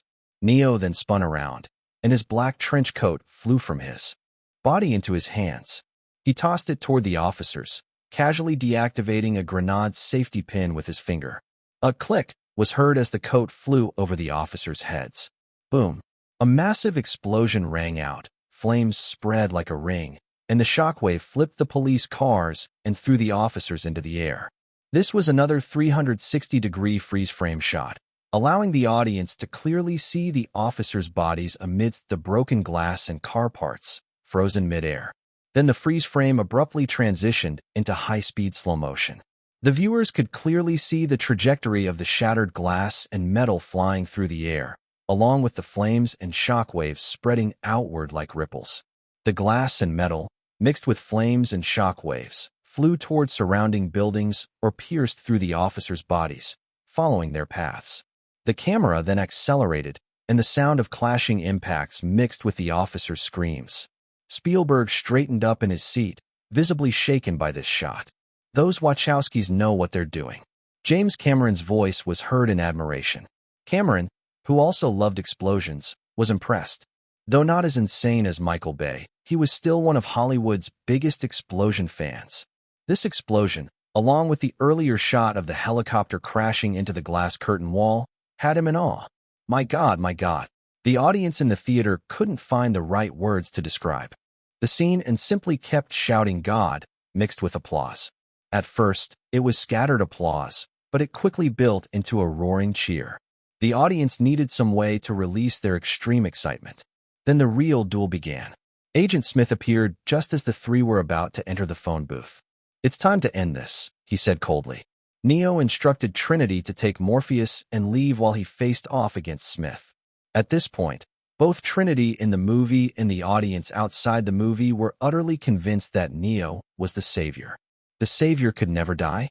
So, Trinity confidently handed everything over to Neo and walked toward the phone booth with Morpheus. Agent Smith rushed at Neo, and Neo charged at him as well. The two leapt into the air simultaneously, guns raised, shooting at each other while simultaneously dodging the incoming bullets. In slow motion, the audience could clearly see the trajectories of the bullets and how the two narrowly avoided each other's shots. Then, both fell to the ground and engaged in a brutal hand-to-hand combat. This battle between the two was even fiercer than in the original film, truly a peak in Hollywood action films. It was the kind of fight that could be used as a teaching example even 20 years later. For Neo, this was another breakthrough. How difficult was it? Neo's companions had always instilled one idea in him. The only choice when facing an agent is to run. No one survives a fight. With an agent, the idea of 3 men make a tiger was something most people could relate to. Humans, in their evolutionary process, often don't survive if they ignore warnings. If someone tells you that poisonous mushrooms are dangerous, but you insist on tasting them, well, goodbye. If someone says a tiger will eat you, but you still go and take a look, it's the same result. Thus, the words of those around us have a huge impact, forming our unshakable beliefs. But in facing the strongest agent, Smith, Neo was improving. Each time he was knocked down, he would get back up stronger. The audience could see how Neo's combat abilities were constantly improving. This represented his breakthrough of the Matrix rules, driven by his deepening rejection of the Matrix. In each battle, he got stronger and stronger, a universal source of excitement for humanity. P.S. This is why most video games and web novels use this formula, haha. Finally, it seemed like Neo had gained the upper hand. He narrowly avoided being hit by a speeding subway train and managed to push Smith right under the wheels. Just as the audience thought Neo had finally defeated his opponent, the subway screeched to a halt, and an unscathed Agent Smith stepped out of the train. "Messiah?" Smith mocked. "In this world, I am the God." As a special program created by the Matrix, it seemed impossible for Agent Smith to be killed in the Matrix. At this moment, Smith's 2 companions also arrived.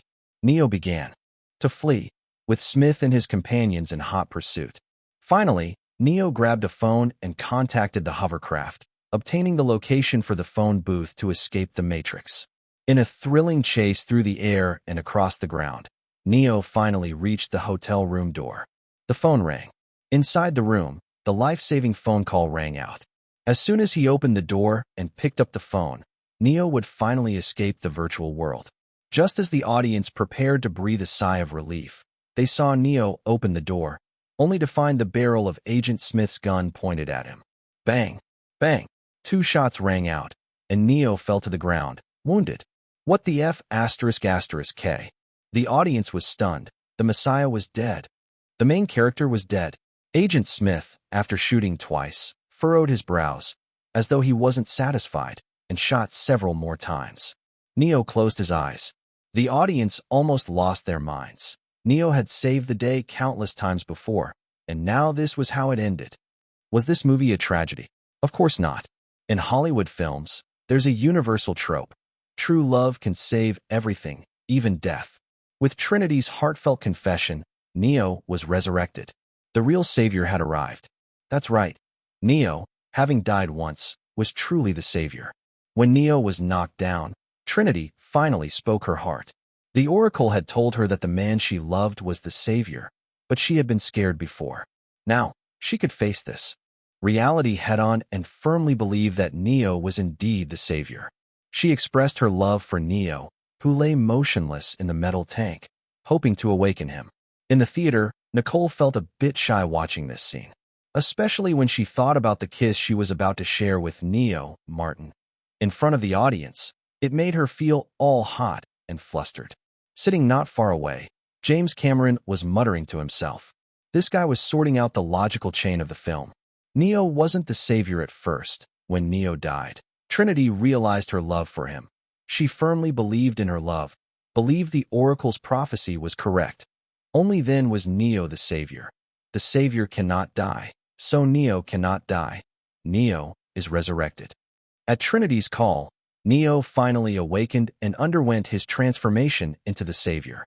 This reminded many in the audience of the resurrection of Jesus in 07. Legend has it that after Jesus was nailed to the cross, he was resurrected after 3 days and ascended to heaven. This was a miracle that solidified Jesus' identity as the Savior, and Christianity established Easter to commemorate his resurrection. So, was Neo representing Jesus? As the resurrected Savior, Neo was now fully able to transcend the Matrix. He stood still as the agent's bullets came at him, and the bullets bizarrely froze in midair. At that moment, Neo not only could withstand the bullets, but also alter their trajectories within the Matrix. The point one, he is the one. Excited cheers echoed in the theater. At this point, Agent Smith was no match for Neo, getting beaten into a pulp. In the end, the special code representing Smith was torn apart by Neo, and the other 2 agents fled in terror. The applause in the theater rang out once again. I know where you are. I can feel you. You're afraid. You're afraid of me. You're afraid of change. I will show everyone the real world. After a monologue directed at the Matrix, Neo soared into the sky, standing suspended, as if a true god. Then the screen went dark, and the green code fell, forming the credits. The film ended. The applause in the room was continuous, with cheers like, "That was so cool," and "amazing," ringing out. Amid the applause and cheers, Martin led the crew on stage to thank the audience. Unexpectedly, in the subsequent press conference, the reporters directed more questions at Nicole Kidman, who played Trinity, rather than at Martin. Perhaps it was because Nicole's character had undergone such a drastic transformation in the film. "Miss Kidman, this is your first time playing a tough female character in a movie. What made you decide to take on this role?" When I first saw the script, I was hesitating too, but Martin told me, "Nicole, you've already won an Oscar. Isn't it time to take on some roles that don't require much acting?" I asked him, "If this role doesn't require acting, what else is there?" He said, "Cool. That's why I took it on. I wanted to look cooler." Another reporter brought up Nicole's marriage. "Nicole, your marriage to Tom Cruise has come to an end, but we haven't seen any sadness from you. Does that mean you welcome the divorce?" Nicole Kidman appeared in a great mood, not at all irritated by the question. Instead, she laughed and said, "Hey, I'm a cool girl now. How could I be sad over something as trivial as a divorce?" The next question was for Martin. "Martin, why did you create such a unique world? Where did your inspiration come from?" Martin smiled and said, "My inspiration came from H.P. Lovecraft's novels and the brain in a vat theory. The film style is a fusion of the old world and the future. The core of the film also borrows from Lovecraftian horror, the unknown. In Lovecraft's stories, there are often the words unspeakable, used to describe monsters whose terror goes beyond comprehension, and events so bizarre and strange that they defy understanding. This is the kind of feeling we wanted to convey in The Matrix. In The Matrix, the tragic aspect of humanity is that the unknown often comes from the tip of the iceberg of the real world, and your daily life is nothing but a laughable, gentle illusion. This idea, combined with the philosophy of brain in a vat, makes the audience inevitably wonder, is our world really real? Another reporter asked, "Martin, how do you define The Matrix? Is it a commercial film or an art film?" Martin laughed and said, "Do we really need to separate commercial and art films so strictly? Okay, this film is definitely an anti-Hollywood kitsch movie, but you could say it's an outlier in Hollywood sci-fi films. The convention in Hollywood is that commercial films should be tacky, relying on special effects to captivate and drama to grab attention, aiming to conquer the masses and make profits. Art films are supposed to be unconventional, either fresh or obscure, catering to a niche audience seeking aesthetic escape, aiming for awards. But I think this tradition needs to change. Who says commercial sci-fi films can't contain philosophy? George Lucas. At this point, Martin winked at George Lucas in the audience, obviously joking. It had the desired effect, causing laughter from the crowd. Martin continued, "The core of The Matrix is a commercial blockbuster. After all, I still want to make some more money and move up the rich list." More laughter followed. In The Matrix, we combined handsome actors, explosions, gunfights, and the human battle against alien civilizations, classic commercial elements, with a bit of idealist skepticism. That is, humans can't confirm whether they exist in the real world, and the terrifying, curious idea of humans being fed and nurtured by machines. And the Savior's death and resurrection plot borrowed from religious ideas, such as Jesus' resurrection on the third day, and the Buddhist concept of nirvana and rebirth. In fact, when I started writing this script, I didn't think I was creating a traditional sci-fi work. It has many trendy sci-fi elements, but those elements aren't central. What makes it unique is how it begins with the human-machine relationship, discussing a new form of society and using that to reflect on human nature. In other words, this is a dystopian soft science fiction work focused on human nature. Martin's explanation was mostly just to appease the critics. Of course, his real target wasn't the audience, but those film critics. He needed to give them something to write about, or who knew what tomorrow's reviews would look like. Martin was self-aware enough to know that this film didn't have much in terms of acting showcase. So he had to give the critics something to work with through all this intellectualizing. Sure enough, after hearing Martin's explanation, many critics' eyes lit up. Sylvia was a fan of Martin. No, to be precise, she was a worshipper of Martin's looks. She had fallen for him ever since The Lord of the Rings, The Fellowship of the Ring. Legolas's ethereal beauty was simply irresistible. Eager to see Martin's latest work as soon as possible, she signed up for the Matrix premiere and was lucky enough to be selected as one of the attendees. Originally, she went just to admire Martin's looks, but she soon found herself captivated by the film's stunning action sequences and suspenseful plot. Whenever Martin appeared on screen, she would marvel at how cool he looked. But even when he wasn't on screen, the story still held her in its grip. As a woman, this was the first time she realized that action movies could be this stylish, this sexy, this exhilarating. It was so much better than those typical punch-and-kick action flicks. After the movie ended, Sylvia hurried home and immediately sat in front of her computer. She booted up and logged into a special forum, one created specifically for Martin's fans. At this moment, the forum was buzzing like a boiling pot. Clearly, many of its users had also attended the premiere tonight. Absolutely worth watching. Martin has built an astonishing world, Western hard sci-fi fused with Eastern metaphysics in a completely fresh interpretation. The cool weapons, the exhilarating action scenes. This film will have your adrenaline soaring. The trench coat bomb that Neo threw, the shockwave from the explosion, police cars flipping over, people soaring through the air, debris piercing bodies. That scene completely blew my mind. Martin is just too cool. Black suit, black trench coat, black sunglasses. He's the epitome of badassery. Even cooler than Legolas. I swear, I'm buying an outfit like that tomorrow. Am I the only one who thinks Nicole Kidman was insanely hot? Seriously, when I saw her long legs kicking, I swear I started drooling. Seeing this, Sylvia couldn't help but post a long comment herself. Martin as Neo is definitely cool, but I still think Legolas remains his peak in terms of looks. The real brilliance of this movie isn't just the handsome men and beautiful women, it's Martin's imagination.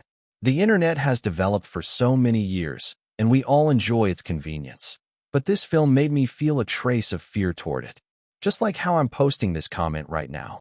Is this truly my own will, or am I being controlled by an electronic consciousness? What's amazing about Martin's ideas is that they make us question, make us think. He uses an unbelievably realistic virtual world and a mind-blowing, yet logically sound premise to pull us into his thought-provoking universe. It's simply incredible, utterly brilliant. Someone replied to her post, "You're absolutely right. Ever since I watched the film, I can't stop wondering, does the key even exist? Am I half awake, half dreaming? This kind of inescapable logic loop is terrifying." Another user focused more on the film's action and effects. "I don't get all that deep thinking stuff, but I do know this movie thrilled the hell out of me. The explosions, the fights, this is like nothing Hollywood has ever done before. The Matrix has redefined the action shooter genre. This was the magic of The Matrix. It could captivate both those who loved to think and those who didn't. After logging out of the forum, Sylvia went to IMDb. On the homepage, she easily spotted the link to The Matrix and clicked in. Scrolling down to the ratings section, she didn't hesitate to give it a perfect 10. Since the film hadn't been widely released yet, there weren't many ratings. Only 45 users had voted so far, giving it an average score of 9.95. Some people had also left comments. I'm a housewife. I don't like horror movies or action flicks. I only got into Martin because of Legolas, and I was lucky enough to get a ticket to the premiere. But wow, I was hooked. Martin is so cool, Nicole is incredibly sexy, and the movie was fantastic. I never knew an action movie could make a woman this excited. I realized I didn't fully understand the film, so I decided to rate it first and then go watch the midnight screening again. By the time you see this comment, I might already be on my way. Watch it again, Sylvia murmured to herself. The thought immediately tempted her. Why not? Watch it again. That night, across America, countless people made their way to theaters before midnight. On this electrifying night, Martin and Nicole had already returned to his Beverly Hills mansion. Charlize had been waiting for them. A battle was inevitable. This time, the savior would fight for himself. Wait a minute. Inside the bedroom, Charlize suddenly stopped Martin and Nicole, then magically pulled out 2 outfits from a nearby cabinet. Tonight, let's do a little role play. Neo, Trinity, please put on your costumes. Martin took the clothes, looking intrigued.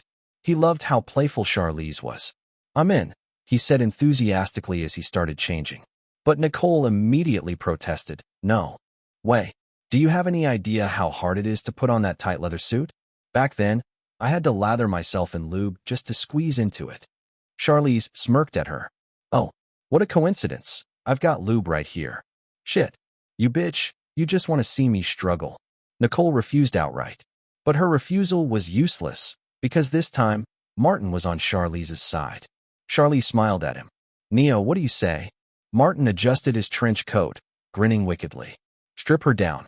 Oil her up. Nicole gasped and tried to escape, but Martin caught her easily. In the next moment, she was pinned down as the two of them swiftly removed all obstacles from her body. Charlize giggled as she popped open the bottle and poured. 10 minutes later, a dazzling leather-clad beauty stood before them. Her hair was a mess, and her face was flushed. Damn you, Charlize. You should have played Trinity instead, you bitch. Charlize patted her slightly rounded belly. Sorry, can't do that. I've already started gaining weight for Monster. Even with lube, I wouldn't fit into that suit. Then what are you playing as? Nicole asked in frustration. Agent Smith. Tonight, Agent Smith and the Savior will team up to conquer Trinity, the Little Zero. Let's get started. Martin couldn't wait any longer. Ah! Nicole's shriek echoed through the room. The next day, the media reviews were out. It's a release, a transformation of energy. The film ignites you, leaving you dizzy. In its dazzling spectacle, The Washington Post. This film incorporates many cutting-edge sci-fi elements of its time, such as virtual networks and machine civilizations, but its core theme revolves around a dystopian world ruled by machines. Its true contribution lies in its exploration of human-machine coexistence, reflections on absolute rationality, and the function of human nature. Rather than focusing on the technological aspects of hard sci-fi, it leans towards a more humanistic, soft sci-fi approach. The New York Post. A frenzied, futuristic thriller, the film showcases an extraordinary imagination while retaining the feel of classic sci-fi novels. Its groundbreaking visual techniques are simply beyond description. Los Angeles Times. As traditional sci-fi declines, the golden age of hard science fiction grows increasingly rare. Social issues are replacing scientific dilemmas as the core of many sci-fi works, with more avant-garde storytelling techniques being incorporated. The Matrix will undoubtedly be one of the defining films of this new wave. The New York Times. Most of the reviews were overwhelmingly positive. After all, they had been paid for. But Martin has regressed. Throughout the entire film, he maintains only one expression, cold and emotionless. Perhaps it suits the character, but this character is one he created himself. The movie is nothing more than an explosion-filled spectacle whose sole purpose is to pump your adrenaline. Roger. Ebert, Chicago Sun-Times. CAA office, Jeff Raymond's desk. Martin put down the newspaper, frowned, and asked, "What's going on with Roger Ebert? Didn't we take care of him?" Jeff Raymond frowned as well. "We did, he received our gifts." I didn't expect him to write that. All the critics invited to the premiere had been handled by Myers Studios. As long as the film wasn't a complete disaster, they were expected to give it favorable reviews. But Roger Ebert, who had a strong reputation for integrity, had taken the gifts and still written a negative review. This infuriated Jeff. Martin shook his head, pointed at Ebert's name in the newspaper, and said, "Blacklist him. We won't invite him to our premieres ever again." "Should I at least give him a call? He has quite a bit of influence among moviegoers." Martin chuckled. "Influence? Just wait for this week's box office numbers. The internet is taking over. Critics like him are becoming irrelevant. Speaking of which, the midnight box office numbers should be out. Call and check." "Got it." A moment later, Jeff hung up the phone with an excited expression. "Martin, the midnight box office hit $8.15 million. If I'm not mistaken, you've broken another record, the highest midnight gross for an R-rated film in North America." "Yes." Martin raised his fist in a seemingly excited gesture, but internally, he was perfectly calm. The original version had already been successful.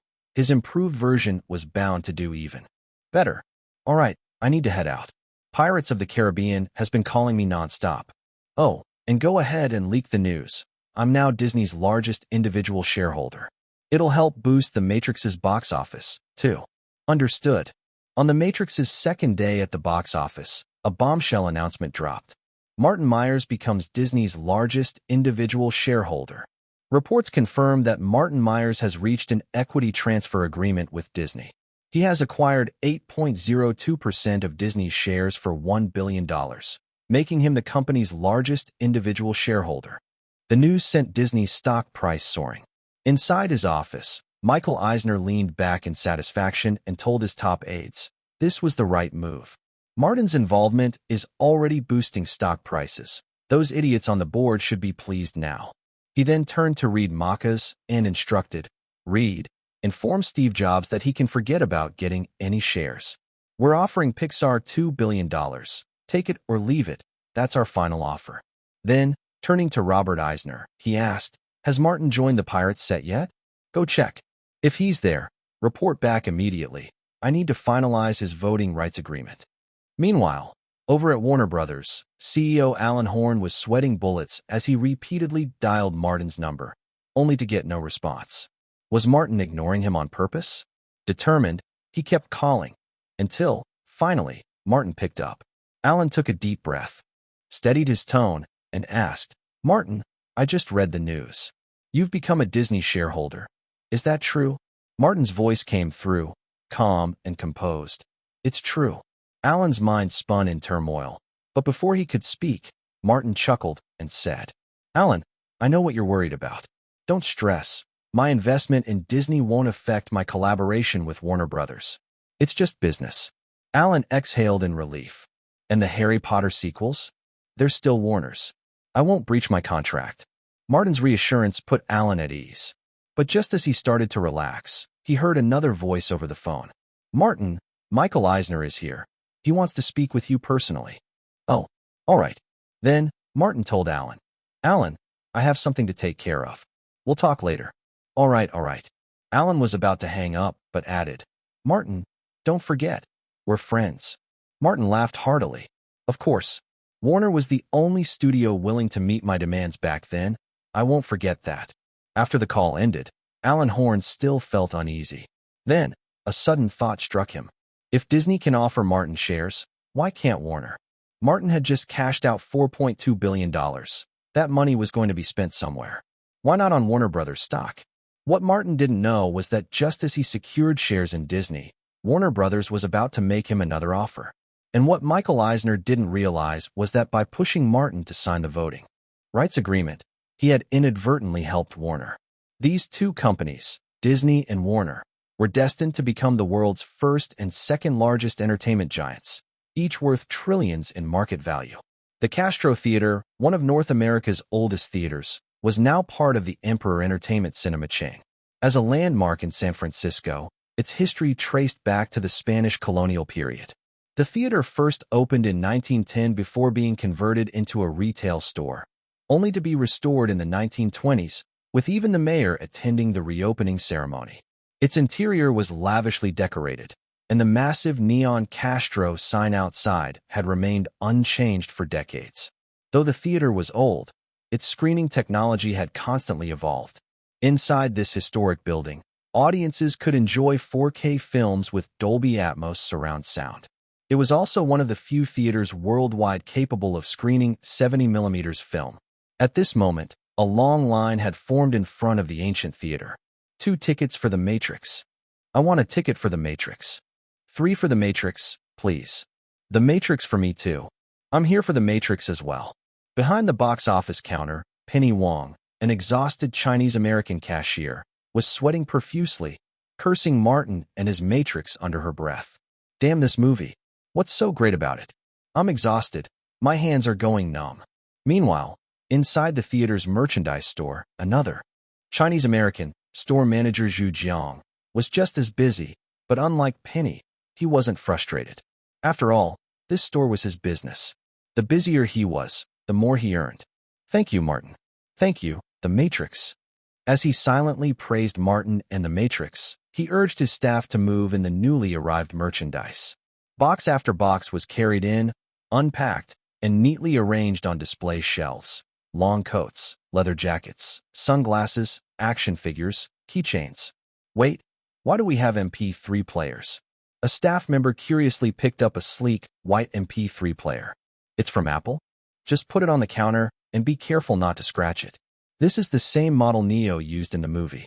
Don't you think a white MP3 pairs perfectly with a black trench coat?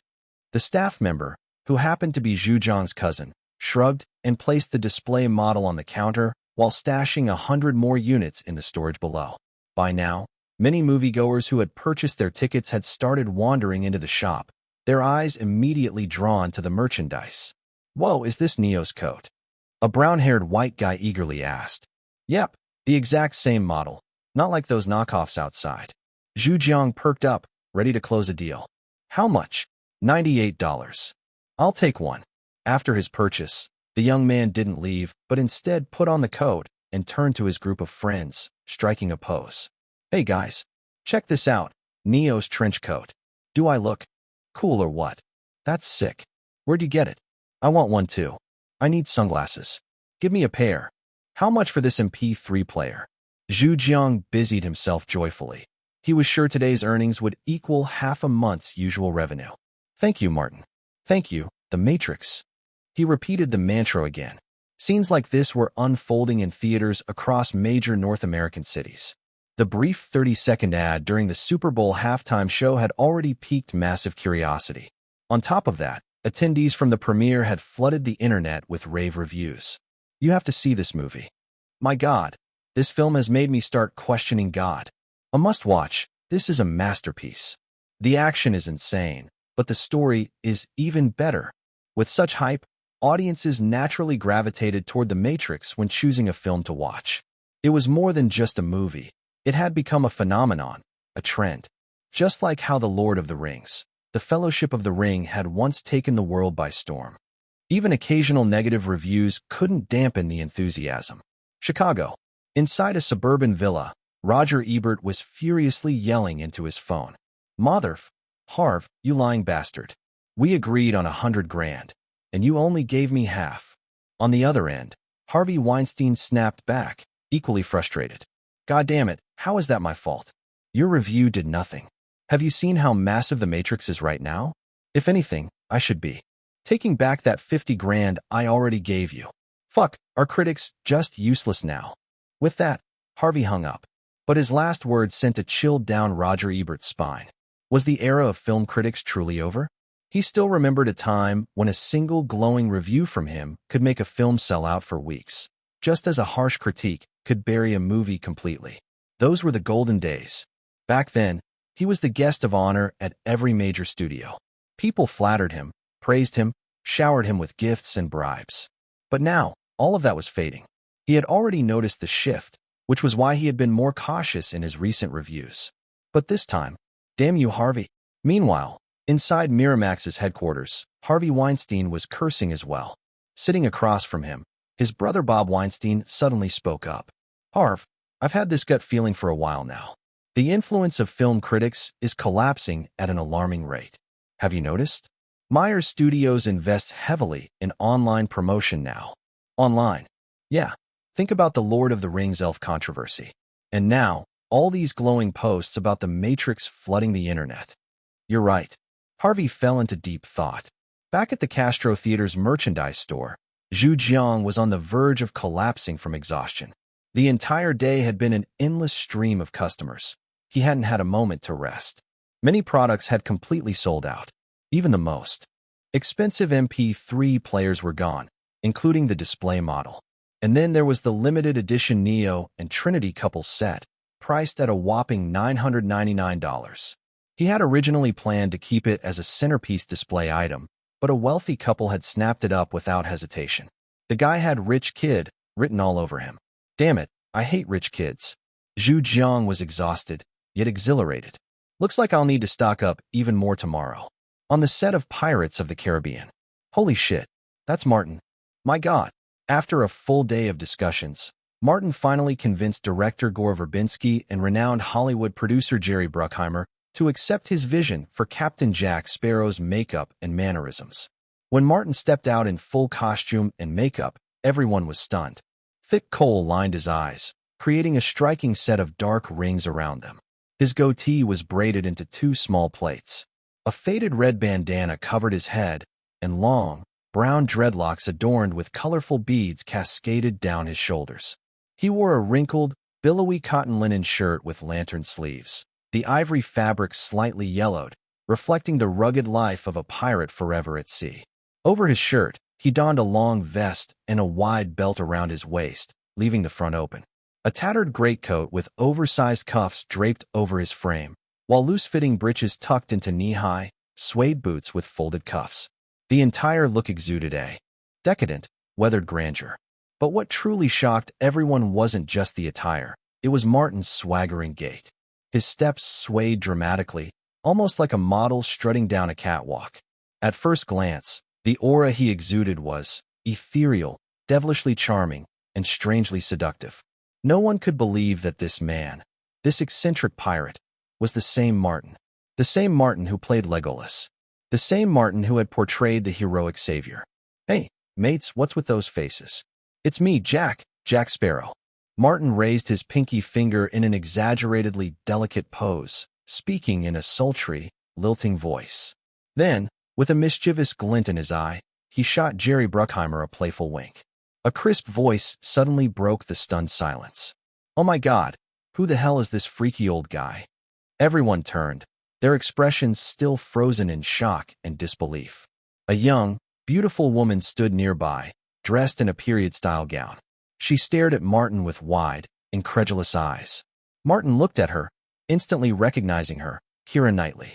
The same Keira Knightley who had declared at the Lord of the Rings, the Fellowship of the Ring premiere, that she would marry him one day. Hello, Keira. Martin greeted her casually. Her eyes widened in even greater shock. You know me? She searched her mind frantically, unable to recall when or where she had ever met this bizarre-looking man. Of course I know you. You even told me your name. Yourself. That's impossible. Really? Think back. At the Fellowship of the Ring premiere, who did you say you wanted to marry? What? Wait. Hold on. You're Martin Myers. Martin bent at the waist, spread his arms theatrically, and twirled twice before executing a perfect European gentleman's bow. At your service. Keira gasped, covering her mouth with both hands. Oh my God. You really are Martin. But this look? How do I look? Martin lifted onto his toes, spread his arms wide, and spun in a graceful twirl, his effeminate aura practically overwhelming. Well, definitely groundbreaking. Keira finally managed to squeeze out a diplomatic response. Her words made Gore Verbinski and Jerry Bruckheimer exchange wry smiles. To be honest, both men originally thought Martin was better suited for the role of the blacksmith, Will Turner. According to the script, Will Turner was supposed to be tall, handsome, an expert swordsman, and romantically entangled with the governor's daughter, Elizabeth, Keira Knightley's character. It was the quintessential dashing hero role. From every angle, Martin was perfect for it. In fact, Martin had even personally recommended Orlando Bloom for the role. Orlando was good, no doubt, but he was nowhere near Martin's level in terms of acting skill or star power. That wasn't to say Martin was just a pretty face. No one could claim that an actor who had won an Oscar at 13 and swept up numerous other prestigious awards lacked talent. But Martin's unparalleled popularity, particularly among teenagers and women, the primary movie-going demographic, made him Hollywood's most marketable star. Beyond that, his stunning looks and physique made him ideal for the traditional pretty boy roles. His portrayal of Legolas had already cemented that. A leading man with godlike beauty and unbeatable popularity, any film studio would kill to cast him in a romantic lead. But Martin had zero interest in playing another pretty boy. He had done it once with Legolas. That was enough. So, instead of taking the role of Will Turner, he handed it to poor Orlando Bloom, the ultimate professional pretty boy. Besides, Martin wasn't just starring in Pirates of the Caribbean. He was also one of the film's screenwriters and an investor. In Hollywood, producers held immense power.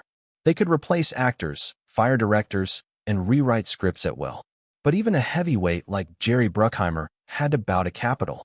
And Martin was capital. So, despite their reservations, Verbinski and Bruckheimer had no choice but to agree. Still, their hesitant expressions revealed their lingering doubts. Martin didn't care. Doubts, dissatisfaction, it was all irrelevant. Because once the film hit theaters and became a box office smash, every single doubt would disappear. Success had a way of silencing critics. Finally, Kira shook off her initial shock and stepped forward with an apologetic. "Look, sorry, I didn't mean to." Martin waved a hand dismissively. "No worries.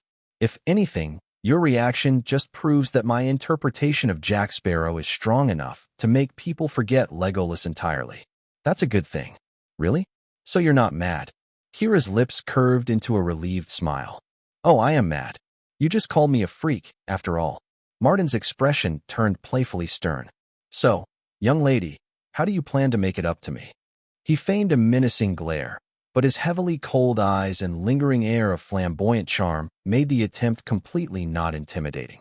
To Kira, it just looked hilarious. "Uffed. Sorry, I didn't mean to laugh. I swear." "Uffed, puffed."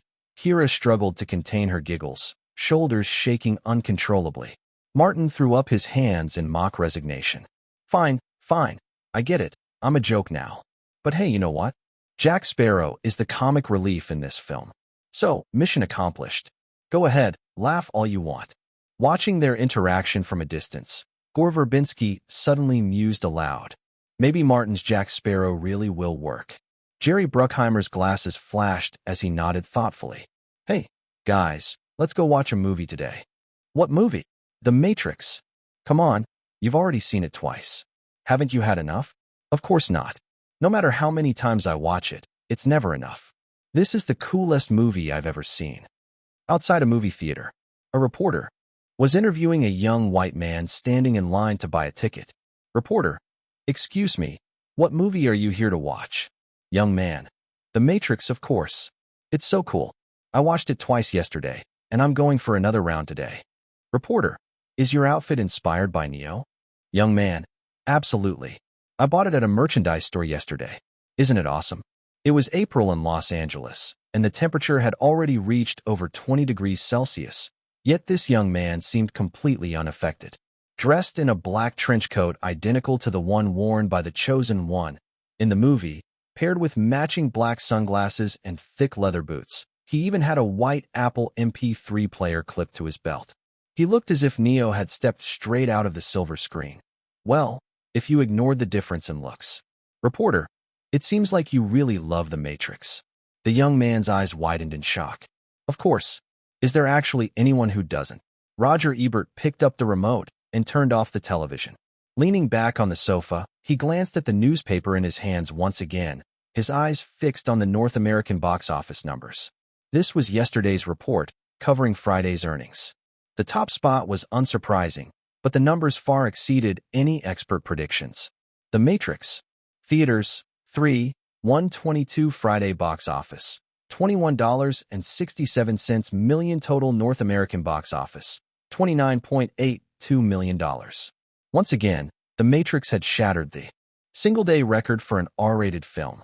Roger Ebert had no idea just how high the final box office numbers would climb. But judging from the news circulating from last night to this morning, the film's merchandise sales were off the charts, on par with Disney's The Lion King at its peak. In terms of live-action films, it had even surpassed Jurassic Park. At this rate, Myers Studios might be able to recoup their costs from merchandise sales alone. Ebert's face twisted into frustration. On one hand, he regretted taking that $100,000 bribe from Harvey Weinstein to badmouth The Matrix. On the other hand, he was furious that his influence had declined to the point where he could no longer affect a film's box office performance. No, I can't just accept this defeat. If I do, a shiver ran down his spine. If Hollywood studios realized he had lost his sway over audiences, his future earnings would plummet. Ebert stood up abruptly. He was going to continue attacking The Matrix, but this time, it wouldn't be for Weinstein. It would be for himself. He picked up the phone and dialed several numbers. Hey, Brent, I need a little favor. Hello, Chris Hill, it's Roger. We film critics need to stick together. Tehran, have you noticed that our influence as critics is waning? We need to reassert our power. The next day, Jeff Raymond arrived at his office, where his secretary had already laid out the day's newspapers on his desk, each open to the entertainment section. He picked up the top paper and began reading. His posture straightened, and his expression turned serious. A flimsy plot and juvenile philosophy. This film makes one question whether Martin really wrote it himself. An insincere production. Apart from the visual effects, the action, and the explosions, there's nothing of value here. I can confidently say this is a failure, indistinguishable from any other popcorn flick. Almost every newspaper carried negative reviews from critics. Although Myers Studios had engaged in PR efforts, they couldn't possibly cover every single critic. That would be far too expensive. No Hollywood studio would ever go that far. Typically, they would focus on securing positive reviews from major critics, such as Kevin Thomas from the Los Angeles Times, Roger Ebert from the Chicago Sun-Times, or Pauline Kael from Entertainment Weekly. Usually, once these top critics set the tone, smaller critics would follow suit, with only a few contrarians offering dissenting opinions. But this time, it seemed as if every minor critic was attacking The Matrix, and Jeff Raymond could smell a conspiracy. He immediately picked up the phone and called his contacts in the film criticism industry. After a few conversations, Jeff furrowed his brows in thought. Roger Ebert again? We didn't even offend him, did we? Hesitating for a moment, he finally decided to call Martin. Martin, we've got a bit of a situation. From the receiver came Martin's calm and indifferent voice. Don't bother with those guys. Traditional critics are a dying breed. This is the internet era. So long as we control the online discourse, we don't need to worry about them. Also, I've already found out who's behind this, Harvey Weinstein. Keep an eye on him and his films. Martin's words immediately reassured Jeff. He nodded. Got it. No matter how much those critics ranted in their columns, online reviews remained overwhelmingly positive. With the rise of the internet, more and more young people simply didn't care about what traditional film critics had to say. The internet was a free platform where anyone could voice their own opinions. In fact, many Matrix fans specifically visited websites of media outlets that had trashed the film, leaving comments filled with rebuttals and mockery. The Matrix is childish? I have no idea what standards you guys are using. I'm 27, and I don't think it's childish at all. In fact, there's plenty of thought-provoking philosophy in it. Haha. Do you critics even understand what makes a good movie? Do you seriously think a film is only good if it puts people to sleep in the theater? Sorry, but I'd rather support the films you claim are bad. Critics are getting dumber and dumber. My dad used to admire Roger Ebert, but even he thinks Ebert's opinions are outdated now. He absolutely loves The Matrix. We even bought matching trench coats. Haha, this movie brought me and my dad closer than ever. Thank you, Matrix. Harvey Weinstein set down the newspaper, a satisfied smile spreading across his face. Not bad at all. That old fox Roger Ebert has finally gone all in. His influence in the critics' circles and the Academy is still quite formidable. With that, he stepped out of his office and headed next door to his brother's office. Without bothering to knock, he pushed the door open and walked in. Bob Weinstein sat behind his desk, scrolling through something on his computer, a serious expression on his face. Hey, Bob, Roger Ebert is finally making his move. Get in touch with him now and transfer the remaining payment. That old man is still worth keeping close. Before Harvey could finish his sentence, Bob turned to him with a grave look and said, Harvey, I think you should take a look at this. The online reactions are completely different from what's in the papers. Harvey frowned and moved closer to the screen. I used to trust film critics, but now I only trust myself. Oh, and I trust Martin too. He's never made a bad movie. What criteria are these critics even using to judge a film's success?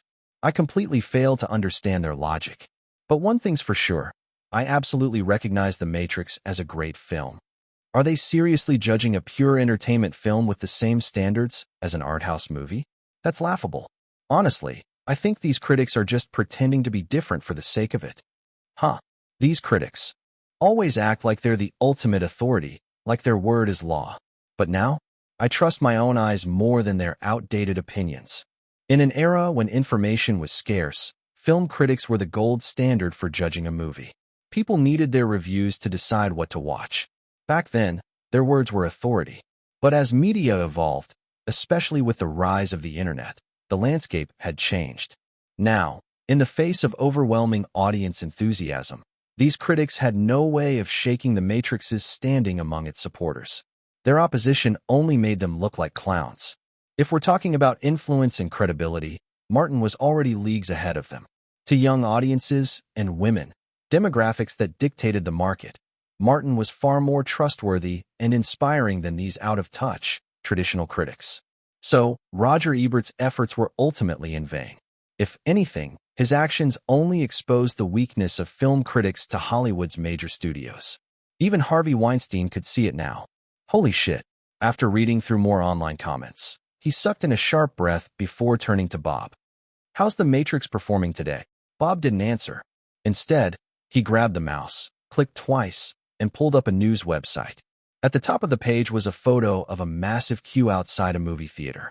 The people in line were either wearing black trench coats, sporting dark sunglasses, or, more ridiculously, dressed in tight, black leather bodysuits.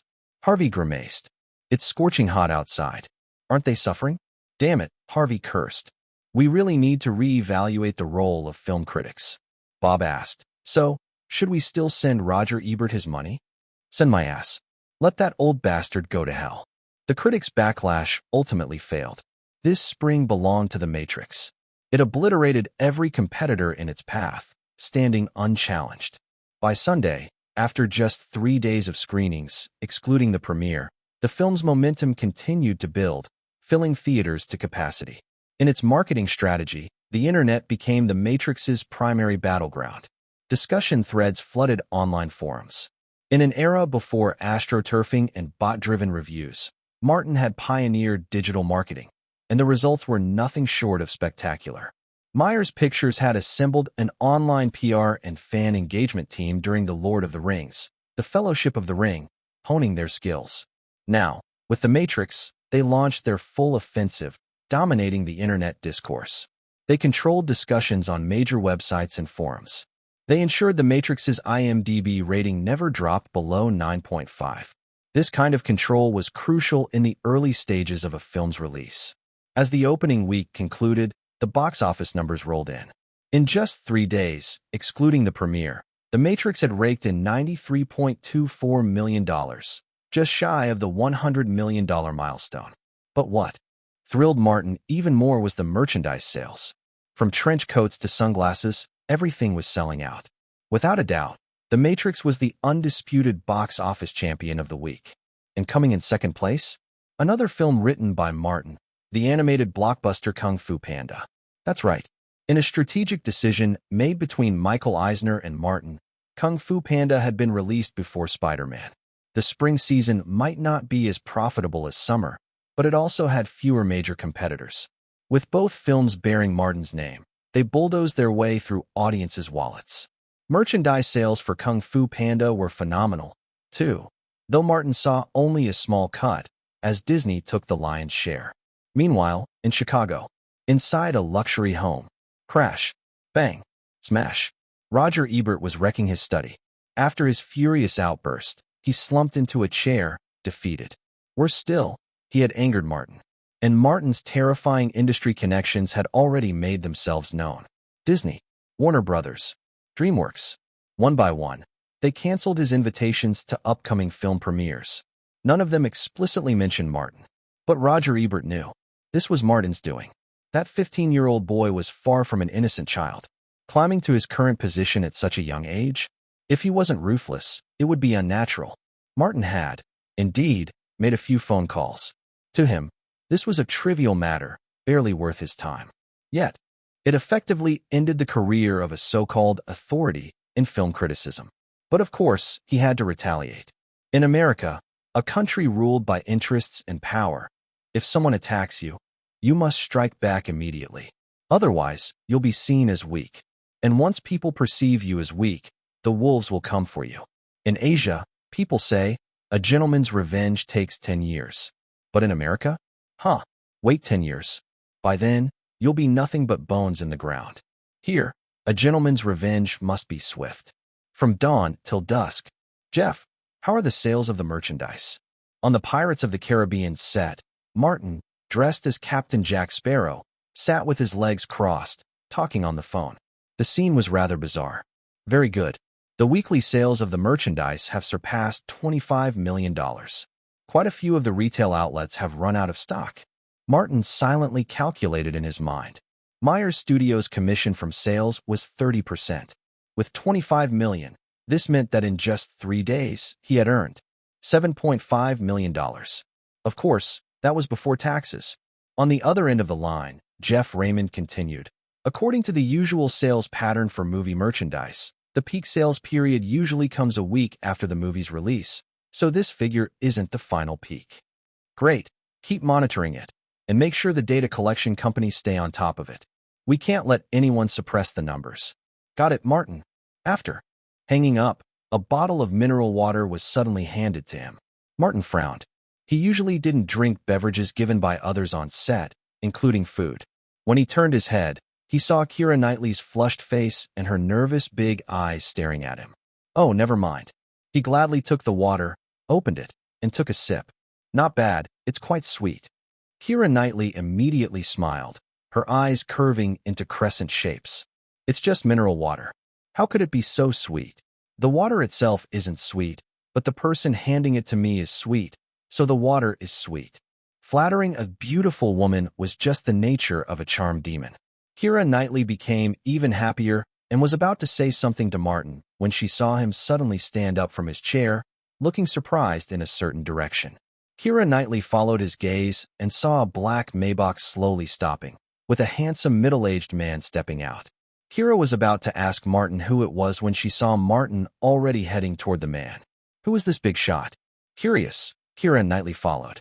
Dad, what are you doing here? I can't visit you. Besides, you haven't come home in so many days. Your mom is worried about you. Don't worry. I'm fine, Martin said embarrassedly, scratching his head. Recently, he had been so busy with everything that he had neglected his family. Wow, your outfit is pretty eye-catching. Grant looked at his son's flashy attire, his face painted with smoky makeup, and couldn't help but twitch his lips. Martin grinned and said, I had to sacrifice for the role.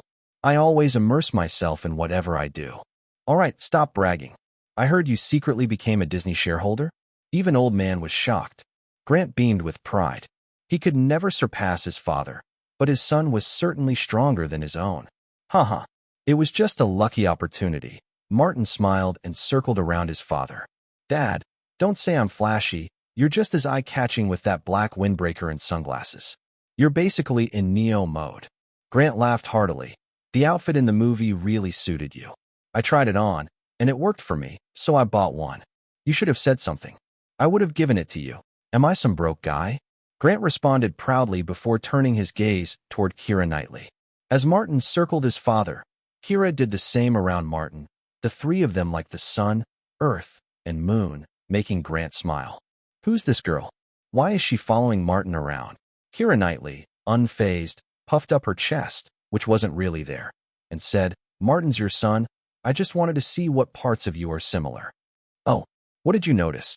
You both talk humorously. Grant laughed loudly, pointing at Kira. Haha, you're funny too. Kira Knightley looked disgruntled. I'm being serious. Oh, sorry. Grant's expression turned serious. I'm serious too. Then he burst out laughing again. Martin shrugged helplessly and introduced, This is my dad, Grant Myers, a guy with a very low sense of humor. He pointed at Kira to his father. This is Kira Knightley, someone who is determined to be my wife. What? Grant froze for a second. That's right. I want to be Martin's wife. Kira Knightley puffed up her chest again, with a look of determination.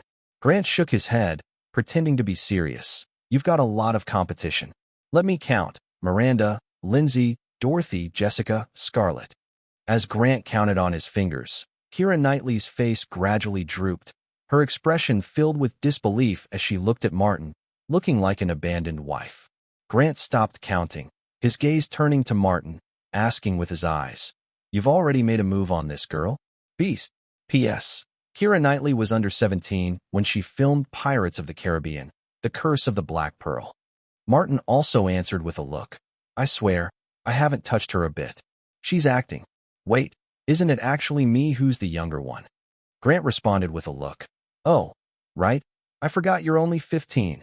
With his makeup and fake beard, Martin didn't look 15 at all. He appeared as if he was a scruffy middle-aged captain. At that moment, Kira Knightley chuckled. Mr. Grant, you've been fooled by me. Haha. Grant smiled. She really was a little girl, younger than his son, yet more immature. Then he thought to himself, wait a minute, isn't that the normal age? It's his son who isn't normal. Grant was just there to check in on Martin and briefly discuss the Disney stock matter, staying for half an hour before leaving. After Martin sent his father off, Kira Knightley's face suddenly dropped, looking like she was about to cry. She looked at Martin with a pitiful expression. Martin, is everything Uncle Grant said true? What? You know, about all those girlfriends, is it true? Kira Knightley looked at Martin with sorrowful eyes, hoping he'd say it was all a joke. But Martin thought for a moment and decided to tell the truth. Charm demons had their pride, and they never used deceit to win over others. It's true, and there's more than what he mentioned. In front of the camera, Martin was performing a scene.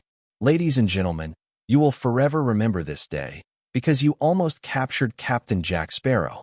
He leapt onto the ship's bow, shouting at the pursuers with enthusiasm. As soon as he finished his line, he suddenly slipped and fell into the water. Then, he shot up straight from the water, gripping the side of the ship, half his body still above the water, desperately trying to maintain his dramatic pose while pretending to be composed, shouting, That dive was my parting gift for you. Did you like it? Martin had his own interpretation of the Jack Sparrow character. After thoroughly studying all 5 Pirates of the Caribbean films in his memories from the parallel universe, Martin categorized these films as follows. The first film, F***CK, My Ship Was Stolen. The second, FCK, I've Been Stolen. The third, Damn It, My Ship's Been Stolen Again. The fourth, Damn It, F***CK, They Stole Me and My Ship. By the time the fifth came out, it was called, What the F***CK, They Even Stole the Movie. Alright, the above was just a joke. In Martin's mind, Captain Jack Sparrow was a mad yet clever pirate. He had an irresistible charm. Humorous, free-spirited, unpredictable, fond of rum, peanuts, and beautiful women. He was deeply loyal but still selfish like a pirate. Fearless, yet often hesitant and unwilling to face challenges. He was carefree, yet moved with grace at times. This was a character that defied easy categorization. In moments of crisis, he always managed to turn things around. He was skilled at using various tricks and rules, just like a legendary pirate. Yet, at times, his excessive caution and indecision led him to lose his Black Pearl twice. However, despite his love for freedom and carefree nature, losing a ship or almost losing his life wouldn't stop him from yearning for the sea and for freedom. To sum it up, the essence of this character was humor, eccentricity, and novelty, with various layered traits filling it out. The core of the character was his pursuit of freedom and self-expression. When Martin performed the role, he didn't simply mimic Johnny Depp's original portrayal, but infused it with some of his own interpretation. Incubus are perfectionists, and since Martin took on the role, he was determined to do it better than Johnny Depp. even though no one in this timeline knew what Depp's performance was like. This was the pride of an incubus. In Johnny Depp's original portrayal, he emphasized the drama and anti-traditional elements, giving the character a bizarre aura.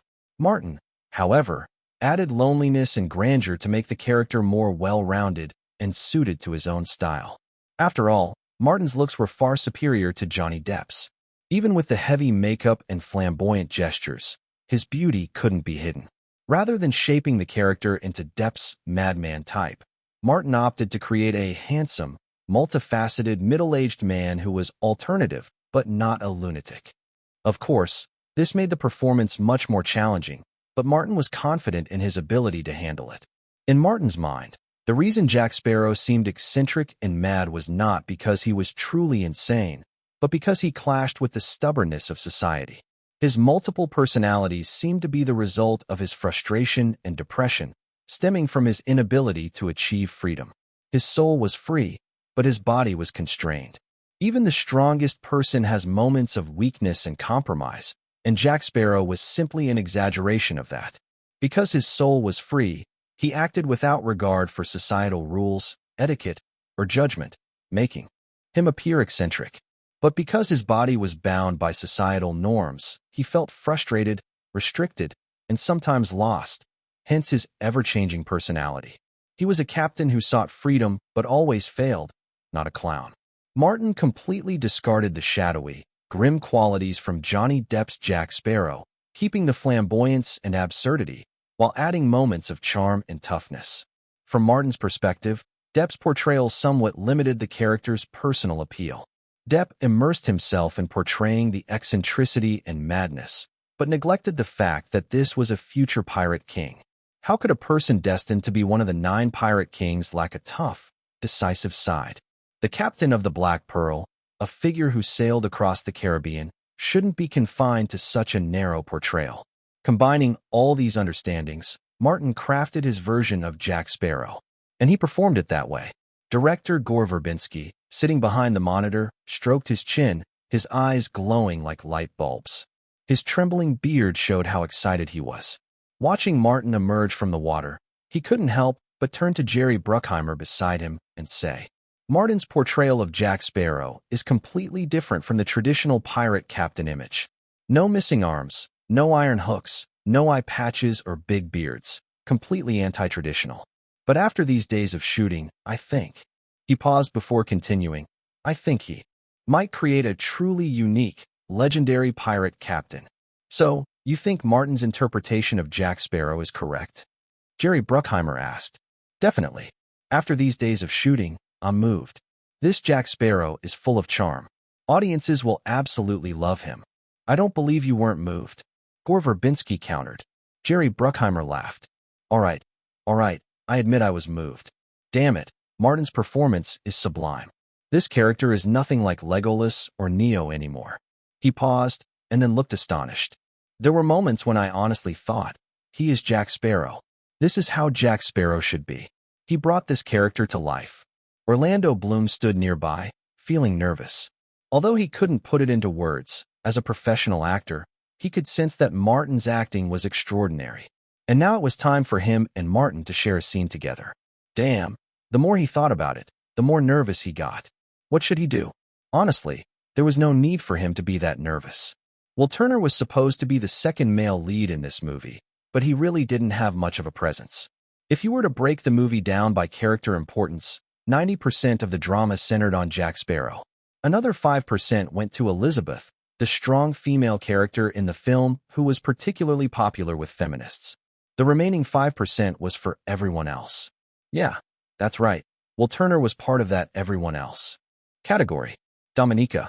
This is a tiny Caribbean island nation, measuring only 750 square kilometers in size, equivalent to the fifth ring of Beijing or the metropolitan area of Shanghai, with a population of less than 80,000. It's small enough that a single hurricane could obliterate its agricultural industry. Yet, despite 2 devastating hurricanes, this small island still retains its original biodiversity. Aside from the fruits people commonly know, there are many others here that outsiders have never seen before. Even Christopher Columbus, when he discovered it, didn't bother to land because the island was so small. Passing by on a Sunday, he casually gave it the Latin name Dominica. When Queen Isabella of Spain asked Columbus what kind of island Dominica was, it said that Columbus crumpled a piece of paper and replied, like this. During his 1493 voyage across the Caribbean, Columbus saw the island from a distance and sailed right past without stepping ashore. This island, with an almost negligible presence in the world, is a unique existence in the Caribbean.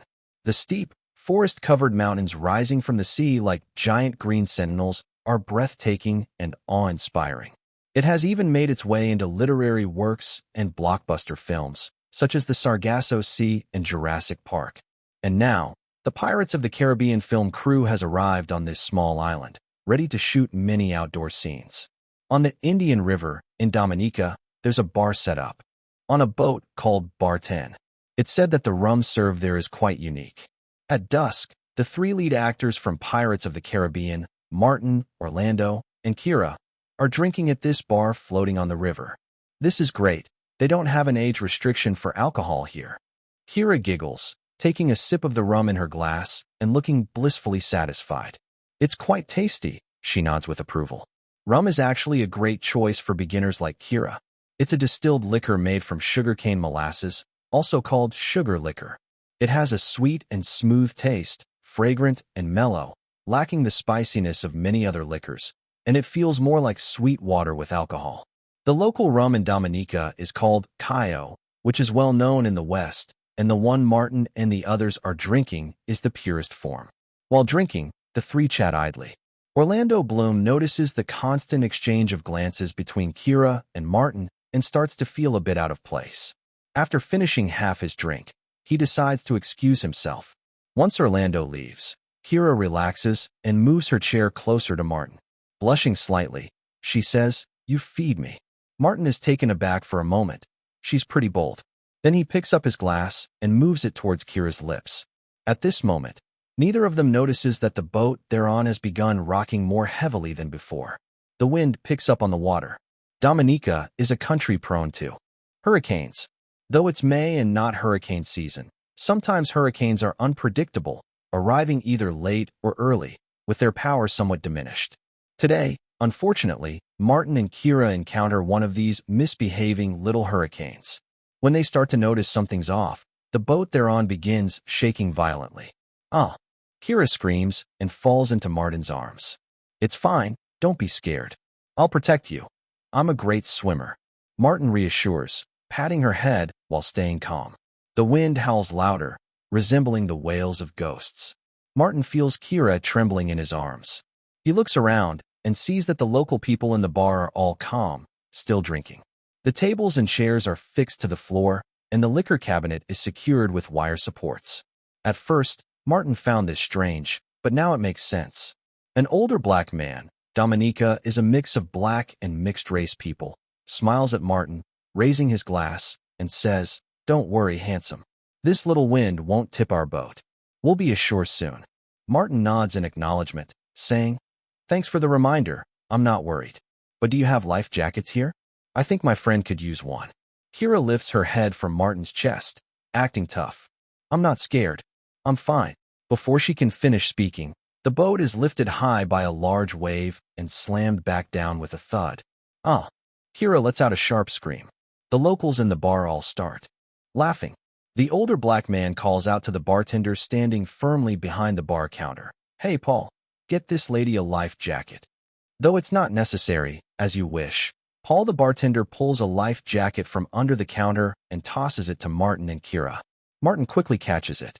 The older man gives him a thumbs up and says, "Nice job, kid. You must be a crew member.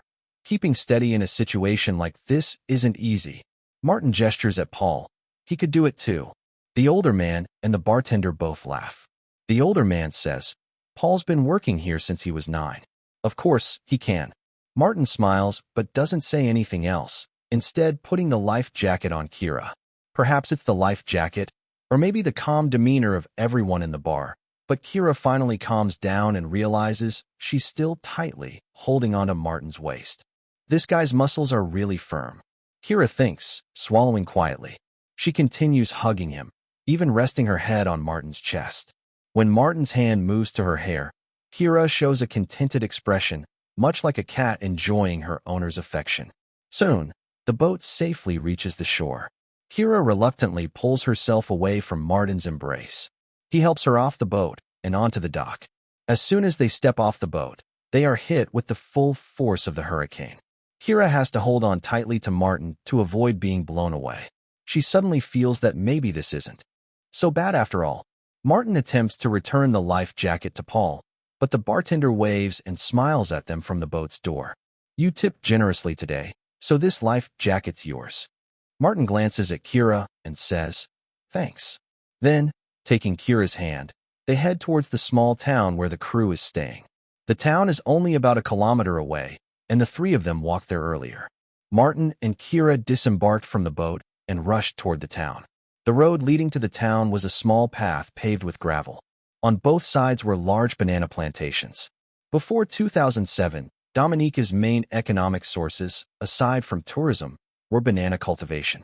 Even the country's former leader, Edison James, came from a banana marketing company, illustrating the significant impact bananas had on the nation.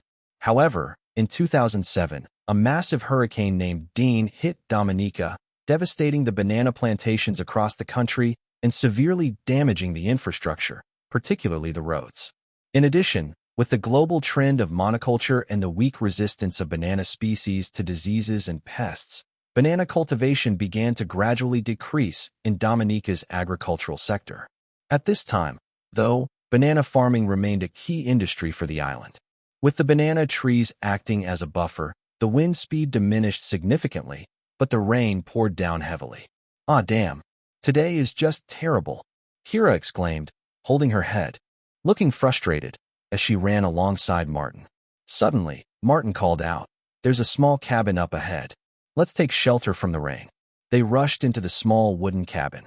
Martin quickly scanned the area and realized it was an abandoned structure, filled with dust and cobwebs. It had a table, 2 chairs, a cabinet, and a bed.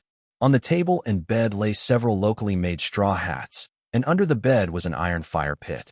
It seemed that this place had once served as a resting spot for banana harvesters. Martin opened the cabinet and was pleasantly surprised to find 2 relatively clean towels and a straw mat. He spread the mat on the bed, shook out the towels, and turned to Kira, saying, "Hurry up and take off your clothes." "Ah." Kira widened her eyes. "Now? Here." Martin smiled, reaching out to flick her on the head. "What were you thinking? You're soaked. Take off your wet clothes and dry off with the towels. You'll get sick otherwise. I'll start a fire to warm us up and dry your clothes." "Just like this?" Kira asked, her big eyes staring at him. Martin nodded without hesitation. "Yep, just like this." "But how are you going to start a fire? Do you have a lighter?" "Actually, there are other ways we can keep warm." The young girl was clever, giving him a flirtatious look and deliberately mimicking scenes from movies where women seduce men. She placed her hand on Martin's shoulder, licking her lips. Martin chuckled. "Ever heard of friction? Fire? Huh? You can do that. I can do anything. Now hurry up and dry yourself off. I'm going to start the fire." Martin wasn't being modest. He genuinely cared about Kira's well-being. While Kira undressed, he turned his back to her and dragged the iron fire pit from under the bed. He then gathered some broken wood from the corner of the cabin and placed it into the fire pit. Next, he found a thin wooden stick and pretended to drill, though he hadn't even sharpened it. He infused his magic into the wood. With a thought, the fire blazed to life. A surprised voice came from behind him. "It worked. Martin, you're amazing." Soon, Martin felt a soft weight against his back. "I'm still wet," Martin said. "Then take off your clothes." Kira boldly spoke, wrapping her arms around his back. Martin turned around. Their eyes met. Then, Martin's gaze lowered. Kira's face flushed, but she didn't try to hide anything. She stood confidently in front of him, allowing his eyes to roam freely. The fire pit brought warmth to the cabin, and the steam rose from their wet clothes, filling the room with a gentle mist. The wooden bed creaked, the house sang. The noise of the storm outside seemed so distant now. The next day, the wind and rain had stopped. Martin and Kira walked into the town, now dressed in dry clothes. Most of the buildings in Dominica were a dusty yellow, giving off a primitive feel. at the entrance to the four-story yellow building where the crew was staying. A crowd had gathered, composed of both crew members and locals, all speaking animatedly. What happened? Martin's voice came from behind Jerry Bruckheimer, the famous Hollywood producer. He looked surprised, then smiled broadly as he turned to face Martin and Kira. Damn, you're all right. That's great. Orlando Bloom also came over, looking relieved. You didn't come back last night. We were just about to send locals to look for you. Damn, I was so worried. The storm was crazy last night. I was afraid something happened to you. Orlando's words were half true, half false. He was genuinely concerned, but he was also worried that if something happened to Martin, the whole production would be delayed indefinitely. Also, he was the only one who was fine, and he didn't want anyone blaming him for the disappearance of the two. Thankfully, Martin and Kira had returned safely. Orlando Bloom finally felt at ease. Director Gore Verbinski had finished his discussion with the locals and pushed through the crowd, saying half seriously, Martin, Kira, I don't think I can let you leave the crew again. My heart can't take this kind of scare. Sorry, my fault. The storm was so bad last night. We stayed in a small cabin on the road. As long as you're okay. As long as you're okay. Verbinski had similar concerns as Orlando. The local weather forecast was off. Everyone should stay with the crew, safety first, said Jerry Bruckheimer. Martin smiled. All right, I'll cooperate. Kira had been hiding behind Martin, her neck shrunk and not saying a word, looking a bit scared. Everyone assumed she was still shaken by the hurricane. In fact, she was just shy. The hickey on her collarbone was still fresh, and she didn't want anyone to see it. Luckily, the storm lasted for 3 more days. The crew stayed at the simple hotel for 3 days. During this time, Kira rarely left her room, hiding away. Once the storm passed, the marks faded, and Kira confidently stepped out of her room, announcing that she had completely overcome her fear and was ready to continue filming. The crew moved to a beach on the edge of the island. After another day of rest, filming resumed the next day. By the beach, the cool sea breeze swept away the darkness of dawn, creating layers of ripples on the sea's surface. The morning sun spread across the horizon, stretching onto the golden beach and reflecting dazzling light. In front of the beach was a flat rocky area, where a sizable temporary camp had been set up. At this moment, the camp had transitioned from silence to a noisy bustle, as crew members crawled out of their tents. Under the direction of the assistant director, they began their busy day. The crew was tidying up the set and preparing props. 2 members from an environmental protection organization in Nairobi were loudly reminding everyone to avoid damaging or polluting the natural environment of the beach. They're so annoying, Kira whispered into Martin's ear. Since that night, the young girl seemed to have developed a certain attachment to Martin, constantly sticking by his side. Martin didn't have much issue with the environmental members. As a succubus, he too was fond of nature, though not to the extreme of elves. Additionally, the Nairobi environmental members were part of the United Nations, making them more legitimate compared to those grassroots environmental organizations with various agendas. At a vacant spot on the beach, a large tent had been set up to serve as the temporary makeup room for the actors. Martin's makeup was quite complex, and it took over an hour before he finally emerged. The handsome young man had transformed into the charming pirate. Dressed in full pirate attire, Martin stood on a rock, gazing out at the vast blue ocean.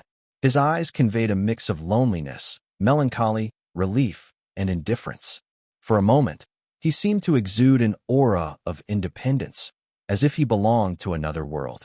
He was searching for the right feel, replaying scenes of Captain Jack Sparrow in his mind, occasionally referencing the temperament of certain sea creatures from the world of gods and demons.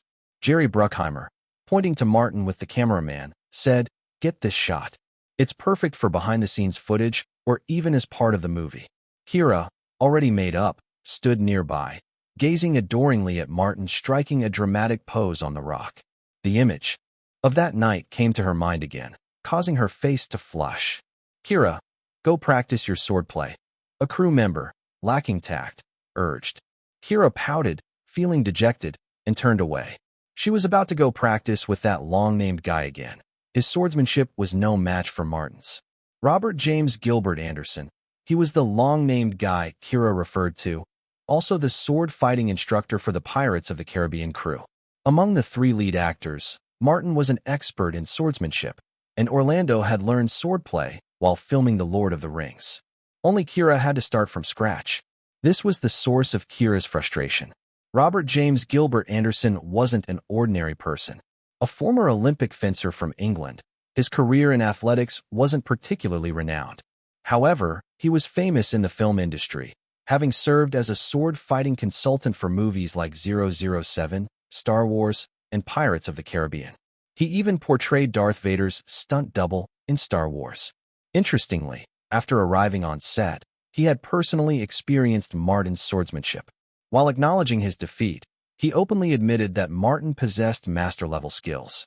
If Martin focused on swordplay, Anderson even felt that Martin would be more suited for the role of sword-fighting instructor than himself, because Martin not only had superb swordsmanship, but could also create spectacular, graceful fight choreography at any moment. For instance, the fight between Jack Sparrow and Will Turner in the Swordsmith's workshop. Martin had only asked Robert Anderson to design Will's movements and positioning. He then improvised his own actions and positioning based on Will's. At the time, Robert Anderson didn't fully understand Martin's method and watched with a somewhat mocking attitude, even secretly suggesting to producer Jerry Bruckheimer to prepare an ambulance in case of injury. Director Gore Verbinski also thought it was unreliable, but since Martin was the investor, he had no choice but to comply. Jerry Bruckheimer had already agreed to Martin's request, even shaking his head. However, once the filming began, everyone was shocked by Martin's on-the-spot performance. It was flawless. In the narrow Swordsmith's workshop, Martin effortlessly responded to Will Turner's attacks, using the environment, tools, and the terrain as props in their duel. The loft, the anvil, the pressure windmill, the sword forest, and more all became part of his arsenal, showcasing a battle full of creative, fluid moves. Not only were the movements exciting to watch, but they also carried a sense of humor, reminiscent of Hong Kong action star Jackie Chan's style, though still distinct. Jerry Bruckheimer had once witnessed Jackie Chan's action choreography on the set of Rush Hour, where each fight sequence was the result of numerous attempts and failures.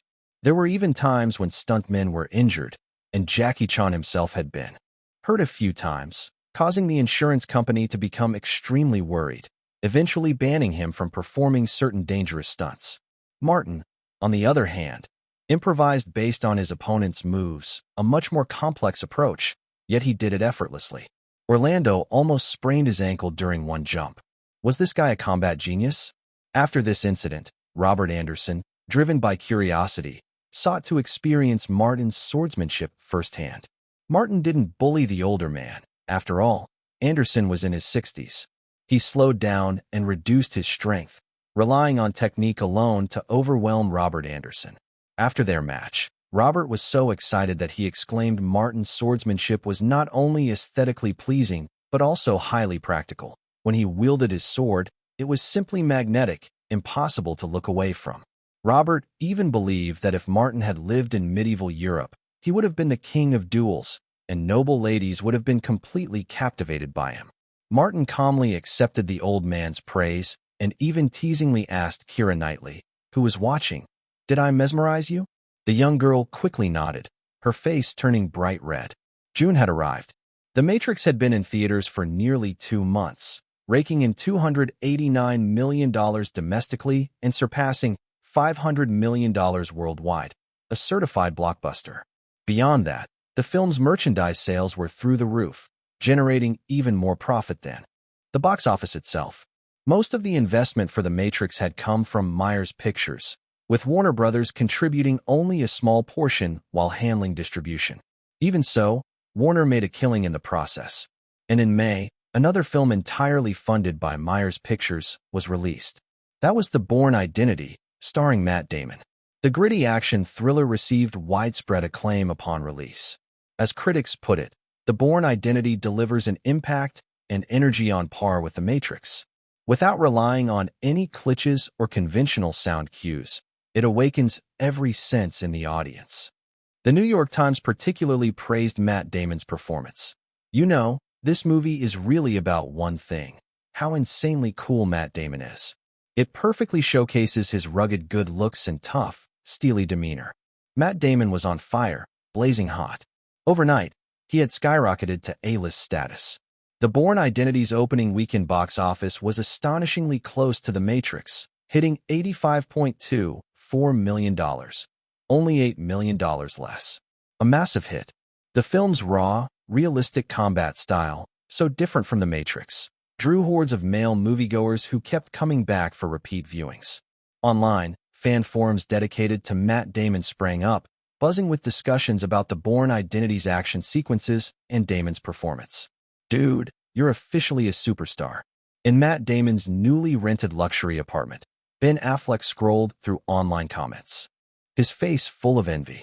Matt Damon tried to suppress the urge to brag in front of his best friend, keeping a straight face as he said, "I owe it all to Martin, his script, his vision for the action scenes, and the fact that he chose me for the lead role." By the end of the sentence, though, he couldn't help but let a trace of pride slip through. He patted Ben Affleck's shoulder and reassured him, "Don't worry. You were there when I called Martin yesterday. You heard him. He's going to give you a shot too. Just wait." The explosive success of the Bourne Identity meant another windfall for Martin, further bolstering his financial arsenal. Though Hollywood distributors were notorious for delaying payments, they wouldn't dare pull those tricks on Martin. Not when he was consistently churning out hit after hit. Every studio was eager to work with him on his next project. At Warner Brothers, executives were now seriously considering offering Martin a stake in the company. There were indeed some original shares available for sale, but not all board members were on board with the idea.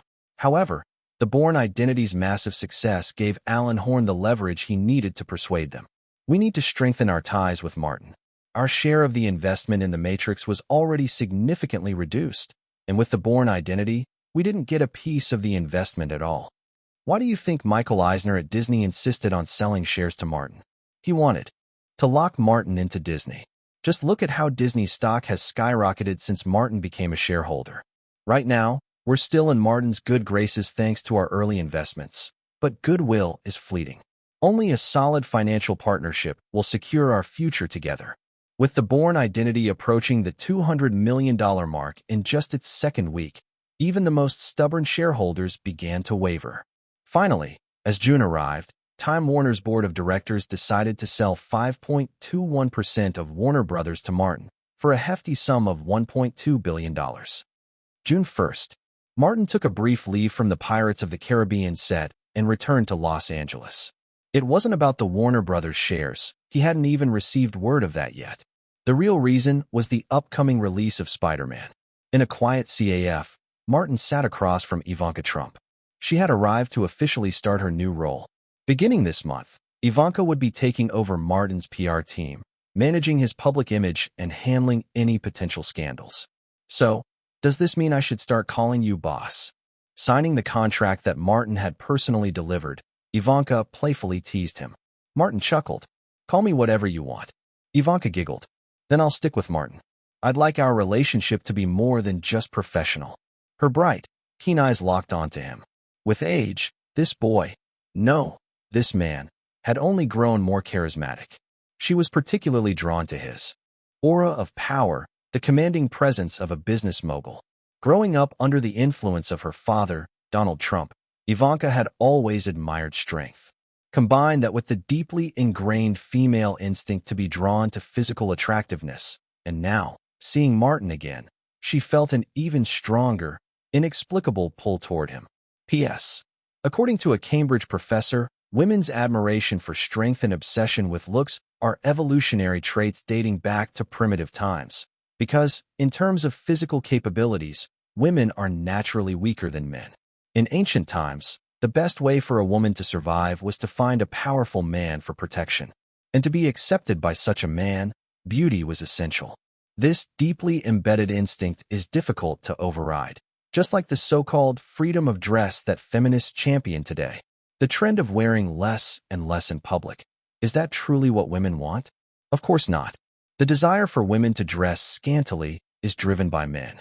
So this freedom of dress is, in reality, a subconscious effort by women to attract men.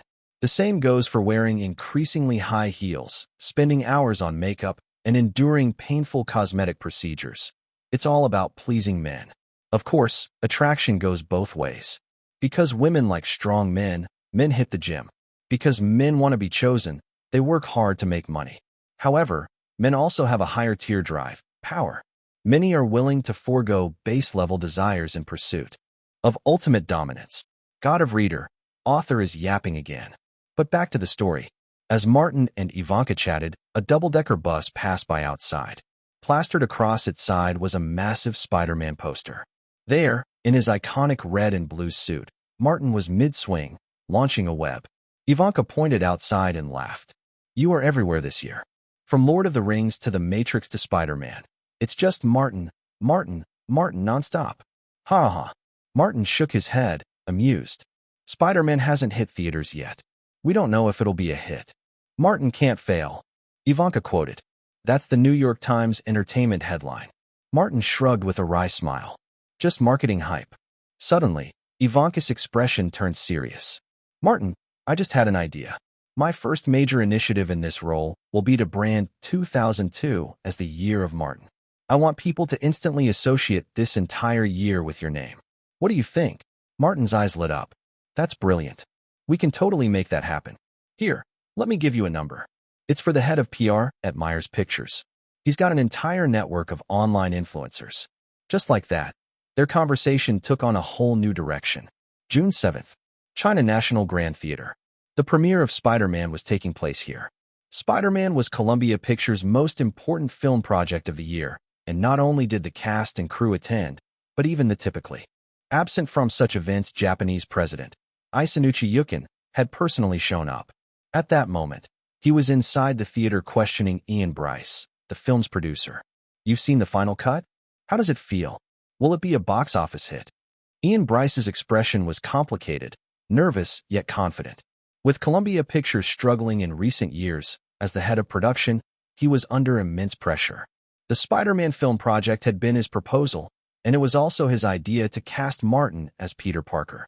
If the film flopped, he'd likely be packing his bags.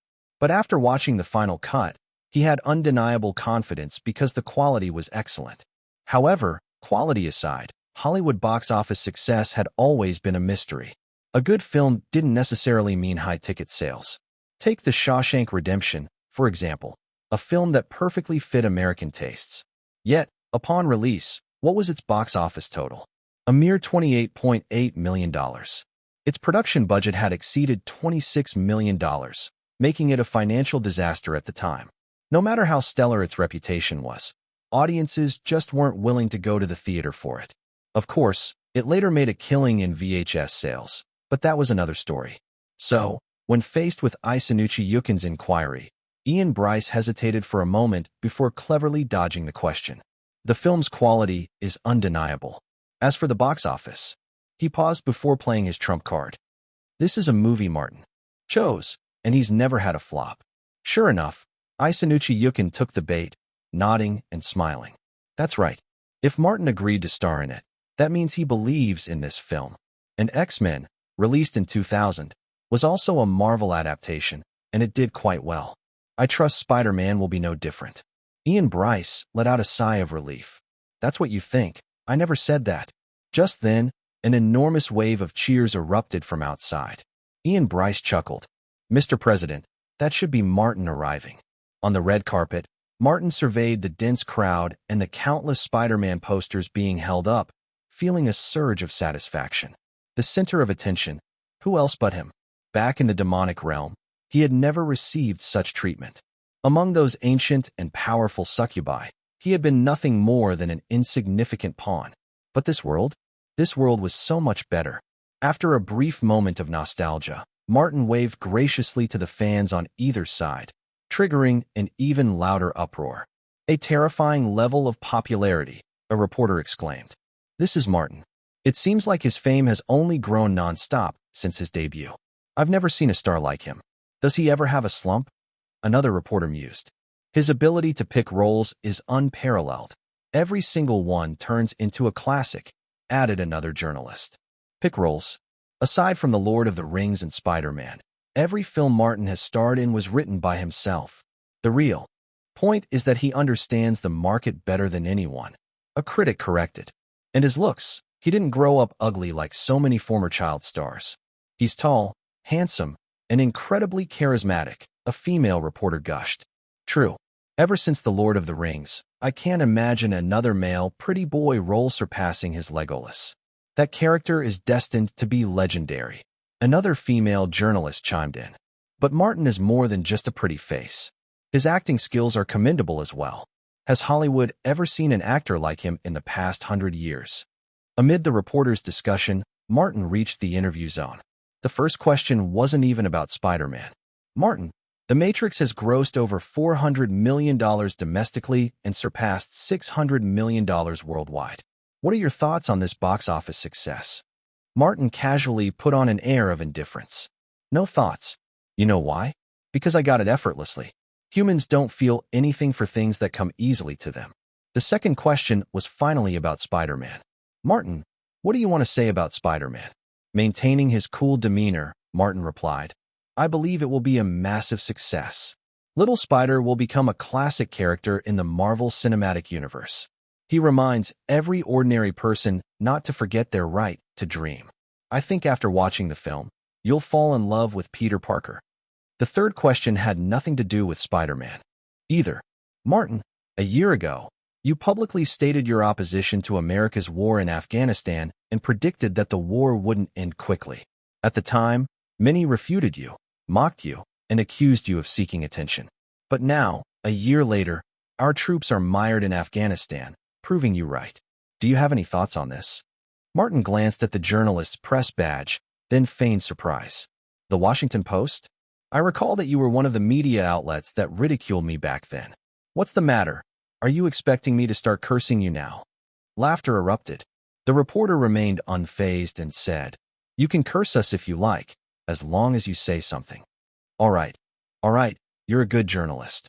I still stand by my words. America should withdraw from Afghanistan as soon as possible. The lives of American soldiers shouldn't be wasted on the other side of the ocean. There's still time to cut our losses. Of course, I can't influence government decisions, but I can voice my opinion. Because I know one thing. This overseas war is unwinnable. We've never won one before. Vietnam and Korea proved that. Author's note. It's strange, really. America has never lost a war in the Americas, Europe, Africa, Southeast Asia, or the Middle East. But in East Asia and Central Asia, never won. Oh, except against Japan. But they spent their whole time claiming to be part of Europe, so they don't count as Asian. Launching the Afghanistan war under the banner of counterterrorism was a colossal mistake. Even if the president wants to revoke my Presidential Medal of Freedom, I will still say this. Martin concluded his speech. A thunderous round of applause followed. A year ago, Martin's anti-war stance had little public support. Aside from his diehard fans, almost no one agreed with him, and no one had applauded after his interview. But now, Americans were feeling firsthand the quagmire in Central Asia. The financial drain, the rising death toll. Many were beginning to change their views. Especially with Vietnam and Korea as cautionary tales, more and more people doubted this war, fearing Afghanistan would trap America just as those conflicts had. Martin was slightly surprised, but not entirely so. He nodded to the crowd and left the interview area. The lights in the theater dimmed one by one. The film opened with the iconic Marvel comic book flipping animation. Then, the story began. On the massive screen, a close-up shot of a pair of lake blue eyes appeared. Martin's eyes had a unique charm, deep and mysterious, yet clear, like a pristine pool of unfathomable depth. Just this one shot of his eyes made the hearts of many girls in the audience race. The camera then pulled back, revealing Martin's bare upper body, slender and completely devoid of muscle. On the screen, Peter Parker got out of bed and went about his morning routine. As he donned his school uniform, put on his glasses, and slung his backpack. Over his shoulder, the image of a bookish nerd emerged. Whoa, this is so different from Martin's usual image. Leonardo DiCaprio exclaimed in surprise to Tobey Maguire beside him. He actually looks more like you. These two good friends were also attending the Spider-Man premiere, sitting in the second row. Leonardo was mainly accompanying his friend. Otherwise, given his status, he could easily sit in the front row. Tobey Maguire stared blankly at Martin's obedient, nerdy look on screen. For some reason, he felt a strange emptiness in his heart, as if something was missing from his destiny. What followed was a series of scenes showing Martin being bullied. Gasps of surprise echoed through the audience. After all, the fans attending this premiere were diehard Martin supporters, having seen him in The Lord of the Rings and The Matrix. They still associated Martin with Legolas and Neo, handsome, agile, and strong-willed characters. Now, seeing him portrayed as a weakling subjected to school bullying was quite an adjustment.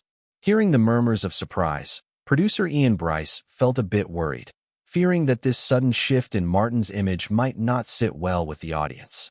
But he had underestimated Martin's acting prowess. Soon, the audience was fully immersed in the story.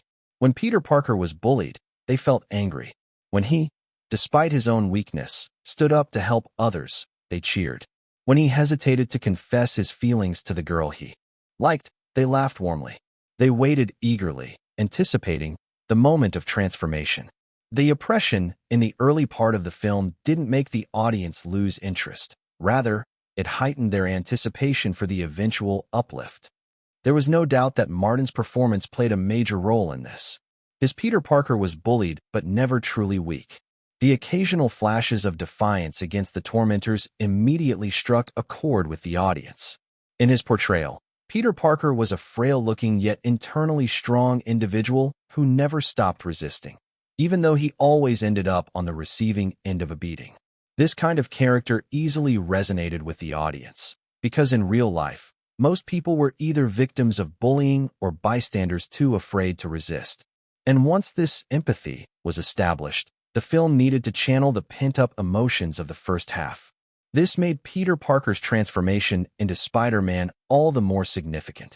During a school field trip to Norman Osborn's laboratory, Peter Parker was bitten by a genetically modified spider.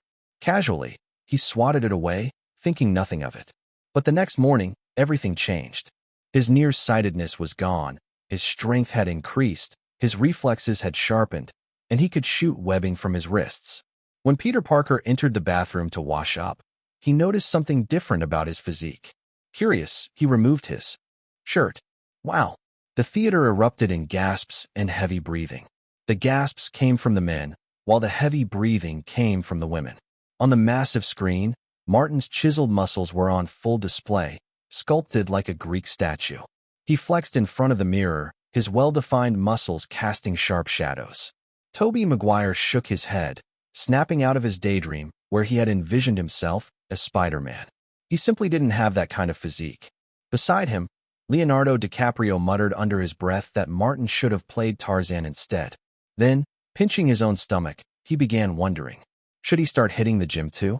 What followed was a thrilling sequence of Peter Parker standing up to the school bully, earning cheers from the audience, who clearly enjoyed this moment of justice. In the cafeteria, Peter had another highlight moment. Using his newfound reflexes, he caught Mary Jane, played by Scarlett Johansson, as she stumbled, all while managing to keep her lunch tray perfectly balanced. This scene wasn't done with CGI. Martin had performed it in a single take, leaving everyone on set stunned. But then, Peter Parker strayed onto the wrong path, using his powers to win underground fights for money. When a corrupt fight promoter cheated him out of his winnings, Peter let a robber escape out of spite. Yet, that very robber later shot and killed his beloved Uncle Ben. This moment marked a crucial turning point in the story. As Uncle Ben lay dying in Peter's arms, he uttered the now legendary words, "With great power comes great responsibility." Only then was Spider-Man truly born. Peter Parker began his vigilante journey, and as the audience watched him swing freely between skyscrapers, fighting crime across the city, cheers erupted once again in the theater. Then, the film's greatest villain appeared, the Green Goblin. This character had two key identities. He was not only Spider-Man's friend's father, but also his mentor in scientific research. These ties made the battle between them even more intense, as they danced on the edge of discovering each other's true identities, keeping the audience on edge. Of course, in the end, justice triumphed over evil. Peter Parker defeated the Green Goblin, saved Mary Jane, and won her heart. As the credits rolled, thunderous applause filled the theater. Clearly, the audience had loved it. Before Iron Man and the Avengers, Spider-Man was the most successful Marvel adaptation. And even after those films, Spider-Man remained one of Marvel's most successful adaptations. Afterward, The cast and crew took the stage to thank the audience and answer questions from reporters. One reporter asked Martin how he had so convincingly portrayed a bullied, downtrodden character. Martin chuckled and said, "I have a friend. His name is Mark. He was my inspiration for Peter Parker before the transformation, though I made a few adjustments." In a luxurious villa, a man watching the live interview suddenly jumped up. It was Mark Zuckerberg. "Oh my God, Martin mentioned me. I was the inspiration for Spider-Man. This is unbelievable." On the sofa beside him, his father, Edward Zuckerberg, turned to him with a serious expression. "Mark, were you really bullied in school?" Mark shrugged nonchalantly. "That was a long time ago. Ever since I became friends with Martin, no one dared to bully me anymore." Edward Zuckerberg nodded approvingly. "Good. Keep working hard and stay close with Martin." Mark found his father's words strange and asked in confusion, "Of course. We'll always be good friends." A spectacular popcorn movie that uses wildly exaggerated characters and storylines to leap from one extreme to another, making the impossible seem possible and capturing everyone's attention. The New York Times. The charm of Sam Raimi's Spider-Man lies in its ability to remind everyday viewers that they, too, have the right to dream. Who knows? Maybe one day we'll also shoot webs and climb walls like Spider-Man. The Washington Post. Spider-Man's success lies in his enemies. The evil scientist Green Goblin embodies the nightmares and disasters of the city, making Spider-Man a symbol of angelic protection for the citizens. This could explain why Post 9/11 Americans are so captivated by this silver screen hero. The Chicago Tribune. Martin Myers has once again created an iconic character. In 2002, Martin Myers' works dominated the screen, from Legolas in The Lord of the Rings, The Fellowship of the Ring, to Neo, the Savior in The Matrix, and now the web-slinging Spider-Man. Each character is unforgettable. Audiences swoon over Legolas' elegance, marvel at Neo's strength, and cheer for Spider-Man's transformation. Perhaps we should call 2002 the year of Martin. Martin put down the copy of the Los Angeles Times and smiled at Ivanka, seated across from him. "Not bad. Let's ramp up the online campaigns too." Ivanka blinked playfully and replied, "That's because your performance this year, boss, has truly astonished everyone. We wouldn't have the confidence to do this otherwise." Martin chuckled. "Your flattery is on point. Keep it up." Ivanka shot him a flirtatious glare before resuming a serious tone. "The online marketing teams are ready to go. I've spent the past few days reviewing all of Myers Studios' past digital campaigns. I heard you came up with most of these ideas yourself. Brilliant work." Then she quickly added, "And no, that's not flattery." Fine, not flattery," Martin said with a shrug, his carefree demeanor making Ivanka want to playfully bite him out of frustration. The Lord of the Rings is a box office smash. The Matrix is a box office smash. Kung Fu Panda is a box office smash. The Bourne Identity is a box office smash. Now Spider-Man is a critical darling and will clearly be another hit. Without a doubt, 2002 is the year of Martin. Seriously, The Lord of the Rings broke $100 million in its opening weekend, a terrifying record that may take years to surpass. Meanwhile, The Matrix and The Bourne Identity had incredible opening weekends of $90 million and $80 million respectively, both just shy of breaking $100 million. Although neither film had the staying power of The Lord of the Rings, their box office performances were still extraordinary. 2002, Martin's year. Unbelievable. The top 4 movies in the 2002 North American box office rankings all belong to Martin. First place. The Lord of the Rings, technically a 2001 film, but fans get the context. Second place, The Matrix. Third place, The Bourne Identity. Fourth place, Kung Fu Panda. And now, Spider-Man is likely to crack the top 5. Let's not forget that Harry Potter is about to release as well. 2002, Martin's year. With an overwhelming online marketing campaign, the phrase 2002, Martin's year, quickly gained traction, even prompting mainstream media outlets to pick up on it. The name Martin rapidly became the hottest keyword of 2002, but people still underestimated the power of Spider-Man. On Friday, Spider-Man premiered in 3,572 theaters across North America, breaking the record for highest single-day box office earnings. Its first-day gross of $40.4 million stunned everyone.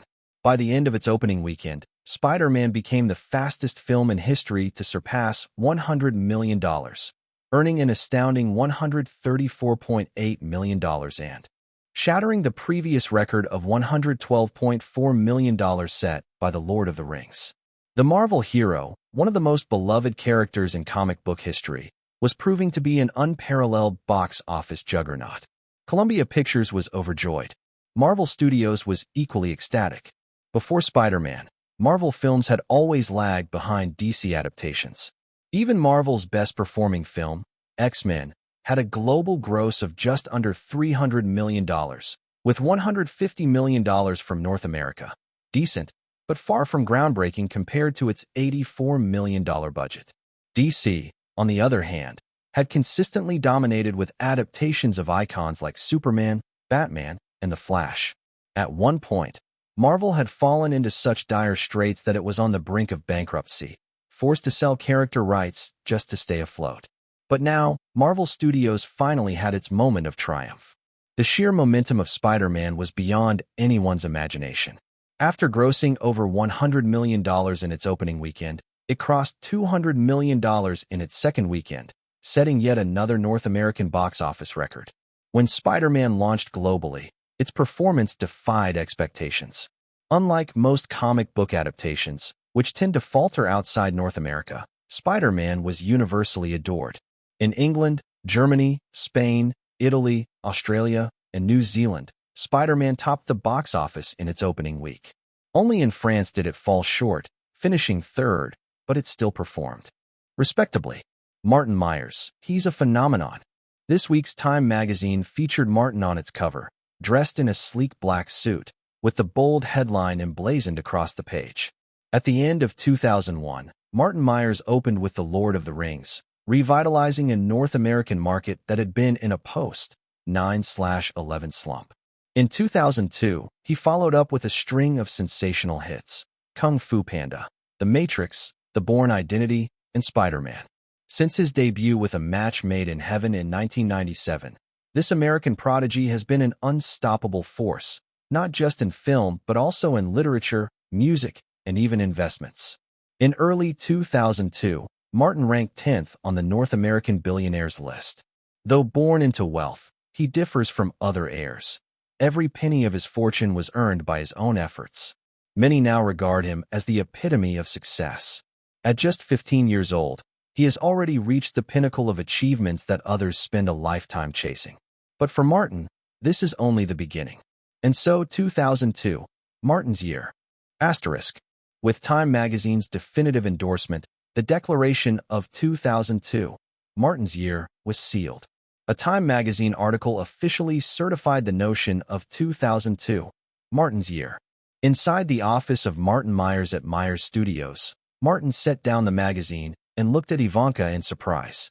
"How did you pull this off? Did you PR Time magazine?" Ivanka flashed a sly smile. "I used a little of my father's connections." "Shoo, don't tell him. He doesn't know yet." Martin chuckled inwardly. If Donald Trump knew his daughter was leveraging his network to promote me, would he fly into a rage? He couldn't help but laugh as he imagined Trump's signature red-faced fury. After all, his memories from his previous life in China were full of hilarious photos and videos of Trump. One of his favorites was an animated parody where Trump's infamous pout was edited to resemble Donald Duck. It had him in stitches the first time he saw it. Outwardly, Martin maintained an air of concern and asked in a worried tone, "Do you think Donald will blame you when he finds out?" Ivanka, clearly pleased by Martin's display of concern, laughed. "Don't worry. My dad won't get mad, especially if you let his company manage your Manhattan real estate." Martin grinned. She was certainly adept at leveraging connections. She'd used her father's network to promote Martin while ensuring her father profited in return. Clever. Martin quickly agreed. After all, it was a win-win situation. He had no plans to start his own real estate company, so the Manhattan properties would need management. It didn't matter who handled them, as long as it got done. Ivanka's smile grew wider, clearly satisfied. She was already picturing how confident she'd sound when she told her father about the deal later that evening. 3 weeks passed, and Spider-Man continued its rampage through the global box office. Meanwhile, Martin had returned to Dominica. Martin, why did it take you so long to come back? The disappointed look in young Kira's eyes made Martin feel a little guilty. Quickly, he said, I brought gifts for everyone. Then he leaned closer and whispered in her ear, yours is the most special. Martin's return reinvigorated the production of Pirates of the Caribbean. That night, Kira nightly tossed and turned, unable to sleep. Her thoughts were filled with Martin. But this tiny inn was too small. If she tried anything, it'd be all too easy for someone to hear. Frustrated, she suddenly remembered she hadn't opened the gift Martin gave her. Barefoot, she climbed out of bed and rummaged through her luggage until she found it. Let's see just how special this is. If it's not, you'll pay for it. She puffed her cheeks in mock anger as she tore open the package. Then her eyes widened. What the F********. In her hands was a cylindrical sculpture, made of what appeared to be ivory or horn. It had been meticulously carved into the likeness of Martin. The top featured his handsome, smooth face, the middle his body clad in a sharp black suit, and the bottom his long legs and tailored black trousers. The craftsmanship was exquisite, polished to a glossy finish. But its shape and smoothness immediately made her think of certain things. Dildo. What a naughty guy. Kira's cheeks turned bright red. After a moment's hesitation, she hugged the sculpture to her chest, climbed back into bed, and hid under the covers. Soon, strange singing sounds filled the room. The next morning, Martin stepped out of his room looking refreshed, only to see Kira, who also seemed particularly radiant. He gave her a knowing smile and asked in a low voice, Did you like my gift? Kira's face flushed red. What gift? I don't know what you're talking about. She then ran off in a hurry. Martin stood in the hallway, grinning mischievously. Martin, good morning. What's so funny? Orlando Bloom emerged from his room and saw Martin laughing to himself in the hallway. Martin quickly stifled his grin. Oh, Kira just told me a hilarious joke. Couldn't stop laughing. What joke? Let's hear it. Orlando, now comfortable around Martin thanks to his approachable demeanor, leaned in curiously. Martin smirked. It's a naughty joke about women. Not suitable for minors. With that, he walked away, leaving Orlando standing there, puzzled. Wait, aren't both of you technically still minors? By late June, the summer blockbuster season was in full swing. Spider-Man continued to dominate theaters, but another highly anticipated Martin production was about to premiere, Harry Potter and the Sorcerer's Stone. The movie's dual premieres in London and Los Angeles attracted significant attention. Martin had to take another leave of absence to attend the Los Angeles event. However, the world's eyes were more focused on the London premiere. Why? Because Princess Diana attended, with her two young princes. There he is, Prince Harry, the supposed inspiration for Harry Potter. He's so. Emma Watson peeked out from behind a massive theater poster, sneaking a glance at the two princes walking the red carpet. Her focus lingered on Prince Harry, rumored to be the inspiration for the titular wizard. Standing beside her were Daniel Radcliffe and Rupert Grint. What's he like? Rupert asked curiously. Emma thought for a moment. Not very cute. Daniel adjusted his round glasses and smirked. Not as cute as me, right? Emma glanced at him but said nothing, thinking, I'm comparing him to Martin as a kid. Her attention soon shifted to Diana. With a wistful tone, she said, Princess Diana is so elegant. I heard she's good friends with Martin. I wish I could be her friend, too. Emma's meaning was clear. If she became friends with Diana, it'd bring her closer to Martin. Rupert, however, misunderstood and said, Who wouldn't want to be friends with Diana? That'd be so impressive. Do I seem that shallow? Emma glared at him. I don't get why we're here today. At 20, Prince William stood tall at over 6 feet 2 inches, looking every bit the adult as he glanced wearily at the crowd of children around him.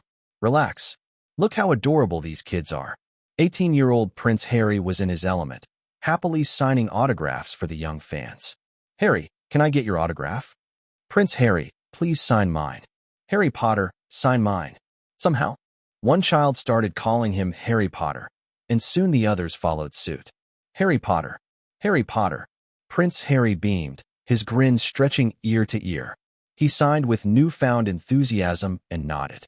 Yes, that's right. I am Harry Potter. William rolled his eyes. Everyone knows Martin didn't base Harry Potter on you. Stop deluding yourself. But Harry couldn't care less. At that moment, he was Harry Potter. Behind a nearby poster, Daniel Radcliffe frowned. He wanted to shout, "Hey, I'm Harry Potter. Let's go back in time." February 22nd, 2001, 9:20 a.m., Los Angeles. The Hollywood Community Police received a report. When the police arrived at the residence in question, they discovered the body of a 22-year-old Caucasian woman. The victim had multiple stab wounds, 47 in total, with 12 being fatal. The victim's name was Ashley Ellerin, a 22-year-old model living in the Hollywood community. After a police inspection of the scene, they determined that this was not a sexual assault case, and there was no sign of theft.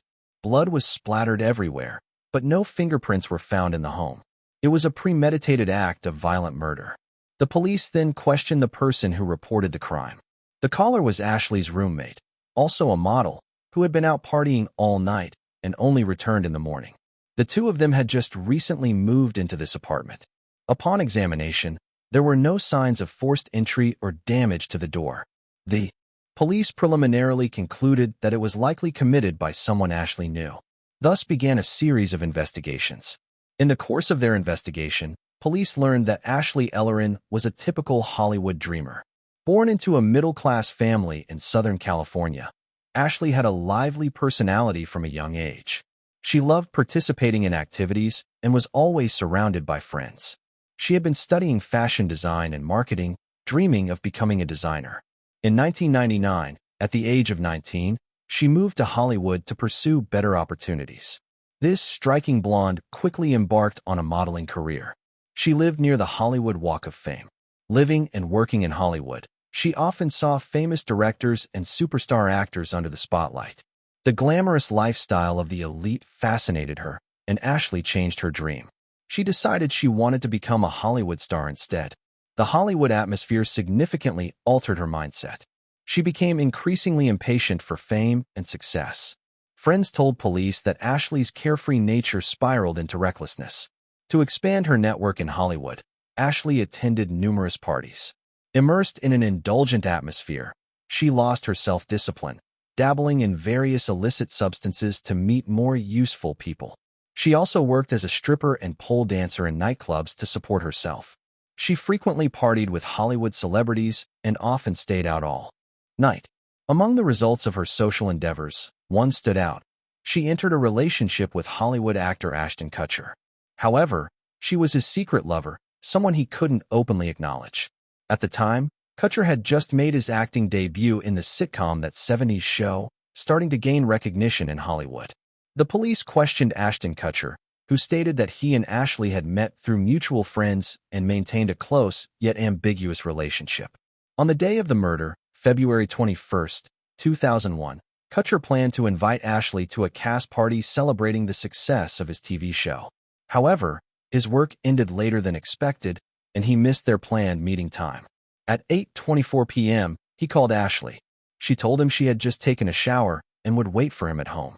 When Kutcher finished work at 10:15 p.m., he called her again, but Ashley didn't answer. At 10:45 p.m., Kutcher drove to her home. The lights were on, but no one answered the door. When he tried the doorknob, it was locked. Looking through the window, he saw what appeared to be red wine spilled on the floor, but the dim lighting made it hard to see clearly. Because Ashley and her roommate had recently hosted several parties, Kutcher assumed the mess was leftover from another gathering. He called her again, but there was still no response. Thinking she might be drunk or had gone out, he left. After the incident, Kutcher fully cooperated with the police. His call records played a critical role in establishing the timeline of the murder. The crime was determined to have occurred between 8:24 p.m. and 10:15 p.m., a span of less than 2 hours. During a third search of the apartment, police discovered a single fingerprint. The fingerprint belonged to Mark Durbin, the apartment building's maintenance worker and a struggling actor. Mark told police that he had gone to Ashley's apartment that evening to fix a broken light. After completing the repair, Ashley invited him to stay for dinner. According to Mark, they bonded over shared struggles in Hollywood. Fueled by wine, the evening turned romantic, and they sought solace in each other. Later, Ashley told him she had plans to attend a party that night. After she showered and received a call from Ashton Kutcher, Mark said he left. Mark cooperated fully with the investigation, and his alibi was confirmed. Police determined that the murder occurred shortly after Mark left. Based on neighbors' testimonies, police deduced that during the time Mark and Ashley were together in the apartment, someone had been watching them through the window. Given Ashley's open lifestyle and the brutality of the murder, 47 stab wounds, it appeared to be a crime of passion, possibly driven by jealousy or rage. The police began examining her extensive social connections. One name stood out: Michael Gargiulo, an HVAC technician. Michael lived nearby and often walked his dog in the park opposite Ashley's house. The two had exchanged phone numbers and lived just one block apart. Ashley's roommate recalled an unsettling incident. Michael had once attended a party at their home uninvited. He didn't speak to anyone and sat silently in a corner. Police began investigating Michael Gargiulo and made a shocking discovery. In 1993, a murder occurred in a suburb near Chicago, and Michael was a suspect. On August 13, 1993, in Glenview, Illinois, 18-year-old Tricia Picacho attended her high school graduation party.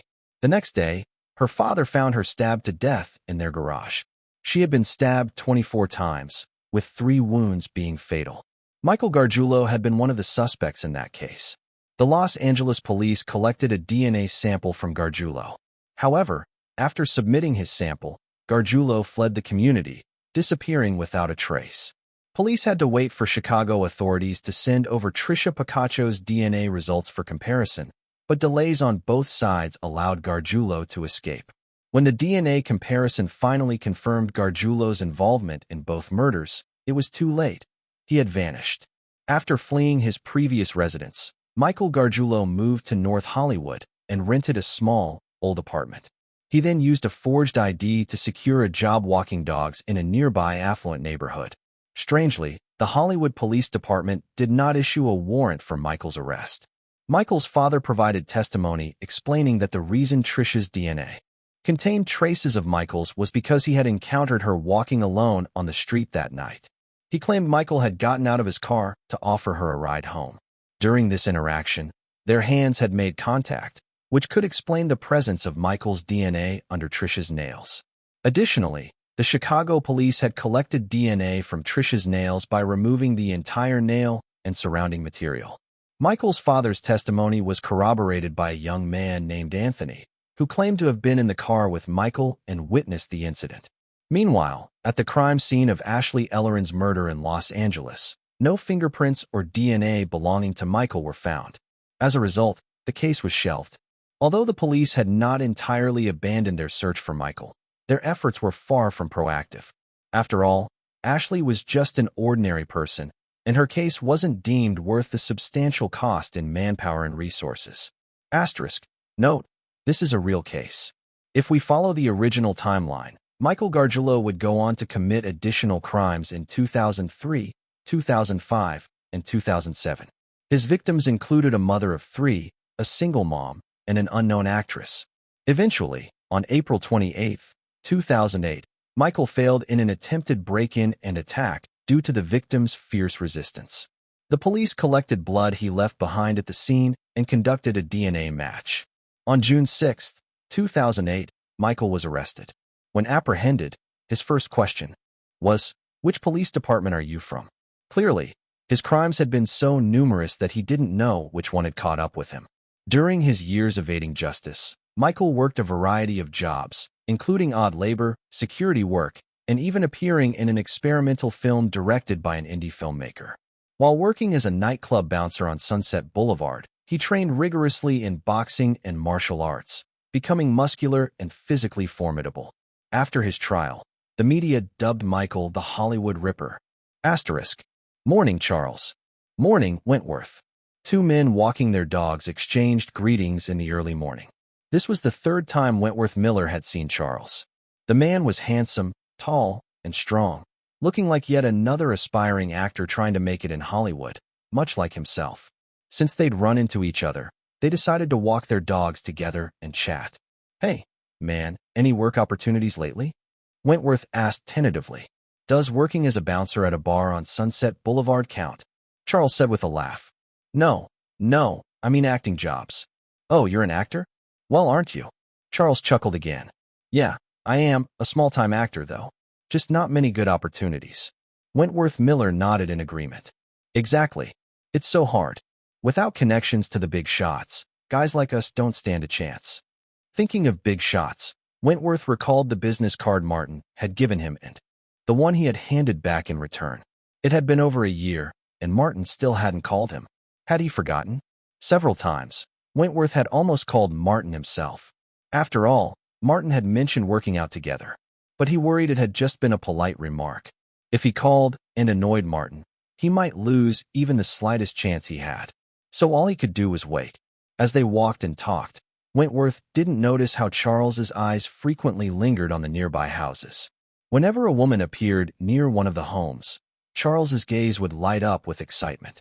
Returning to Los Angeles for the Harry Potter premiere, Martin was greeted by Lindsay as soon as he stepped off the plane. Martin, Mean Girls is in the works, and guess what? I'm going to be the lead actress. Lindsay squealed excitedly in his ear. Martin glanced at her lips, which were getting dangerously close. He had an impulse to kiss her, but restrained himself. After all, they were in a public place. A hug was fine. It was a normal way to express friendship in America. A kiss, however, would be too much. Feeling the pleasant softness of Lindsay's hug, Martin thought to himself, the little girl's all grown up. How about you come over to my place tonight, and we'll talk about the script? Martin said with a sly smile. Yay. Wait, I'll call Jessica and Dolores. Martin watched as Lindsay excitedly called her friends. This girl never seemed to understand jealousy. That evening, 3 girls gathered at Martin's Beverly Hills mansion. Their chatter filled the house, as noisy as 300 ducks. From a distance, Beale looked on enviously and said to Heather, I wish I could join them. Heather glared at her and said angrily, The other day, after Nicole and Charlize left, I told you to go for Martin, but you chickened out. Now what's the point of saying this? Inside, Lindsay handed Martin a stack of headshots and resumes. Look at the actresses we've cast. So many pretty girls. Jessica and Dolores rolled their eyes, thinking, as if Martin doesn't already have enough women. Martin flipped through the profiles. Rachel McAdams, Tina Fey, Amanda Seyfried, Lacey Chabert, Lizzie Kaplan. It was indeed a lineup of beauties. Rachel McAdams and Amanda Seyfried, in particular, showed promise for a future in Hollywood. Oh, by the way, Lindsay said suddenly, some of the male actor auditions are tomorrow. Are you coming? No, I'm too busy. Wait. Martin suddenly remembered something and picked up the phone to call Jeff Raymond. Jeff, call this number. He recited a string of digits. His exceptional memory allowed him to recall details as clearly as if they were in front of him, even a phone number from over a year ago. Have Wentworth Miller audition for Aaron Samuels in Mean Girls. On the other end, Jeff asked, Martin, are you planning to give this guy a big break? Something like that. Let him try a small role first. The guy's got potential, Martin replied. Jeff chuckled. Lucky guy. Looks like I'd better sign him before someone else does. That's up to you. After hanging up, Martin noticed the curious looks from the girls. He raised his hands defensively and said, Come on, don't give me that look. I don't like men. I just think the guy's got potential. Dolores walked up behind Martin and said, Really? Then we need to test you to make sure you're not turning. She hugged him tightly and called out, Girls, come on. Strip him. The night grew wild. When Wentworth Miller received a call from Jeff Raymond, he was so excited that he nearly had a heart attack. Yes, absolutely. The day after tomorrow? I'll be there, Mr. Raymond. Could you send the script to my email? My email address is. Yes, I'd be delighted to join CAA. Thank you so much, and please pass along my gratitude to Martin. Jeff didn't mind how Wentworth referred to Martin, as Martin himself disliked being addressed formally as Martin Myers or Mr. Myers, especially in casual situations. The next day, Wentworth Miller resumed his dog-walking gig. Even though he had landed a role in a movie, he was still broke until he got paid. After reading the script the previous night, he realized the film was a teen female comedy. Although his character was technically the male lead, it was a small part with limited screen time. Of course, he wasn't in a position to be picky. Hey, Charles. Hey, Wentworth. You seem to be in a good mood today. Sharp observation. Haha, Charles, I got a script. Unable to resist, Wentworth shared his excitement with Charles. Congratulations. Looks like you're on your way to success, Charles said quickly. Wentworth tried to downplay it. It's just a small role, and I'm not even sure I'll pass the audition. But the wide grin on his face betrayed him. Charles smirked. Come on, with a smile like that. I can tell you're pretty confident. Well, I wouldn't say I'm entirely confident, but my chances are pretty good. Someone influential recommended me. Perhaps because they weren't close friends. Wentworth felt comfortable sharing things with Charles that he wouldn't say to his usual circle of acquaintances. Suddenly, Charles leaned in and said, Wentworth, I was wondering, could you, recommend me too? Wentworth was stunned. He hadn't expected such a request. Noticing Wentworth's hesitation, Charles quickly added, any role would do, even an extra without lines, or even just working as a crew assistant. I just want to learn something from being on set. Please. Charles looked genuinely earnest. Seeing this, Wentworth got a small taste of what it felt like to have influence. After some hesitation, he said, I can't promise anything, but if I pass the audition and get the role, I'll mention it. But no guarantees. Are you sure you'd settle for working behind the scenes? Absolutely. Just the chance would mean a lot. Whether it works out or not, I'll owe you one, Charles said casually. Are you sure you'd be okay with being a crew assistant? Wentworth asked again, uncertain. Yes, even that's fine. I really just want to learn, Charles replied with a grin. The next day's audition was no challenge for Wentworth Miller. His experience and looks made him a perfect fit for the male eye candy role with limited screen time. Wentworth landed the role of Aaron Samuels in Mean Girls. Instead of immediately recommending Charles, he invited director Mark Waters, producer Ron Max, and lead actress Lindsay Lohan out for coffee after the audition. Ron Max declined due to his busy schedule. Mark Waters agreed, partly out of respect for Martin. Lindsay Lohan accepted, driven by curiosity. She wanted to know how this charming guy was connected to Martin Daddy. At the coffee shop, Wentworth expressed his gratitude to both Mark Waters and Lindsay Lohan. When addressing Lindsay, his gaze was respectful, without a hint of impropriety. Wentworth was well aware that this girl had the power to make Martin go head-to-head with the Universal Studios production manager, who knew what their relationship really was. Having spent years navigating Hollywood, Wentworth understood one unspoken rule. Some women were untouchable for actors at his level. A single misstep could ruin his career.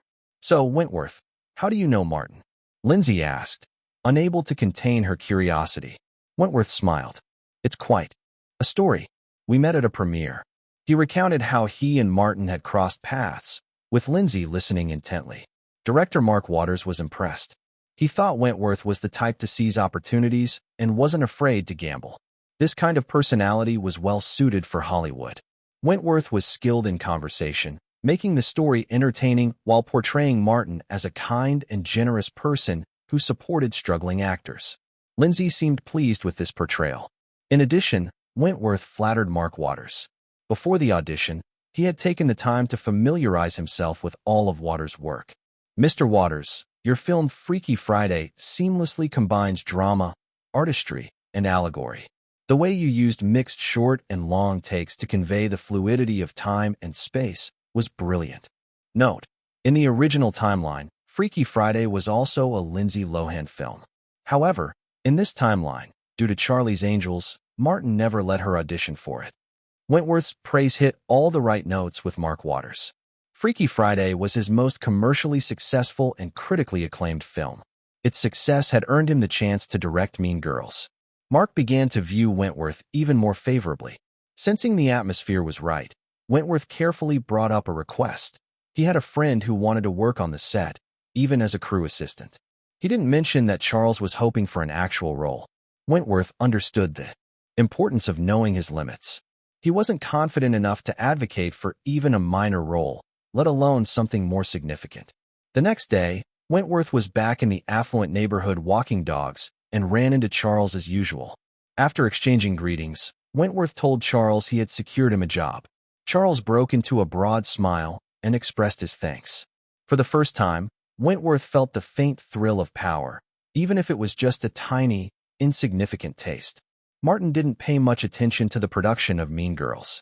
Apart from recommending Wentworth Miller, he didn't interfere with the crew's operations. He had far more important matters to attend to. In just 3 days, the premiere of Harry Potter and the Sorcerer's Stone was set to take place. Before that, Martin had a meeting with Warner Brothers president Alan Horn.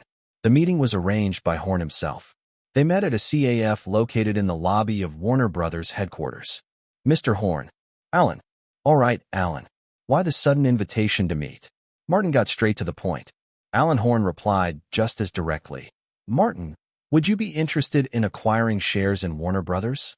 What? Martin's eyes widened in shock. Was he some kind of chosen one? First, Disney shares practically landed in his lap, and now Warner Brothers shares were being offered as well. When did acquiring shares in the Big Six of Hollywood become so easy? Martin eyed Alan Horn suspiciously, quietly activating his magical powers. Alan, why would Warner Brothers offer me shares? He asked. Horn replied, we at Warner Brothers hope to establish a closer relationship with you. True, Martin's powers confirmed. Martin continued, are there any strings attached? Horn shook his head. No conditions. You'll even have full autonomy over voting rights for the shares. True, Martin's powers confirmed. How many shares are you offering? 5.21%. Warner's shares are quite dispersed, and this is the maximum we can offer. True. And the price?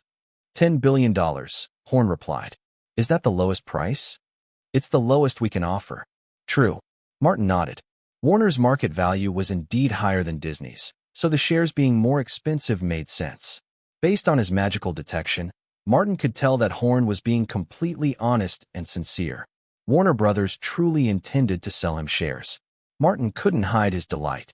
He had been looking for a way to spend his money, and this opportunity came at the perfect time. $10 billion? Even if it were double that, he could afford it.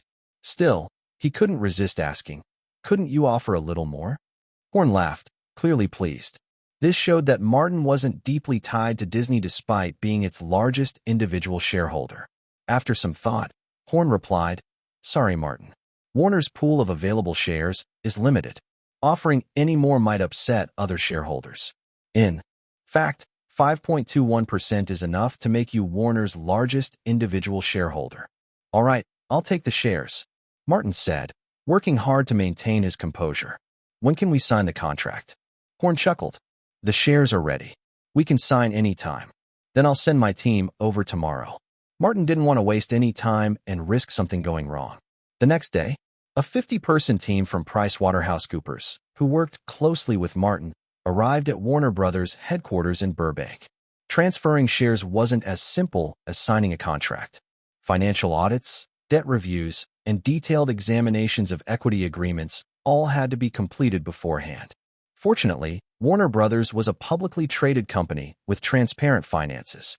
The team from PricewaterhouseCoopers was confident they could complete their work within a day.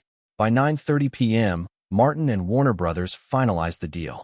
Now, in addition to being Disney's largest individual shareholder, Martin was also Warner Brothers' largest individual shareholder. The news broke across North America the following day, sending shockwaves through Hollywood. As Hollywood Business put it, Martin has firmly secured a place at the pinnacle of Hollywood's power structure. His influence now surpasses the CEOs of the Big Six studios, allowing him to go toe-to-toe with the true hidden power players behind the scenes. On the evening of June 28th, in Los Angeles, a life-sized replica of Hogwarts Castle was built in front of the TCL Chinese Theater. Aurors in wizarding robes stood on either side of the red carpet, wands in hand, like royal guards awaiting the arrival of their king. After a year and a half of anticipation, North American fans were finally treated to the premiere of the live-action Harry Potter film. A massive banner featuring the Golden Trio hung above the theater's entrance, heralding the dawn of a magical era. Over the next several years, adaptations from the series would continue to grace the big screen. Of course, this depended on the first film meeting Warner Brothers and Myers Pictures' box office expectations. Martin wasn't worried about that. When Martin appeared on the red carpet holding Lindsay Lohan's hand, the crowd erupted into cheers loud enough to shake all of Hollywood. The shouts of "Martin, Martin," seemed to reverberate across Los Angeles, reaching as far as San Francisco. The clicking of cameras was drowned out by the deafening cries, their flashes lighting up the night like a sea of stars. Under the brilliance, the dark formal wear Martin and Lindsay wore seemed to shimmer with silver. Lindsay squinted slightly, unaccustomed to the bright flashes. Martin, as if by magic, pulled 2 pairs of sunglasses from his pocket. He put on one pair himself and handed the other to Lindsay. "Is this okay, Martin?" Lindsay whispered. "Relax, no one will say anything," Martin replied with a smile. Indeed, no one dared to criticize him. Martin was now one of the most powerful figures in Hollywood's elite circle. His playful action, combined with his mischievous grin, only endeared him further to the crowd. The chants of "Martin, Martin," grew louder, occasionally accompanied by cries of "Lindsay Lohan." Fans clearly extended their love for Martin to those close to him. In today's Hollywood, only Martin can cause such a sensation. Even Tom Cruise wouldn't receive this kind of reception, a reporter in the crowd remarked. Who would have thought a 15-year-old could become the largest individual shareholder of both Disney and Warner Brothers? His influence is unparalleled, another journalist added. Someone else gestured toward Lindsay in her deep-cut evening gown. She's one lucky girl. Growing up alongside Martin, with him protecting her every step of the way, her Hollywood career is set for success. Martin's feelings for Lindsay are extraordinary. He even offended Universal's top executives for her and helped her escape her troubled family. It's like a real-life Prince and Cinderella story. As Martin and Lindsay walked to the midpoint of the red carpet, they stopped to sign autographs for fans and pose for reporters. At this spot, they were closer to the fans on both sides, and amidst the enthusiastic cheers, Martin caught snippets of insults and taunts directed at Lindsay by a few female fans. "Lindsay, you little b*********, you're not worthy of Martin. Get lost. You don't deserve to be by Martin's side. Lindsay, you're nothing but an ugly pig, a leech clinging to Martin's fame." Martin's expression darkened, and he glared angrily at the crowd, quickening his pace. Amusingly, Lindsay didn't seem bothered. She kept up with him, cheerfully whispering in his ear, "It's okay, Martin. Listen, there are people defending me too." Sure enough, while a few extreme female fans hurled insults, others couldn't tolerate their behavior and spoke up in Lindsay's defense. Some even shouted back, "Martin can be with whoever he wants. Who are you to interfere? Please, go look in the mirror. Do you think you're so beautiful?" An ugly hag calling someone else ugly. How shameless. Lindsay tightened her grip on Martin's arm, leaning closer as she said, "I love seeing them jealous like that." In the interview area, a reporter asked Martin about his relationship with Lindsay. Martin smiled and replied, "So, is every girl who gets close to me automatically in a relationship with me? Over the years, you've reported about Jessica, Scarlett, Brittany, and Charlize, and even Nicole. All right, fine, I'll tell you the truth." He paused, meeting the reporter's excited gazes, then smirked mischievously. "Yes, they're all my lovers." The reporters burst into laughter. They assumed Martin was joking. What they didn't realize was that Martin was hiding the truth in plain sight. "I'm not lying. You just don't believe me," he thought. After answering a few questions about Harry Potter, Martin headed toward the theater. The Golden Trio didn't attend the North American premiere, but the atmosphere was just as electric as the one in London.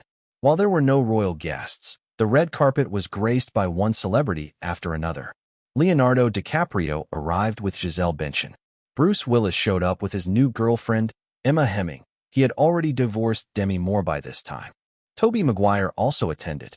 Martin had invited him to give him some exposure as compensation for taking the role of Spider-Man. As he entered the theater with Lindsay, Martin greeted the guests cordially. After all, he was the host of this movie, not as an actor, but as an investor. Anyone attending was doing him a favor, so polite small talk was a must. Soon, he found himself hanging out with Leonardo DiCaprio and Tobey Maguire. "Martin, my new movie is coming out at the end of this year. It's directed by Spike Lee. Will you attend the premiere?" Tobey asked. "Spike Lee's The 25th Hour? Are you in it?" Martin asked. Since that night when the three of them partied with Victoria's Secret Angels, their friendship had deepened, and they stayed in touch regularly. "No, I'm not acting in it, but I'm one of the producers. Edward Norton stars in it. He's a phenomenal actor," Tobey said. Tobey had started producing films early in his career. "I'll try my best to make time," Martin replied. He wasn't deliberately playing hard to get. He genuinely had a packed schedule. Later that year, he had to film Bruce Almighty, and in December, The Lord of the Rings. The Two Towers would be released, keeping him extremely busy. "Martin, is it true that you acquired Warner Brothers shares?" Leonardo asked, his tone a mix of excitement and envy. Yes, that's correct. 5.21%, Martin confirmed. Wow. Warner's largest individual shareholder and Disney's largest individual shareholder. That's incredible, Leonardo said, his eyes gleaming with admiration. He then added with a sly grin. Looks like I'd better stay on your good side. Who knows? My chances of winning an Oscar might depend on you in the future. You've joined the Academy, right? Yes. They invited me to join the committee, and I accepted. Damn it, I'm jealous. Don't forget to vote for me, Leonardo joked. No problem, as long as we're not competing, Martin said with a shrug. He wasn't interested in being swayed by the minor perks of lobbying and would naturally vote for those he was closer to. When does Catch Me If You Can come out? Martin asked. Also in December. The exact date isn't set yet. Make sure to come to the premiere, Leonardo replied. Damn it, I shouldn't have asked, Martin groaned. Toby chimed in. So my movie, Leo's movie, and Martin's movie are all coming out in December? Shaking his head with a wry smile, he added, looks like the 25th hour is doomed. Did you invest in it? Leonardo asked. No, but Spike Lee did. He's the lead producer. I'm just helping out. Toby replied with a chuckle. The 25th hour is a crime thriller, so it's kind of like Catch Me If You Can. You two can duke it out. My The Lord of the Rings. The two towers will just sit back and watch, Martin joked. The three of them chatted amicably while Lindsay, holding Martin's arm, maintained a poised and elegant demeanor, exuding an aura akin to that of a girlfriend or wife. Just then, a woman's voice called out, Hello, Martin. Can we talk? It was Jennifer Aniston. Lindsay turned to see the Hollywood sweetheart approaching, offering her a friendly smile. Lindsay returned the smile politely. Martin knew Jennifer wanted to discuss Bruce Almighty, so he patted Lindsay's hand. Lindsay, understanding his cue, let go of his arm. Take care of Lindsay for me, Martin said to Leonardo and Toby. Got it, Leonardo replied. No problem, Toby said. Martin followed Jennifer Aniston to a corner lounge area and sat on the sofa. What's up, he asked. There's a problem, Jennifer said with a hint of awkwardness. The director of Bruce Almighty insists on having Jim Carrey star in the movie after hearing we decided not to approach him. Who's the director? Martin asked, frowning. Tom Shadyac. Martin said, understanding immediately. Tom Shadyac had directed Jim Carrey in Ace Ventura, Pet Detective and Liar Liar, both of which were massive hits, cementing Shadyac's reputation as a comedy director. However, Shadyac seemed to only succeed when working with Jim Carrey, giving the impression that his directing style was tailored to match Carrey's comedic performance. Then replace him, Martin said without hesitation, making the decision without mercy. Inside the theater, the lights dimmed, and the big screen lit up. The long-awaited live-action Harry Potter movie had finally begun. However, Jennifer Aniston, sitting in the darkness, seemed distracted. Martin's earlier words still echoed in her mind. Replace him. Tom Shadyac's style only works with Jim Carrey. Since we're not planning to cast Jim Carrey, why keep him around? But we don't have a better director lined up. We wanted to approach Columbus, but he's tied up with your Harry Potter series under a 3-film contract and doesn't have time for other projects. Martin had paused to think, then suddenly said, What if I direct it? Jennifer recalled her reaction vividly. It must have been a look of utter shock, perhaps even disbelief.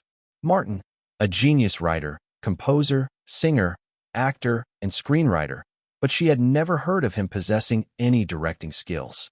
Then again, Jennifer remembered the detailed storyboards Martin had drawn that were once leaked to the media.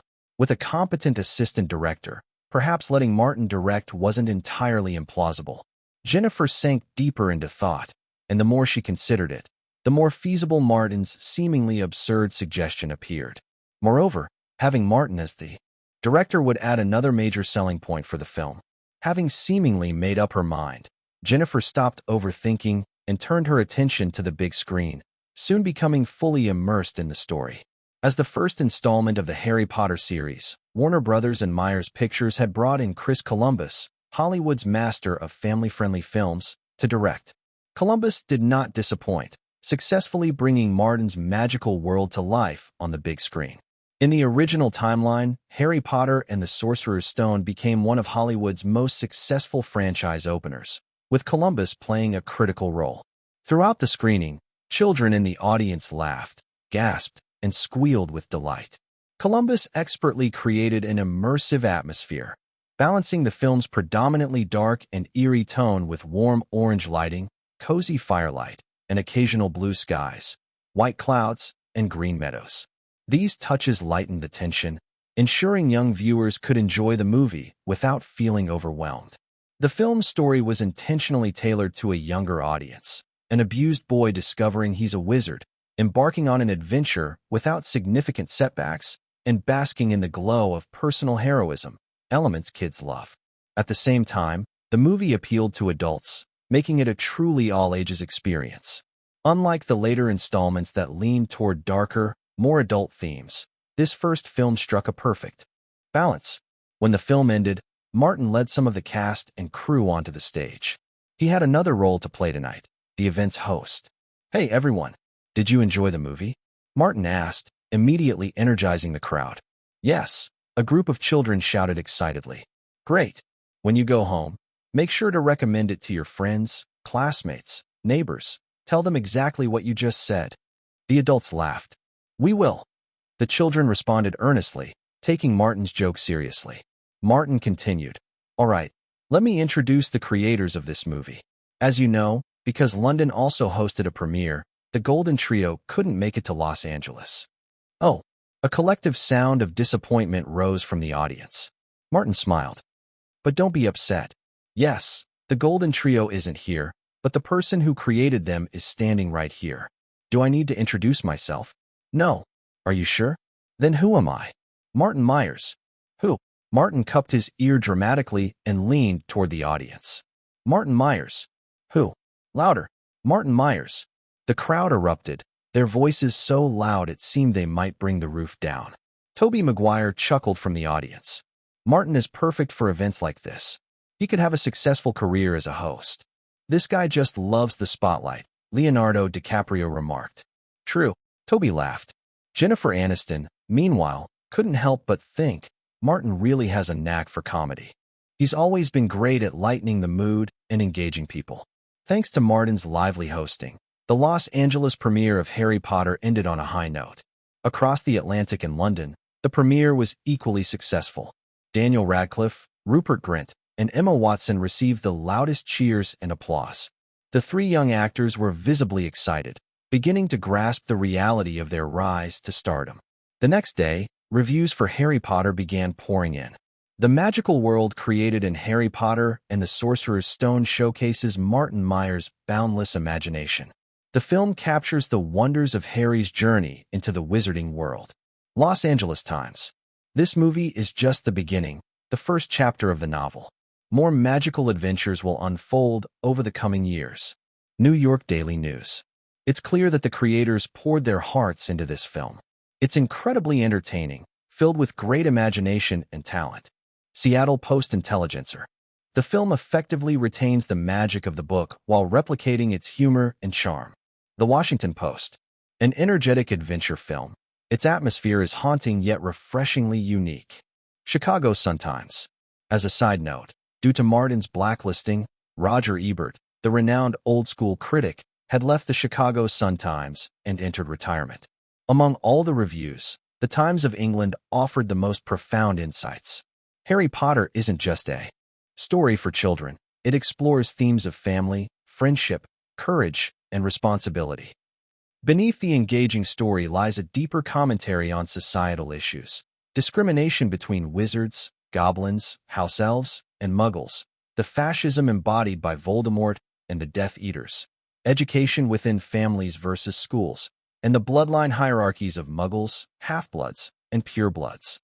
It also touches on minority rights, as seen through centaurs, werewolves, house elves, giants, and Velas, as well as media influence, public opinion, and the tension between centralized power and regional autonomy.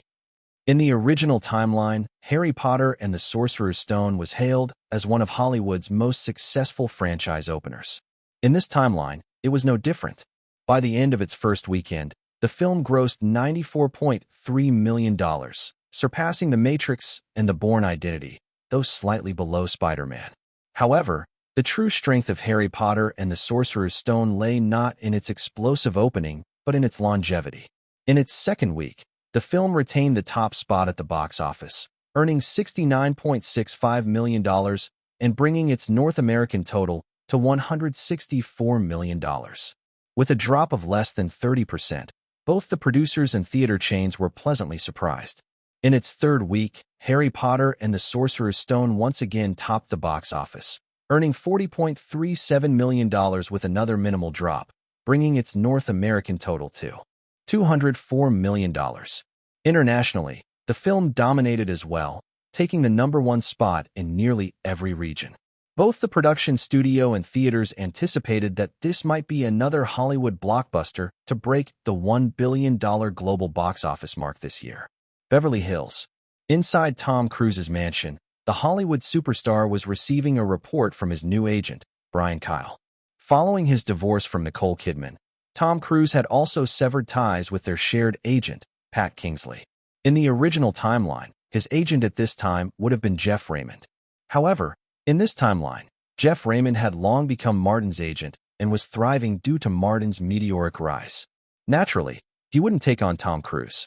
Brian Kyle, a senior partner at CAA with ample resources, still found himself deferring to Cruise due to his status. At this moment, Kyle stood before Cruise, head bowed, reading his report with the deference of a golf caddy. "Wait," Tom Cruise interrupted, frowning. "Did you just say AMC reduced our showings?" "What? Brian Kyle hesitated awkwardly.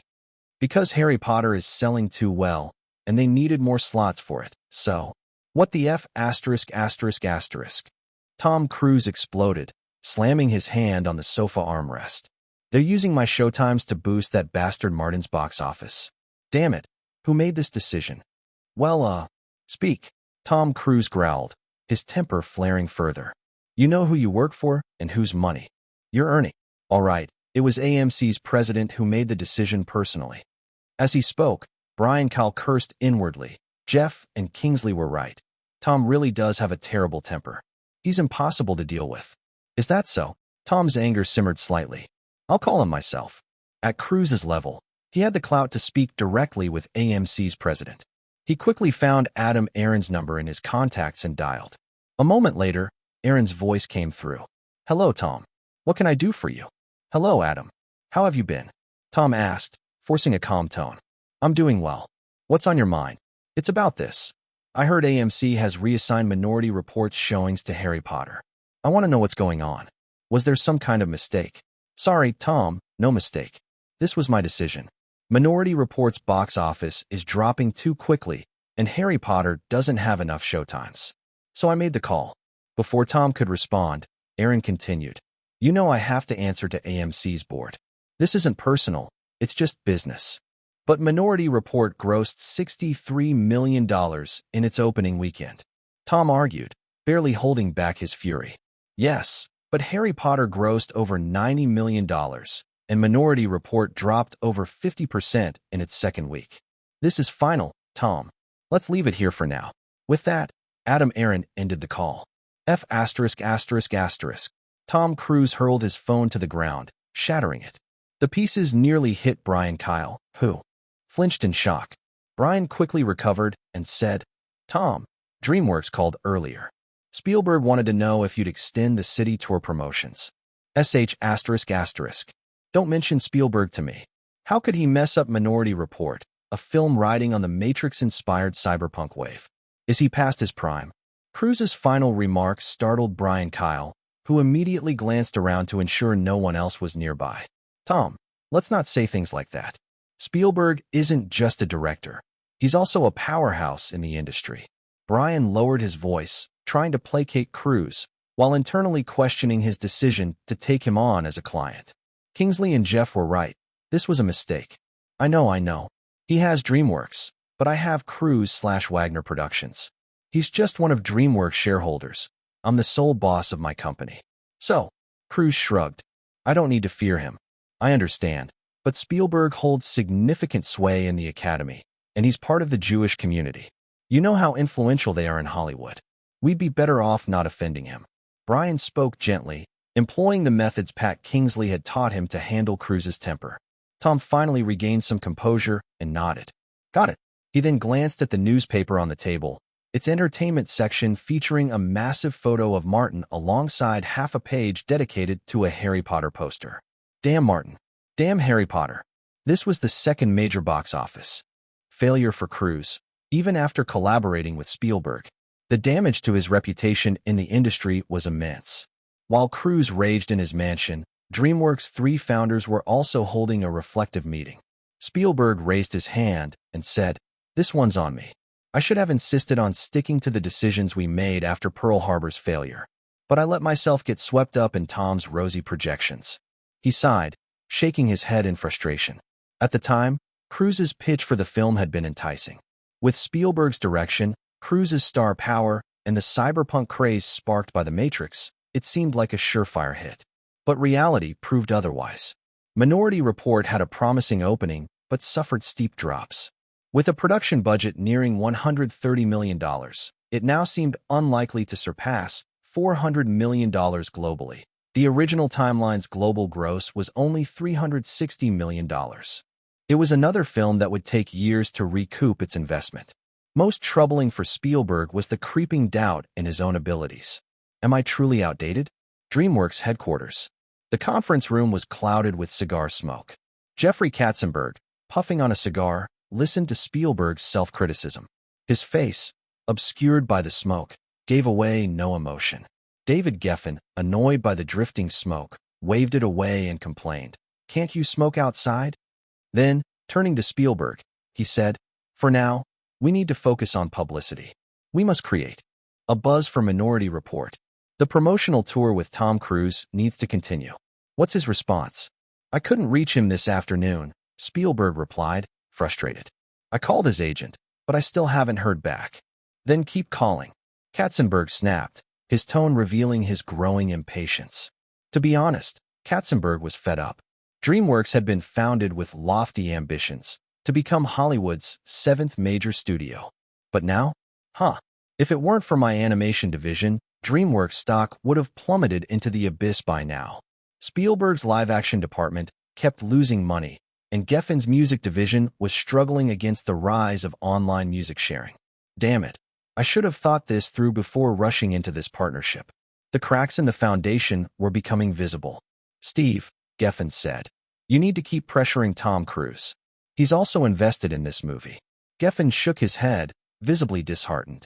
To be fair, even he hadn't expected the film to fail. That Spielberg could also misfire was a shock. Geffen had a sinking feeling that this failure might lead to DreamWorks falling apart entirely. Katzenberg had been vocal in his dissatisfaction. His own music division profits were thinning, and now Spielberg had stumbled. No wonder he's upset. I'd feel the same way in his shoes. Suddenly, an idea struck Geffen. "Steve, Jeffrey, didn't we discuss collaborating with Martin before? Maybe it's time to seriously approach him." Spielberg, eager to recover his waning reputation, immediately latched onto the suggestion.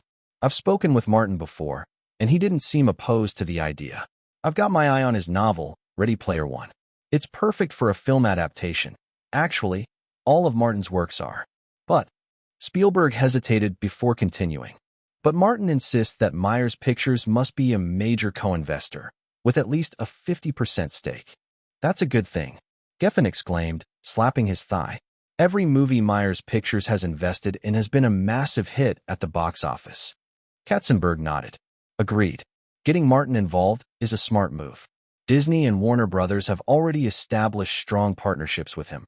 Why should we push him away?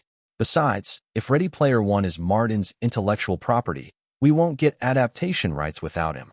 Hearing his partner's agreement, Spielberg felt relieved. He truly believed in Ready Player One and was eager to direct it. It's settled, then. Having Martin as an investor might actually be a good thing. He usually reduces his acting fees when he co-invests, unlike Tom Cruise, who demands both a share of the profits and a high salary. To be fair, Cruise's demands weren't unreasonable. Unlike Martin, he didn't have the foresight to guarantee a movie's success, so his high salary acted as his safety net. Miramax headquarters. Harvey Weinstein put down the newspaper and scoffed. "Tom Cruise loses again. He doesn't have the box office pull he used to. Is this aging superstar on the verge of irrelevance? Harvey's relationship with Cruz had soured after Cruz rejected several of his offers. And after the rumors of Cruz's hidden relationships surfaced, Harvey suspected Cruz might have been behind the leaks. So, seeing Cruz fail brought Harvey a sense of schadenfreude. But when he saw yet another success from Martin, that glee quickly faded. Damn it! Why can't this guy fail even once? At that moment, Bob Weinstein entered the room with Quentin Tarantino. Harvey composed himself and asked, "Quentin, how's the filming for Kill Bill coming along?" "Smoothly," Tarantino replied. "We'll finish by the end of the year. But can't we get Martin for a cameo? His action scenes as Legolas and Neo were amazing. I love his fight choreography, and his popularity is off the charts. We could use that." Harvey sighed inwardly, regretting his fallout with Martin, but he refused to swallow his pride. Forget about Martin. His action scenes were good because of the Hong Kong stunt teams. Why don't you hire a few of them for cameos instead? Tarantino, aware of the tension between Harvey and Martin, wished they could reconcile. But seeing no chance of that happening, he nodded. "Fine. The Hong Kong stunt actors are great. Or maybe someone from Japan, like Sonny Chiba," Tarantino suggested. While Tom Cruise fumed, DreamWorks trio worried, and Harvey Weinstein regretted. Martin was back in the Dominican Republic, continuing the filming of Pirates of the Caribbean. By mid-August, The Matrix had finally completed its 4-month theatrical run, grossing $423 million in North America and $646 million worldwide. Surprisingly, the film's international gross was lower than its domestic take, which defied expectations. But the end of The Matrix's run didn't bring relief to other studios. Spider-Man continued its global box office dominance. Unlike The Matrix, Spider-Man's North American earnings of $310 million were comparable, but its international performance far outstripped it. Of course, Spider-Man also had a much higher production budget, equivalent to the cost of 3 Matrix films combined. Meanwhile, Harry Potter and the Sorcerer's Stone was proving unstoppable. In terms of global box office appeal, Harry Potter outperformed even Spider-Man. As a perennial bestseller across international markets, the Harry Potter franchise had amassed an enormous fan base. Not even Marvel's most popular character, Spider-Man, could compete with that. In Dominica, filming for Pirates of the Caribbean was nearing completion, with only one final night scene left to shoot. The cast and crew were filming on a small island about 3,000 meters from Dominica. Everything had gone smoothly. After the shoot, everyone boarded local wooden boats for the return journey. But the winds on the sea were unpredictable. A sudden gust roared through, and Martin noticed Keira Knightley's boat drifting off course. "Damn it! Head over there, quick!" Martin immediately ordered the locals steering his boat to head toward Keira's drifting vessel. "There are a lot of reefs in that direction," one of the rowers warned. "Exactly why we need to go. Can't you see that my friend and your colleague are in danger?" Martin shouted. "They're wearing life jackets. There's no need for us to risk our lives," another local crew member objected, clearly unwilling to take risks in such dangerous conditions. Martin didn't waste time arguing. "Get over there. I'll pay each of you $50 when we get back." Money talks.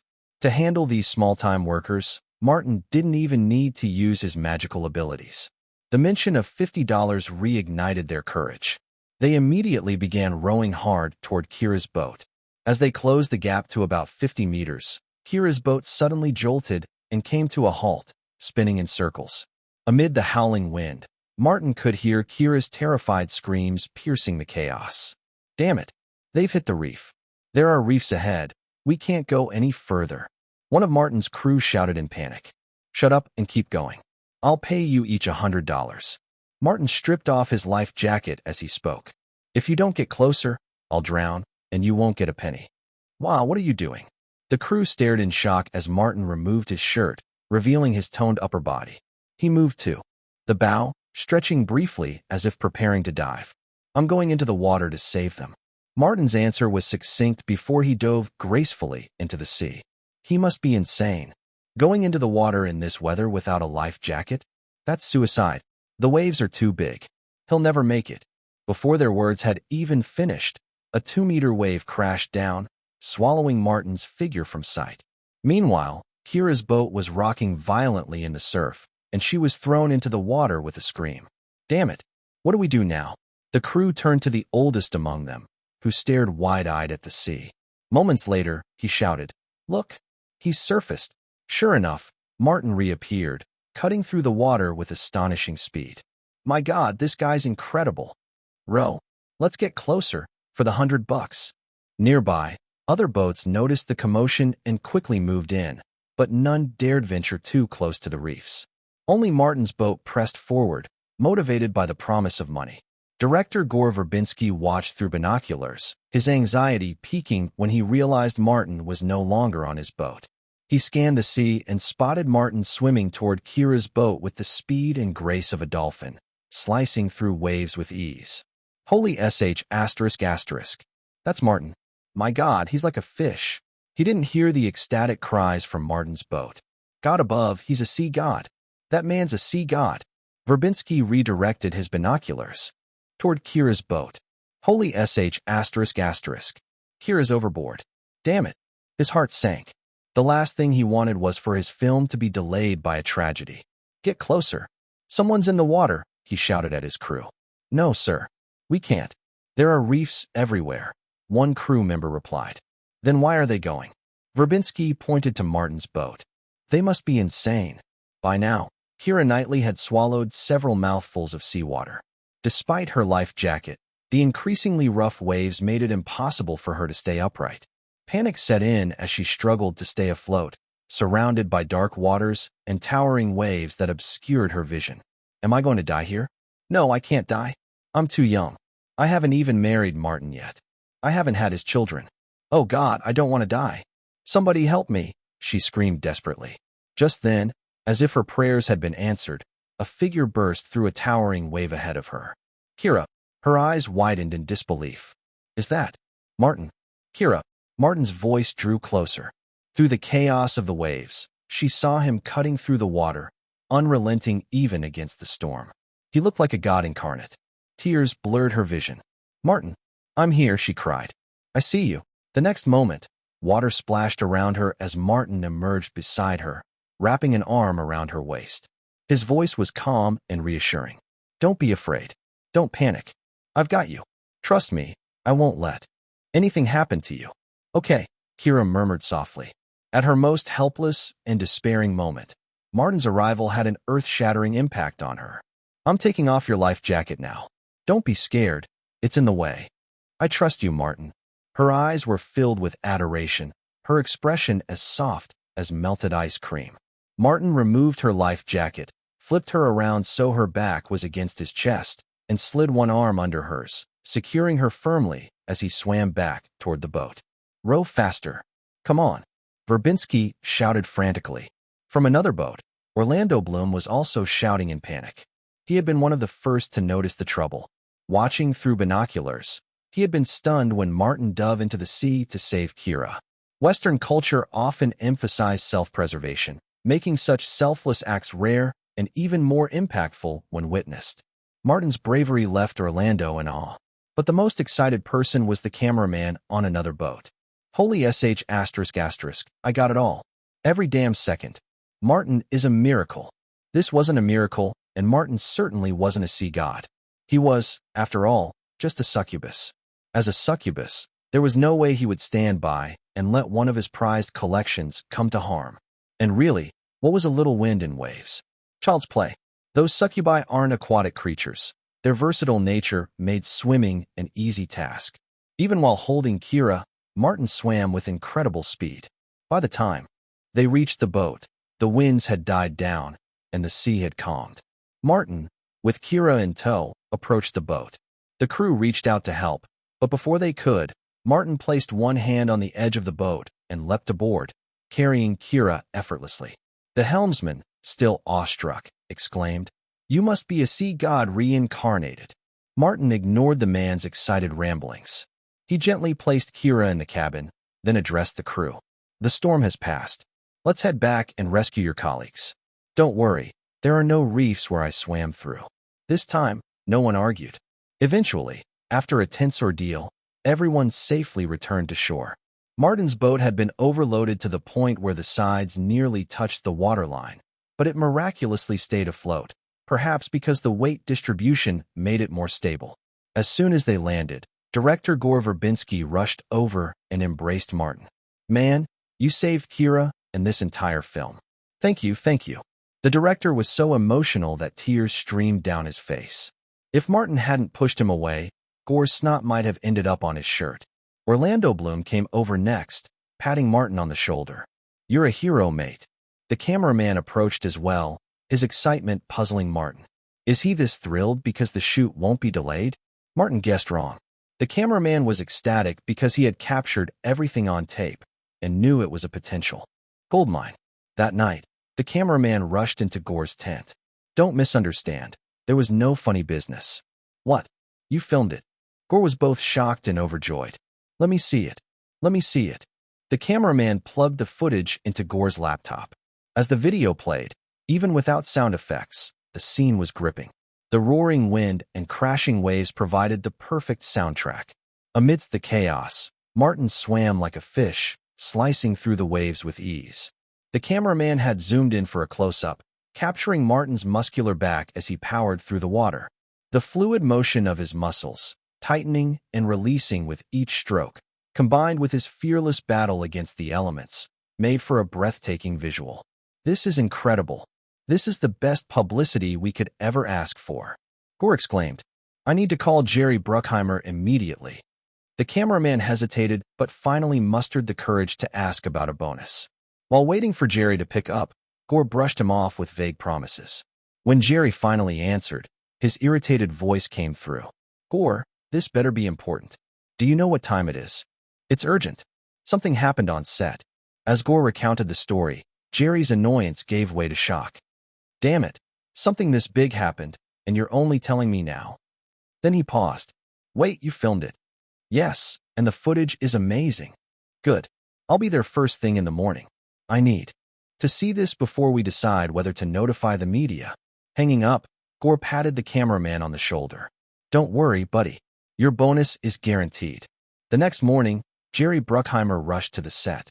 "Where's the footage? I need to see it." "Right here on the laptop. I've already backed it up." As the video played, Jerry's excitement grew. "This is perfect. Martin's a hero, and we can use this for early publicity. But isn't it too soon to release it?" Gore hesitated. Jerry, ever the experienced producer, explained, "Releasing it now will create buzz and build anticipation for the film. If we wait until closer to the premiere, it might seem too calculated. People might even suspect the footage is fake. And besides," he grinned, "we can release it again before the premiere, but this time with epic music and dramatic narration. Double the impact. All right, let's do it your way." Gore nodded, convinced. The next day, in a suburban home, Daniel's family was watching TV. Suddenly, a news alert interrupted the program. Breaking news. While filming Pirates of the Caribbean on a remote island in Dominica, the crew encountered severe weather. Keira Knightley's boat struck a reef on the return trip and capsized, throwing her into the sea. Martin Myers, on another boat, heroically dove into the water and swam to her rescue. Let's take a look at the footage captured by a cameraman on another vessel. Martin saved someone again? What a good kid. Daniel's mom, a devoted Twilight fan, exclaimed. "Show Mom, the video's starting." Daniel shushed her. When the footage showed Martin diving into the stormy sea, Daniel's dad gasped. "Oh my God." He jumped in. "In that storm? That's insane." "He's so brave," Daniel agreed. "Wow, look at him swim. He's like a fish," Daniel's mom gushed. "Even dolphins don't swim as beautifully. Look at those muscles." Daniel's dad shot her a side glance, grumbling internally. "Couldn't you just think that to yourself instead of saying it out loud?" Los Angeles, the Olsen residence. The three sisters sat glued to the television, hands over their mouths, eyes wide. When Martin finally emerged from the water with Kira in his arms and leapt onto the boat, they all let out a collective sigh of relief. "Wow, Martin is so brave. He's a hero," one of the twins said. "First saving people at the New York bank, now rescuing someone at sea. He's a modern-day knight." Ashley and Mary-Kate were practically gushing. Elizabeth Olsen jumped off the couch and ran for the phone. "I'm calling Martin to see if he's okay." Martin's phone had been ringing nonstop, calls from family, friends, reporters, and women in his life. After answering the most urgent ones, Martin finally turned his phone off. The video quickly went viral. Newspapers and online platforms buzzed with headlines about Martin's heroic rescue. Some outlets even suggested that the Pentagon award him the prestigious Purple Heart one. The idea gained surprising traction. At a White House press briefing, a journalist brought up the suggestion, but the president dismissed it. No, the Purple Heart is awarded to members of the U.S. Armed Forces who are injured or killed in service. Martin does not meet the criteria. The president, displeased with Martin's anti-war comments, regretted even awarding him the Presidential Medal of Freedom. There was no chance he'd approve a Purple Heart for Martin. Amid the media buzz about Martin's heroic rescue, the Pirates of the Caribbean crew had already left Dominica and moved to their new filming location, San Pedro. San Pedro was a strategically important site, located 30 kilometers south of Los Angeles and near two critical American ports, Los Angeles and Long Beach. Post 9/11. The area had been used for several anti-terrorism drills. The crew planned to film sea battle scenes in the San Pedro harbor. Originally, they had hoped to use the massive tank in Rosarito, Baja California, Mexico, where Titanic and Pearl Harbor had been filmed, but that facility had already been booked by the production of Master and Commander, The Far Side of the World. Martin had about a week of filming left, which meant he could finish his work before September, a rare bit of relief in his busy schedule. At the Disney studio lot, a large water tank had been set up. Inside, Keira Knightley sat in a small boat, ready to film the scene where the governor's daughter sets off in a rowboat to Finewell. This was the final scene to be filmed. To avoid any more dangerous incidents like the one in Dominica, the producers decided to move all remaining small boat scenes to the controlled environment of the studio. Around the water tank, two lifeguards kept a close eye on the proceedings to ensure nothing went wrong. Fortunately, the scene wrapped up smoothly. The poor girl didn't have to endure another scare, and the crew was spared any further drama. Hello, Elizabeth? Hello, Martin. Am I bothering you? That doesn't sound like the Elizabeth the first no. Martin, having finished his scenes, wasn't in a rush to leave the set. He was waiting for Keira. The two had a dinner date planned for the evening. While waiting, he received a call from Elizabeth Olsen. There was a hint of sadness in her tone as she said, "Martin, I called you a few days ago, but your phone was off. Ashley said it's because you've forgotten about me." "Don't listen to Ashley. How could I ever forget my little Elizabeth?" Martin replied with a laugh. "I had to turn off my phone because reporters were calling nonstop." Hearing Martin's explanation, the voice on the other end brightened. "Really? I knew it." Martin, did you know Mary's been crying a lot lately? She broke up with her boyfriend again." "Martin, I saw the video of you saving Keira in the ocean. You were amazing. You're a hero." "Martin, I actually think it's good that Mary broke up. Her boyfriend was just a small-time model who was probably only with her for her fame and money. He was secretly meeting other models, and Mary caught him." "Martin, perhaps it had been too long since they last spoke." Elizabeth seemed especially chatty. At 13 years old, Elizabeth was at the age where she was beginning to develop feelings, and the most impressive man in her life was Martin. Martin patiently responded to her, indulging her need to talk. Just then, he heard Mary Olsen's voice in the background. "Elizabeth, who are you on the phone with?" "It's Anna, my science project partner. We're discussing how to make our volcano project erupt with flames." "All right, let me know if you need help. I can call some of my prop master friends for advice." "Oh, thanks, Mary. You're the best." The sisters' exchange made Martin chuckle on the other end. This little girl is getting more and more cunning, he thought. Unlike her two older sisters, who had grown up in the entertainment industry, Elizabeth had led a more typical childhood. Despite having two celebrity sisters and a mother connected to Hollywood, Elizabeth lived the life of an ordinary girl, going to school, doing homework, visiting amusement parks, and enjoying fast food. She was as fresh and lively as a dewy morning rose. To Martin, Elizabeth had a purity that stood out starkly against the backdrop of Hollywood. In the entertainment world, even child stars often lost their innocence quickly. Stars like Natalie Portman and Drew Barrymore had grown up learning to navigate the ruthless industry with savvy and strategy. Many child stars, exposed too early to adult temptations and cutthroat competition, ended up with troubled lives, substance abuse, alcoholism, or other scandals. Jessica, Scarlett, and Lindsay had avoided such pitfalls because they had met Martin early on and were shielded from the worst influences. Wait, Martin thought. Perhaps it's more accurate to say they grew into the kind of people I wanted them to be.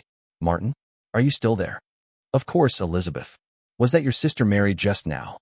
Oh yes. She's been so annoying lately. Ever since she broke up with her boyfriend, she's been asking me about any boys I might know. But I'm not like her. I wouldn't pick the wrong guy. Elizabeth giggled. Martin, don't forget, you promised that when I grow up, I can be your girlfriend. Of course, how could I forget? Martin almost instinctively replied with a flirtatious remark, but stopped himself just in time.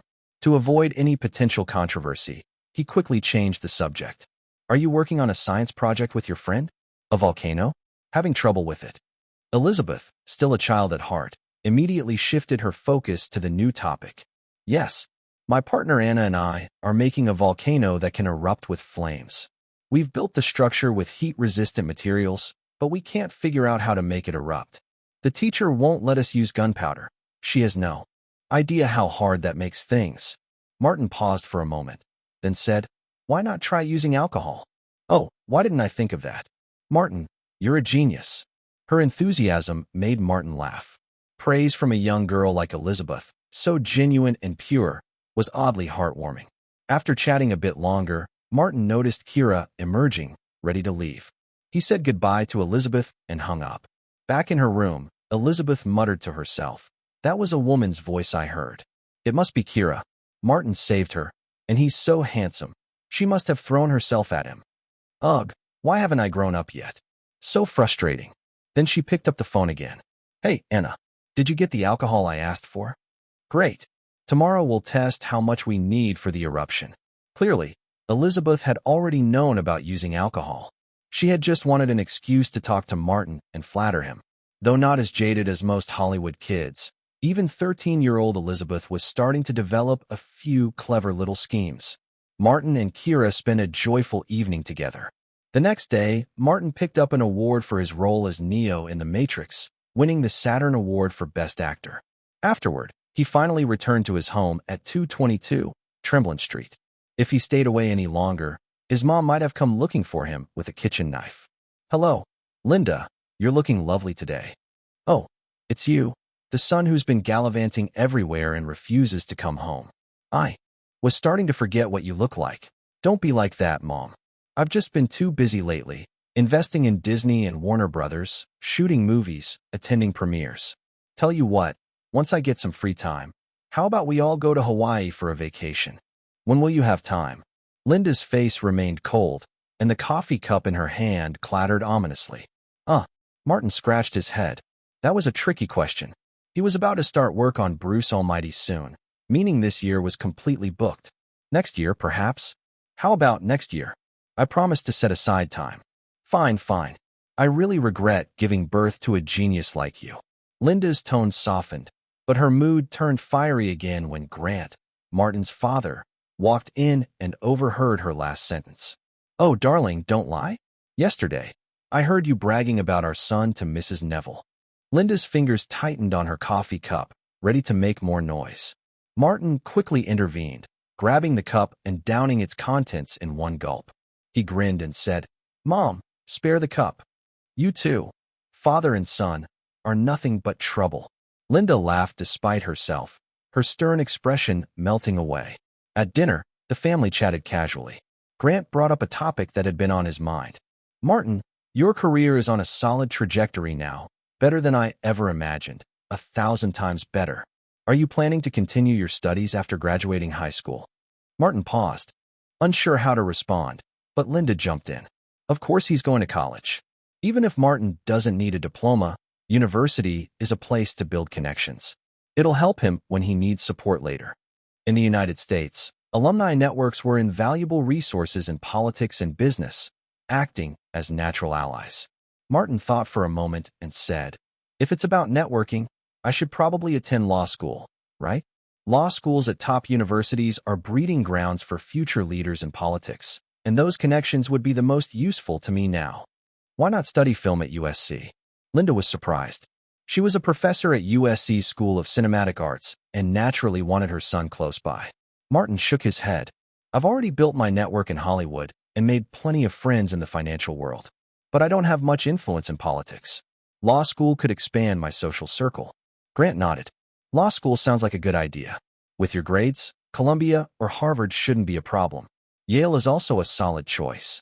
I'm leaning toward Harvard, Martin said thoughtfully. He knew that future President Obama had graduated from Harvard Law School. Attending Harvard would give him an early connection to someone destined to wield significant influence. After a night at home, Martin returned energized to the set of Bruce Almighty. Tom Shadyac, the original director, had been dismissed. Shadyac was far from happy about it, publicly, complaining to the media. Martin is a tyrant. He's completely wrong for Bruce Almighty, but no one would listen to me. Just because I suggested Jim Carrey for the role, I was fired. Jennifer Aniston knows nothing. She's completely under Martin's thumb. This is humiliating. No respected director should be treated this way. Jim Carrey also came to his friend's defense, saying, I hadn't even decided whether to take the role when Tom called me to say he'd been fired. It's shocking that a production would treat a talented, experienced director so poorly. It's unfair. On set, Jennifer Aniston voiced her concerns to Martin. Will all this negative press hurt the movie? Martin glanced at the newspaper, then casually tossed it aside. These are just some petty complaints. If anything, they'll bring more attention to the movie. Here's what we'll do. I'll have my PR team engage in a heated public spat with these two. The more intense and prolonged, the better. Is that really a good idea? Jennifer Aniston was one of the rare Hollywood stars with little guile. Protected by her father throughout her career, she had rarely faced the industry's cutthroat side. Her debut TV role in Malloy was as the lead. She then starred in the fantasy horror comedy Leprechaun and landed a role in Friends, which catapulted her to fame as America's sweetheart and an A-list star. Unlike other actresses who fought tooth and nail for every opportunity, Jennifer's rise had been unusually smooth. By contrast, actresses like Julia Roberts, who reached A-list status, often paid heavy personal costs. Rumors abounded about her cozying up to entire production crews for roles. Jennifer lacked the aggressiveness and toughness of those who clawed their way to the top. Her passive approach was evident during her divorce from Brad Pitt, where she silently endured media attacks until Brad's affair with a housemaid came to light. Martin understood Jennifer's personality and wasn't surprised by her reaction. Before he could reply, producer Roger Birnbaum walked over. Birnbaum greeted both Martin and Jennifer before addressing the issue. Martin is right. We can't let those two tarnish the production's reputation. Jim Carrey declined our offer. Whether he was negotiating for a better deal or genuinely uninterested in comedy, that's on him. It's unfair for Tom Shadyac to claim that Martin abused his influence to push Carrey out. That narrative is damaging and untrue.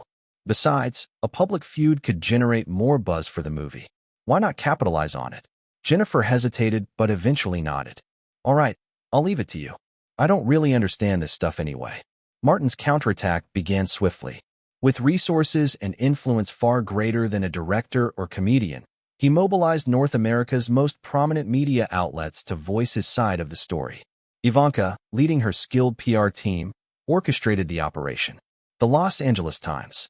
Jim Carrey is nothing but a liar. When the production team initially offered him the role, he turned it down.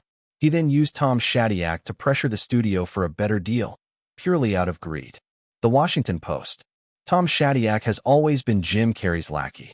Without Carrey, Shadyac is a nobody. This explains why, even after Carrey rejected the role, Shadyac continued to push for an increased offer to entice him back. The New York Times. In an interview with Jennifer Aniston, America's sweetheart confirmed that the production approached Martin only after Jim Carrey declined the role. Multiple crew members corroborated this. It's clear Tom Shadyac was lying. The coordinated media assault unleashed a tidal wave of criticism against Shadyac and Carrey, dominating newspapers, television, and the internet. North Hollywood, Shadyac's apartment. Tom Shadyac lay drunkenly sprawled on his couch, muttering incoherently. Bastards, bastards, you're all bastards. 2 days earlier, Jim Carrey had called him. The man who had once been his trusted collaborator was now furious. Damn it, Tom. You lied to me. The situation isn't what you said it was. You shouldn't have talked to the media, and you definitely shouldn't have dragged me into this. Shadyac, stunned, stammered. But you told me to use this role to pressure the studio to negotiate a box office share for you. Before he could finish, Carrie cut him off coldly. I never said that. Don't try to pin this on me. I've decided to issue an apology. Sorry, Tom, but I can't keep syncing with you. I suggest you do the same if you want any chance of working with me again. But, click. The line went dead. The next day, Jim Carrey's apology appeared in major newspapers. In his statement, Carrey claimed he had been misled by Shadyac and was unaware of the true circumstances.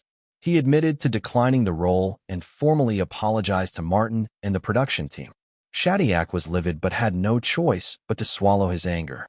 Without Carrey's support, his career would be in jeopardy.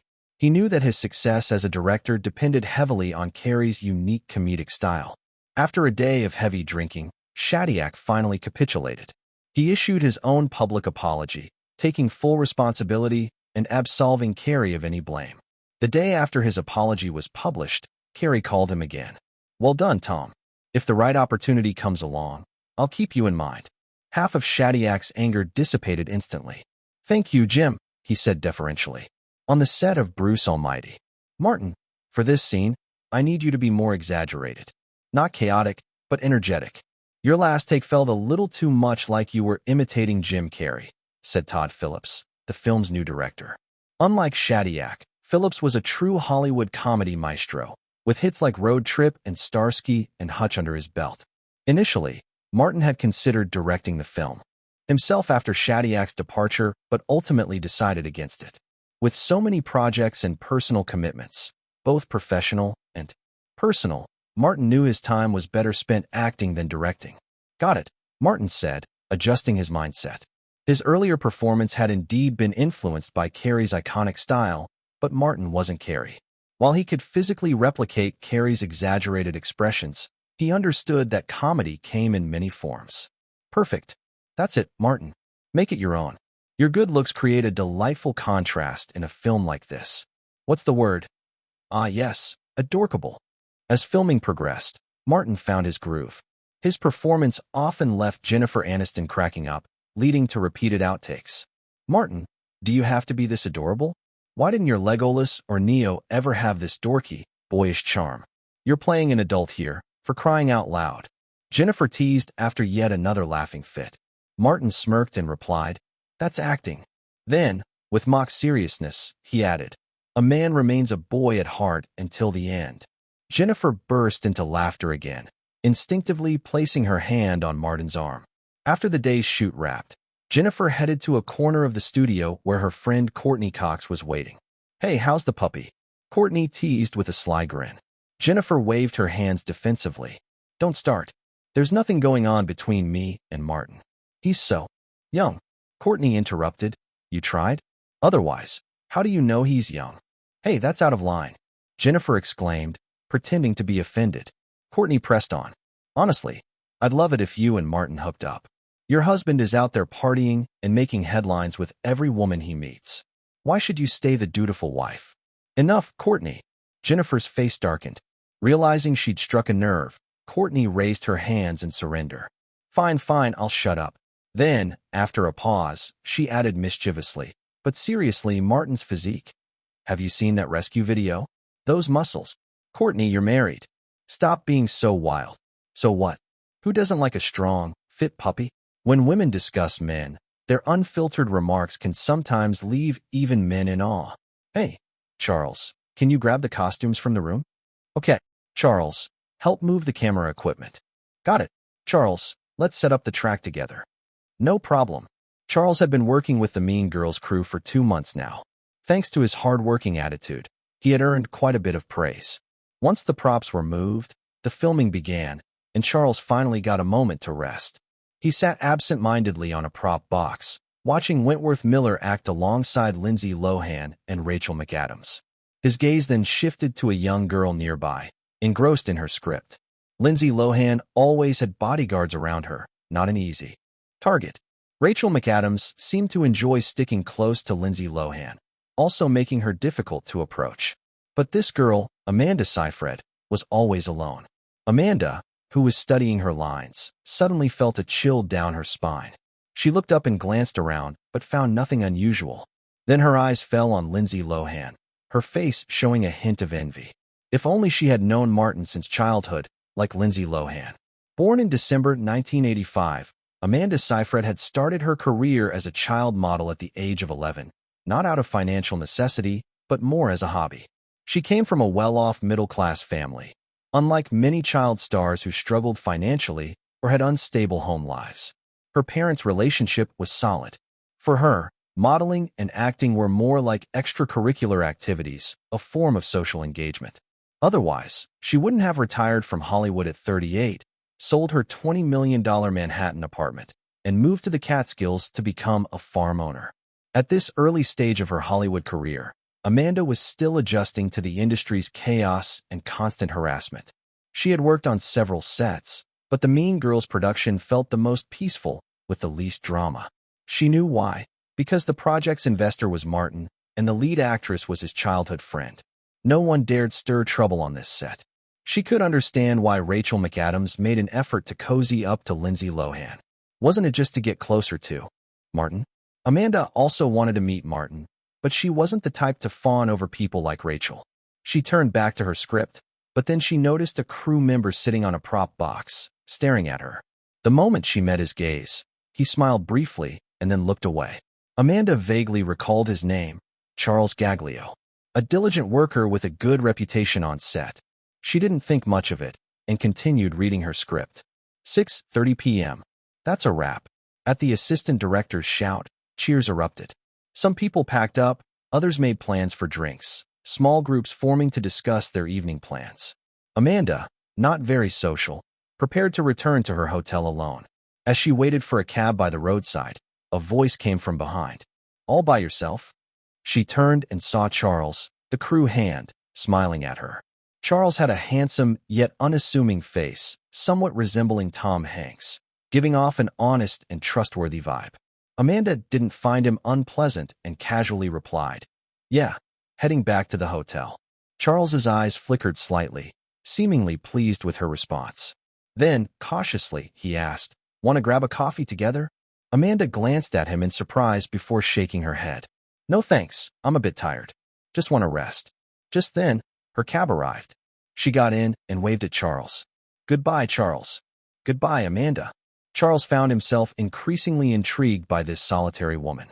"She's not like that bitch, Ashley Erling. Maybe I should give her a chance."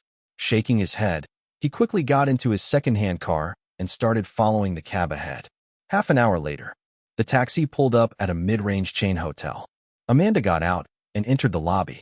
Charles parked by the curb, glanced around, then casually strolled into the hotel. Security at chain hotels wasn't particularly strict. He discreetly followed Amanda to the elevator but didn't enter with her. Instead, he watched as she selected her floor. 4th floor. Taking the stairs, Charles ascended, peeking through the stairwell door. The hallway had no security cameras. A relaxed smile spread across his face. He then headed to the front desk. "Hello, I'd like to book a room on the 4th floor." "One moment, sir. Let me check. We have 4 available rooms on the 4th floor, 3 facing north and 1 facing south. Do you have a preference?" "Direction doesn't matter. I just prefer a quiet room. Ideally, the rooms on either side of mine would be empty or occupied by single guests. You know, I hate those squeaky noises at night." The receptionist chuckled. Glancing at him, she replied, "Let me see. There aren't any completely isolated rooms available. Room 404 is next to an elderly couple. Should be quiet. Room 409 has guests on both sides. All single men, though one often brings women over. Oh, room 411 might suit you. Only one side is occupied by a single woman." "Really? Not a woman of a certain profession, I hope?" "That would be a deal breaker." "Of course not. She's a very pretty girl. Always alone." "Then I'll take 411. Nightfall. After washing up, Amanda lay in bed reading for a while until sleepiness took over. She checked the time, 10:30 p.m. Turning off the lights, she drifted into slumber. Time ticked by. The glow of streetlights cast a faint orange hue against the curtains. Suddenly, a shadow flickered across the light. A moment later, the handle of the balcony door began to turn slowly. A figure slipped inside. Inside the hotel room, Amanda was fast asleep. A dark figure slipped in through the balcony. Moving slowly to the bedside, the shadowy figure studied the sleeping girl under the glow of the streetlights filtering through the window. Without makeup, her face was dotted with light brown freckles, but instead of being unsightly, they added a unique charm to her beauty. The figure wore gloves, gripping a dagger in one hand, but did not raise it. Instead, they simply stood there, quietly watching. 1 hour, 2 hours. No one knew how much time had passed. Suddenly, the girl turned over in her sleep, groggily sitting up. Still half asleep, she stumbled out of bed and entered the bathroom. The sound of running water echoed in the room. Underneath the bed, the shadowy figure listened in silence. Soon, the whooshing of the toilet flushing followed. Then, the bed creaked as the mattress sank. Amanda had lain back down. The figure beneath the bed continued waiting. Over an hour later, the shadow carefully crawled out from under the bed, slipping into the bathroom for a moment before returning to stand beside the bed, quietly watching her once again. They remained there until the break of dawn before finally leaving through the balcony. 8 a.m. The alarm rang on time. Amanda sat up, stretched lazily, and rubbed her face, still not fully awake. She felt strange. Had she been having nightmares all night? She hadn't slept well. Yawning, she dragged herself to the bathroom, splashed her face with cold water, and finally woke up completely. She went through her morning routine, washing up, putting on makeup, and then left the room, never noticing that the trash bin beside the toilet had been disturbed. On set, Amanda, you need to be fiercer. Your character is supposed to be antagonizing the protagonist right now. Cut. The emotion still isn't right. Amanda, you seem a bit off today. Director, give me a few minutes. Let me get into the right headspace. Amanda, eyes red, walked into a corner bathroom, splashed cold water on her face, and pinched her thigh a few times. Come on, Amanda, pull yourself together. A wave of nervousness brought on a sudden urge to pee. She hurried into a stall, pulled down her pants, and squatted down. Closing her eyes, she focused on relieving herself until she heard a sudden thud outside, like a phone dropping on the floor. Her eyes snapped open. Hey! Shadow flickered beneath the stall door. Who's there?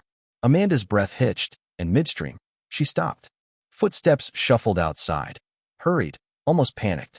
Who's there? She called again louder. No response. She hesitated, then cracked open the stall door, peeking out with one eye. The restroom was empty. A chill ran down her spine.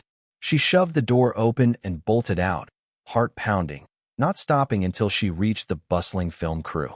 Seeing people everywhere finally calmed her nerves. Amanda, what's wrong? You look terrified. Lindsay Lohan's voice rang out.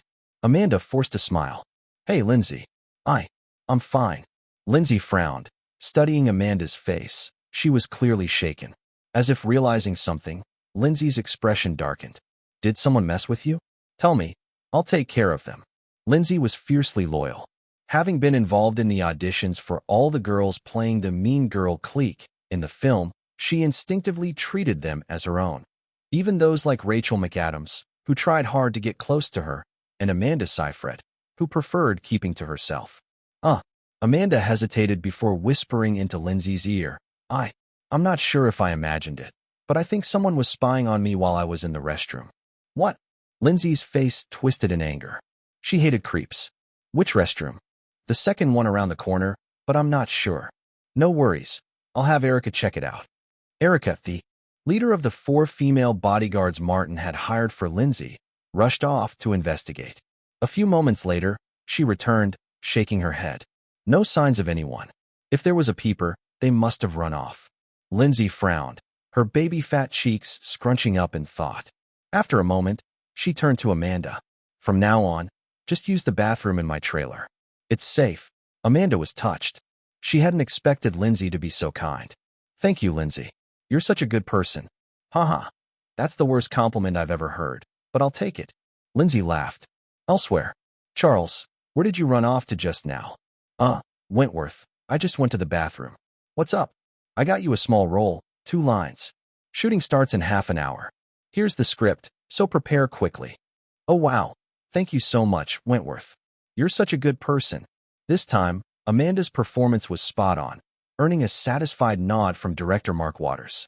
After the scene wrapped, Rachel McAdams casually asked, Lindsay, What were you and Amanda talking about earlier? Nothing much, just small talk. Lindsay playfully winked at Amanda, silently assuring her that she wouldn't spill the secret.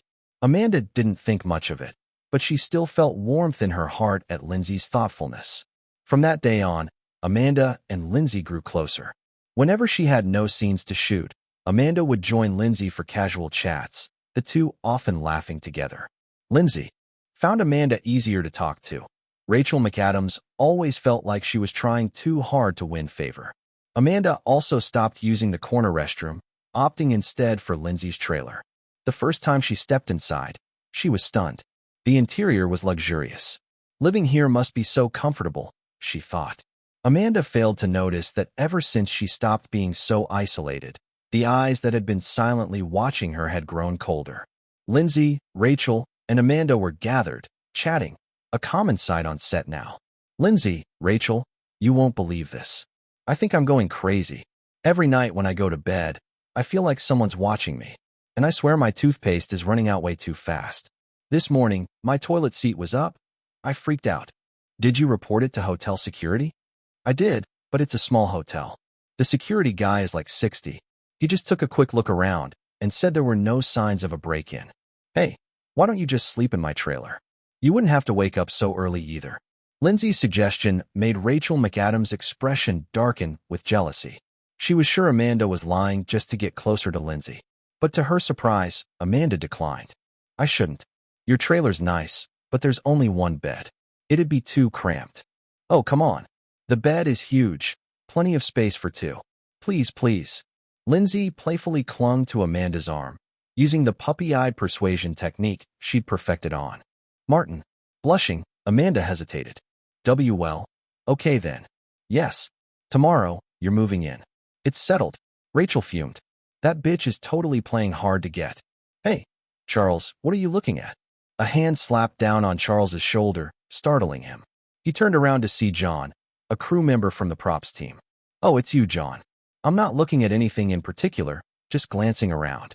John chuckled knowingly and jerked his chin forward, in the direction of a group of girls chatting.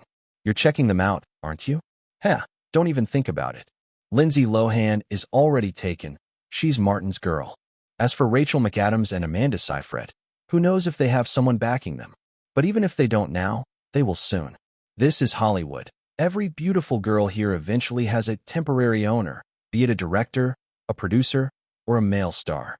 Guys like us, no chance. Unless you look like Martin or Leonardo DiCaprio.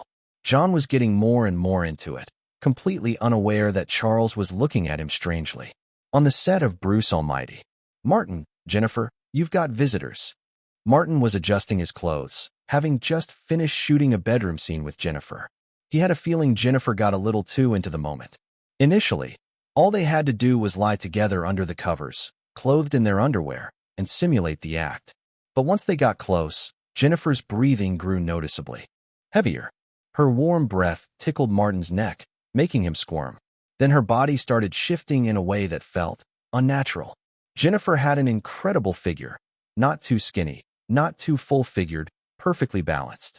A little more, and she'd be too curvy. A little less, and she'd be too thin. The way she moved nearly made Martin lose control and embarrass himself. And when he began simulating the movements, he could feel her gaze, sultry and intense. Good thing the scene was short. Any longer, and Martin feared he might actually cross a line. After tidying himself up, Martin stepped outside the studio and immediately spotted Jennifer chatting with a stunning woman. The moment Jennifer noticed him, her face flushed red, and she quickly looked away. Then, he saw two unexpected visitors, Natalie Portman and Britney Spears, standing side by side. When Natalie saw him, she waved enthusiastically. Martin blinked. What the hell? How did these two end up together? Meanwhile, Jennifer Aniston dragged her best friend Courtney Cox into a corner, flustered and anxious. Courtney raised an eyebrow. What's with you? You look all jittery. Did you cheat on someone? She was joking, of course. But when Jennifer didn't deny it and instead turned beet red, practically steaming, Courtney's jaw dropped. Oh my God. No way. You really cheated. With Martin. Shut up, bitch. I did not cheat. We just shot a bed scene. So, you two actually did it? Was it Martin who initiated it? Note: in Hollywood, some male actors have been known to take advantage of intimate scenes, especially in the 70s and 80s. For example, Marlon Brando and Michael Douglas. Marlon Brando, in particular, was infamous for this. No, no, no. Nothing actually happened. And it's not Martin's fault. It's me. I came. Jennifer leaned in and whispered that last word into Courtney's ear. Just as she did, Martin stepped outside, and her face ignited like a furnace. WTF? Courtney's eyes nearly popped out of her head. You actually came? Jesus, could you keep your voice down? Jennifer pinched her arm hard and dragged her to a more secluded spot. Do you want the whole world to hear? But seriously, you really? Courtney still couldn't wrap her head around it. Jennifer had never struck her as the impulsive type. I don't know what happened. I just lost control. It was like Martin's touch had some kind of magic. When he held me, my whole body was trembling. Goddamn you, cougar. Confess, did you secretly feel him up? Is his body as ripped as it looks? I only touched him a little. And yeah, he's really strong. Way too strong for a 15-year-old. Wait, cougar? Excuse me, I am not old. And I didn't eat anything. Ugh, stop putting weird thoughts in my head. Excuse me? You're the one with the dirty mind here. Courtney grinned. All right, whatever. Now spill all the juicy details. I need everything. The gossip fire in Courtney's heart was burning bright. Meanwhile, hey, how did you two end up visiting together? Martin asked. Natalie Portman smiled. Brittany and I are good friends. She mentioned she was coming to see you, so I tagged along. You two? Good friends. Martin raised an eyebrow. Yep. When we were kids, we were both backup performers on the same show. Natalie explained.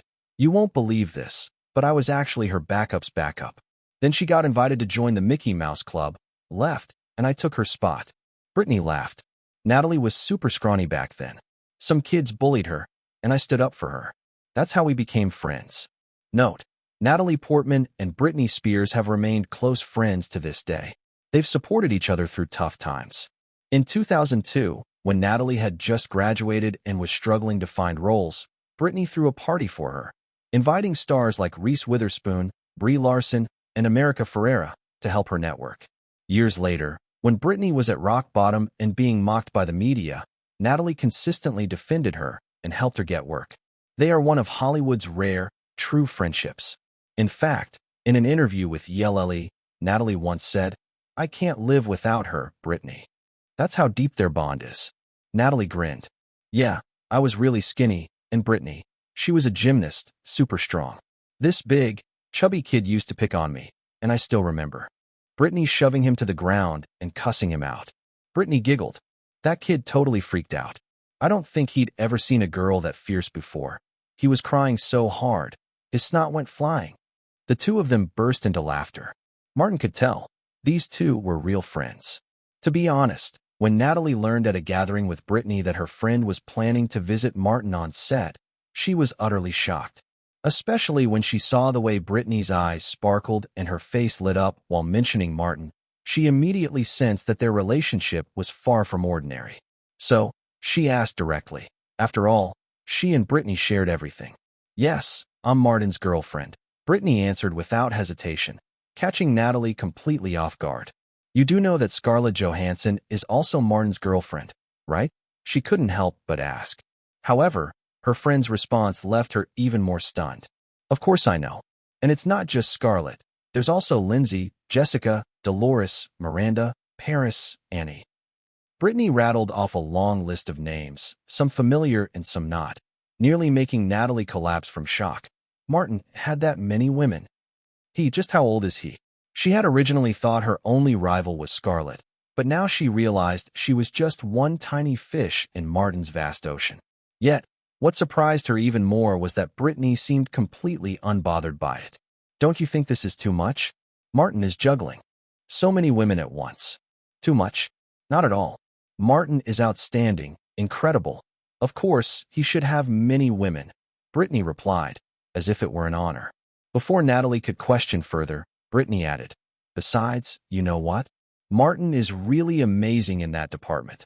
One woman alone isn't enough for him. I know, Natalie mentally responded. Then, Feeling a little unwilling to back down, she said, I'm coming with you to visit Martin. Brittany gave her a surprised look before suddenly realizing, oh, no wonder I felt something different about you. Nat, you've fallen for Martin too, haven't you? It was the intuition of a love-struck woman. Only, Natalie had been watered by Martin fewer times, so her connection wasn't as strong. Being exposed like that, Natalie felt embarrassed, but not as much as she had expected, which puzzled her. Even stranger was that she seemed to be gradually accepting the fact that Martin had multiple girlfriends. Her worldview was shattering into pieces. And when she finally saw Martin again, she felt a deep attachment, admiration, and devotion welling up from within her, completely forgetting any concern about the other girlfriends. That night, Martin took Natalie and Brittany to his estate in Beverly Hills. Brittany had been there before and had already been blown away. For Natalie, it was her first visit, and, as expected, she was utterly stunned.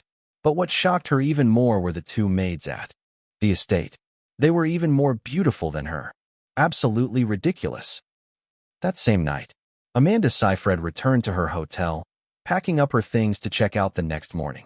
She had decided to move in with Lindsay. In the dead of night, a dark figure once again climbed in through the balcony. The simple lock on the balcony door was no obstacle for him. Naturally, the figure was Charles, not that this needed saying. Having eavesdropped on the girls' conversation earlier that day, Charles had learned that Amanda was planning to leave. And so, he finally made up his mind. Charles slowly approached Amanda's bed, staring at her delicate sleeping face, murmuring, "You're mine. You're mine. You can't leave. Why are you leaving?" As he spoke, he slowly raised his right hand. The next day, Amanda, where is she? Damn it, where is she? Her scene is about to start. The assistant director was searching everywhere, but no one seemed to have seen Amanda. Call her. If she doesn't want to act anymore, she can just quit. The assistant director snapped at an assistant. Lindsay Lohan frowned and muttered, could something have happened to her? Rachel McAdams, on the other hand, looked somewhat gloating. She figured Amanda must have been too excited last night, got drunk, and now, well, serves her right. She's not picking up, the assistant reported. Keep calling. The assistant director, sweating anxiously, turned to the